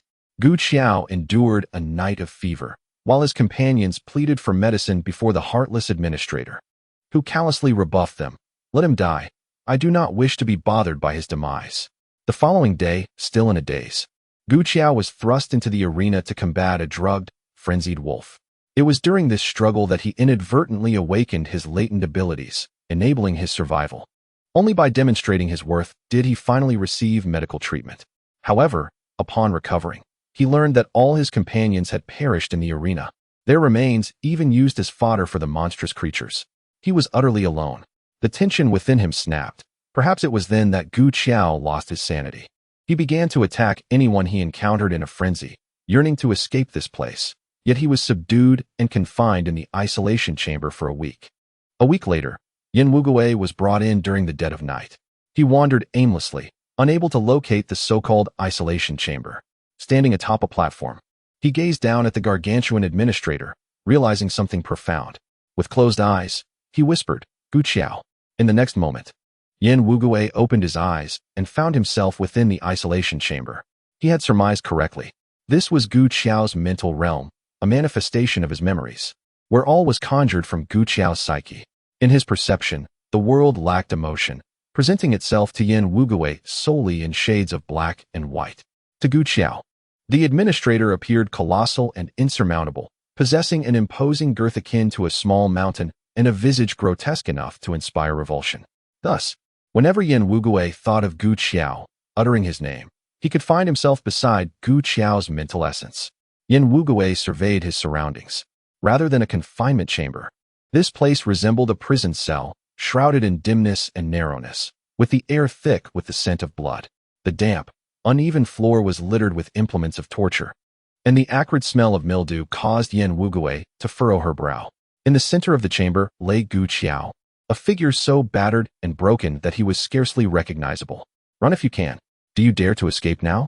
The arena guard cracked his whip, the lashes falling upon Gu Qiao like a torrential downpour. Having attempted to flee, Gu Qiao's legs had been shattered, leaving him a lifeless heap on the ground. His tattered garments stained with blood. "What are you pretending to be dead for?" A soldier yanked a rope connected to Gu Qiao's neck, pulling it taut, eliciting a weak cough from him. When he raised his gaze, Yan Wugui beheld one of his eyes missing, his teeth reduced to mere fragments, and his nose broken at the bridge, with pus and blood trickling from the corner of his mouth, staining his chest crimson. Gu Qiao emitted a pained groan. The serpent's thoughts of death reflected his own. He yearned for death, having wished for it since the moment he lost his comrades. He had no attachment left to this world, and now, owing to his frailty, he did not even dare to resist a mere guard. Yet this was a world conjured by his own spirit. How could he perish within it? He could only endure the torment. The guard raised his arm high, the whip slicing through the air, raining blows upon Gu Qiao's body, leaving welts that felt as if salt were being poured into his wounds, radiating pain throughout his entire being. His flesh was in tatters, blood and gore mingling. The chamber echoed solely with the sound of the relentless whipping and Gu Qiao's feeble groans. Should he succumb here, he would never escape this fate. "Fool!" A sudden neutral voice startled the guard, and in the next instant, he was ensnared by dark, malevolent energy. However, Yan Wugui merely subdued him without taking his life. Gu Qiao weakly lifted his head in astonishment. Unlike the monochromatic surroundings, Yan Wugui appeared vivid to him, her blood-red pupils and pink attire proclaiming her uniqueness. Who is this girl? Why does she possess color? Had Yan Wugui been privy to Gu Qiao's thoughts, she might have abandoned him to face further punishment, knowing he could not perish. Useless wretch, incapable of even slaying a guard. Chided by Yan Wugui, Gu Qiao bowed his head, accustomed to enduring and silently accepting others' scorn. "Kill him, do it swiftly." "But I cannot move, and there is a collar." Before Gu Qiao could finish, in response to his bewildered expression, Yan Wugui extended her hand and effortlessly shattered the collar around his neck, revealing the injuries inflicted by its friction. "Hurry, there is no time to waste." Perhaps the system sought a gentle savior for Gu Qiao, but it had chosen poorly. Yan Wugui had merely brainwashed herself into a teacher in her previous scenario, thus exhibiting a semblance of gentleness.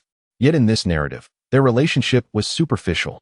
Gu Qiao was merely a target for Yan Wugui's mission. The system cannot fathom the depths of a disturbed mind. After being scolded by Yan Wugui, Gu Qiao felt increasingly timid, yet perhaps due to Yan Wugui's distinct aura, he was not entirely afraid of him. You could extinguish his life with a mere thought, reducing the entire arena to ashes beneath the tumult of thunder. At present, Yan Wugui resembled a beguiling sorcerer. To Gu Qiao, however, he appeared as a beautiful maiden with crimson eyes. Yan Wugui effortlessly crushed the mechanical collar around his neck, delivering a substantial shock to the perpetually fearful Gu Qiao. Could I also shatter this collar? Was it truly as simple as a casual tug to break free from such shackles? The moment this thought crossed Gu Qiao's mind, the collar fell away, and the shackles binding his feet snapped, granting him liberation. A flicker of amusement danced in Yan Wugui's eyes. There remained hope yet.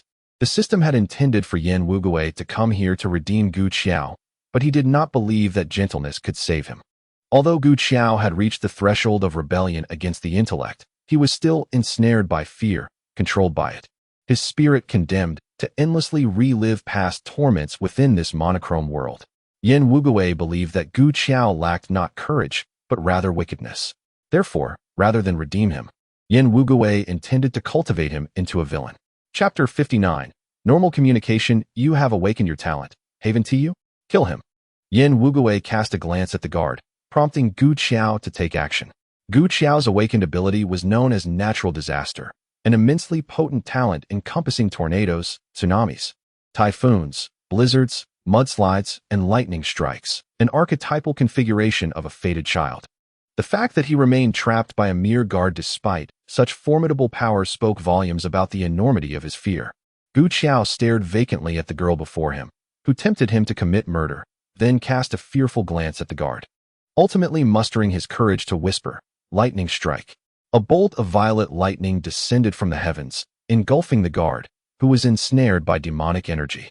The dim chamber erupted with blinding light, and Gu Qiao raised his emaciated arm to shield his eyes.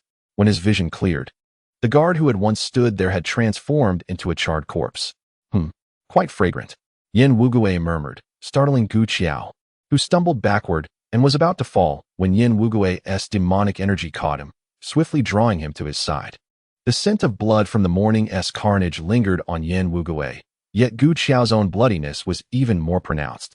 He remained silent, staring blankly at Yin Wugui, taking in the hues surrounding him. "You are unlike anyone else." Yin Wugui tilted his head, and Gu Qiao, unable to meet his gaze, lowered his own. "I am indeed different." The difference Gu Qiao referred to was not synonymous with what Yin Wugui implied. The fated child had been found. Now Yin Wugui could proceed to fulfill the tasks of this world without restraint. Yin Wugui led Gu Qiao out of the confinement chamber. And upon observing Yin Wugui's rather slender physique, Gu Qiao felt a flush of warmth on her cheeks. It was the first time a young girl had taken her hand. Who is she? Why does she possess a hue that is distinctly different? Is she here to rescue me? Currently, Yin Wugui appeared as a child, her demeanor cold and unyielding. Gu Qiao, hesitant to gaze intently at her face, had long assumed Yin Wugui was a girl. "Where are you taking me?" The shadows of fear loomed large in Gu Qiao's heart, rendering her unable to utter the word "we" to Yin Wugui. "To kill through here." Upon hearing this, Gu Qiao froze, a tempest of terror surging within her, nearly suffocating her small heart as she was forcibly pulled forward by Yin Wugui's hand. I can't." Though this realm belonged to Gu Qiao's mind, her memories cast her as the timid one, which is why she was being dragged along by Yin Wugui. "It's all right. You will soon come to relish the thrill of killing." Yin Wugui turned with a smile, revealing her charming fangs, exuding a certain cuteness. Yet the words she spoke were anything but endearing. "Kill, kill?" "Indeed, kill. Mechanical beings, ordinary people, intelligent minds. As long as you wish to kill, they shall perish. After all, you are favored by the heavenly Tao. System, please engage in normal communication with the child of fate to expedite the completion of the main quest." Yin Wugui replied, "Am I not communicating normally?" If the system were human, it might very well be exasperated by Yin Wugui, who was supposed to embody love and justice to redeem the child of fate. Yet here, she was instructing Gu Qiao in the art of destruction. Gu Qiao, lost in thought, murmured, "But while the mechanical beings may deserve to perish, they are formidable. I cannot defeat them. Besides, are we not human? Why must we turn against one another?" Faced with such a principled child of fate, Yin Wugui found herself momentarily at a loss for words. How many in the audience of the arena are humans transformed into half-mechanical beings?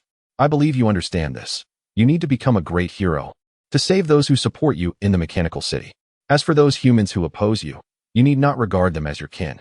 You must protect those who deserve your protection, for they are your true followers.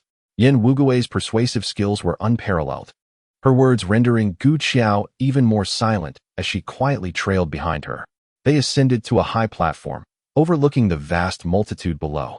"Slaves are breaking free," the guards cried out, while some handlers dragged forth beasts, eager to tear apart the two fleeing slaves. Blood eyes. "Gu Qiao, are you two seeking death?" As awakened individuals, the arena could not afford to lose them. Otherwise, Gu Qiao would have perished long ago and would not have lived to confront the intelligent minds. To put it delicately, they had awakened their talents. To speak less charitably, they were monstrous aberrations of genetic mutation, albeit possessing normal appearances. Below, threats and intimidation echoed, repeating the same few phrases, words that struck fear deep within Gu Qiao's heart. "Lonely Qiao, it would be wise for you to return obediently, otherwise, your friends shall meet their demise."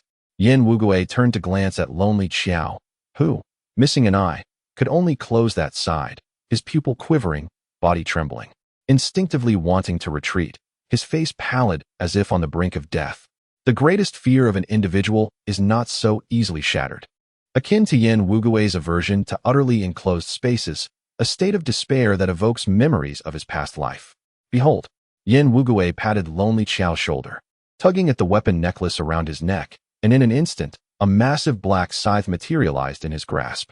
Although Yin Wugui's stature typically allowed him to wield the scythe with ease, he had transformed into a child, rendering the scythe even more imposing, which caused Lonely Qiao to drop to the ground in terror.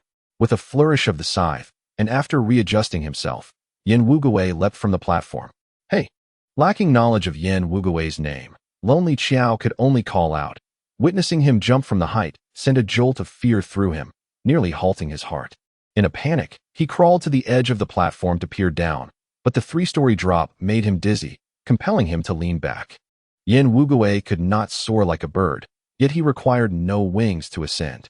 With a flick of the black scythe, its blade embedded itself into the side of the platform, and as Yin Wugui adjusted his stance, he remarkably began to run vertically along its side. Upon reaching a height of 3 meters above the ground, he maneuvered the scythe, beheading several guards waiting below, then stepped upon their lifeless bodies to mitigate his momentum before advancing forward. Slaughter, indiscriminate slaughter.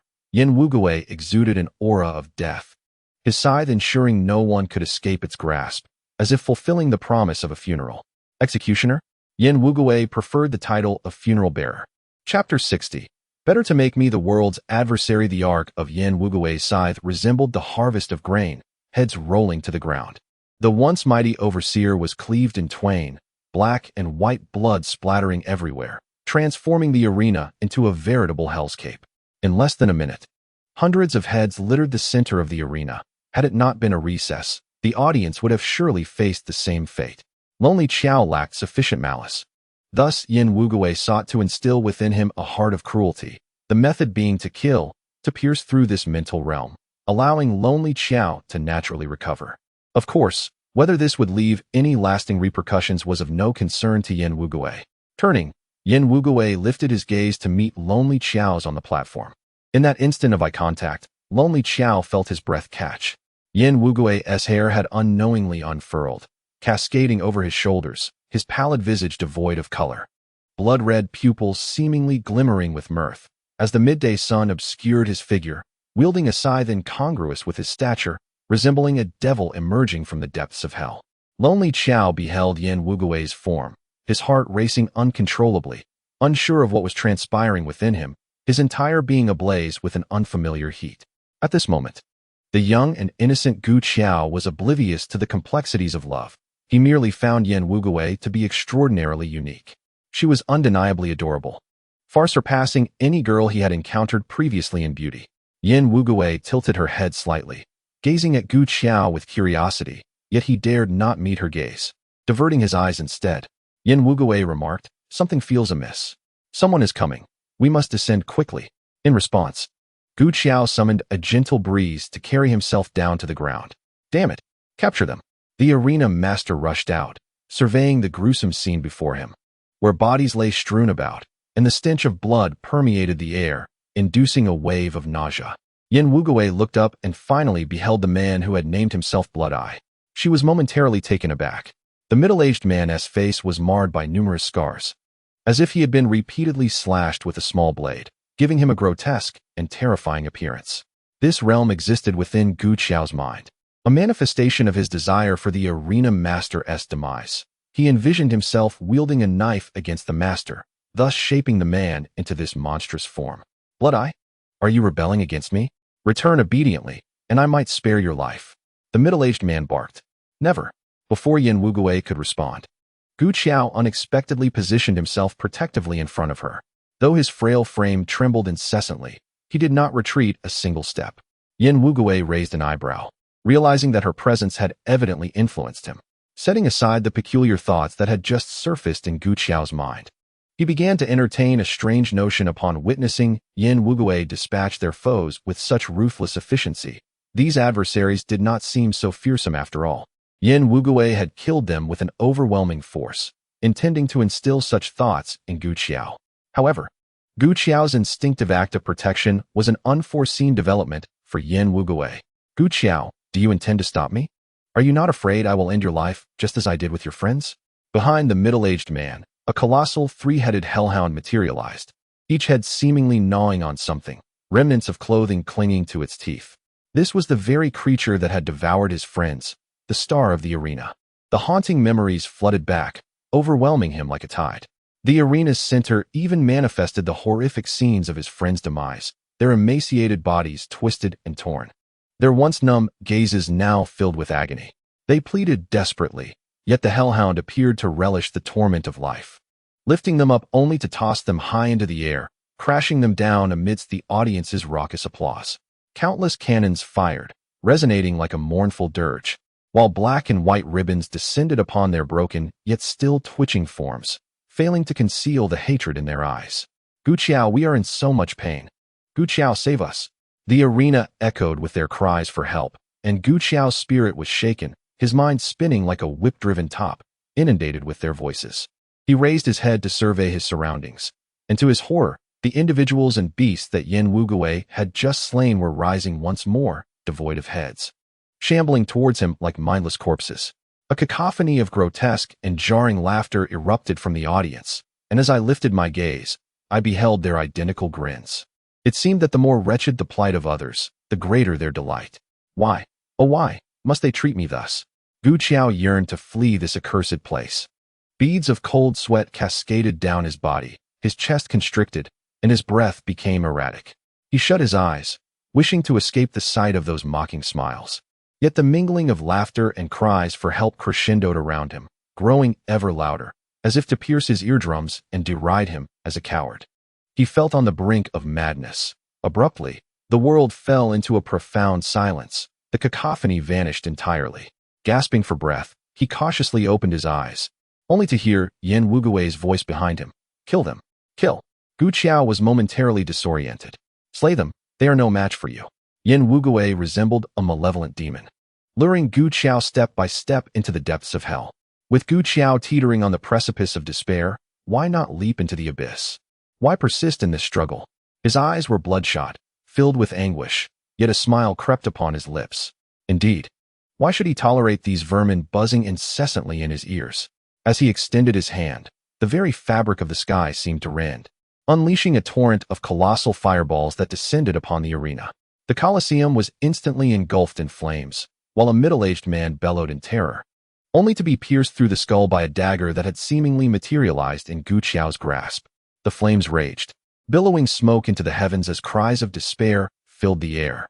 Guqiao disregarded those around him, behaving like a madman, as he mounted the middle-aged man, driving the dagger deeper into his face, following the lines of his own scars. The curve of Guqiao's smile widened.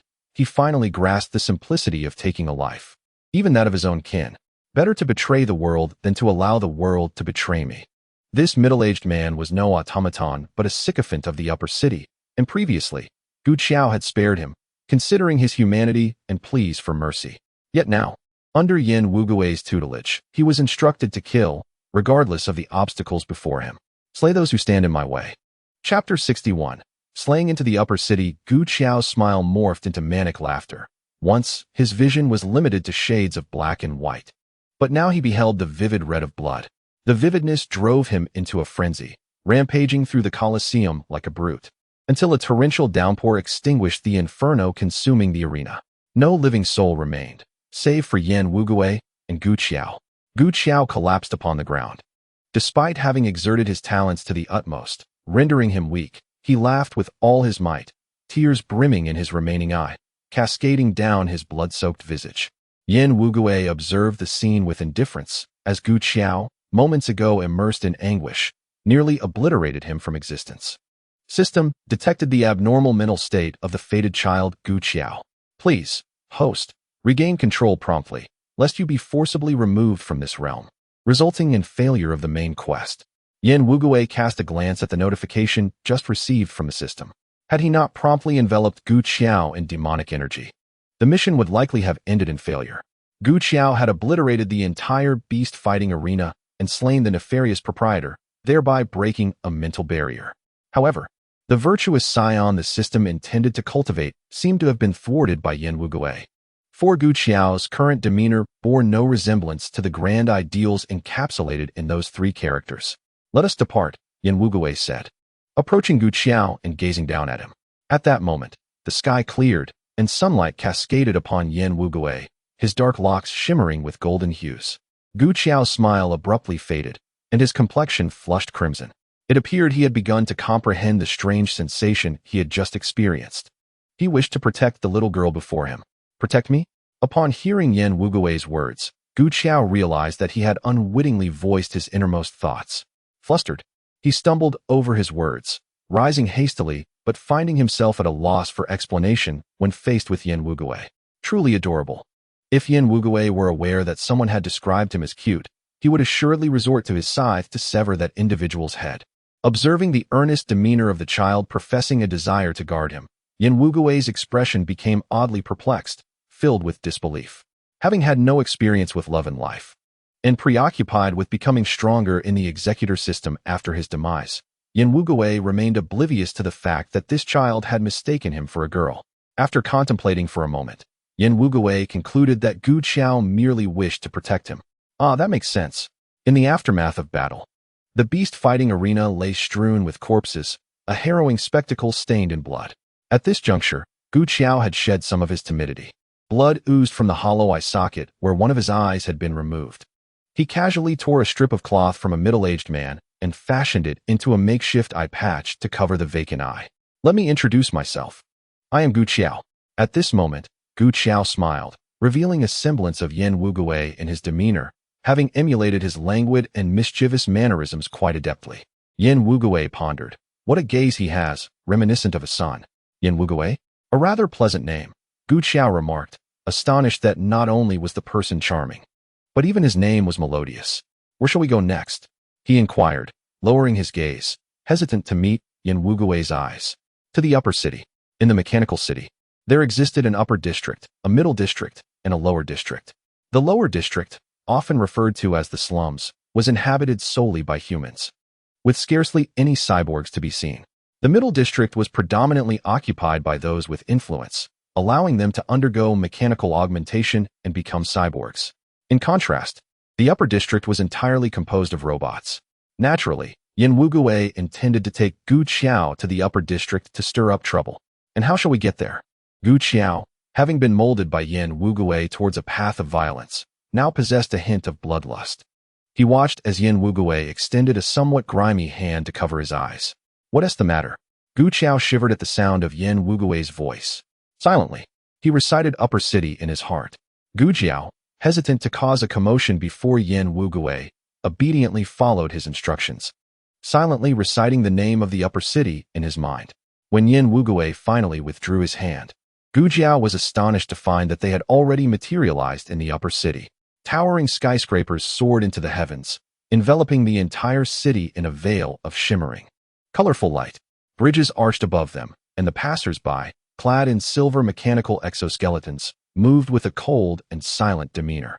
The unchanging edifices resembled tombs to the eyes of the two, yet for Yen Wugui and Gu Qiao, the world remained a stark dichotomy of black and white. Have you awakened the talent for spatial teleportation? Gu Qiao gasped, initially believing Yen Wugui had manifested a combat-oriented ability, only to discover it was the gift of teleportation instead. In truth, even Gu Qiao's spiritual essence was unaware of its existence within the realm of the mind. Soon enough, the two ragged figures attracted considerable attention, for humans were strictly forbidden from entering the upper city. Before the mechanical soldiers could pursue them, Yen Wugui swiftly led Gu Qiao away, navigating through a series of alleys to shake off their pursuers and slipping into a nearby house. Yen Wugui had previously surveyed the place with his magical aura. It was unoccupied. After enduring a prolonged period of discomfort, Yen Wugui finally had the opportunity to bathe. However, as he could not perceive color and had assumed the form of a child, he could only grab a piece of children's clothing from the wardrobe. It fits reasonably well. Yet in Gu Qiao's eyes, amidst the black and white world, Yen Wugui appeared as a delicate shade of light blue. I feel pink would suit her better. But light blue is quite charming as well. After their bath, Yen Wugui gazed out the window. Given their abilities, it would pose no challenge to conquer the city by dawn. Are you ready? Yen Wugui asked with a smile, directing his gaze toward Gu Qiao. Naturally, Gu Qiao replied, a smile gracing his lips, his remaining eye glimmering with an unusual light. Although Yen Wugui now resembled a demon, to Gu Qiao, The sudden splash of color in his monochrome existence could only be perceived as a form of redemption. Yet, for Gujiao, Yin Wugui was not entirely benevolent. Even his tone lacked gentleness. Nevertheless, by leading him away from despair, he inadvertently fostered a dependence in Gujiao's almost shattered spiritual essence, which he misconstrued as affection. Ultimately, one is often ensnared by the unattainable desires of youth throughout their life. Once, Gujiao aspired to be a hero, a champion for all humanity. But now he sought only to be his own hero, indulging in reckless abandon. Together, they leapt from the window, and a massive black scythe materialized behind Yin Wugui, swinging with abandon. The once formidable mechanical exoskeletons were severed as easily as paper. Gujiao, in turn, summoned a tempest within the city, the powerful winds scattering mechanical debris like confetti. In Gujiao's spiritual realm, they unleashed a ruthless rampage. As long as Gujiao maintained his unwavering resolve, they would not be defeated. Chapter 62. Mission accomplished. After an indeterminate duration of slaughter, Gujiao, consumed by madness, lost sight of Yin Wugui, maniacally tearing apart the very machines he had once feared, reducing them to scrap metal. As dusk descended, the sun's rays slanted westward, casting a gradual shadow over the landscape.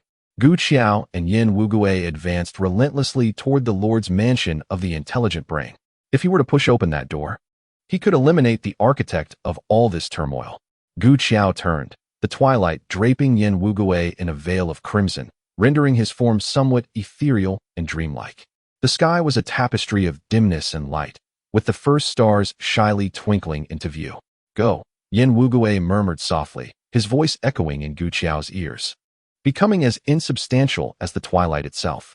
Are you leaving? Gujiao, as a spiritual entity, could still vaguely sense certain truths. He was correct. Once Gujiao opened that door, Yin Wugui would have completed his main quest and could return to the realm of the primary deity. Yin Wugui nodded in affirmation. Will we meet again? Gujiao inquired, urgency threading his voice as he struggled to comprehend Yin Wugui's reluctance to see him again. But before he could articulate his feelings, Yin Wugui, frowning, interjected, "We are both men. There is no need for hesitation. Just go." Yin Wugui found it disconcerting to be surrounded by a monochrome world while Gujiao, like a child, lingered before the point of victory. At his words, Gujiao froze, his pupils dilating in disbelief as if struck by a thunderbolt, his voice rising in pitch. "You're a man?" Yin Wugui raised an eyebrow in confusion. "Of course I am. What else would I be?" Gujiao appeared to lose his anchor, muttering in disbelief. How could this be? His remaining eye dulled, and his body trembled uncontrollably. Uncertain of Gujiao's sudden outburst, Yin Wugui grasped his shoulder and urged him forward. "Go, do not look back. At the end of this dark path lies illumination." Like a marionette with its strings severed, Gujiao trudged forward, pushing open the door. System, task settlement in progress. System, Executioner number 001. Task completed flawlessly, returning to the realm of the primary deity. Main quest. The child of fate, Gujiao, exhibits an abnormal mental state. Please assist the host in restoring normalcy within the child of fate's consciousness to ensure the world's proper functioning. Task status. Completed. Task completion. 100. Task evaluation. SSS. Task reward. 150 points. Yin Wugui dissipated within Gujiao's spiritual realm, and as Gujiao absorbed Yin Wugui's words, he did not turn back, but resolutely pushed open that door. Within a small world, the now adult Gujiao stood before the execution platform, facing the intelligent brain, which was now a mass of data chaos. "Foolish human, should you kill me, the entire mechanical city shall turn to dust. I will perish, and those humans you protect will meet the same fate." The intelligent brain, a colossal machine governing the entirety of mechanical city, threatened dire consequences should it self-destruct, rendering all of Gujiao's previous efforts futile. Yet, the current Gujiao was deaf to its words, his mind consumed by Yin Wugui's query. What else would I be? He is a man. How could this be? He is undeniably so adorable. How can he possibly be male? Gujiao felt a sense of disorientation, casting aside the threats posed by the intelligent brain. "Foolish humans, do you dare to disregard the god of machines?" The jarring voice of the intelligent brain snapped Gujiao back to reality. His spiritual essence had lingered in the realm of imagination for quite some time. Yet upon regaining his focus, it was merely a fleeting moment. Gu Qiao's gaze returned to its indifferent state, and in his hand, a purple lightning bolt materialized as he advanced step by step toward the intelligent brain, a cruel smile reminiscent of Yan Wugui gracing his face. Do you dare to kill me? The screen of the intelligent brain displayed mocking phrases. No one could evade the precise analysis of machinery. It was inconceivable that this human hero, Gu Qiao, would risk the extinction of humanity to destroy it. Machines are the pinnacle of evolution. It had discerned Gu Qiao's fatal flaws in character, yet he placed his hand upon the machine, and then a bolt of lightning descended from the heavens, capable of cleaving the entire intelligent brain in two. With a thunderous roar, the intelligent brain vanished, and the mechanical city did not explode. Gu Qiao did not even glance at the ruins of the intelligent brain, but instead sat down on the steps nearby, murmuring, "Why must he be a man? It shouldn't he be? How could someone so cute possibly be male?" As he spoke, tears began to flow. After the demise of the intelligent brain, the mechanical humans transformed into mere scraps of metal, with Gu Qiao taking the helm as the new lord of the city, governing this realm. A Gu Qiao who lived for humanity was formidable, yet a Gu Qiao who lived for himself was invincible. For Yan Wugui's task was to traverse into Gu Qiao's spiritual world and pull him from the depths of despair. Thus, the system did not erase memories of him, allowing this world to function normally. However, the residents of this city soon noticed that their lord often sat alone, gazing at the sky in a daze, muttering to himself. Moreover, it was rumored that the valiant and unparalleled lord, who had redeemed humanity from dire straits, harbored an inexplicable fear of the color pink. The entire mechanical city was forbidden from displaying this hue, although the reason behind the lord's peculiar aversion was unknown.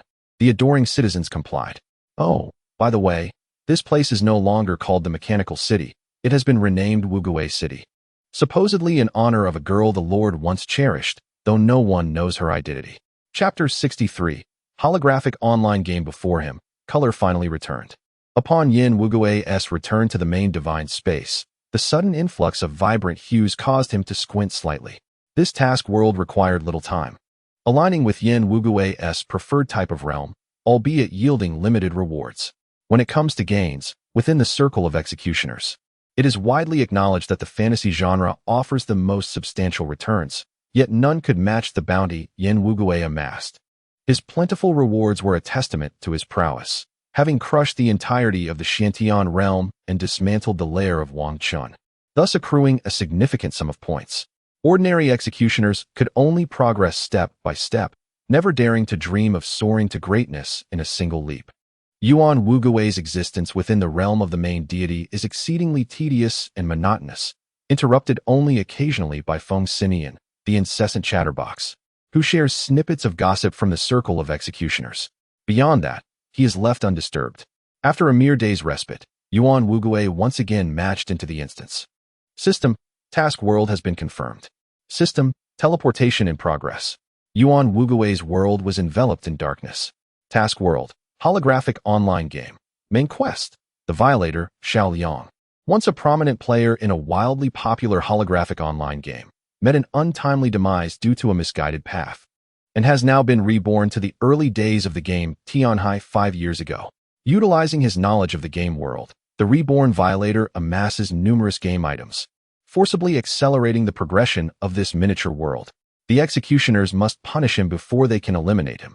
Furthermore, they are tasked with assisting the destined child, Feng Chuan, in securing first place in the inaugural professional league of Tianhai in order to exit the task world. Note, due to the excessive time consumption in this world, task point rewards will be determined by the executioner's daily side quest completion rate. Side quest. Has the violator been beaten today? Quest status. Incomplete quest completion. 0 Yuan Wugui opened his eyes to find himself adorned in a resplendent robe, regal yet serene, within a magnificent palace. A holographic online game? This was an uncharted territory for Yuan Wugui. He silently invoked his interface, and a translucent screen resembling the executioner's system message panel materialized before him. Yuan Wugui, Lord of the Extreme City, 30-level Guardian Special Boss, Gender, Male Health Points, 10,000 Attack Power, 99. 999 Defense, 1 Weapon Mastery, 100 Critical Hit Rate, 100 High Probability of dropping 30-level Universal Gem upon defeat.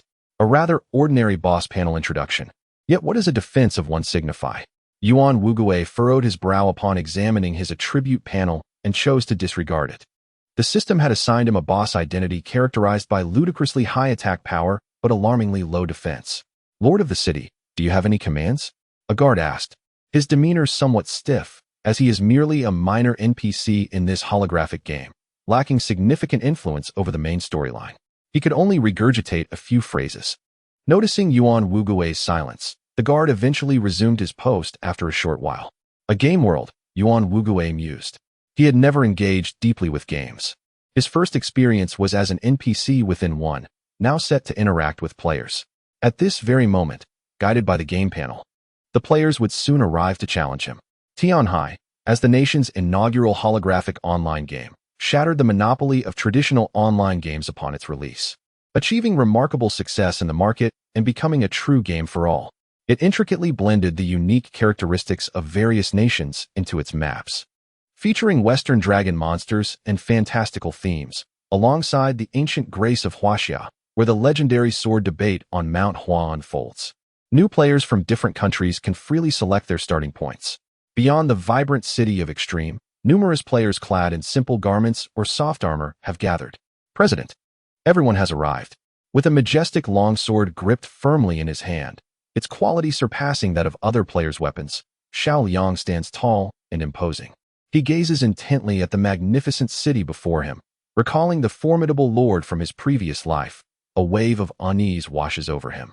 Yet, as he glances back at those who follow him, a smile breaks upon his lips. The city lord? Soon, he shall be nothing but a vanquished foe beneath my command. In the realm of Sky Sea, reaching level 30 represents a pivotal threshold.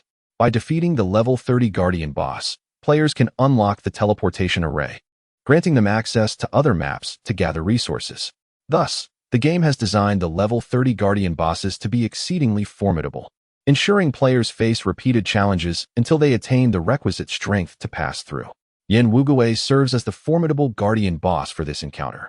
In his previous life, Xiao Liang was a seasoned player of Sky Sea, thriving within the game through his adept skills, accumulating considerable wealth. However, once he tasted prosperity, he succumbed to a life of indulgence and vice, ultimately leading to his downfall when he crossed paths with the wrong individual. His legs were shattered, and he faced a complete ban within the game, leaving him with no escape. In despair, he took his own life, only to awaken once more in a rented room 5 years prior, just as Sky Sea was being launched. With his meager savings of over 10,000, he acquired a holographic helmet, quickly rising to prominence in the game, intentionally forging connections with renowned players from his past life and establishing the largest guild in Huaxia. Rising flames. However, old habits die hard. After amassing wealth through the holographic online game, Xiao Liang fell once again into the clutches of addiction. It must be said that had he adhered to the rules as a compliant violator, the executioner system might have allowed Yan Wugui to dispose of him sooner. Yet, he stubbornly created a side quest. Did the violator receive a beating today? One could only conclude that while fate may spare the innocent, the wicked are often left to face dire consequences. Xiao Liang lifted his gaze towards the city gates, his fists clenched tightly. In his past life, the Guardian boss had mercilessly tormented them, and it took him nearly half a month to uncover the boss's weaknesses. This time, however, he is determined to conquer Extreme City and become the first guild across all global servers to unlock the teleportation array, ensuring his name, Xiao Liang, resonates throughout the world. Having prepared extensively for this day, he is resolutely confident in his ability to succeed on the first attempt. The thought of the accolades awaiting him upon clearing the level stirs a fervent excitement within him. Are we ready, Liang Xiao? A cold voice echoed from behind him, revealing that Liang Xiao is indeed Xiao Liang's in-game name. Upon hearing the man's voice, a shiver ran through him, and he turned to face him. The man, with a stern countenance and a tall, statuesque figure, clutched a pitch-black sword. Jiang Zhou, there's no need to rush. We shall proceed at once. Xiao Liang offered an awkward smile, though his expression twisted slightly as he turned back. Jiang Zhou, a legendary player from his previous life in Sky Sea, an MVP champion with millions of followers, was frequently featured on the official game website for his exemplary gameplay videos, a true master of the game. It is precisely this aspect that incites Xiao Liang's jealousy, After his rebirth, he constantly seizes opportunities that rightfully belong to Jiangzhou, thereby hindering its growth. Nevertheless, Jiangzhou's current reputation is not much inferior to his own. For reasons unknown, upon their first encounter, Jiangzhou felt an inexplicable animosity toward Xiaoliang, sensing in him a duplicitous character, a hypocrite with a treacherous nature. System, will you challenge the level 30 special boss? Yes, Xiaoliang replied in a low voice. Once he acquires the universal gem, both Jiangzhou and the others will be beneath his feet. The scene before him became ethereal. Chapter 64. Have the violators been punished today? Who dares to disturb the lord of this city? Yin Wugui obediently recited the lines displayed on the game panel. After Xiaoliang confirmed his choice, the crowd was teleported to a mist-laden bamboo grove. In the early morning, the bamboo forest was shrouded in shadows. Enveloped in a profound silence, only Yin Wugui's clear yet somewhat domineering voice resonated through the air. The dense morning fog swirled with the cold breeze, causing bamboo leaves to fall, scattering upon the player's shoulders. Wow, is this the battlefield? It's stunning. The game company has outdone itself. Look at this graphics. I hope the programmer is okay. Is anyone else captivated by the boss's voice? What are you daydreaming about?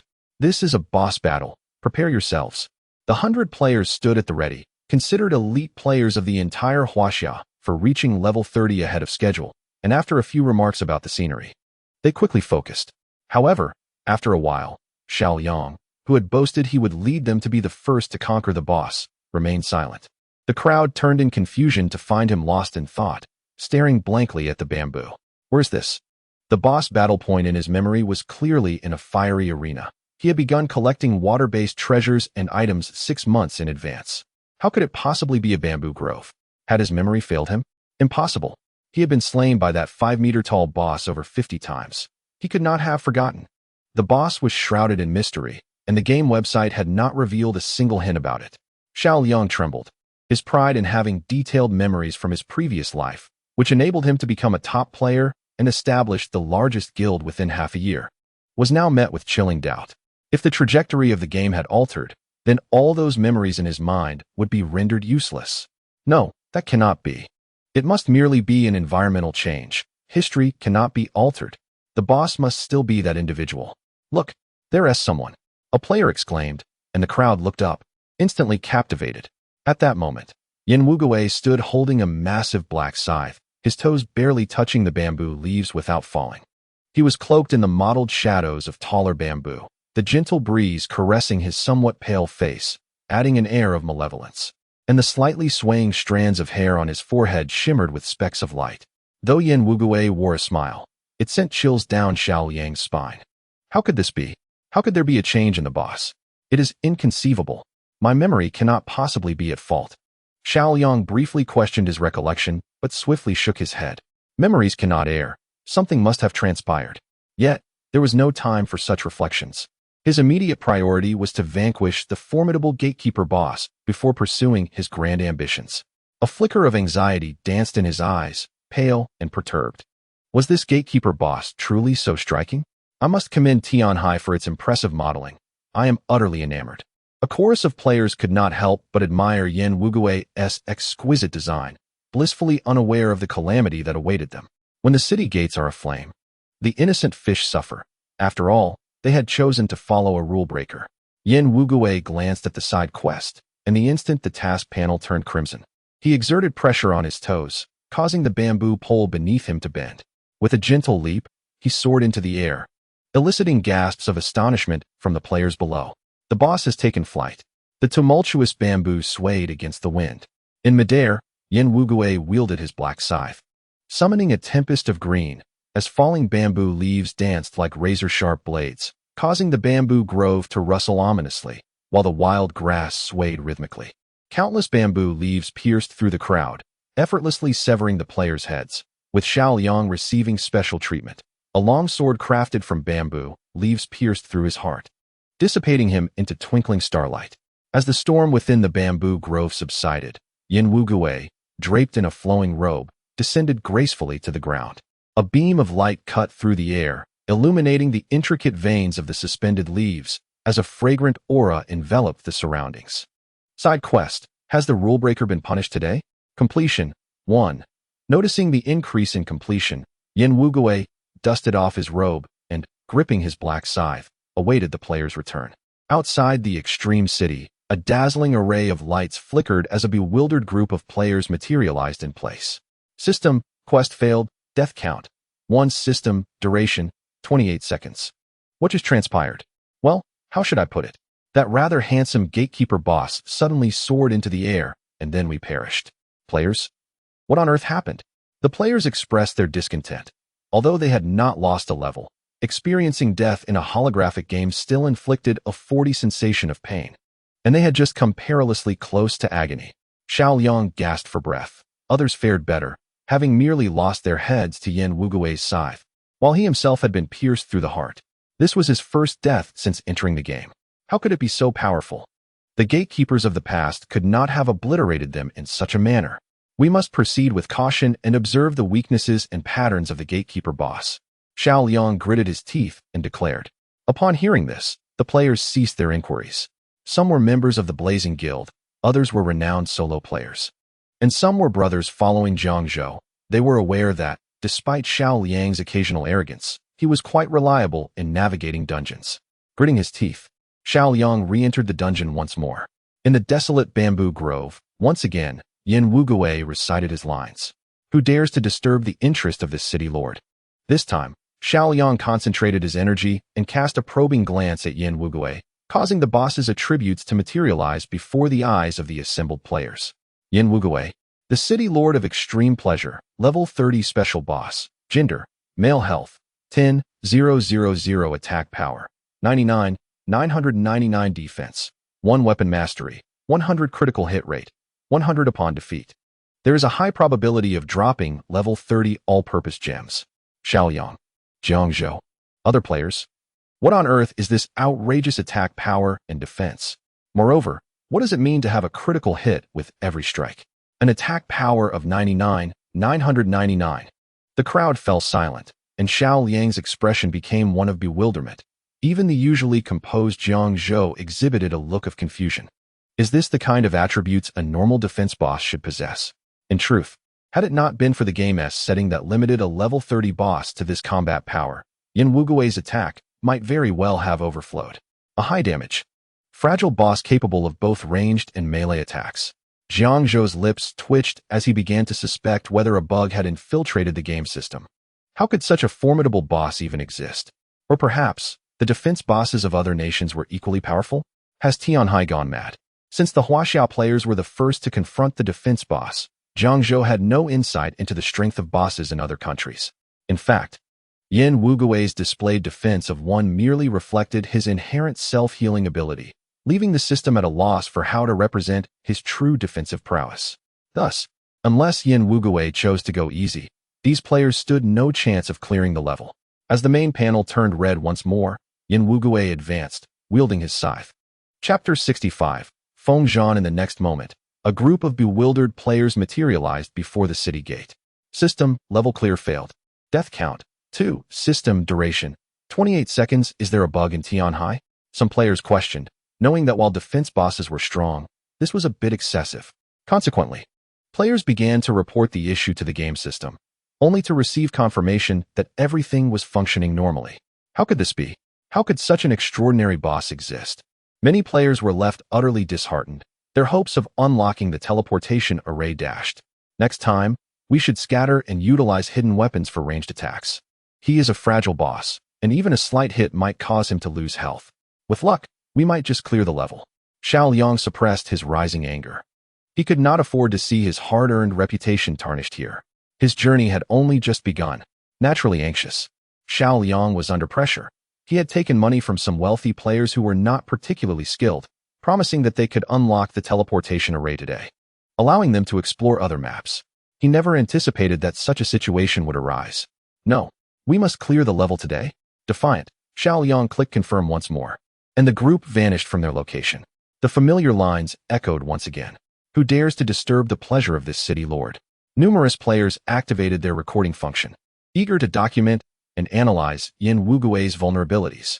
Following Xiao Liang's orders, they swiftly dispersed, wielding their ranged weapons, awaiting Yin Wugui's descent. The two sides exchanged glances. urging him to take flight. After having dispatched them twice, Yin Wugui grew weary of fleeing, opting instead to recline in an ancient wooden chair that appeared from nowhere. Legs crossed, leaning back comfortably. As the panel turned red, Yin Wugui, lacking the motivation to wield the black sickle of demise, merely flicked his fingers. A mighty wind surged through the bamboo grove, as beams of sunlight pierced through the mist, creating a surreal and dazzling spectacle. Truly, it was elegance incarnate. However, in the next moment, an extraordinary occurrence transpired. The players, who were intently waiting for Yin Wugui to strike, beheld some leaves transforming, connected by a swirl of black mist, into towering bamboo soldiers, each gripping a bamboo spear. The players stood frozen in disbelief, questioning the nature of this phenomenon, as the bamboo soldiers seemed to come to life, charging at them with their spears, each thrust resulting in a flash of white light as they vanished. Side quest: have the violators been punished today? Completion. 3. Yin Wugui nodded in satisfaction. If he were to engage each time Xiao Liang approached, it would surely be exhausting. Thus, he reclined in his chair, feigning slumber. System: mission failed, death count 3. System: duration 40 seconds. Players, why do you not adhere to conventional tactics? As the gatekeeper boss, what other surprises do you possess that we are unaware of? Now, Yin Wugui had eliminated even the slightest opening. How could they possibly contend with him? At present, Xiao Liang had not achieved the status of commanding the entire player base in Huaxia. After suffering numerous pointless deaths, dissatisfaction began to brew among the ranks. Liang Xiao, earlier you assured us that you could lead us through this task, which is why I brought my team along. However, it appears you lack the confidence you professed. I shall not waste any more time here. I bid you farewell. Jiang Zhou rose, his expression stern, though it was evident to all that he was somewhat irate. Xiao Liang had led them to their demise without any preparation. Fortunately, being slain by the gatekeeper boss did not result in a loss of levels. Otherwise, Jiang Zhou's demeanor would have been considerably more severe. After Jiang Zhou departed with his team, several members from the studio, whom Xiao Liang had rallied, took their leave under the pretext of being busy. Consequently, the number of participants dwindled from 100 to just over 50 members of the Liao Yuan Jihua Guild. President, perhaps we. A member attempted to voice a suggestion but was abruptly cut off by the furious Xiao Liang. Gather the guild members. Assemble 100. Summon every level 30 player you can. I refuse to believe we cannot succeed. Xiao Liang's eyes burned with rage, provoked by Yin Wugui's taunts, leaving the members with no choice but to comply with his commands.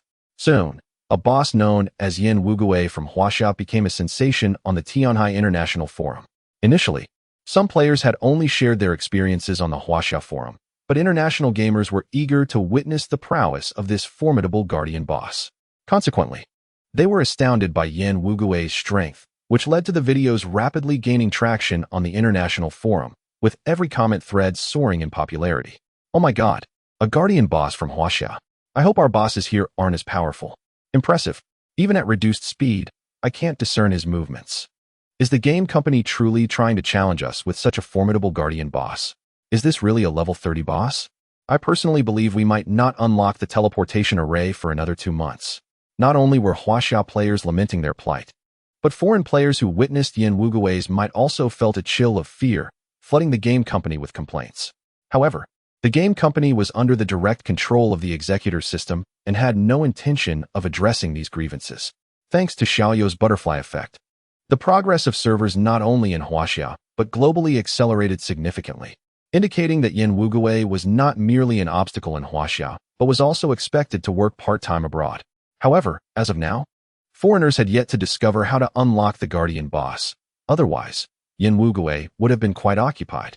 The system seemed aware of its shortcomings and painted a tantalizing picture of points for Yin Wugui, allowing him to accumulate points abundantly in this instance.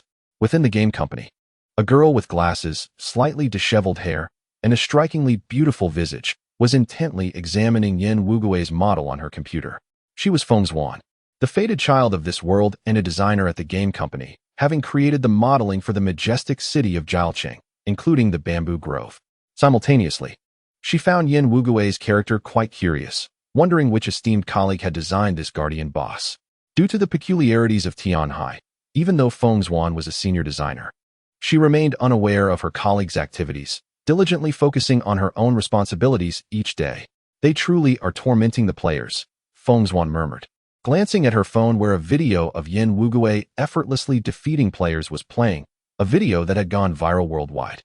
After shutting down her computer, she returned home, hearing the sound of the door opening, accompanied by a man's voice announcing his return. She then saw Jiang Zhou, his expression cool and composed. "Brother," Feng Sinian greeted with a sweet smile, observing Jiang Zhou clad in an apron, wielding a spatula. "It's time to eat." Jiang Zhou usually maintained a stoic demeanor, but he couldn't help but smile when he saw Feng Sinian. His real name mirrored his gaming alias. He was indeed Jiang Zhou, and he and Feng Sinian shared a close bond as half-siblings. At the dining table, Jiang Zhou watched as Feng Sinian devoured her food with enthusiasm and reminded her to slow down to avoid choking. After a moment's hesitation, he finally spoke. Feng, do you know about that guardian boss from Huaxia, Yin Wugui?" "I know him," she replied. Feng murmured that the cuisine prepared by Jiang Zhou was simply exquisite, rendering her unable to set down her chopsticks. Was his data truly flawless? There must be a mastermind orchestrating it, so it couldn't possibly be erroneous. "By the way, brother, let us play a game together shortly. I want to join you in exploring, and it's a perfect opportunity to showcase the bamboo forest I designed." Although Feng was a designer, her creations merely encompassed a few scenes and props. She remained oblivious to certain high-level secrets within the game. And even if she were aware, she wouldn't dare to meddle, lest she land in trouble. Mentioning the bamboo forest put Jiang Zhou in a rather gloomy mood. He felt as if he were suffering from bamboo forest trauma. Chapter 66. As the enemy remains still, so do I. You're so formidable. Yet there are dungeons you can't conquer? Feng teased, for Jiang Zhou was a professional gamer, his livelihood tied to the game's Sky Sea. While Feng skills were commendable, she still had to attend her day job. Gaming was merely a pastime for her. Logically, there should be two chosen ones in this world, one being Feng and the other Jiang Zhou. In Xiao Liang's previous life, this brother-sister duo ultimately stood at the pinnacle of gaming prowess, though Jiang Zhou was merely a secondary chosen one. The boss guarding the checkpoint was truly formidable. After pondering for a considerable time on how to articulate his thoughts about Yin Wugui, Jiang Zhou eventually uttered two words: incomprehensible. Indeed, he found Yin Wugui to be an enigma, as this character exhibited no vulnerabilities, whether in close combat or ranged attacks. No, they couldn't even approach Yin Wugui without being impaled by the spears wielded by the guardians made of bamboo leaves. However, without defeating Yin Wugui, they could not surpass level 30. Without that breakthrough, defeating Yin Wugui remained an impossibility. Having navigated the gaming realm for many years, from PC games to mobile and holographic MMORPGs, Yin Wugui was the first NPC to leave him utterly stumped. Was it really that challenging? To Feng, Jiang Zhou was not only her brother but also her idol. It was the first time she had heard him lament about a boss he could not defeat. After finishing their meal, the two proceeded to wash the dishes, and once everything was in order, they returned to their respective rooms and entered the expensive gaming pod. Brainwave scan. Iris scan. Welcome back to the game. Player Feng entered the game and accepted Jiang Zhou's group invitation. Team, Jiang Zhou, everyone is here. Let us give it another try. This time was different from Xiao Liang's previous experience. Jiang Zhou had gathered numerous elite friends, and their synergy and cooperation were unparalleled. The 100-member team arrived once more at the gates of the extreme city, and with a flash of white light, Xiao Liang's team reappeared before them. "Brother, is this the expert you mentioned last time?" Feng stared at the frenzied Xiao Liang, momentarily taken aback. She vaguely recalled that the Xiao Liang she knew was not like this. Had this boss driven him to madness? Surely, it couldn't be so severe. Jiang Zhou cast a glance at Xiao Liang, positioning himself to obscure Feng's view. He had heard that Xiao Liang was enamored with beauty. He hoped he wouldn't set his sights on his precious sister. "System, do you wish to challenge the level 30 special checkpoint boss?" "Yes." As the multitude transformed into a radiant white light and entered the dungeon, Xiao Liang, observing from the sidelines, let out a cold snort. They had perished countless times, never managing to endure even a minute. If someone as seasoned as him, a reincarnator, could not succeed, how could Jiang Zhou? What a farcical notion. Xiao Liang's expression twisted in frustration, unable to comprehend the formidable nature of this checkpoint boss. Yet, the thought that Jiang Zhou would also face repeated failures brought him a sense of balance. Jiang Zhou had been a prominent player in his previous life. If he were to perish, it would somehow ease Xiao Liang's spirits. After all, if players from all nations were to encounter such an arduous boss, the distinction of precedence would be rendered moot. With a determined huff, Xiao Yang urged the members of his guild to procure all fire element items available in the trading area. He was resolute in his quest to conquer this dungeon. Thus far, he had squandered considerable wealth under Yen Wugui's command, yet still failed to uncover any weakness of the boss. The guild members had intended to dissuade Xiao Yang, but those who had previously tried were met with scorn, leading the others to remain silent. Truly, why persist against this boss? Honor, while significant, should not warrant such a waste of time. Once resentment takes root, it becomes exceedingly difficult to eradicate. Inside the dungeon, Yen Wugui pondered whether to ease the pressure slightly, lest he frighten the players into inaction, when he noticed yet another wave of white light manifesting. Who dared disturb the interest of the city lord? Upon hearing Yen Wugui's classic line, Zhang Zhou paused, feeling an odd sense of weakness in the delivery. Yet, could NPCs tire? Clearly not. He must have misheard. Quan Zhan faced Yen Wugui for the first time, clad in a dark green robe, his pale complexion exuding an air of coldness rather than frailty. His entire demeanor was beyond mere description. It embodied unparalleled elegance. Was this indeed the formidable Yen Wugui that had brought countless players to tears? Quan Zhan gripped his spear tightly, his expression stern and poised for battle. Yen Wugui assumed it was merely Xiao Liang returning for another bout of punishment. Just as he prepared to command his bamboo soldiers to eliminate them, he sensed a difference in the newcomers. The children of fate had arrived? And a pseudo-child of fate as well. Yen Wugui regarded Quan Zhan and Zhang Zhou, his initial intentions dissipating. Perhaps he could afford to let them off lightly? Delay the fight a little longer before ultimately defeating them? Engrossed in devising a way to grant leniency to these children of fate, he hesitated to act. Meanwhile, Zhang Zhou and his party observed as Yen Wugui completed his lines, seemingly frozen in place. Zhang Zhou and his companions exchanged bewildered glances. Shouldn't the bamboo soldiers be dispatched now? Both sides adhered to the principle of remaining motionless, resulting in a stalemate lasting a full minute. Quan Zhan felt his hand growing weary, and just as he opened his mouth to speak, Yen Wugui suddenly erupted into action, executing a chaotic bamboo counterflow that sent them back to their starting point.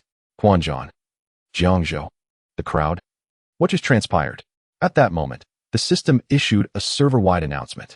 System, congratulations to Zhang Zhou's team for withstanding over a minute against the checkpoint boss, Yen Wugui.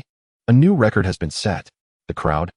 While others continually refresh their completion times, Yen Wugui stands apart, seemingly testing how long he can endure. Can this truly be announced server-wide? What is there to celebrate? Zhang Zhou suddenly felt a twinge of embarrassment. At first, he found it somewhat shameful. But upon tilting his head, he caught sight of Xiao Liang's incredulous gaze. Impossible. Why should Zhang Zhou be able to last a whole minute? Yet, the indifferent expression on Zhang Zhou's face made Xiao Liang feel as though he looked down upon him, prompting him to disdain the idea of seeking strategic counsel from Zhang Zhou. In truth, even if he had sought guidance, Zhang Zhou would have little to say. He simply stood there, unmoving against the boss, and with a mere comment from his sister, they were obliterated. Xiao Liang, undeterred, believed his strength was not significantly inferior to Zhang Zhou's, and his arsenal of items was far more abundant. Why couldn't he break the record? Furious, Xiao Liang re-entered the dungeon. Before Yen Wugui could even deliver his lines, he brandished a torch, intending to ignite the bamboo grove, only to have his head severed by Yen Wugui's swiftly descending black scythe. They perished before even hearing a word. Zhang Zhou and the others merely blinked, and those players transformed into streams of white light. Bewildered, Xiao Liang and the others were astonished. Had they truly died that quickly? System completion failed. Death count 18. System duration 3 seconds. 3 seconds, a terrifyingly low time. Xiao Liang gritted his teeth in frustration. Chapter 67. A single man guards the pass. Was it possible that they had genuinely encountered a glitch? Huang Chan murmured, never expecting such a minute possibility to occur to him. What a pity. If it had indeed been a glitch, the boss would have been entirely immobile, a missed opportunity. Zhang Zhou and the others re-entered the dungeon, though they did not dare to hope for a recurrence of such a peculiar circumstance. Who dares to disturb the interest of this city's lord? Yen Wugui declared, glancing at the system message just delivered to him. System, please ensure the host plays the role of a qualified dungeon boss. Oh. This was a reminder that he could show leniency, but not to the extent of earlier indiscriminate mercy. How then should he demonstrate leniency? Yin Wugui rose, surveying the solemn group not far away, pondering before hurling his black scythe into the air. A slicing wind followed as the scythe soared faster and faster, gradually resembling a rapidly spinning harbinger of death, slicing through iron like mud. A palpable sense of danger enveloped them, yet these seasoned companions, having played together for a long time, instinctively scattered without the need for Jiang Zhou's warning. As a result, the scythe whizzed past Quang Chan's head, narrowly missing her by a hair's breadth, almost cleaving her skull in two. Quang Chan. She admitted that she had gambled somewhat just now, and her back was now drenched in cold sweat. This NPC was indeed as frightening as her brother had claimed. Yin Wugui nodded, thinking that this hardly counted as overt leniency. Charge. Seizing the moment while Yin Wugui was weaponless, the group surged forward, eager to uncover more of Yin Wugui's strength and techniques in preparation for future encounters. Yin Wugui's thoughts were quite straightforward. How else could he manipulate the situation? The system instructed him to torment this violator, and in pursuit of points, Yin Wugui devised various forms of torment. The longer Jiang Zhou and his companions lingered in the dungeon, the more frantic Xiao Liang became. Kong Chuan, wielding a spear, approached Yin Wugui and lunged forward, only to have Yin Wugui deftly evade the attack. With a nimble leap, he landed behind Kong Chuan, his hand pressing against her head, executing a somersault to reposition himself. Kong Chuan was taken aback, wondering if she had just been used as a springboard. Infuriated, she attempted a counterattack, but Yin Wugui stood atop her spear's tip, just as the ominous sound of Jiang Zhou's dark longsword sliced through the air. Yin Wugui cleverly deflected it with a bamboo soldier, successfully escaping the fray, occasionally feigning engagement. He dispatched a few players, prolonging the encounter. As the 2-minute mark approached, the returning black scythe delivered the final blows to the remaining players. A flash of white light signified their disappearance. Yin Wugui gripped the returning black scythe, muttering to himself about the exhausting nature of his role. System, congratulations to Jiang Zhou's team for enduring 2 minutes against the gatekeeper boss, Yin Wugui. Record broken. Upon returning to the city gates, Jiang Zhou and his companions remained perplexed. To avoid provoking the already irate Xiao Liang, they opted for text chat. Team, Kong Chuan. I can't shake the feeling that this boss is formidable, yet not as terrifying as you all claimed. How did Liang and the others get eliminated in mere seconds? Team Jiang Zhou. I can't quite explain it either, but it feels as though the gatekeeper boss suddenly weakened significantly. Team, Kong Chuan. Weakened? Or significantly weakened? Previously, Jiang Zhou and his team had been dispatched in mere seconds, leaving Kong Chuan oblivious to Yin Wugui's true capabilities. In reality, even Xiao Liang and Jiang Zhou grasped only a fraction of Yin Wugui's strength. They had merely witnessed the tip of the iceberg. Jiang Zhou and the others engaged in a private discussion about the recent developments, strategizing before re-entering the dungeon. Inside, Yin Wugui gazed at the persistent players with exasperation. He had already eased the difficulty, yet they were relentless. Surely, he deserved a moment of respite. Sensing Yin Wugui's frustration, the system promptly awarded him 100 points. System points. 100. What was I just thinking? I was thinking nothing at all. Wasn't it just a matter of easing the dungeon? Yin Wugui relished in this very act. With the newly acquired points, his mood lifted considerably. Due to the unique nature of this dungeon, only Yin Wugui could fulfill this role. Even the Executioner No. 002 could not assume the identity of the NPC Lord of the Extreme City, as one must be capable of standing firm against countless foes while possessing a keen appetite for wealth. Did you all notice if the boss smiled just now? Did he? No. Kong Chuan murmured, dismissing the thought of whether Yin Wugui had actually smiled. In the realm of the holographic online game, the monsters diverge significantly from those in traditional games, as their moves are not fixed and can vary at any moment. This variability greatly facilitated Yin Wugui's strategy of allowing the players to advance, albeit he had to ensure it wasn't overtly apparent. This time, he permitted them to last just over a minute before dispatching them all. That will suffice for today. I shall contemplate further strategies, Jiang Zhou remarked. If they could not progress, they had no choice but to devise solutions based on their own strength and strategy. After nodding in agreement, the group logged off, with Quang Chuan and Jiang Zhou preparing to scour the forums for any insights from seasoned players regarding patterns. Observing this, Xiao Liang reluctantly logged off as well. However, the outcome was that no one discerned any patterns, Only lamentations echoed throughout the community. Subsequently, in an effort to simplify matters, Yin Wugui swiftly eliminated players who were not among the fabled children of destiny, leaving them in the dark before they even had a chance to react. Consequently, countless players tagged the official account, demanding a reduction in the difficulty of the boss encounter with Yin Wugui. This formidable boss is beyond our capabilities. If you don't want us to succeed, just say so. Why make us grind to level 30 only to unleash such a powerful boss to frustrate us? Is the gaming company doing this on purpose? I must admit, the model for this boss is the most aesthetically pleasing I've seen in Heavenly Sea. But what good is beauty if I can't defeat it? I strongly suggest reducing the difficulty. Otherwise, how can we play? One black sickle from the opponent, and we perish instantly. Dying is quite painful, you know. Numerous players vented their frustrations, yet the underlying force of Heavenly Sea was the system, which had no fear of player discontent. The game was not concerned about a dwindling player base, but it seemed genuinely apprehensive about players losing their tempers. By 6 o'clock the following morning, Heavenly Sea issued a global announcement. In light of the complaints regarding the boss Yin Wugui that emerged yesterday, we wish to provide a brief statement regarding this matter. The entry limit for the boss challenge will be increased from 100 to 1,000 players. Although the strength of boss Yin Wugui will remain unchanged, we are committed to continuously optimizing this dungeon to enhance your gaming experience. 1,000 players. Upon seeing this, the players quickly cast aside their previous vitriol towards Heavenly Sea and hurriedly logged back in, eager to shatter the record for a server-wide announcement.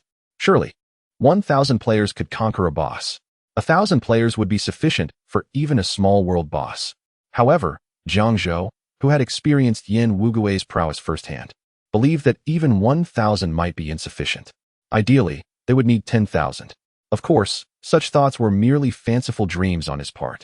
Chapter 68. The Blizzard of Adversity System. Jiang Zhou has logged in system. Kwang has logged in. The world chat was abuzz with players calling out to one another, inquiring if anyone wished to form a team to challenge the boss. Given their small number, Jiang Zhou and his companions decided to join a public group.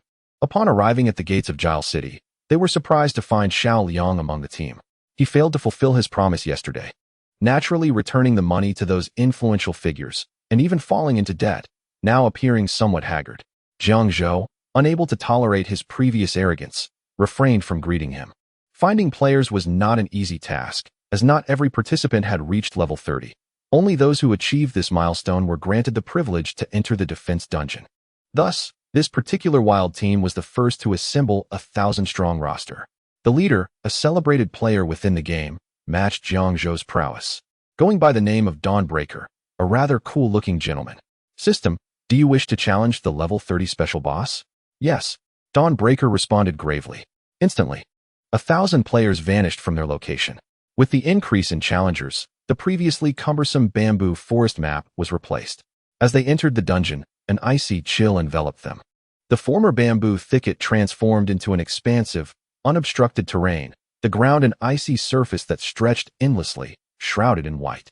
Snowflakes fell from the sky, and the biting cold wind pierced through, creating a breathtaking scene that resembled a celestial realm, vast and ethereal.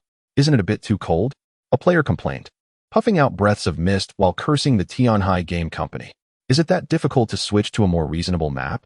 Quan Shan gazed into the distance as Yin Wugui approached, still gripping his black scythe, draped in a dark fox fur cloak, resembling a distinguished young master.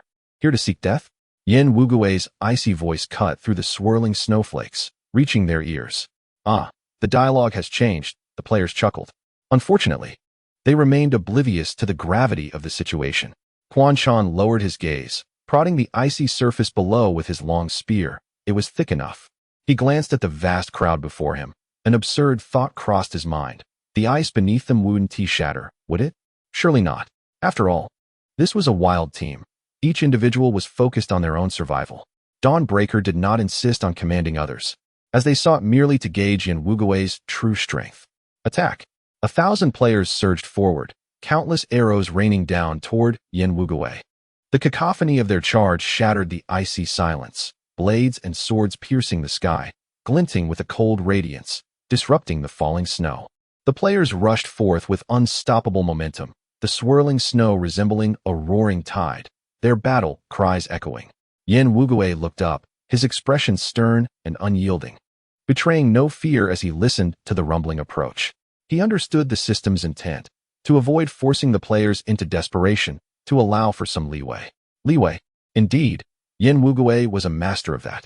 Observing the oncoming players, he twirled his black scythe, dark magical energy coalescing upon its sharp blade, merging with the black aura as it surged forth, striking the ice beneath them directly. With a resounding crack, the most dreaded scenario unfolded. The player at the forefront stepped onto the fragile ice, plunging into the frigid waters below. Fortunately, the players behind reacted swiftly, halting their advance and preventing a complete disaster. Those who fell into the icy depths transformed into ethereal white lights. Is it truly possible? Dawn observed as Yin Wugui was forcibly separated from them. Even if they attempted to flank him from another direction, there was no guarantee that this NPC wouldn't employ the same trick again. After executing this maneuver, Yin Wugui nonchalantly wielded his black scythe, effortlessly deflecting all arrows raining from the sky. Damn it, this boss is utterly untouchable. They still believed Yin Wugui possessed low defenses, fearing proximity, when in reality, he simply wished to keep his fox fur pristine, an absurdly refreshing reason.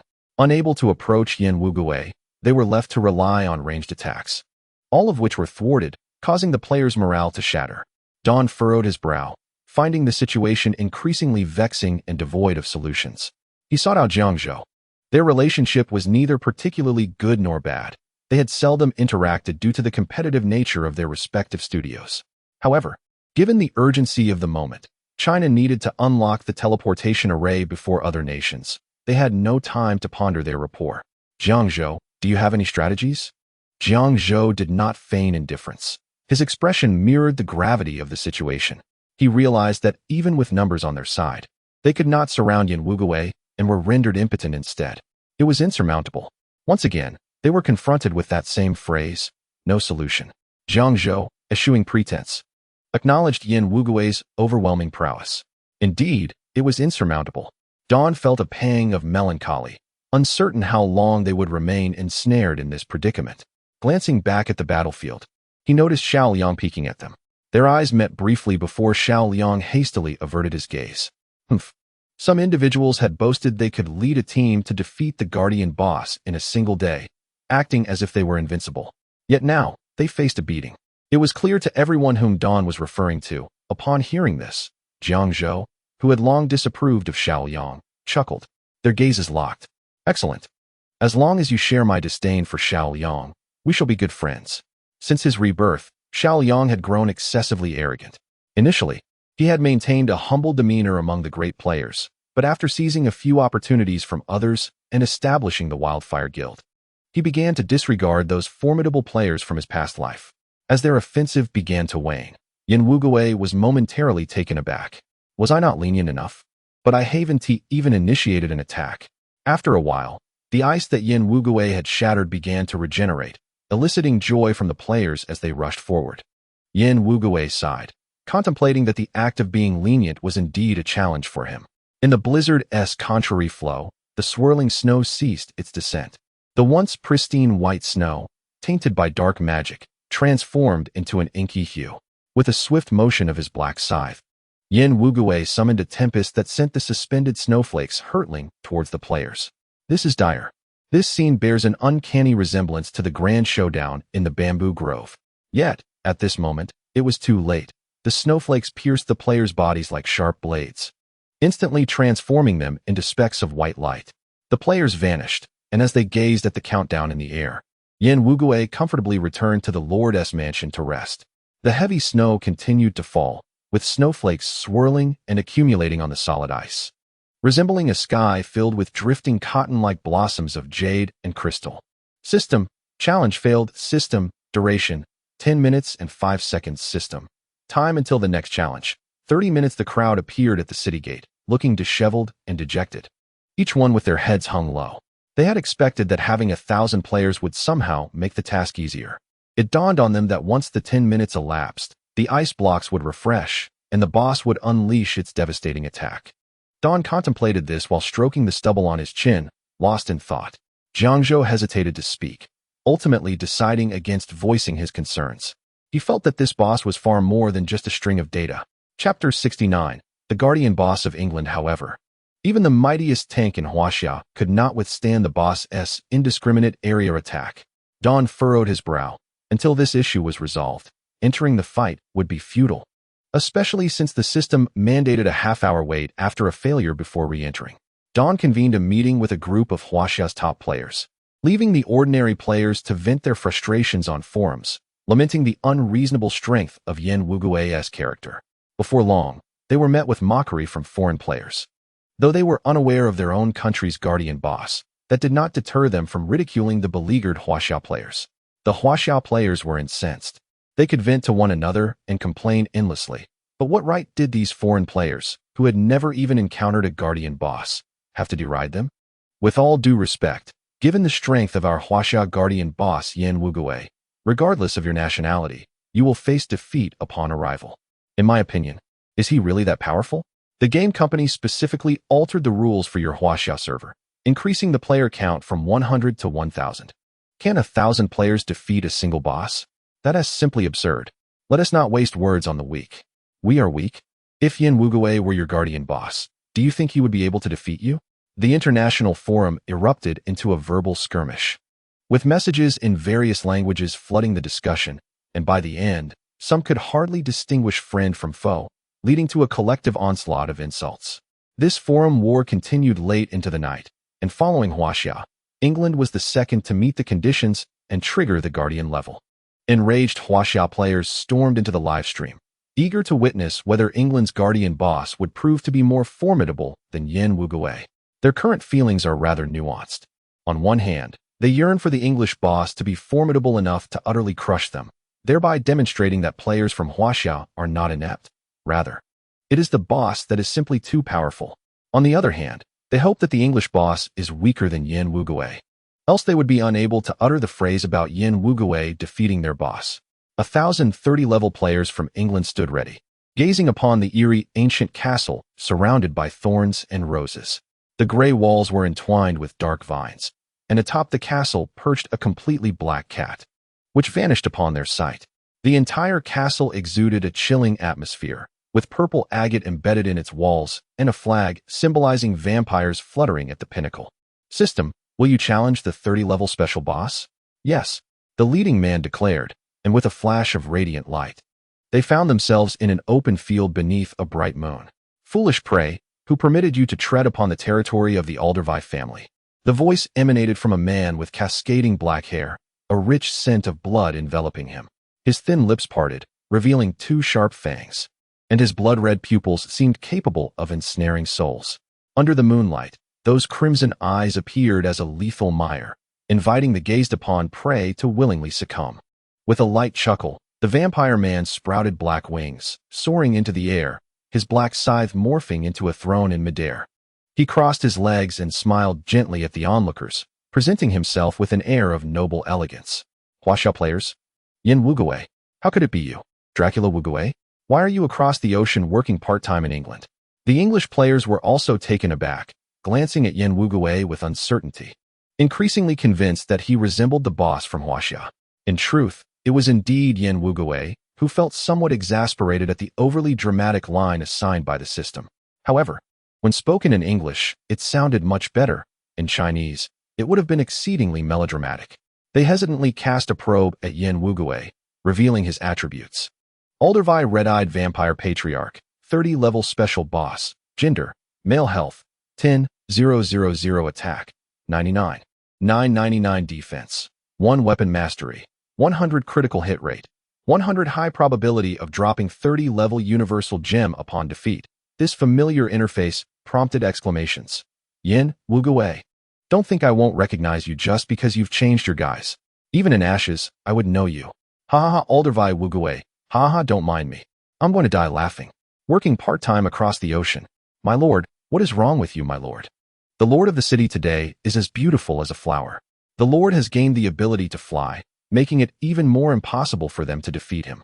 The Chinese players, initially concerned about the strength of the English boss, have now found a sense of relief knowing it is a single individual. Let the games begin. Surely, it cannot be that only we, the Chinese players, face suffering. The live stream's comment section flooded with enthusiastic supporters of Yin Wugui, as the excitement of witnessing others struggle is a different thrill altogether. Yin Wugui indeed possesses the ability to soar through the skies, yet he has been forbidden from using certain techniques, such as the conspicuous reverse current, limiting his area-wide attacks. However, this does not imply that Yin Wugui is at a disadvantage. With wings, he resembles a demon.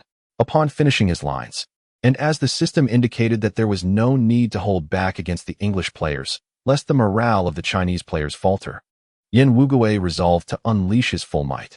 With his dark wings, he plunged into the throng of players, wielding his black scythe with precision. The scythe cross-slash. Yin Wugui charged into the center and executed the cross-slash, unleashing a wave of blinding white light, much to the delight of the Chinese players. See, I told you it wasn't our lack of skill. Yin Wugui is simply too formidable. With the aid of his wings, he maneuvered swiftly through the crowd, leaving devastation in his wake. In no time, 1,000 players were reduced to nothingness, vanishing in a flash of white light, as if a mere touch from Yin Wugui was enough to seal their fate. The English players stood bewildered before the vampire castle. How could this be happening? They finally grasped the mentality of the Chinese players, as Yin Wugui swept through them with an unbeatable force, utterly shattering their will to fight. Finally, someone understands us. The Chinese players reveled in their schadenfreude. If we cannot pass, then neither shall you. The red-eyed Aldervi was, of course, Yin Wugui's avatar, as he could not afford to run back and forth, or the Chinese players would be unable to enter the dungeon. However, having suffered enough, the Chinese players had lost interest in entering the dungeon, consumed instead by speculation about Yin Wugui's true identity. Why had the game developers chosen to make the bosses across various regional servers a single entity? Could it be that this boss holds significance for future storylines? The Chinese players' theories grew increasingly absurd, even entertaining the notion that Yin Wugui might be the final antagonist of the game. If Yin Wugui truly is the final villain, then I suppose I must join the ranks of evil. Stop pretending. Just admit you want to cling to the villainess side. I also wish to, since we cannot defeat him. There's an old saying, if you can't beat them, join them. What villain? You rebellious scoundrels, he is our esteemed lord. I strongly suggest the game company implement an option to change factions. I am utterly eager to serve our lord. How bold. That is the leader of the Aldervi Red-Eyed clan. Players engage in self-entertainment, well aware that the system could never genuinely introduce an option to change factions. Otherwise, those fickle individuals would have long since switched sides. Sue, from now on, the update time will be changed to 8 in the morning. My dear ones, make sure to rest early at night. Chapter 70. Subtlety and Radiance. Yin Wugui, in each realm, possesses several aliases for the sake of convenience. In the Xuantiang realm, he is the junior disciple, the demon lord, and Wangqin. In the realm of the holographic game, he is not only the formidable boss guarding the gates for Chinese players, but also the master vampire of an ancient castle in England. Naturally, his aliases extend beyond these. Except for Yin Wugui in the Chinese server, all his other incarnations across different servers are fabricated by the system, mimicking his usual prowess to avoid any instances of leniency. However, Yin Wugui can monitor the actions of his various selves across the servers. Initially, only Chinese and English players lamented their fates, but soon players from other nations found little to smile about. The gatekeeping bosses for each nation comprised figures such as Yin Yang Master and Go Wugui for China, Faceless Delost for America, and Water Ghost Wugui for Russia. In essence, Yin Wugui wielded his visage, mercilessly defeating players across major servers countless times. Almost all renowned nations had triggered their gatekeeping bosses. Upon witnessing the English players' struggles, they comprehended that they faced a similar fate. Initially, they engaged in subtle comparisons, pondering which nation's boss was stronger or weaker. However, they soon realized that such comparisons were futile, for Yin Wugui ensured that whoever he faced met their demise. Thus, they resorted to measuring who could endure the longest. Ultimately, the English players managed to last 3 minutes under the hands of the vampire with crimson eyes. Although they merely employed a strategy of distraction to force Yin Wugui into pursuing them one by one, they nonetheless felt an immense sense of honor and pride. Players possess a peculiar psychology. If all players bemoan the difficulty of the gatekeeping boss, they collectively direct their frustrations toward the game company. However, if one player dares to exclaim, "Oh, we managed to last 3 minutes, while you couldn't," This provokes the ire of others. 3 minutes? We can do that too. We shall endure even longer. Thus, countless players rolled up their sleeves, bracing themselves to prove a point, with Chinese players no exception.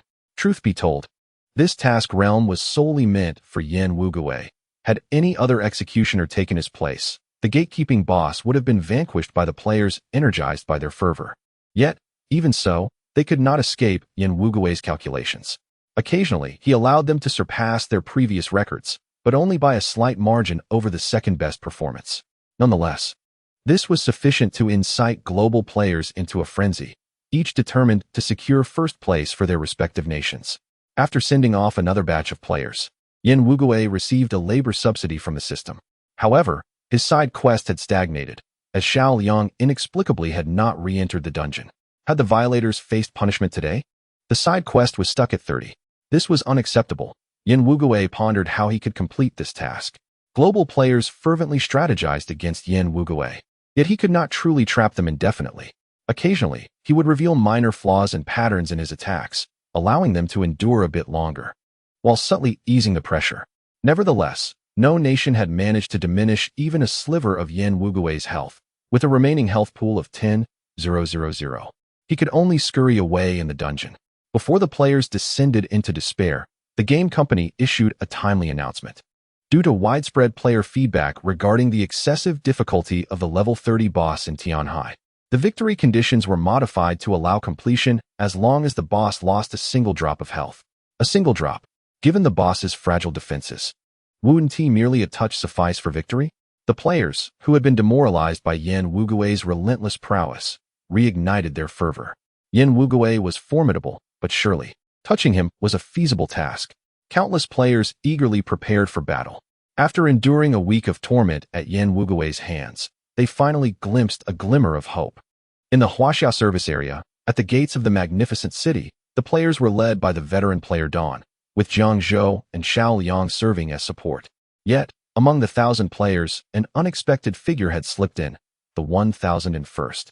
Xiao Liang had been feeling quite miserable these past few days. After the wealthy withdrew their funds, his women had left him, and he found himself unable to pay rent, nearly facing eviction. It was only after pleading with his landlord that he was granted an additional month. For a once mighty reborn individual to fall to such depths was enough to amuse violators across various realms. Xiao Liang felt deeply frustrated. In this contemporary world, Tianhai, as the sole holographic game, was immensely popular, a veritable boon for gaming enthusiasts and a paradise for the experts. With his prophetic foresight, he should have easily outshone others, becoming the foremost player in Huaxia.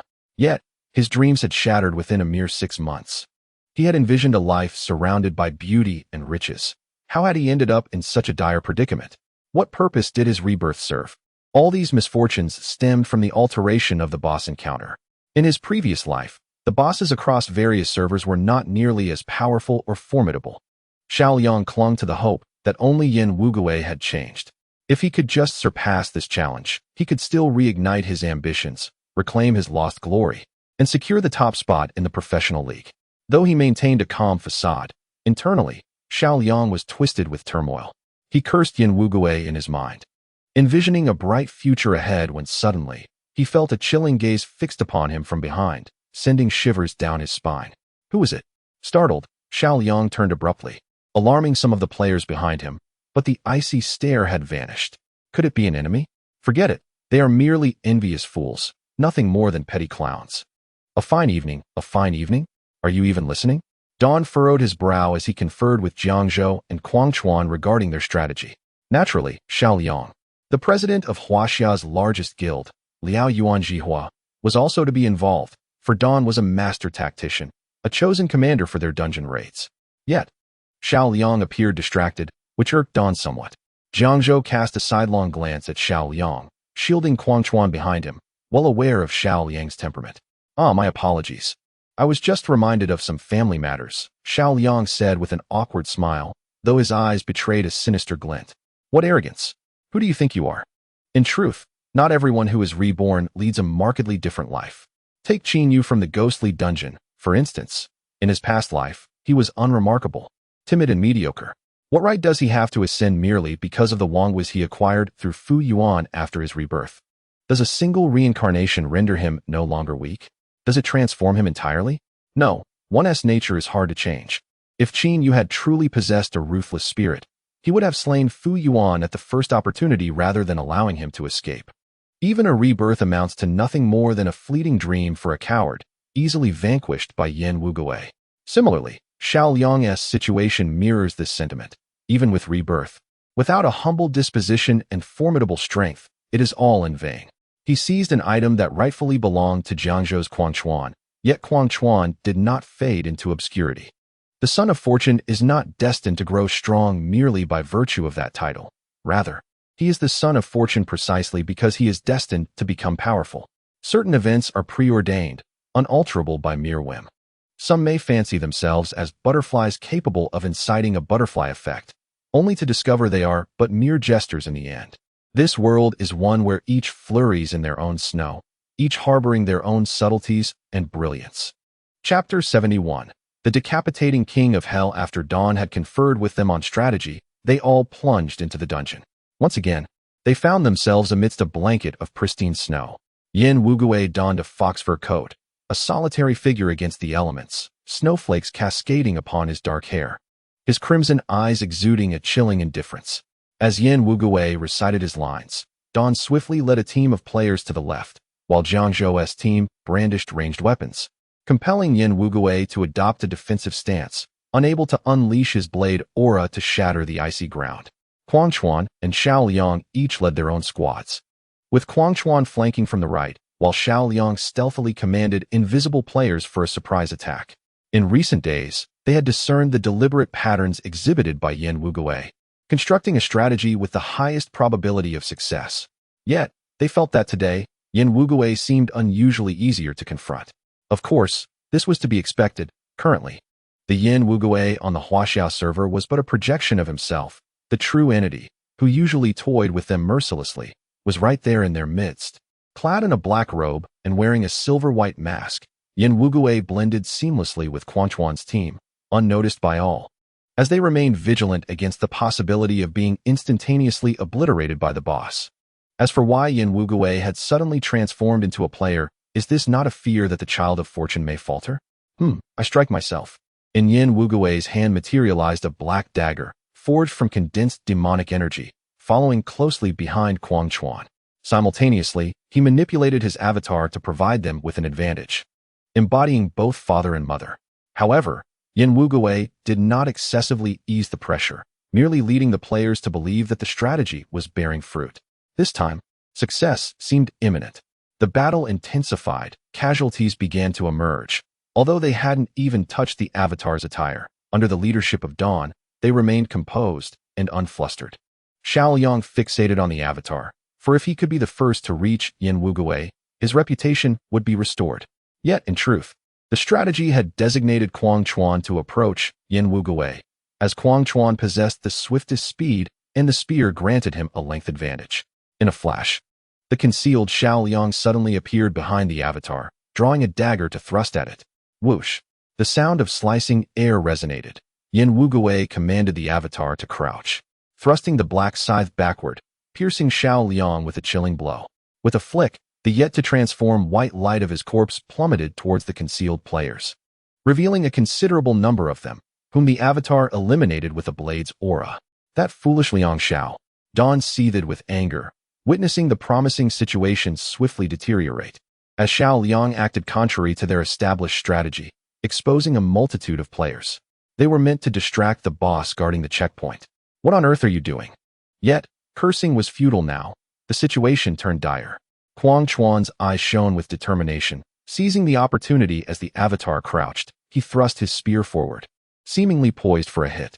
However, the avatar appeared to possess an uncanny awareness, swinging the skeletal chain to deflect Quangchuan's spear. Alas, the opportunity was lost.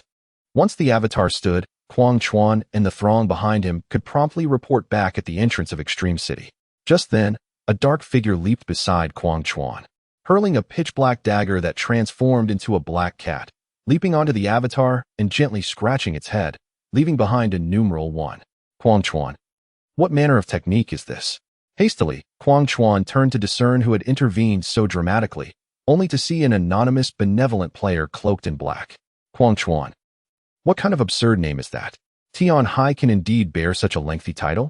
This individual was none other than Yin Wugui, who possessed dual visions, thus rendering Xiao Liang and Huang Chuan's ambush seemingly discreet, yet entirely within his sight. System, level cleared successfully. Time taken, 10 minutes and 35 seconds. System, congratulations to the team led by Dawn from Huaxia for successfully clearing the checkpoint, achieving global rank 1. System, the Huaxia service area has unlocked the teleportation array. The Huaxia players appeared bewildered at the checkpoint, gazing at the extreme city's gate now wide open, gleamingly inviting them within. Did we just pass? Dawn and Jiang Zhou wore expressions of confusion, momentarily forgetting to scold Xiao Liang. Have we triumphed? In the midst of the crowd, a voice of uncertainty arose, soon followed by a fervent cheer. Though the reasons for their celebration remained unclear, joy prevailed. After the festivities concluded, the group eagerly entered the grand city of extreme pleasure. Jiang Zhou tugged at the wandering Feng Sinian and inquired, "What troubles you, Feng Feng? Who are you searching for?" "I seek a well-meaning player who prefers to remain anonymous," Feng Sinian replied earnestly. Jiang Zhou responded with a puzzled expression. As they walked, Feng Sinian elaborated on the scene she had witnessed, noting that only she had observed it closely, while others assumed she had succeeded. "What nonsense are you spouting? The game Tian Hai allows names of no more than 5 characters. Perhaps you misinterpreted it." Jiang Zhou chuckled. "Did I truly misinterpret?" Feng Sinian murmured, dismissing any further doubts as they followed the others into the city. The players from Huaxia swiftly cleared the challenges with the aid of Yin Wugui. Yet those from other servers were not so fortunate, enduring relentless defeats at the hands of Yin Wugui's avatars. They covertly sought to glean the strategies employed by Huaxia's team. However, according to the Dawn battle plan, foreign players had yet to lay a finger on Yin Wugui.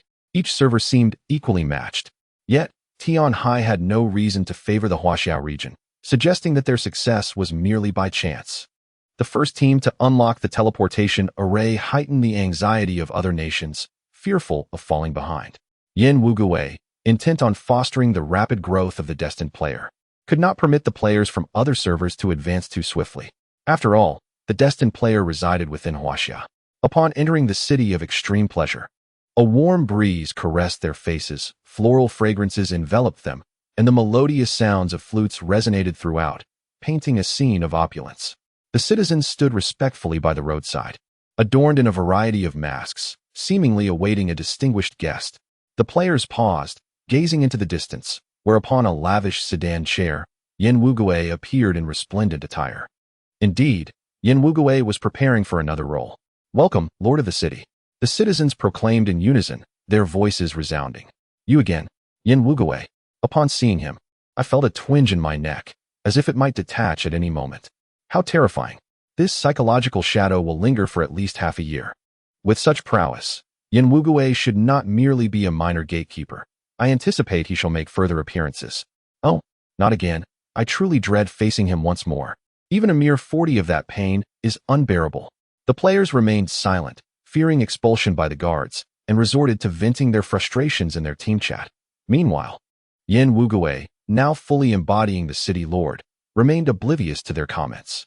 Yin Wugui had instilled a profound psychological shadow among the players, as he was known to wield a black scythe, swiftly decapitating his opponents, earning the moniker of the Headless King of Hell.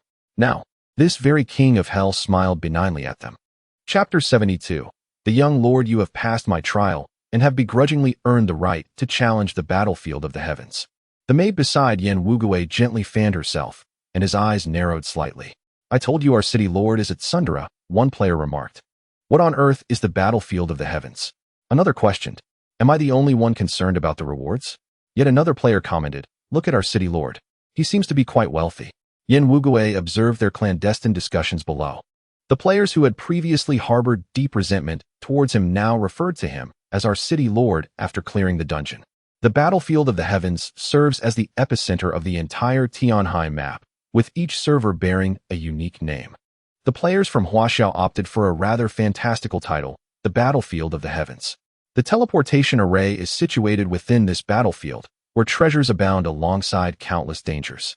In the future, you shall also represent Giles City in battle, but this city lord has little to offer you. Yin Wugui sighed. and the Huaxia players noticed a new feature appearing on their panels. Blessing of City Lord Yin Wugui restores 1 health per minute.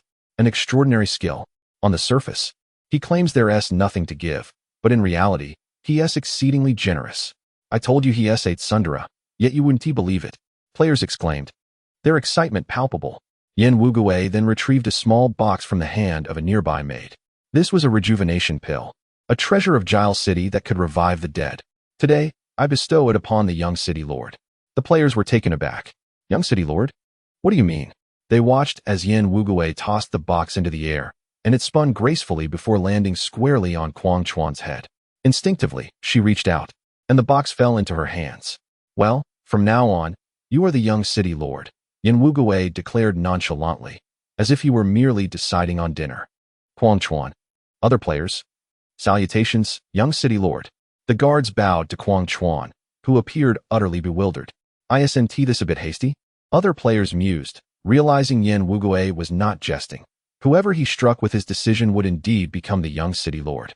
Regrettably, they hadn't seized the opportunity to snatch it away.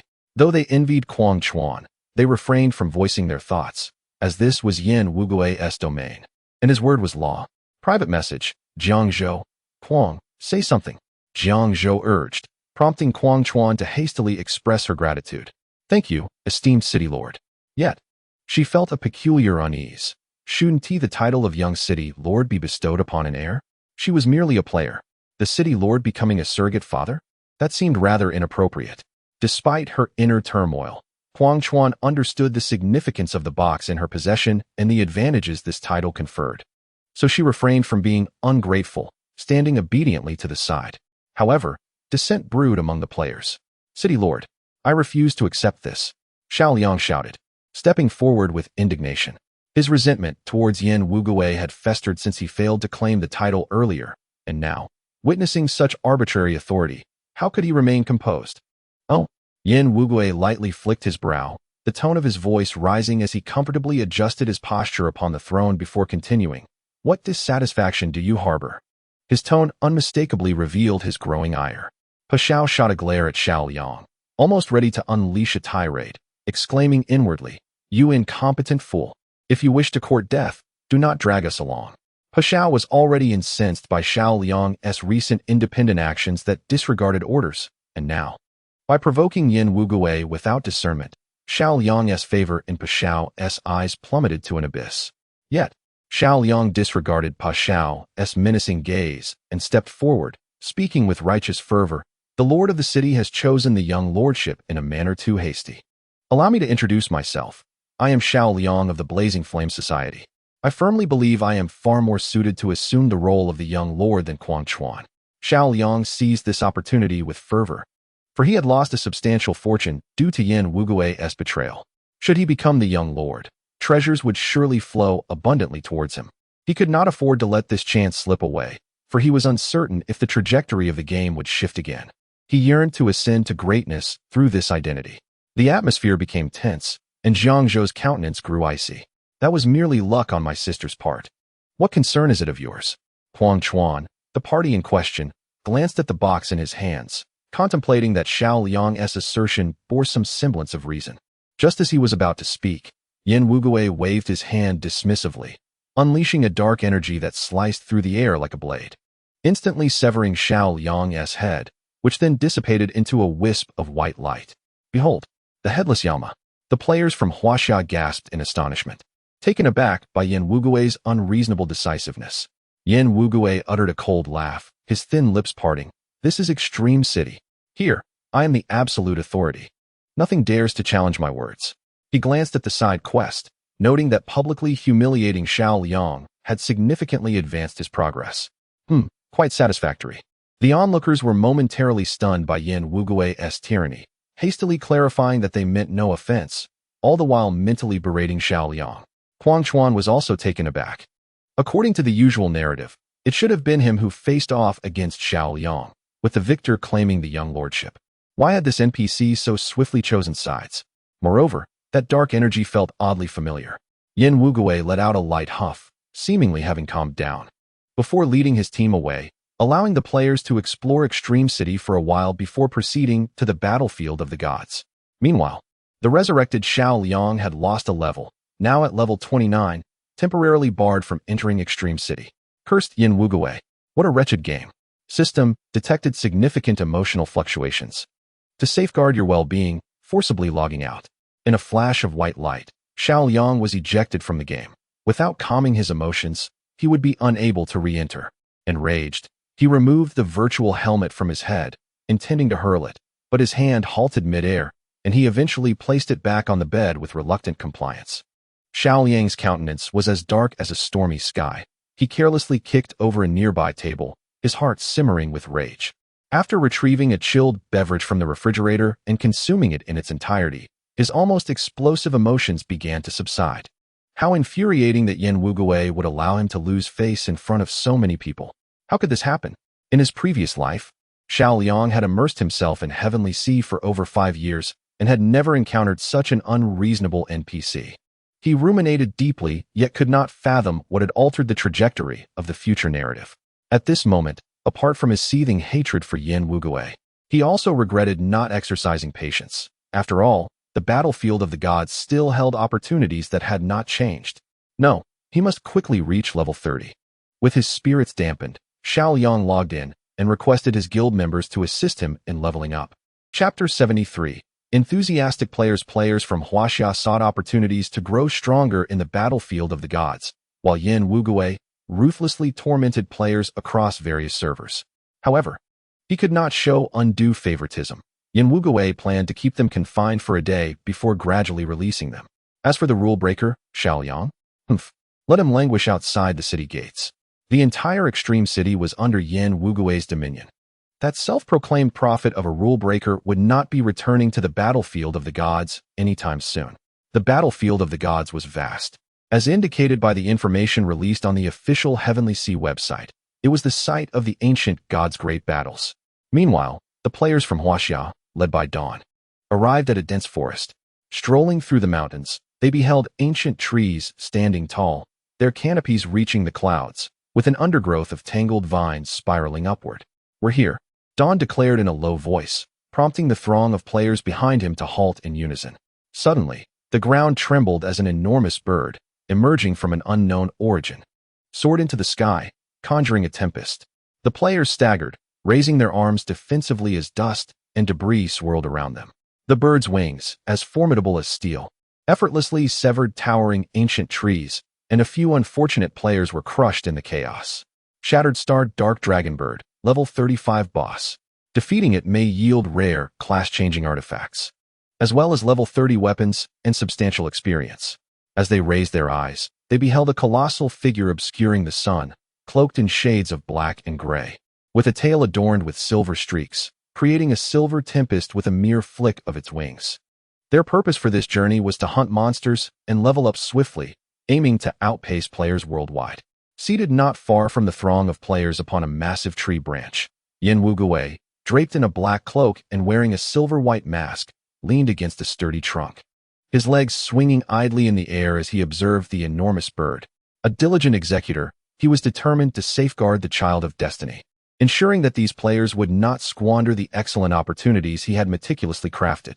The players dispersed tactically, executing their strategy to hunt the boss under the guidance of Dawn and Jiangzhou. They were no weaklings, after all.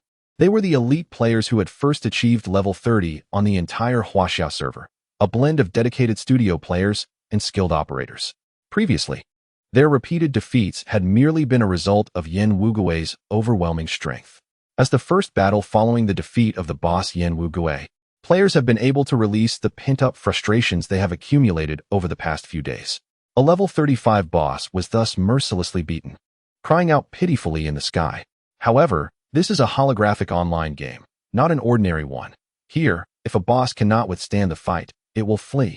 The star-shattered dark dragonbird let out a shriek as it was struck in the abdomen by a spear thrown by Quang Chuan, blood splattering from the wound. Realizing the danger, it turned to escape.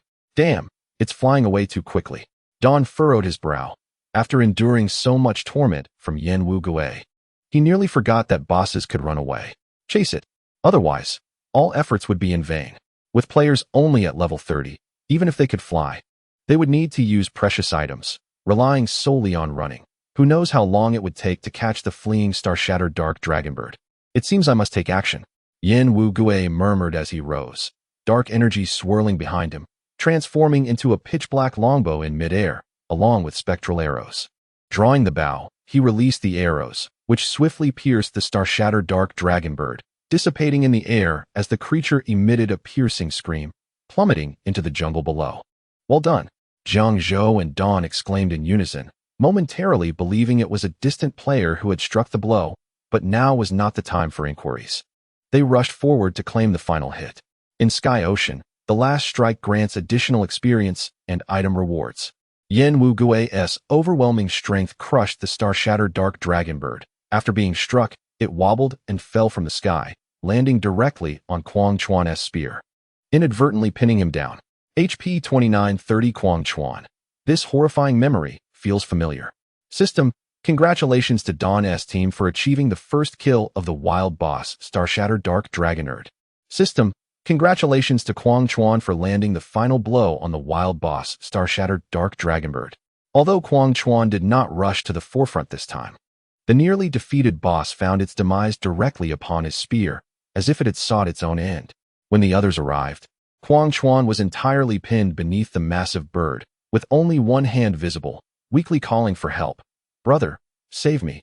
I'm trapped. The players could not move the gigantic boss, so they had to wait for it to transform into white light and vanish, leaving a plethora of treasures scattered around Quang Chuan. Jiang Zhou hurriedly approached, feeding him a potion, which gradually restored his health. Had it not been for Yin Wugui's blessing as the city lord, Quang Chuan would have been crushed to death by the enormous bird. Dazed, Quang Chuan managed to rise, his legs trembling. Brother, there are so many stars. Forget the stars, take it slow. Jiang Zhou supported the disoriented Quang Chuan, while those around them cast complex glances at him. How is your luck so extraordinary? Not only has the position of Vice Lord fallen upon you, but even the boss seems eager to be slain by you. Unmatched. Dawn's mouth twitched. He had envied Quang Chuan's good fortune before, but it seemed now that such luck was not something everyone could enjoy. All of this is, of course, the masterpiece of Yin Wugui, as he delivered the final blow to the boss, making Quang Chuan the first player across the entire Tianhai server to reach level 31, thereby ascending to the pinnacle of the leaderboard. After vanquishing the boss, they did not linger. Instead, they pressed on with their explorations, acutely aware that foreign players could arrive at any moment. Outside the gates of Jile City, Xiao Liang seethed with fury, flanked by members of the Rising Flames. On what grounds am I denied entry? He demanded. The city lord has decreed that no revelers may enter, replied the guard stationed at the gates. Xiao Liang's teeth ground together in frustration. The guards of Jile City were not to be trifled with. Should he choose to attack, he would find himself imprisoned for 2 hours. He had rallied many to assist him in leveling up and had painstakingly returned to level 30, only to be barred from the city. Why was this happening? What was Yin Wugui in the grand scheme of things? Even in a fit of rage, Xiao Liang could not breach the gates. If he did not enter soon, he risked being ousted from the ranks of the top players. How could he maintain his position as the president of Rising Flames? What would become of his chances to win awards in the upcoming professional league? After a while, Xiao Liang chose to force his way in, only to be apprehended by the guards that Yin Wugui had forewarned, facing immediate retribution. Offenders stirred no significant turmoil. They fancied themselves as children of destiny, yet in truth, they were mere jesters. On the following day, under Yin Wugui's leniency, players from various nations, who had been lamenting their plight, gradually entered the battlefield of the gods. Yin Wugui acted as an anonymous benevolent player, nearly delivering opportunities directly into the hands of Quang Chuan and Jiang Zhou. Brother, I have a feeling that someone has been following us these past few days. Quang Chuan whispered conspiratorially to Jiang Zhou, who would never suspect that a well-meaning player was covertly aiding them. Jiang Zhou paused, glancing back at the players trailing behind, and nodded in agreement. You are right. He sensed that since that fateful encounter with the large bird, Quang Chuan had grown increasingly paranoid, even contemplating a psychological evaluation for her. Thus, the days passed, one after another.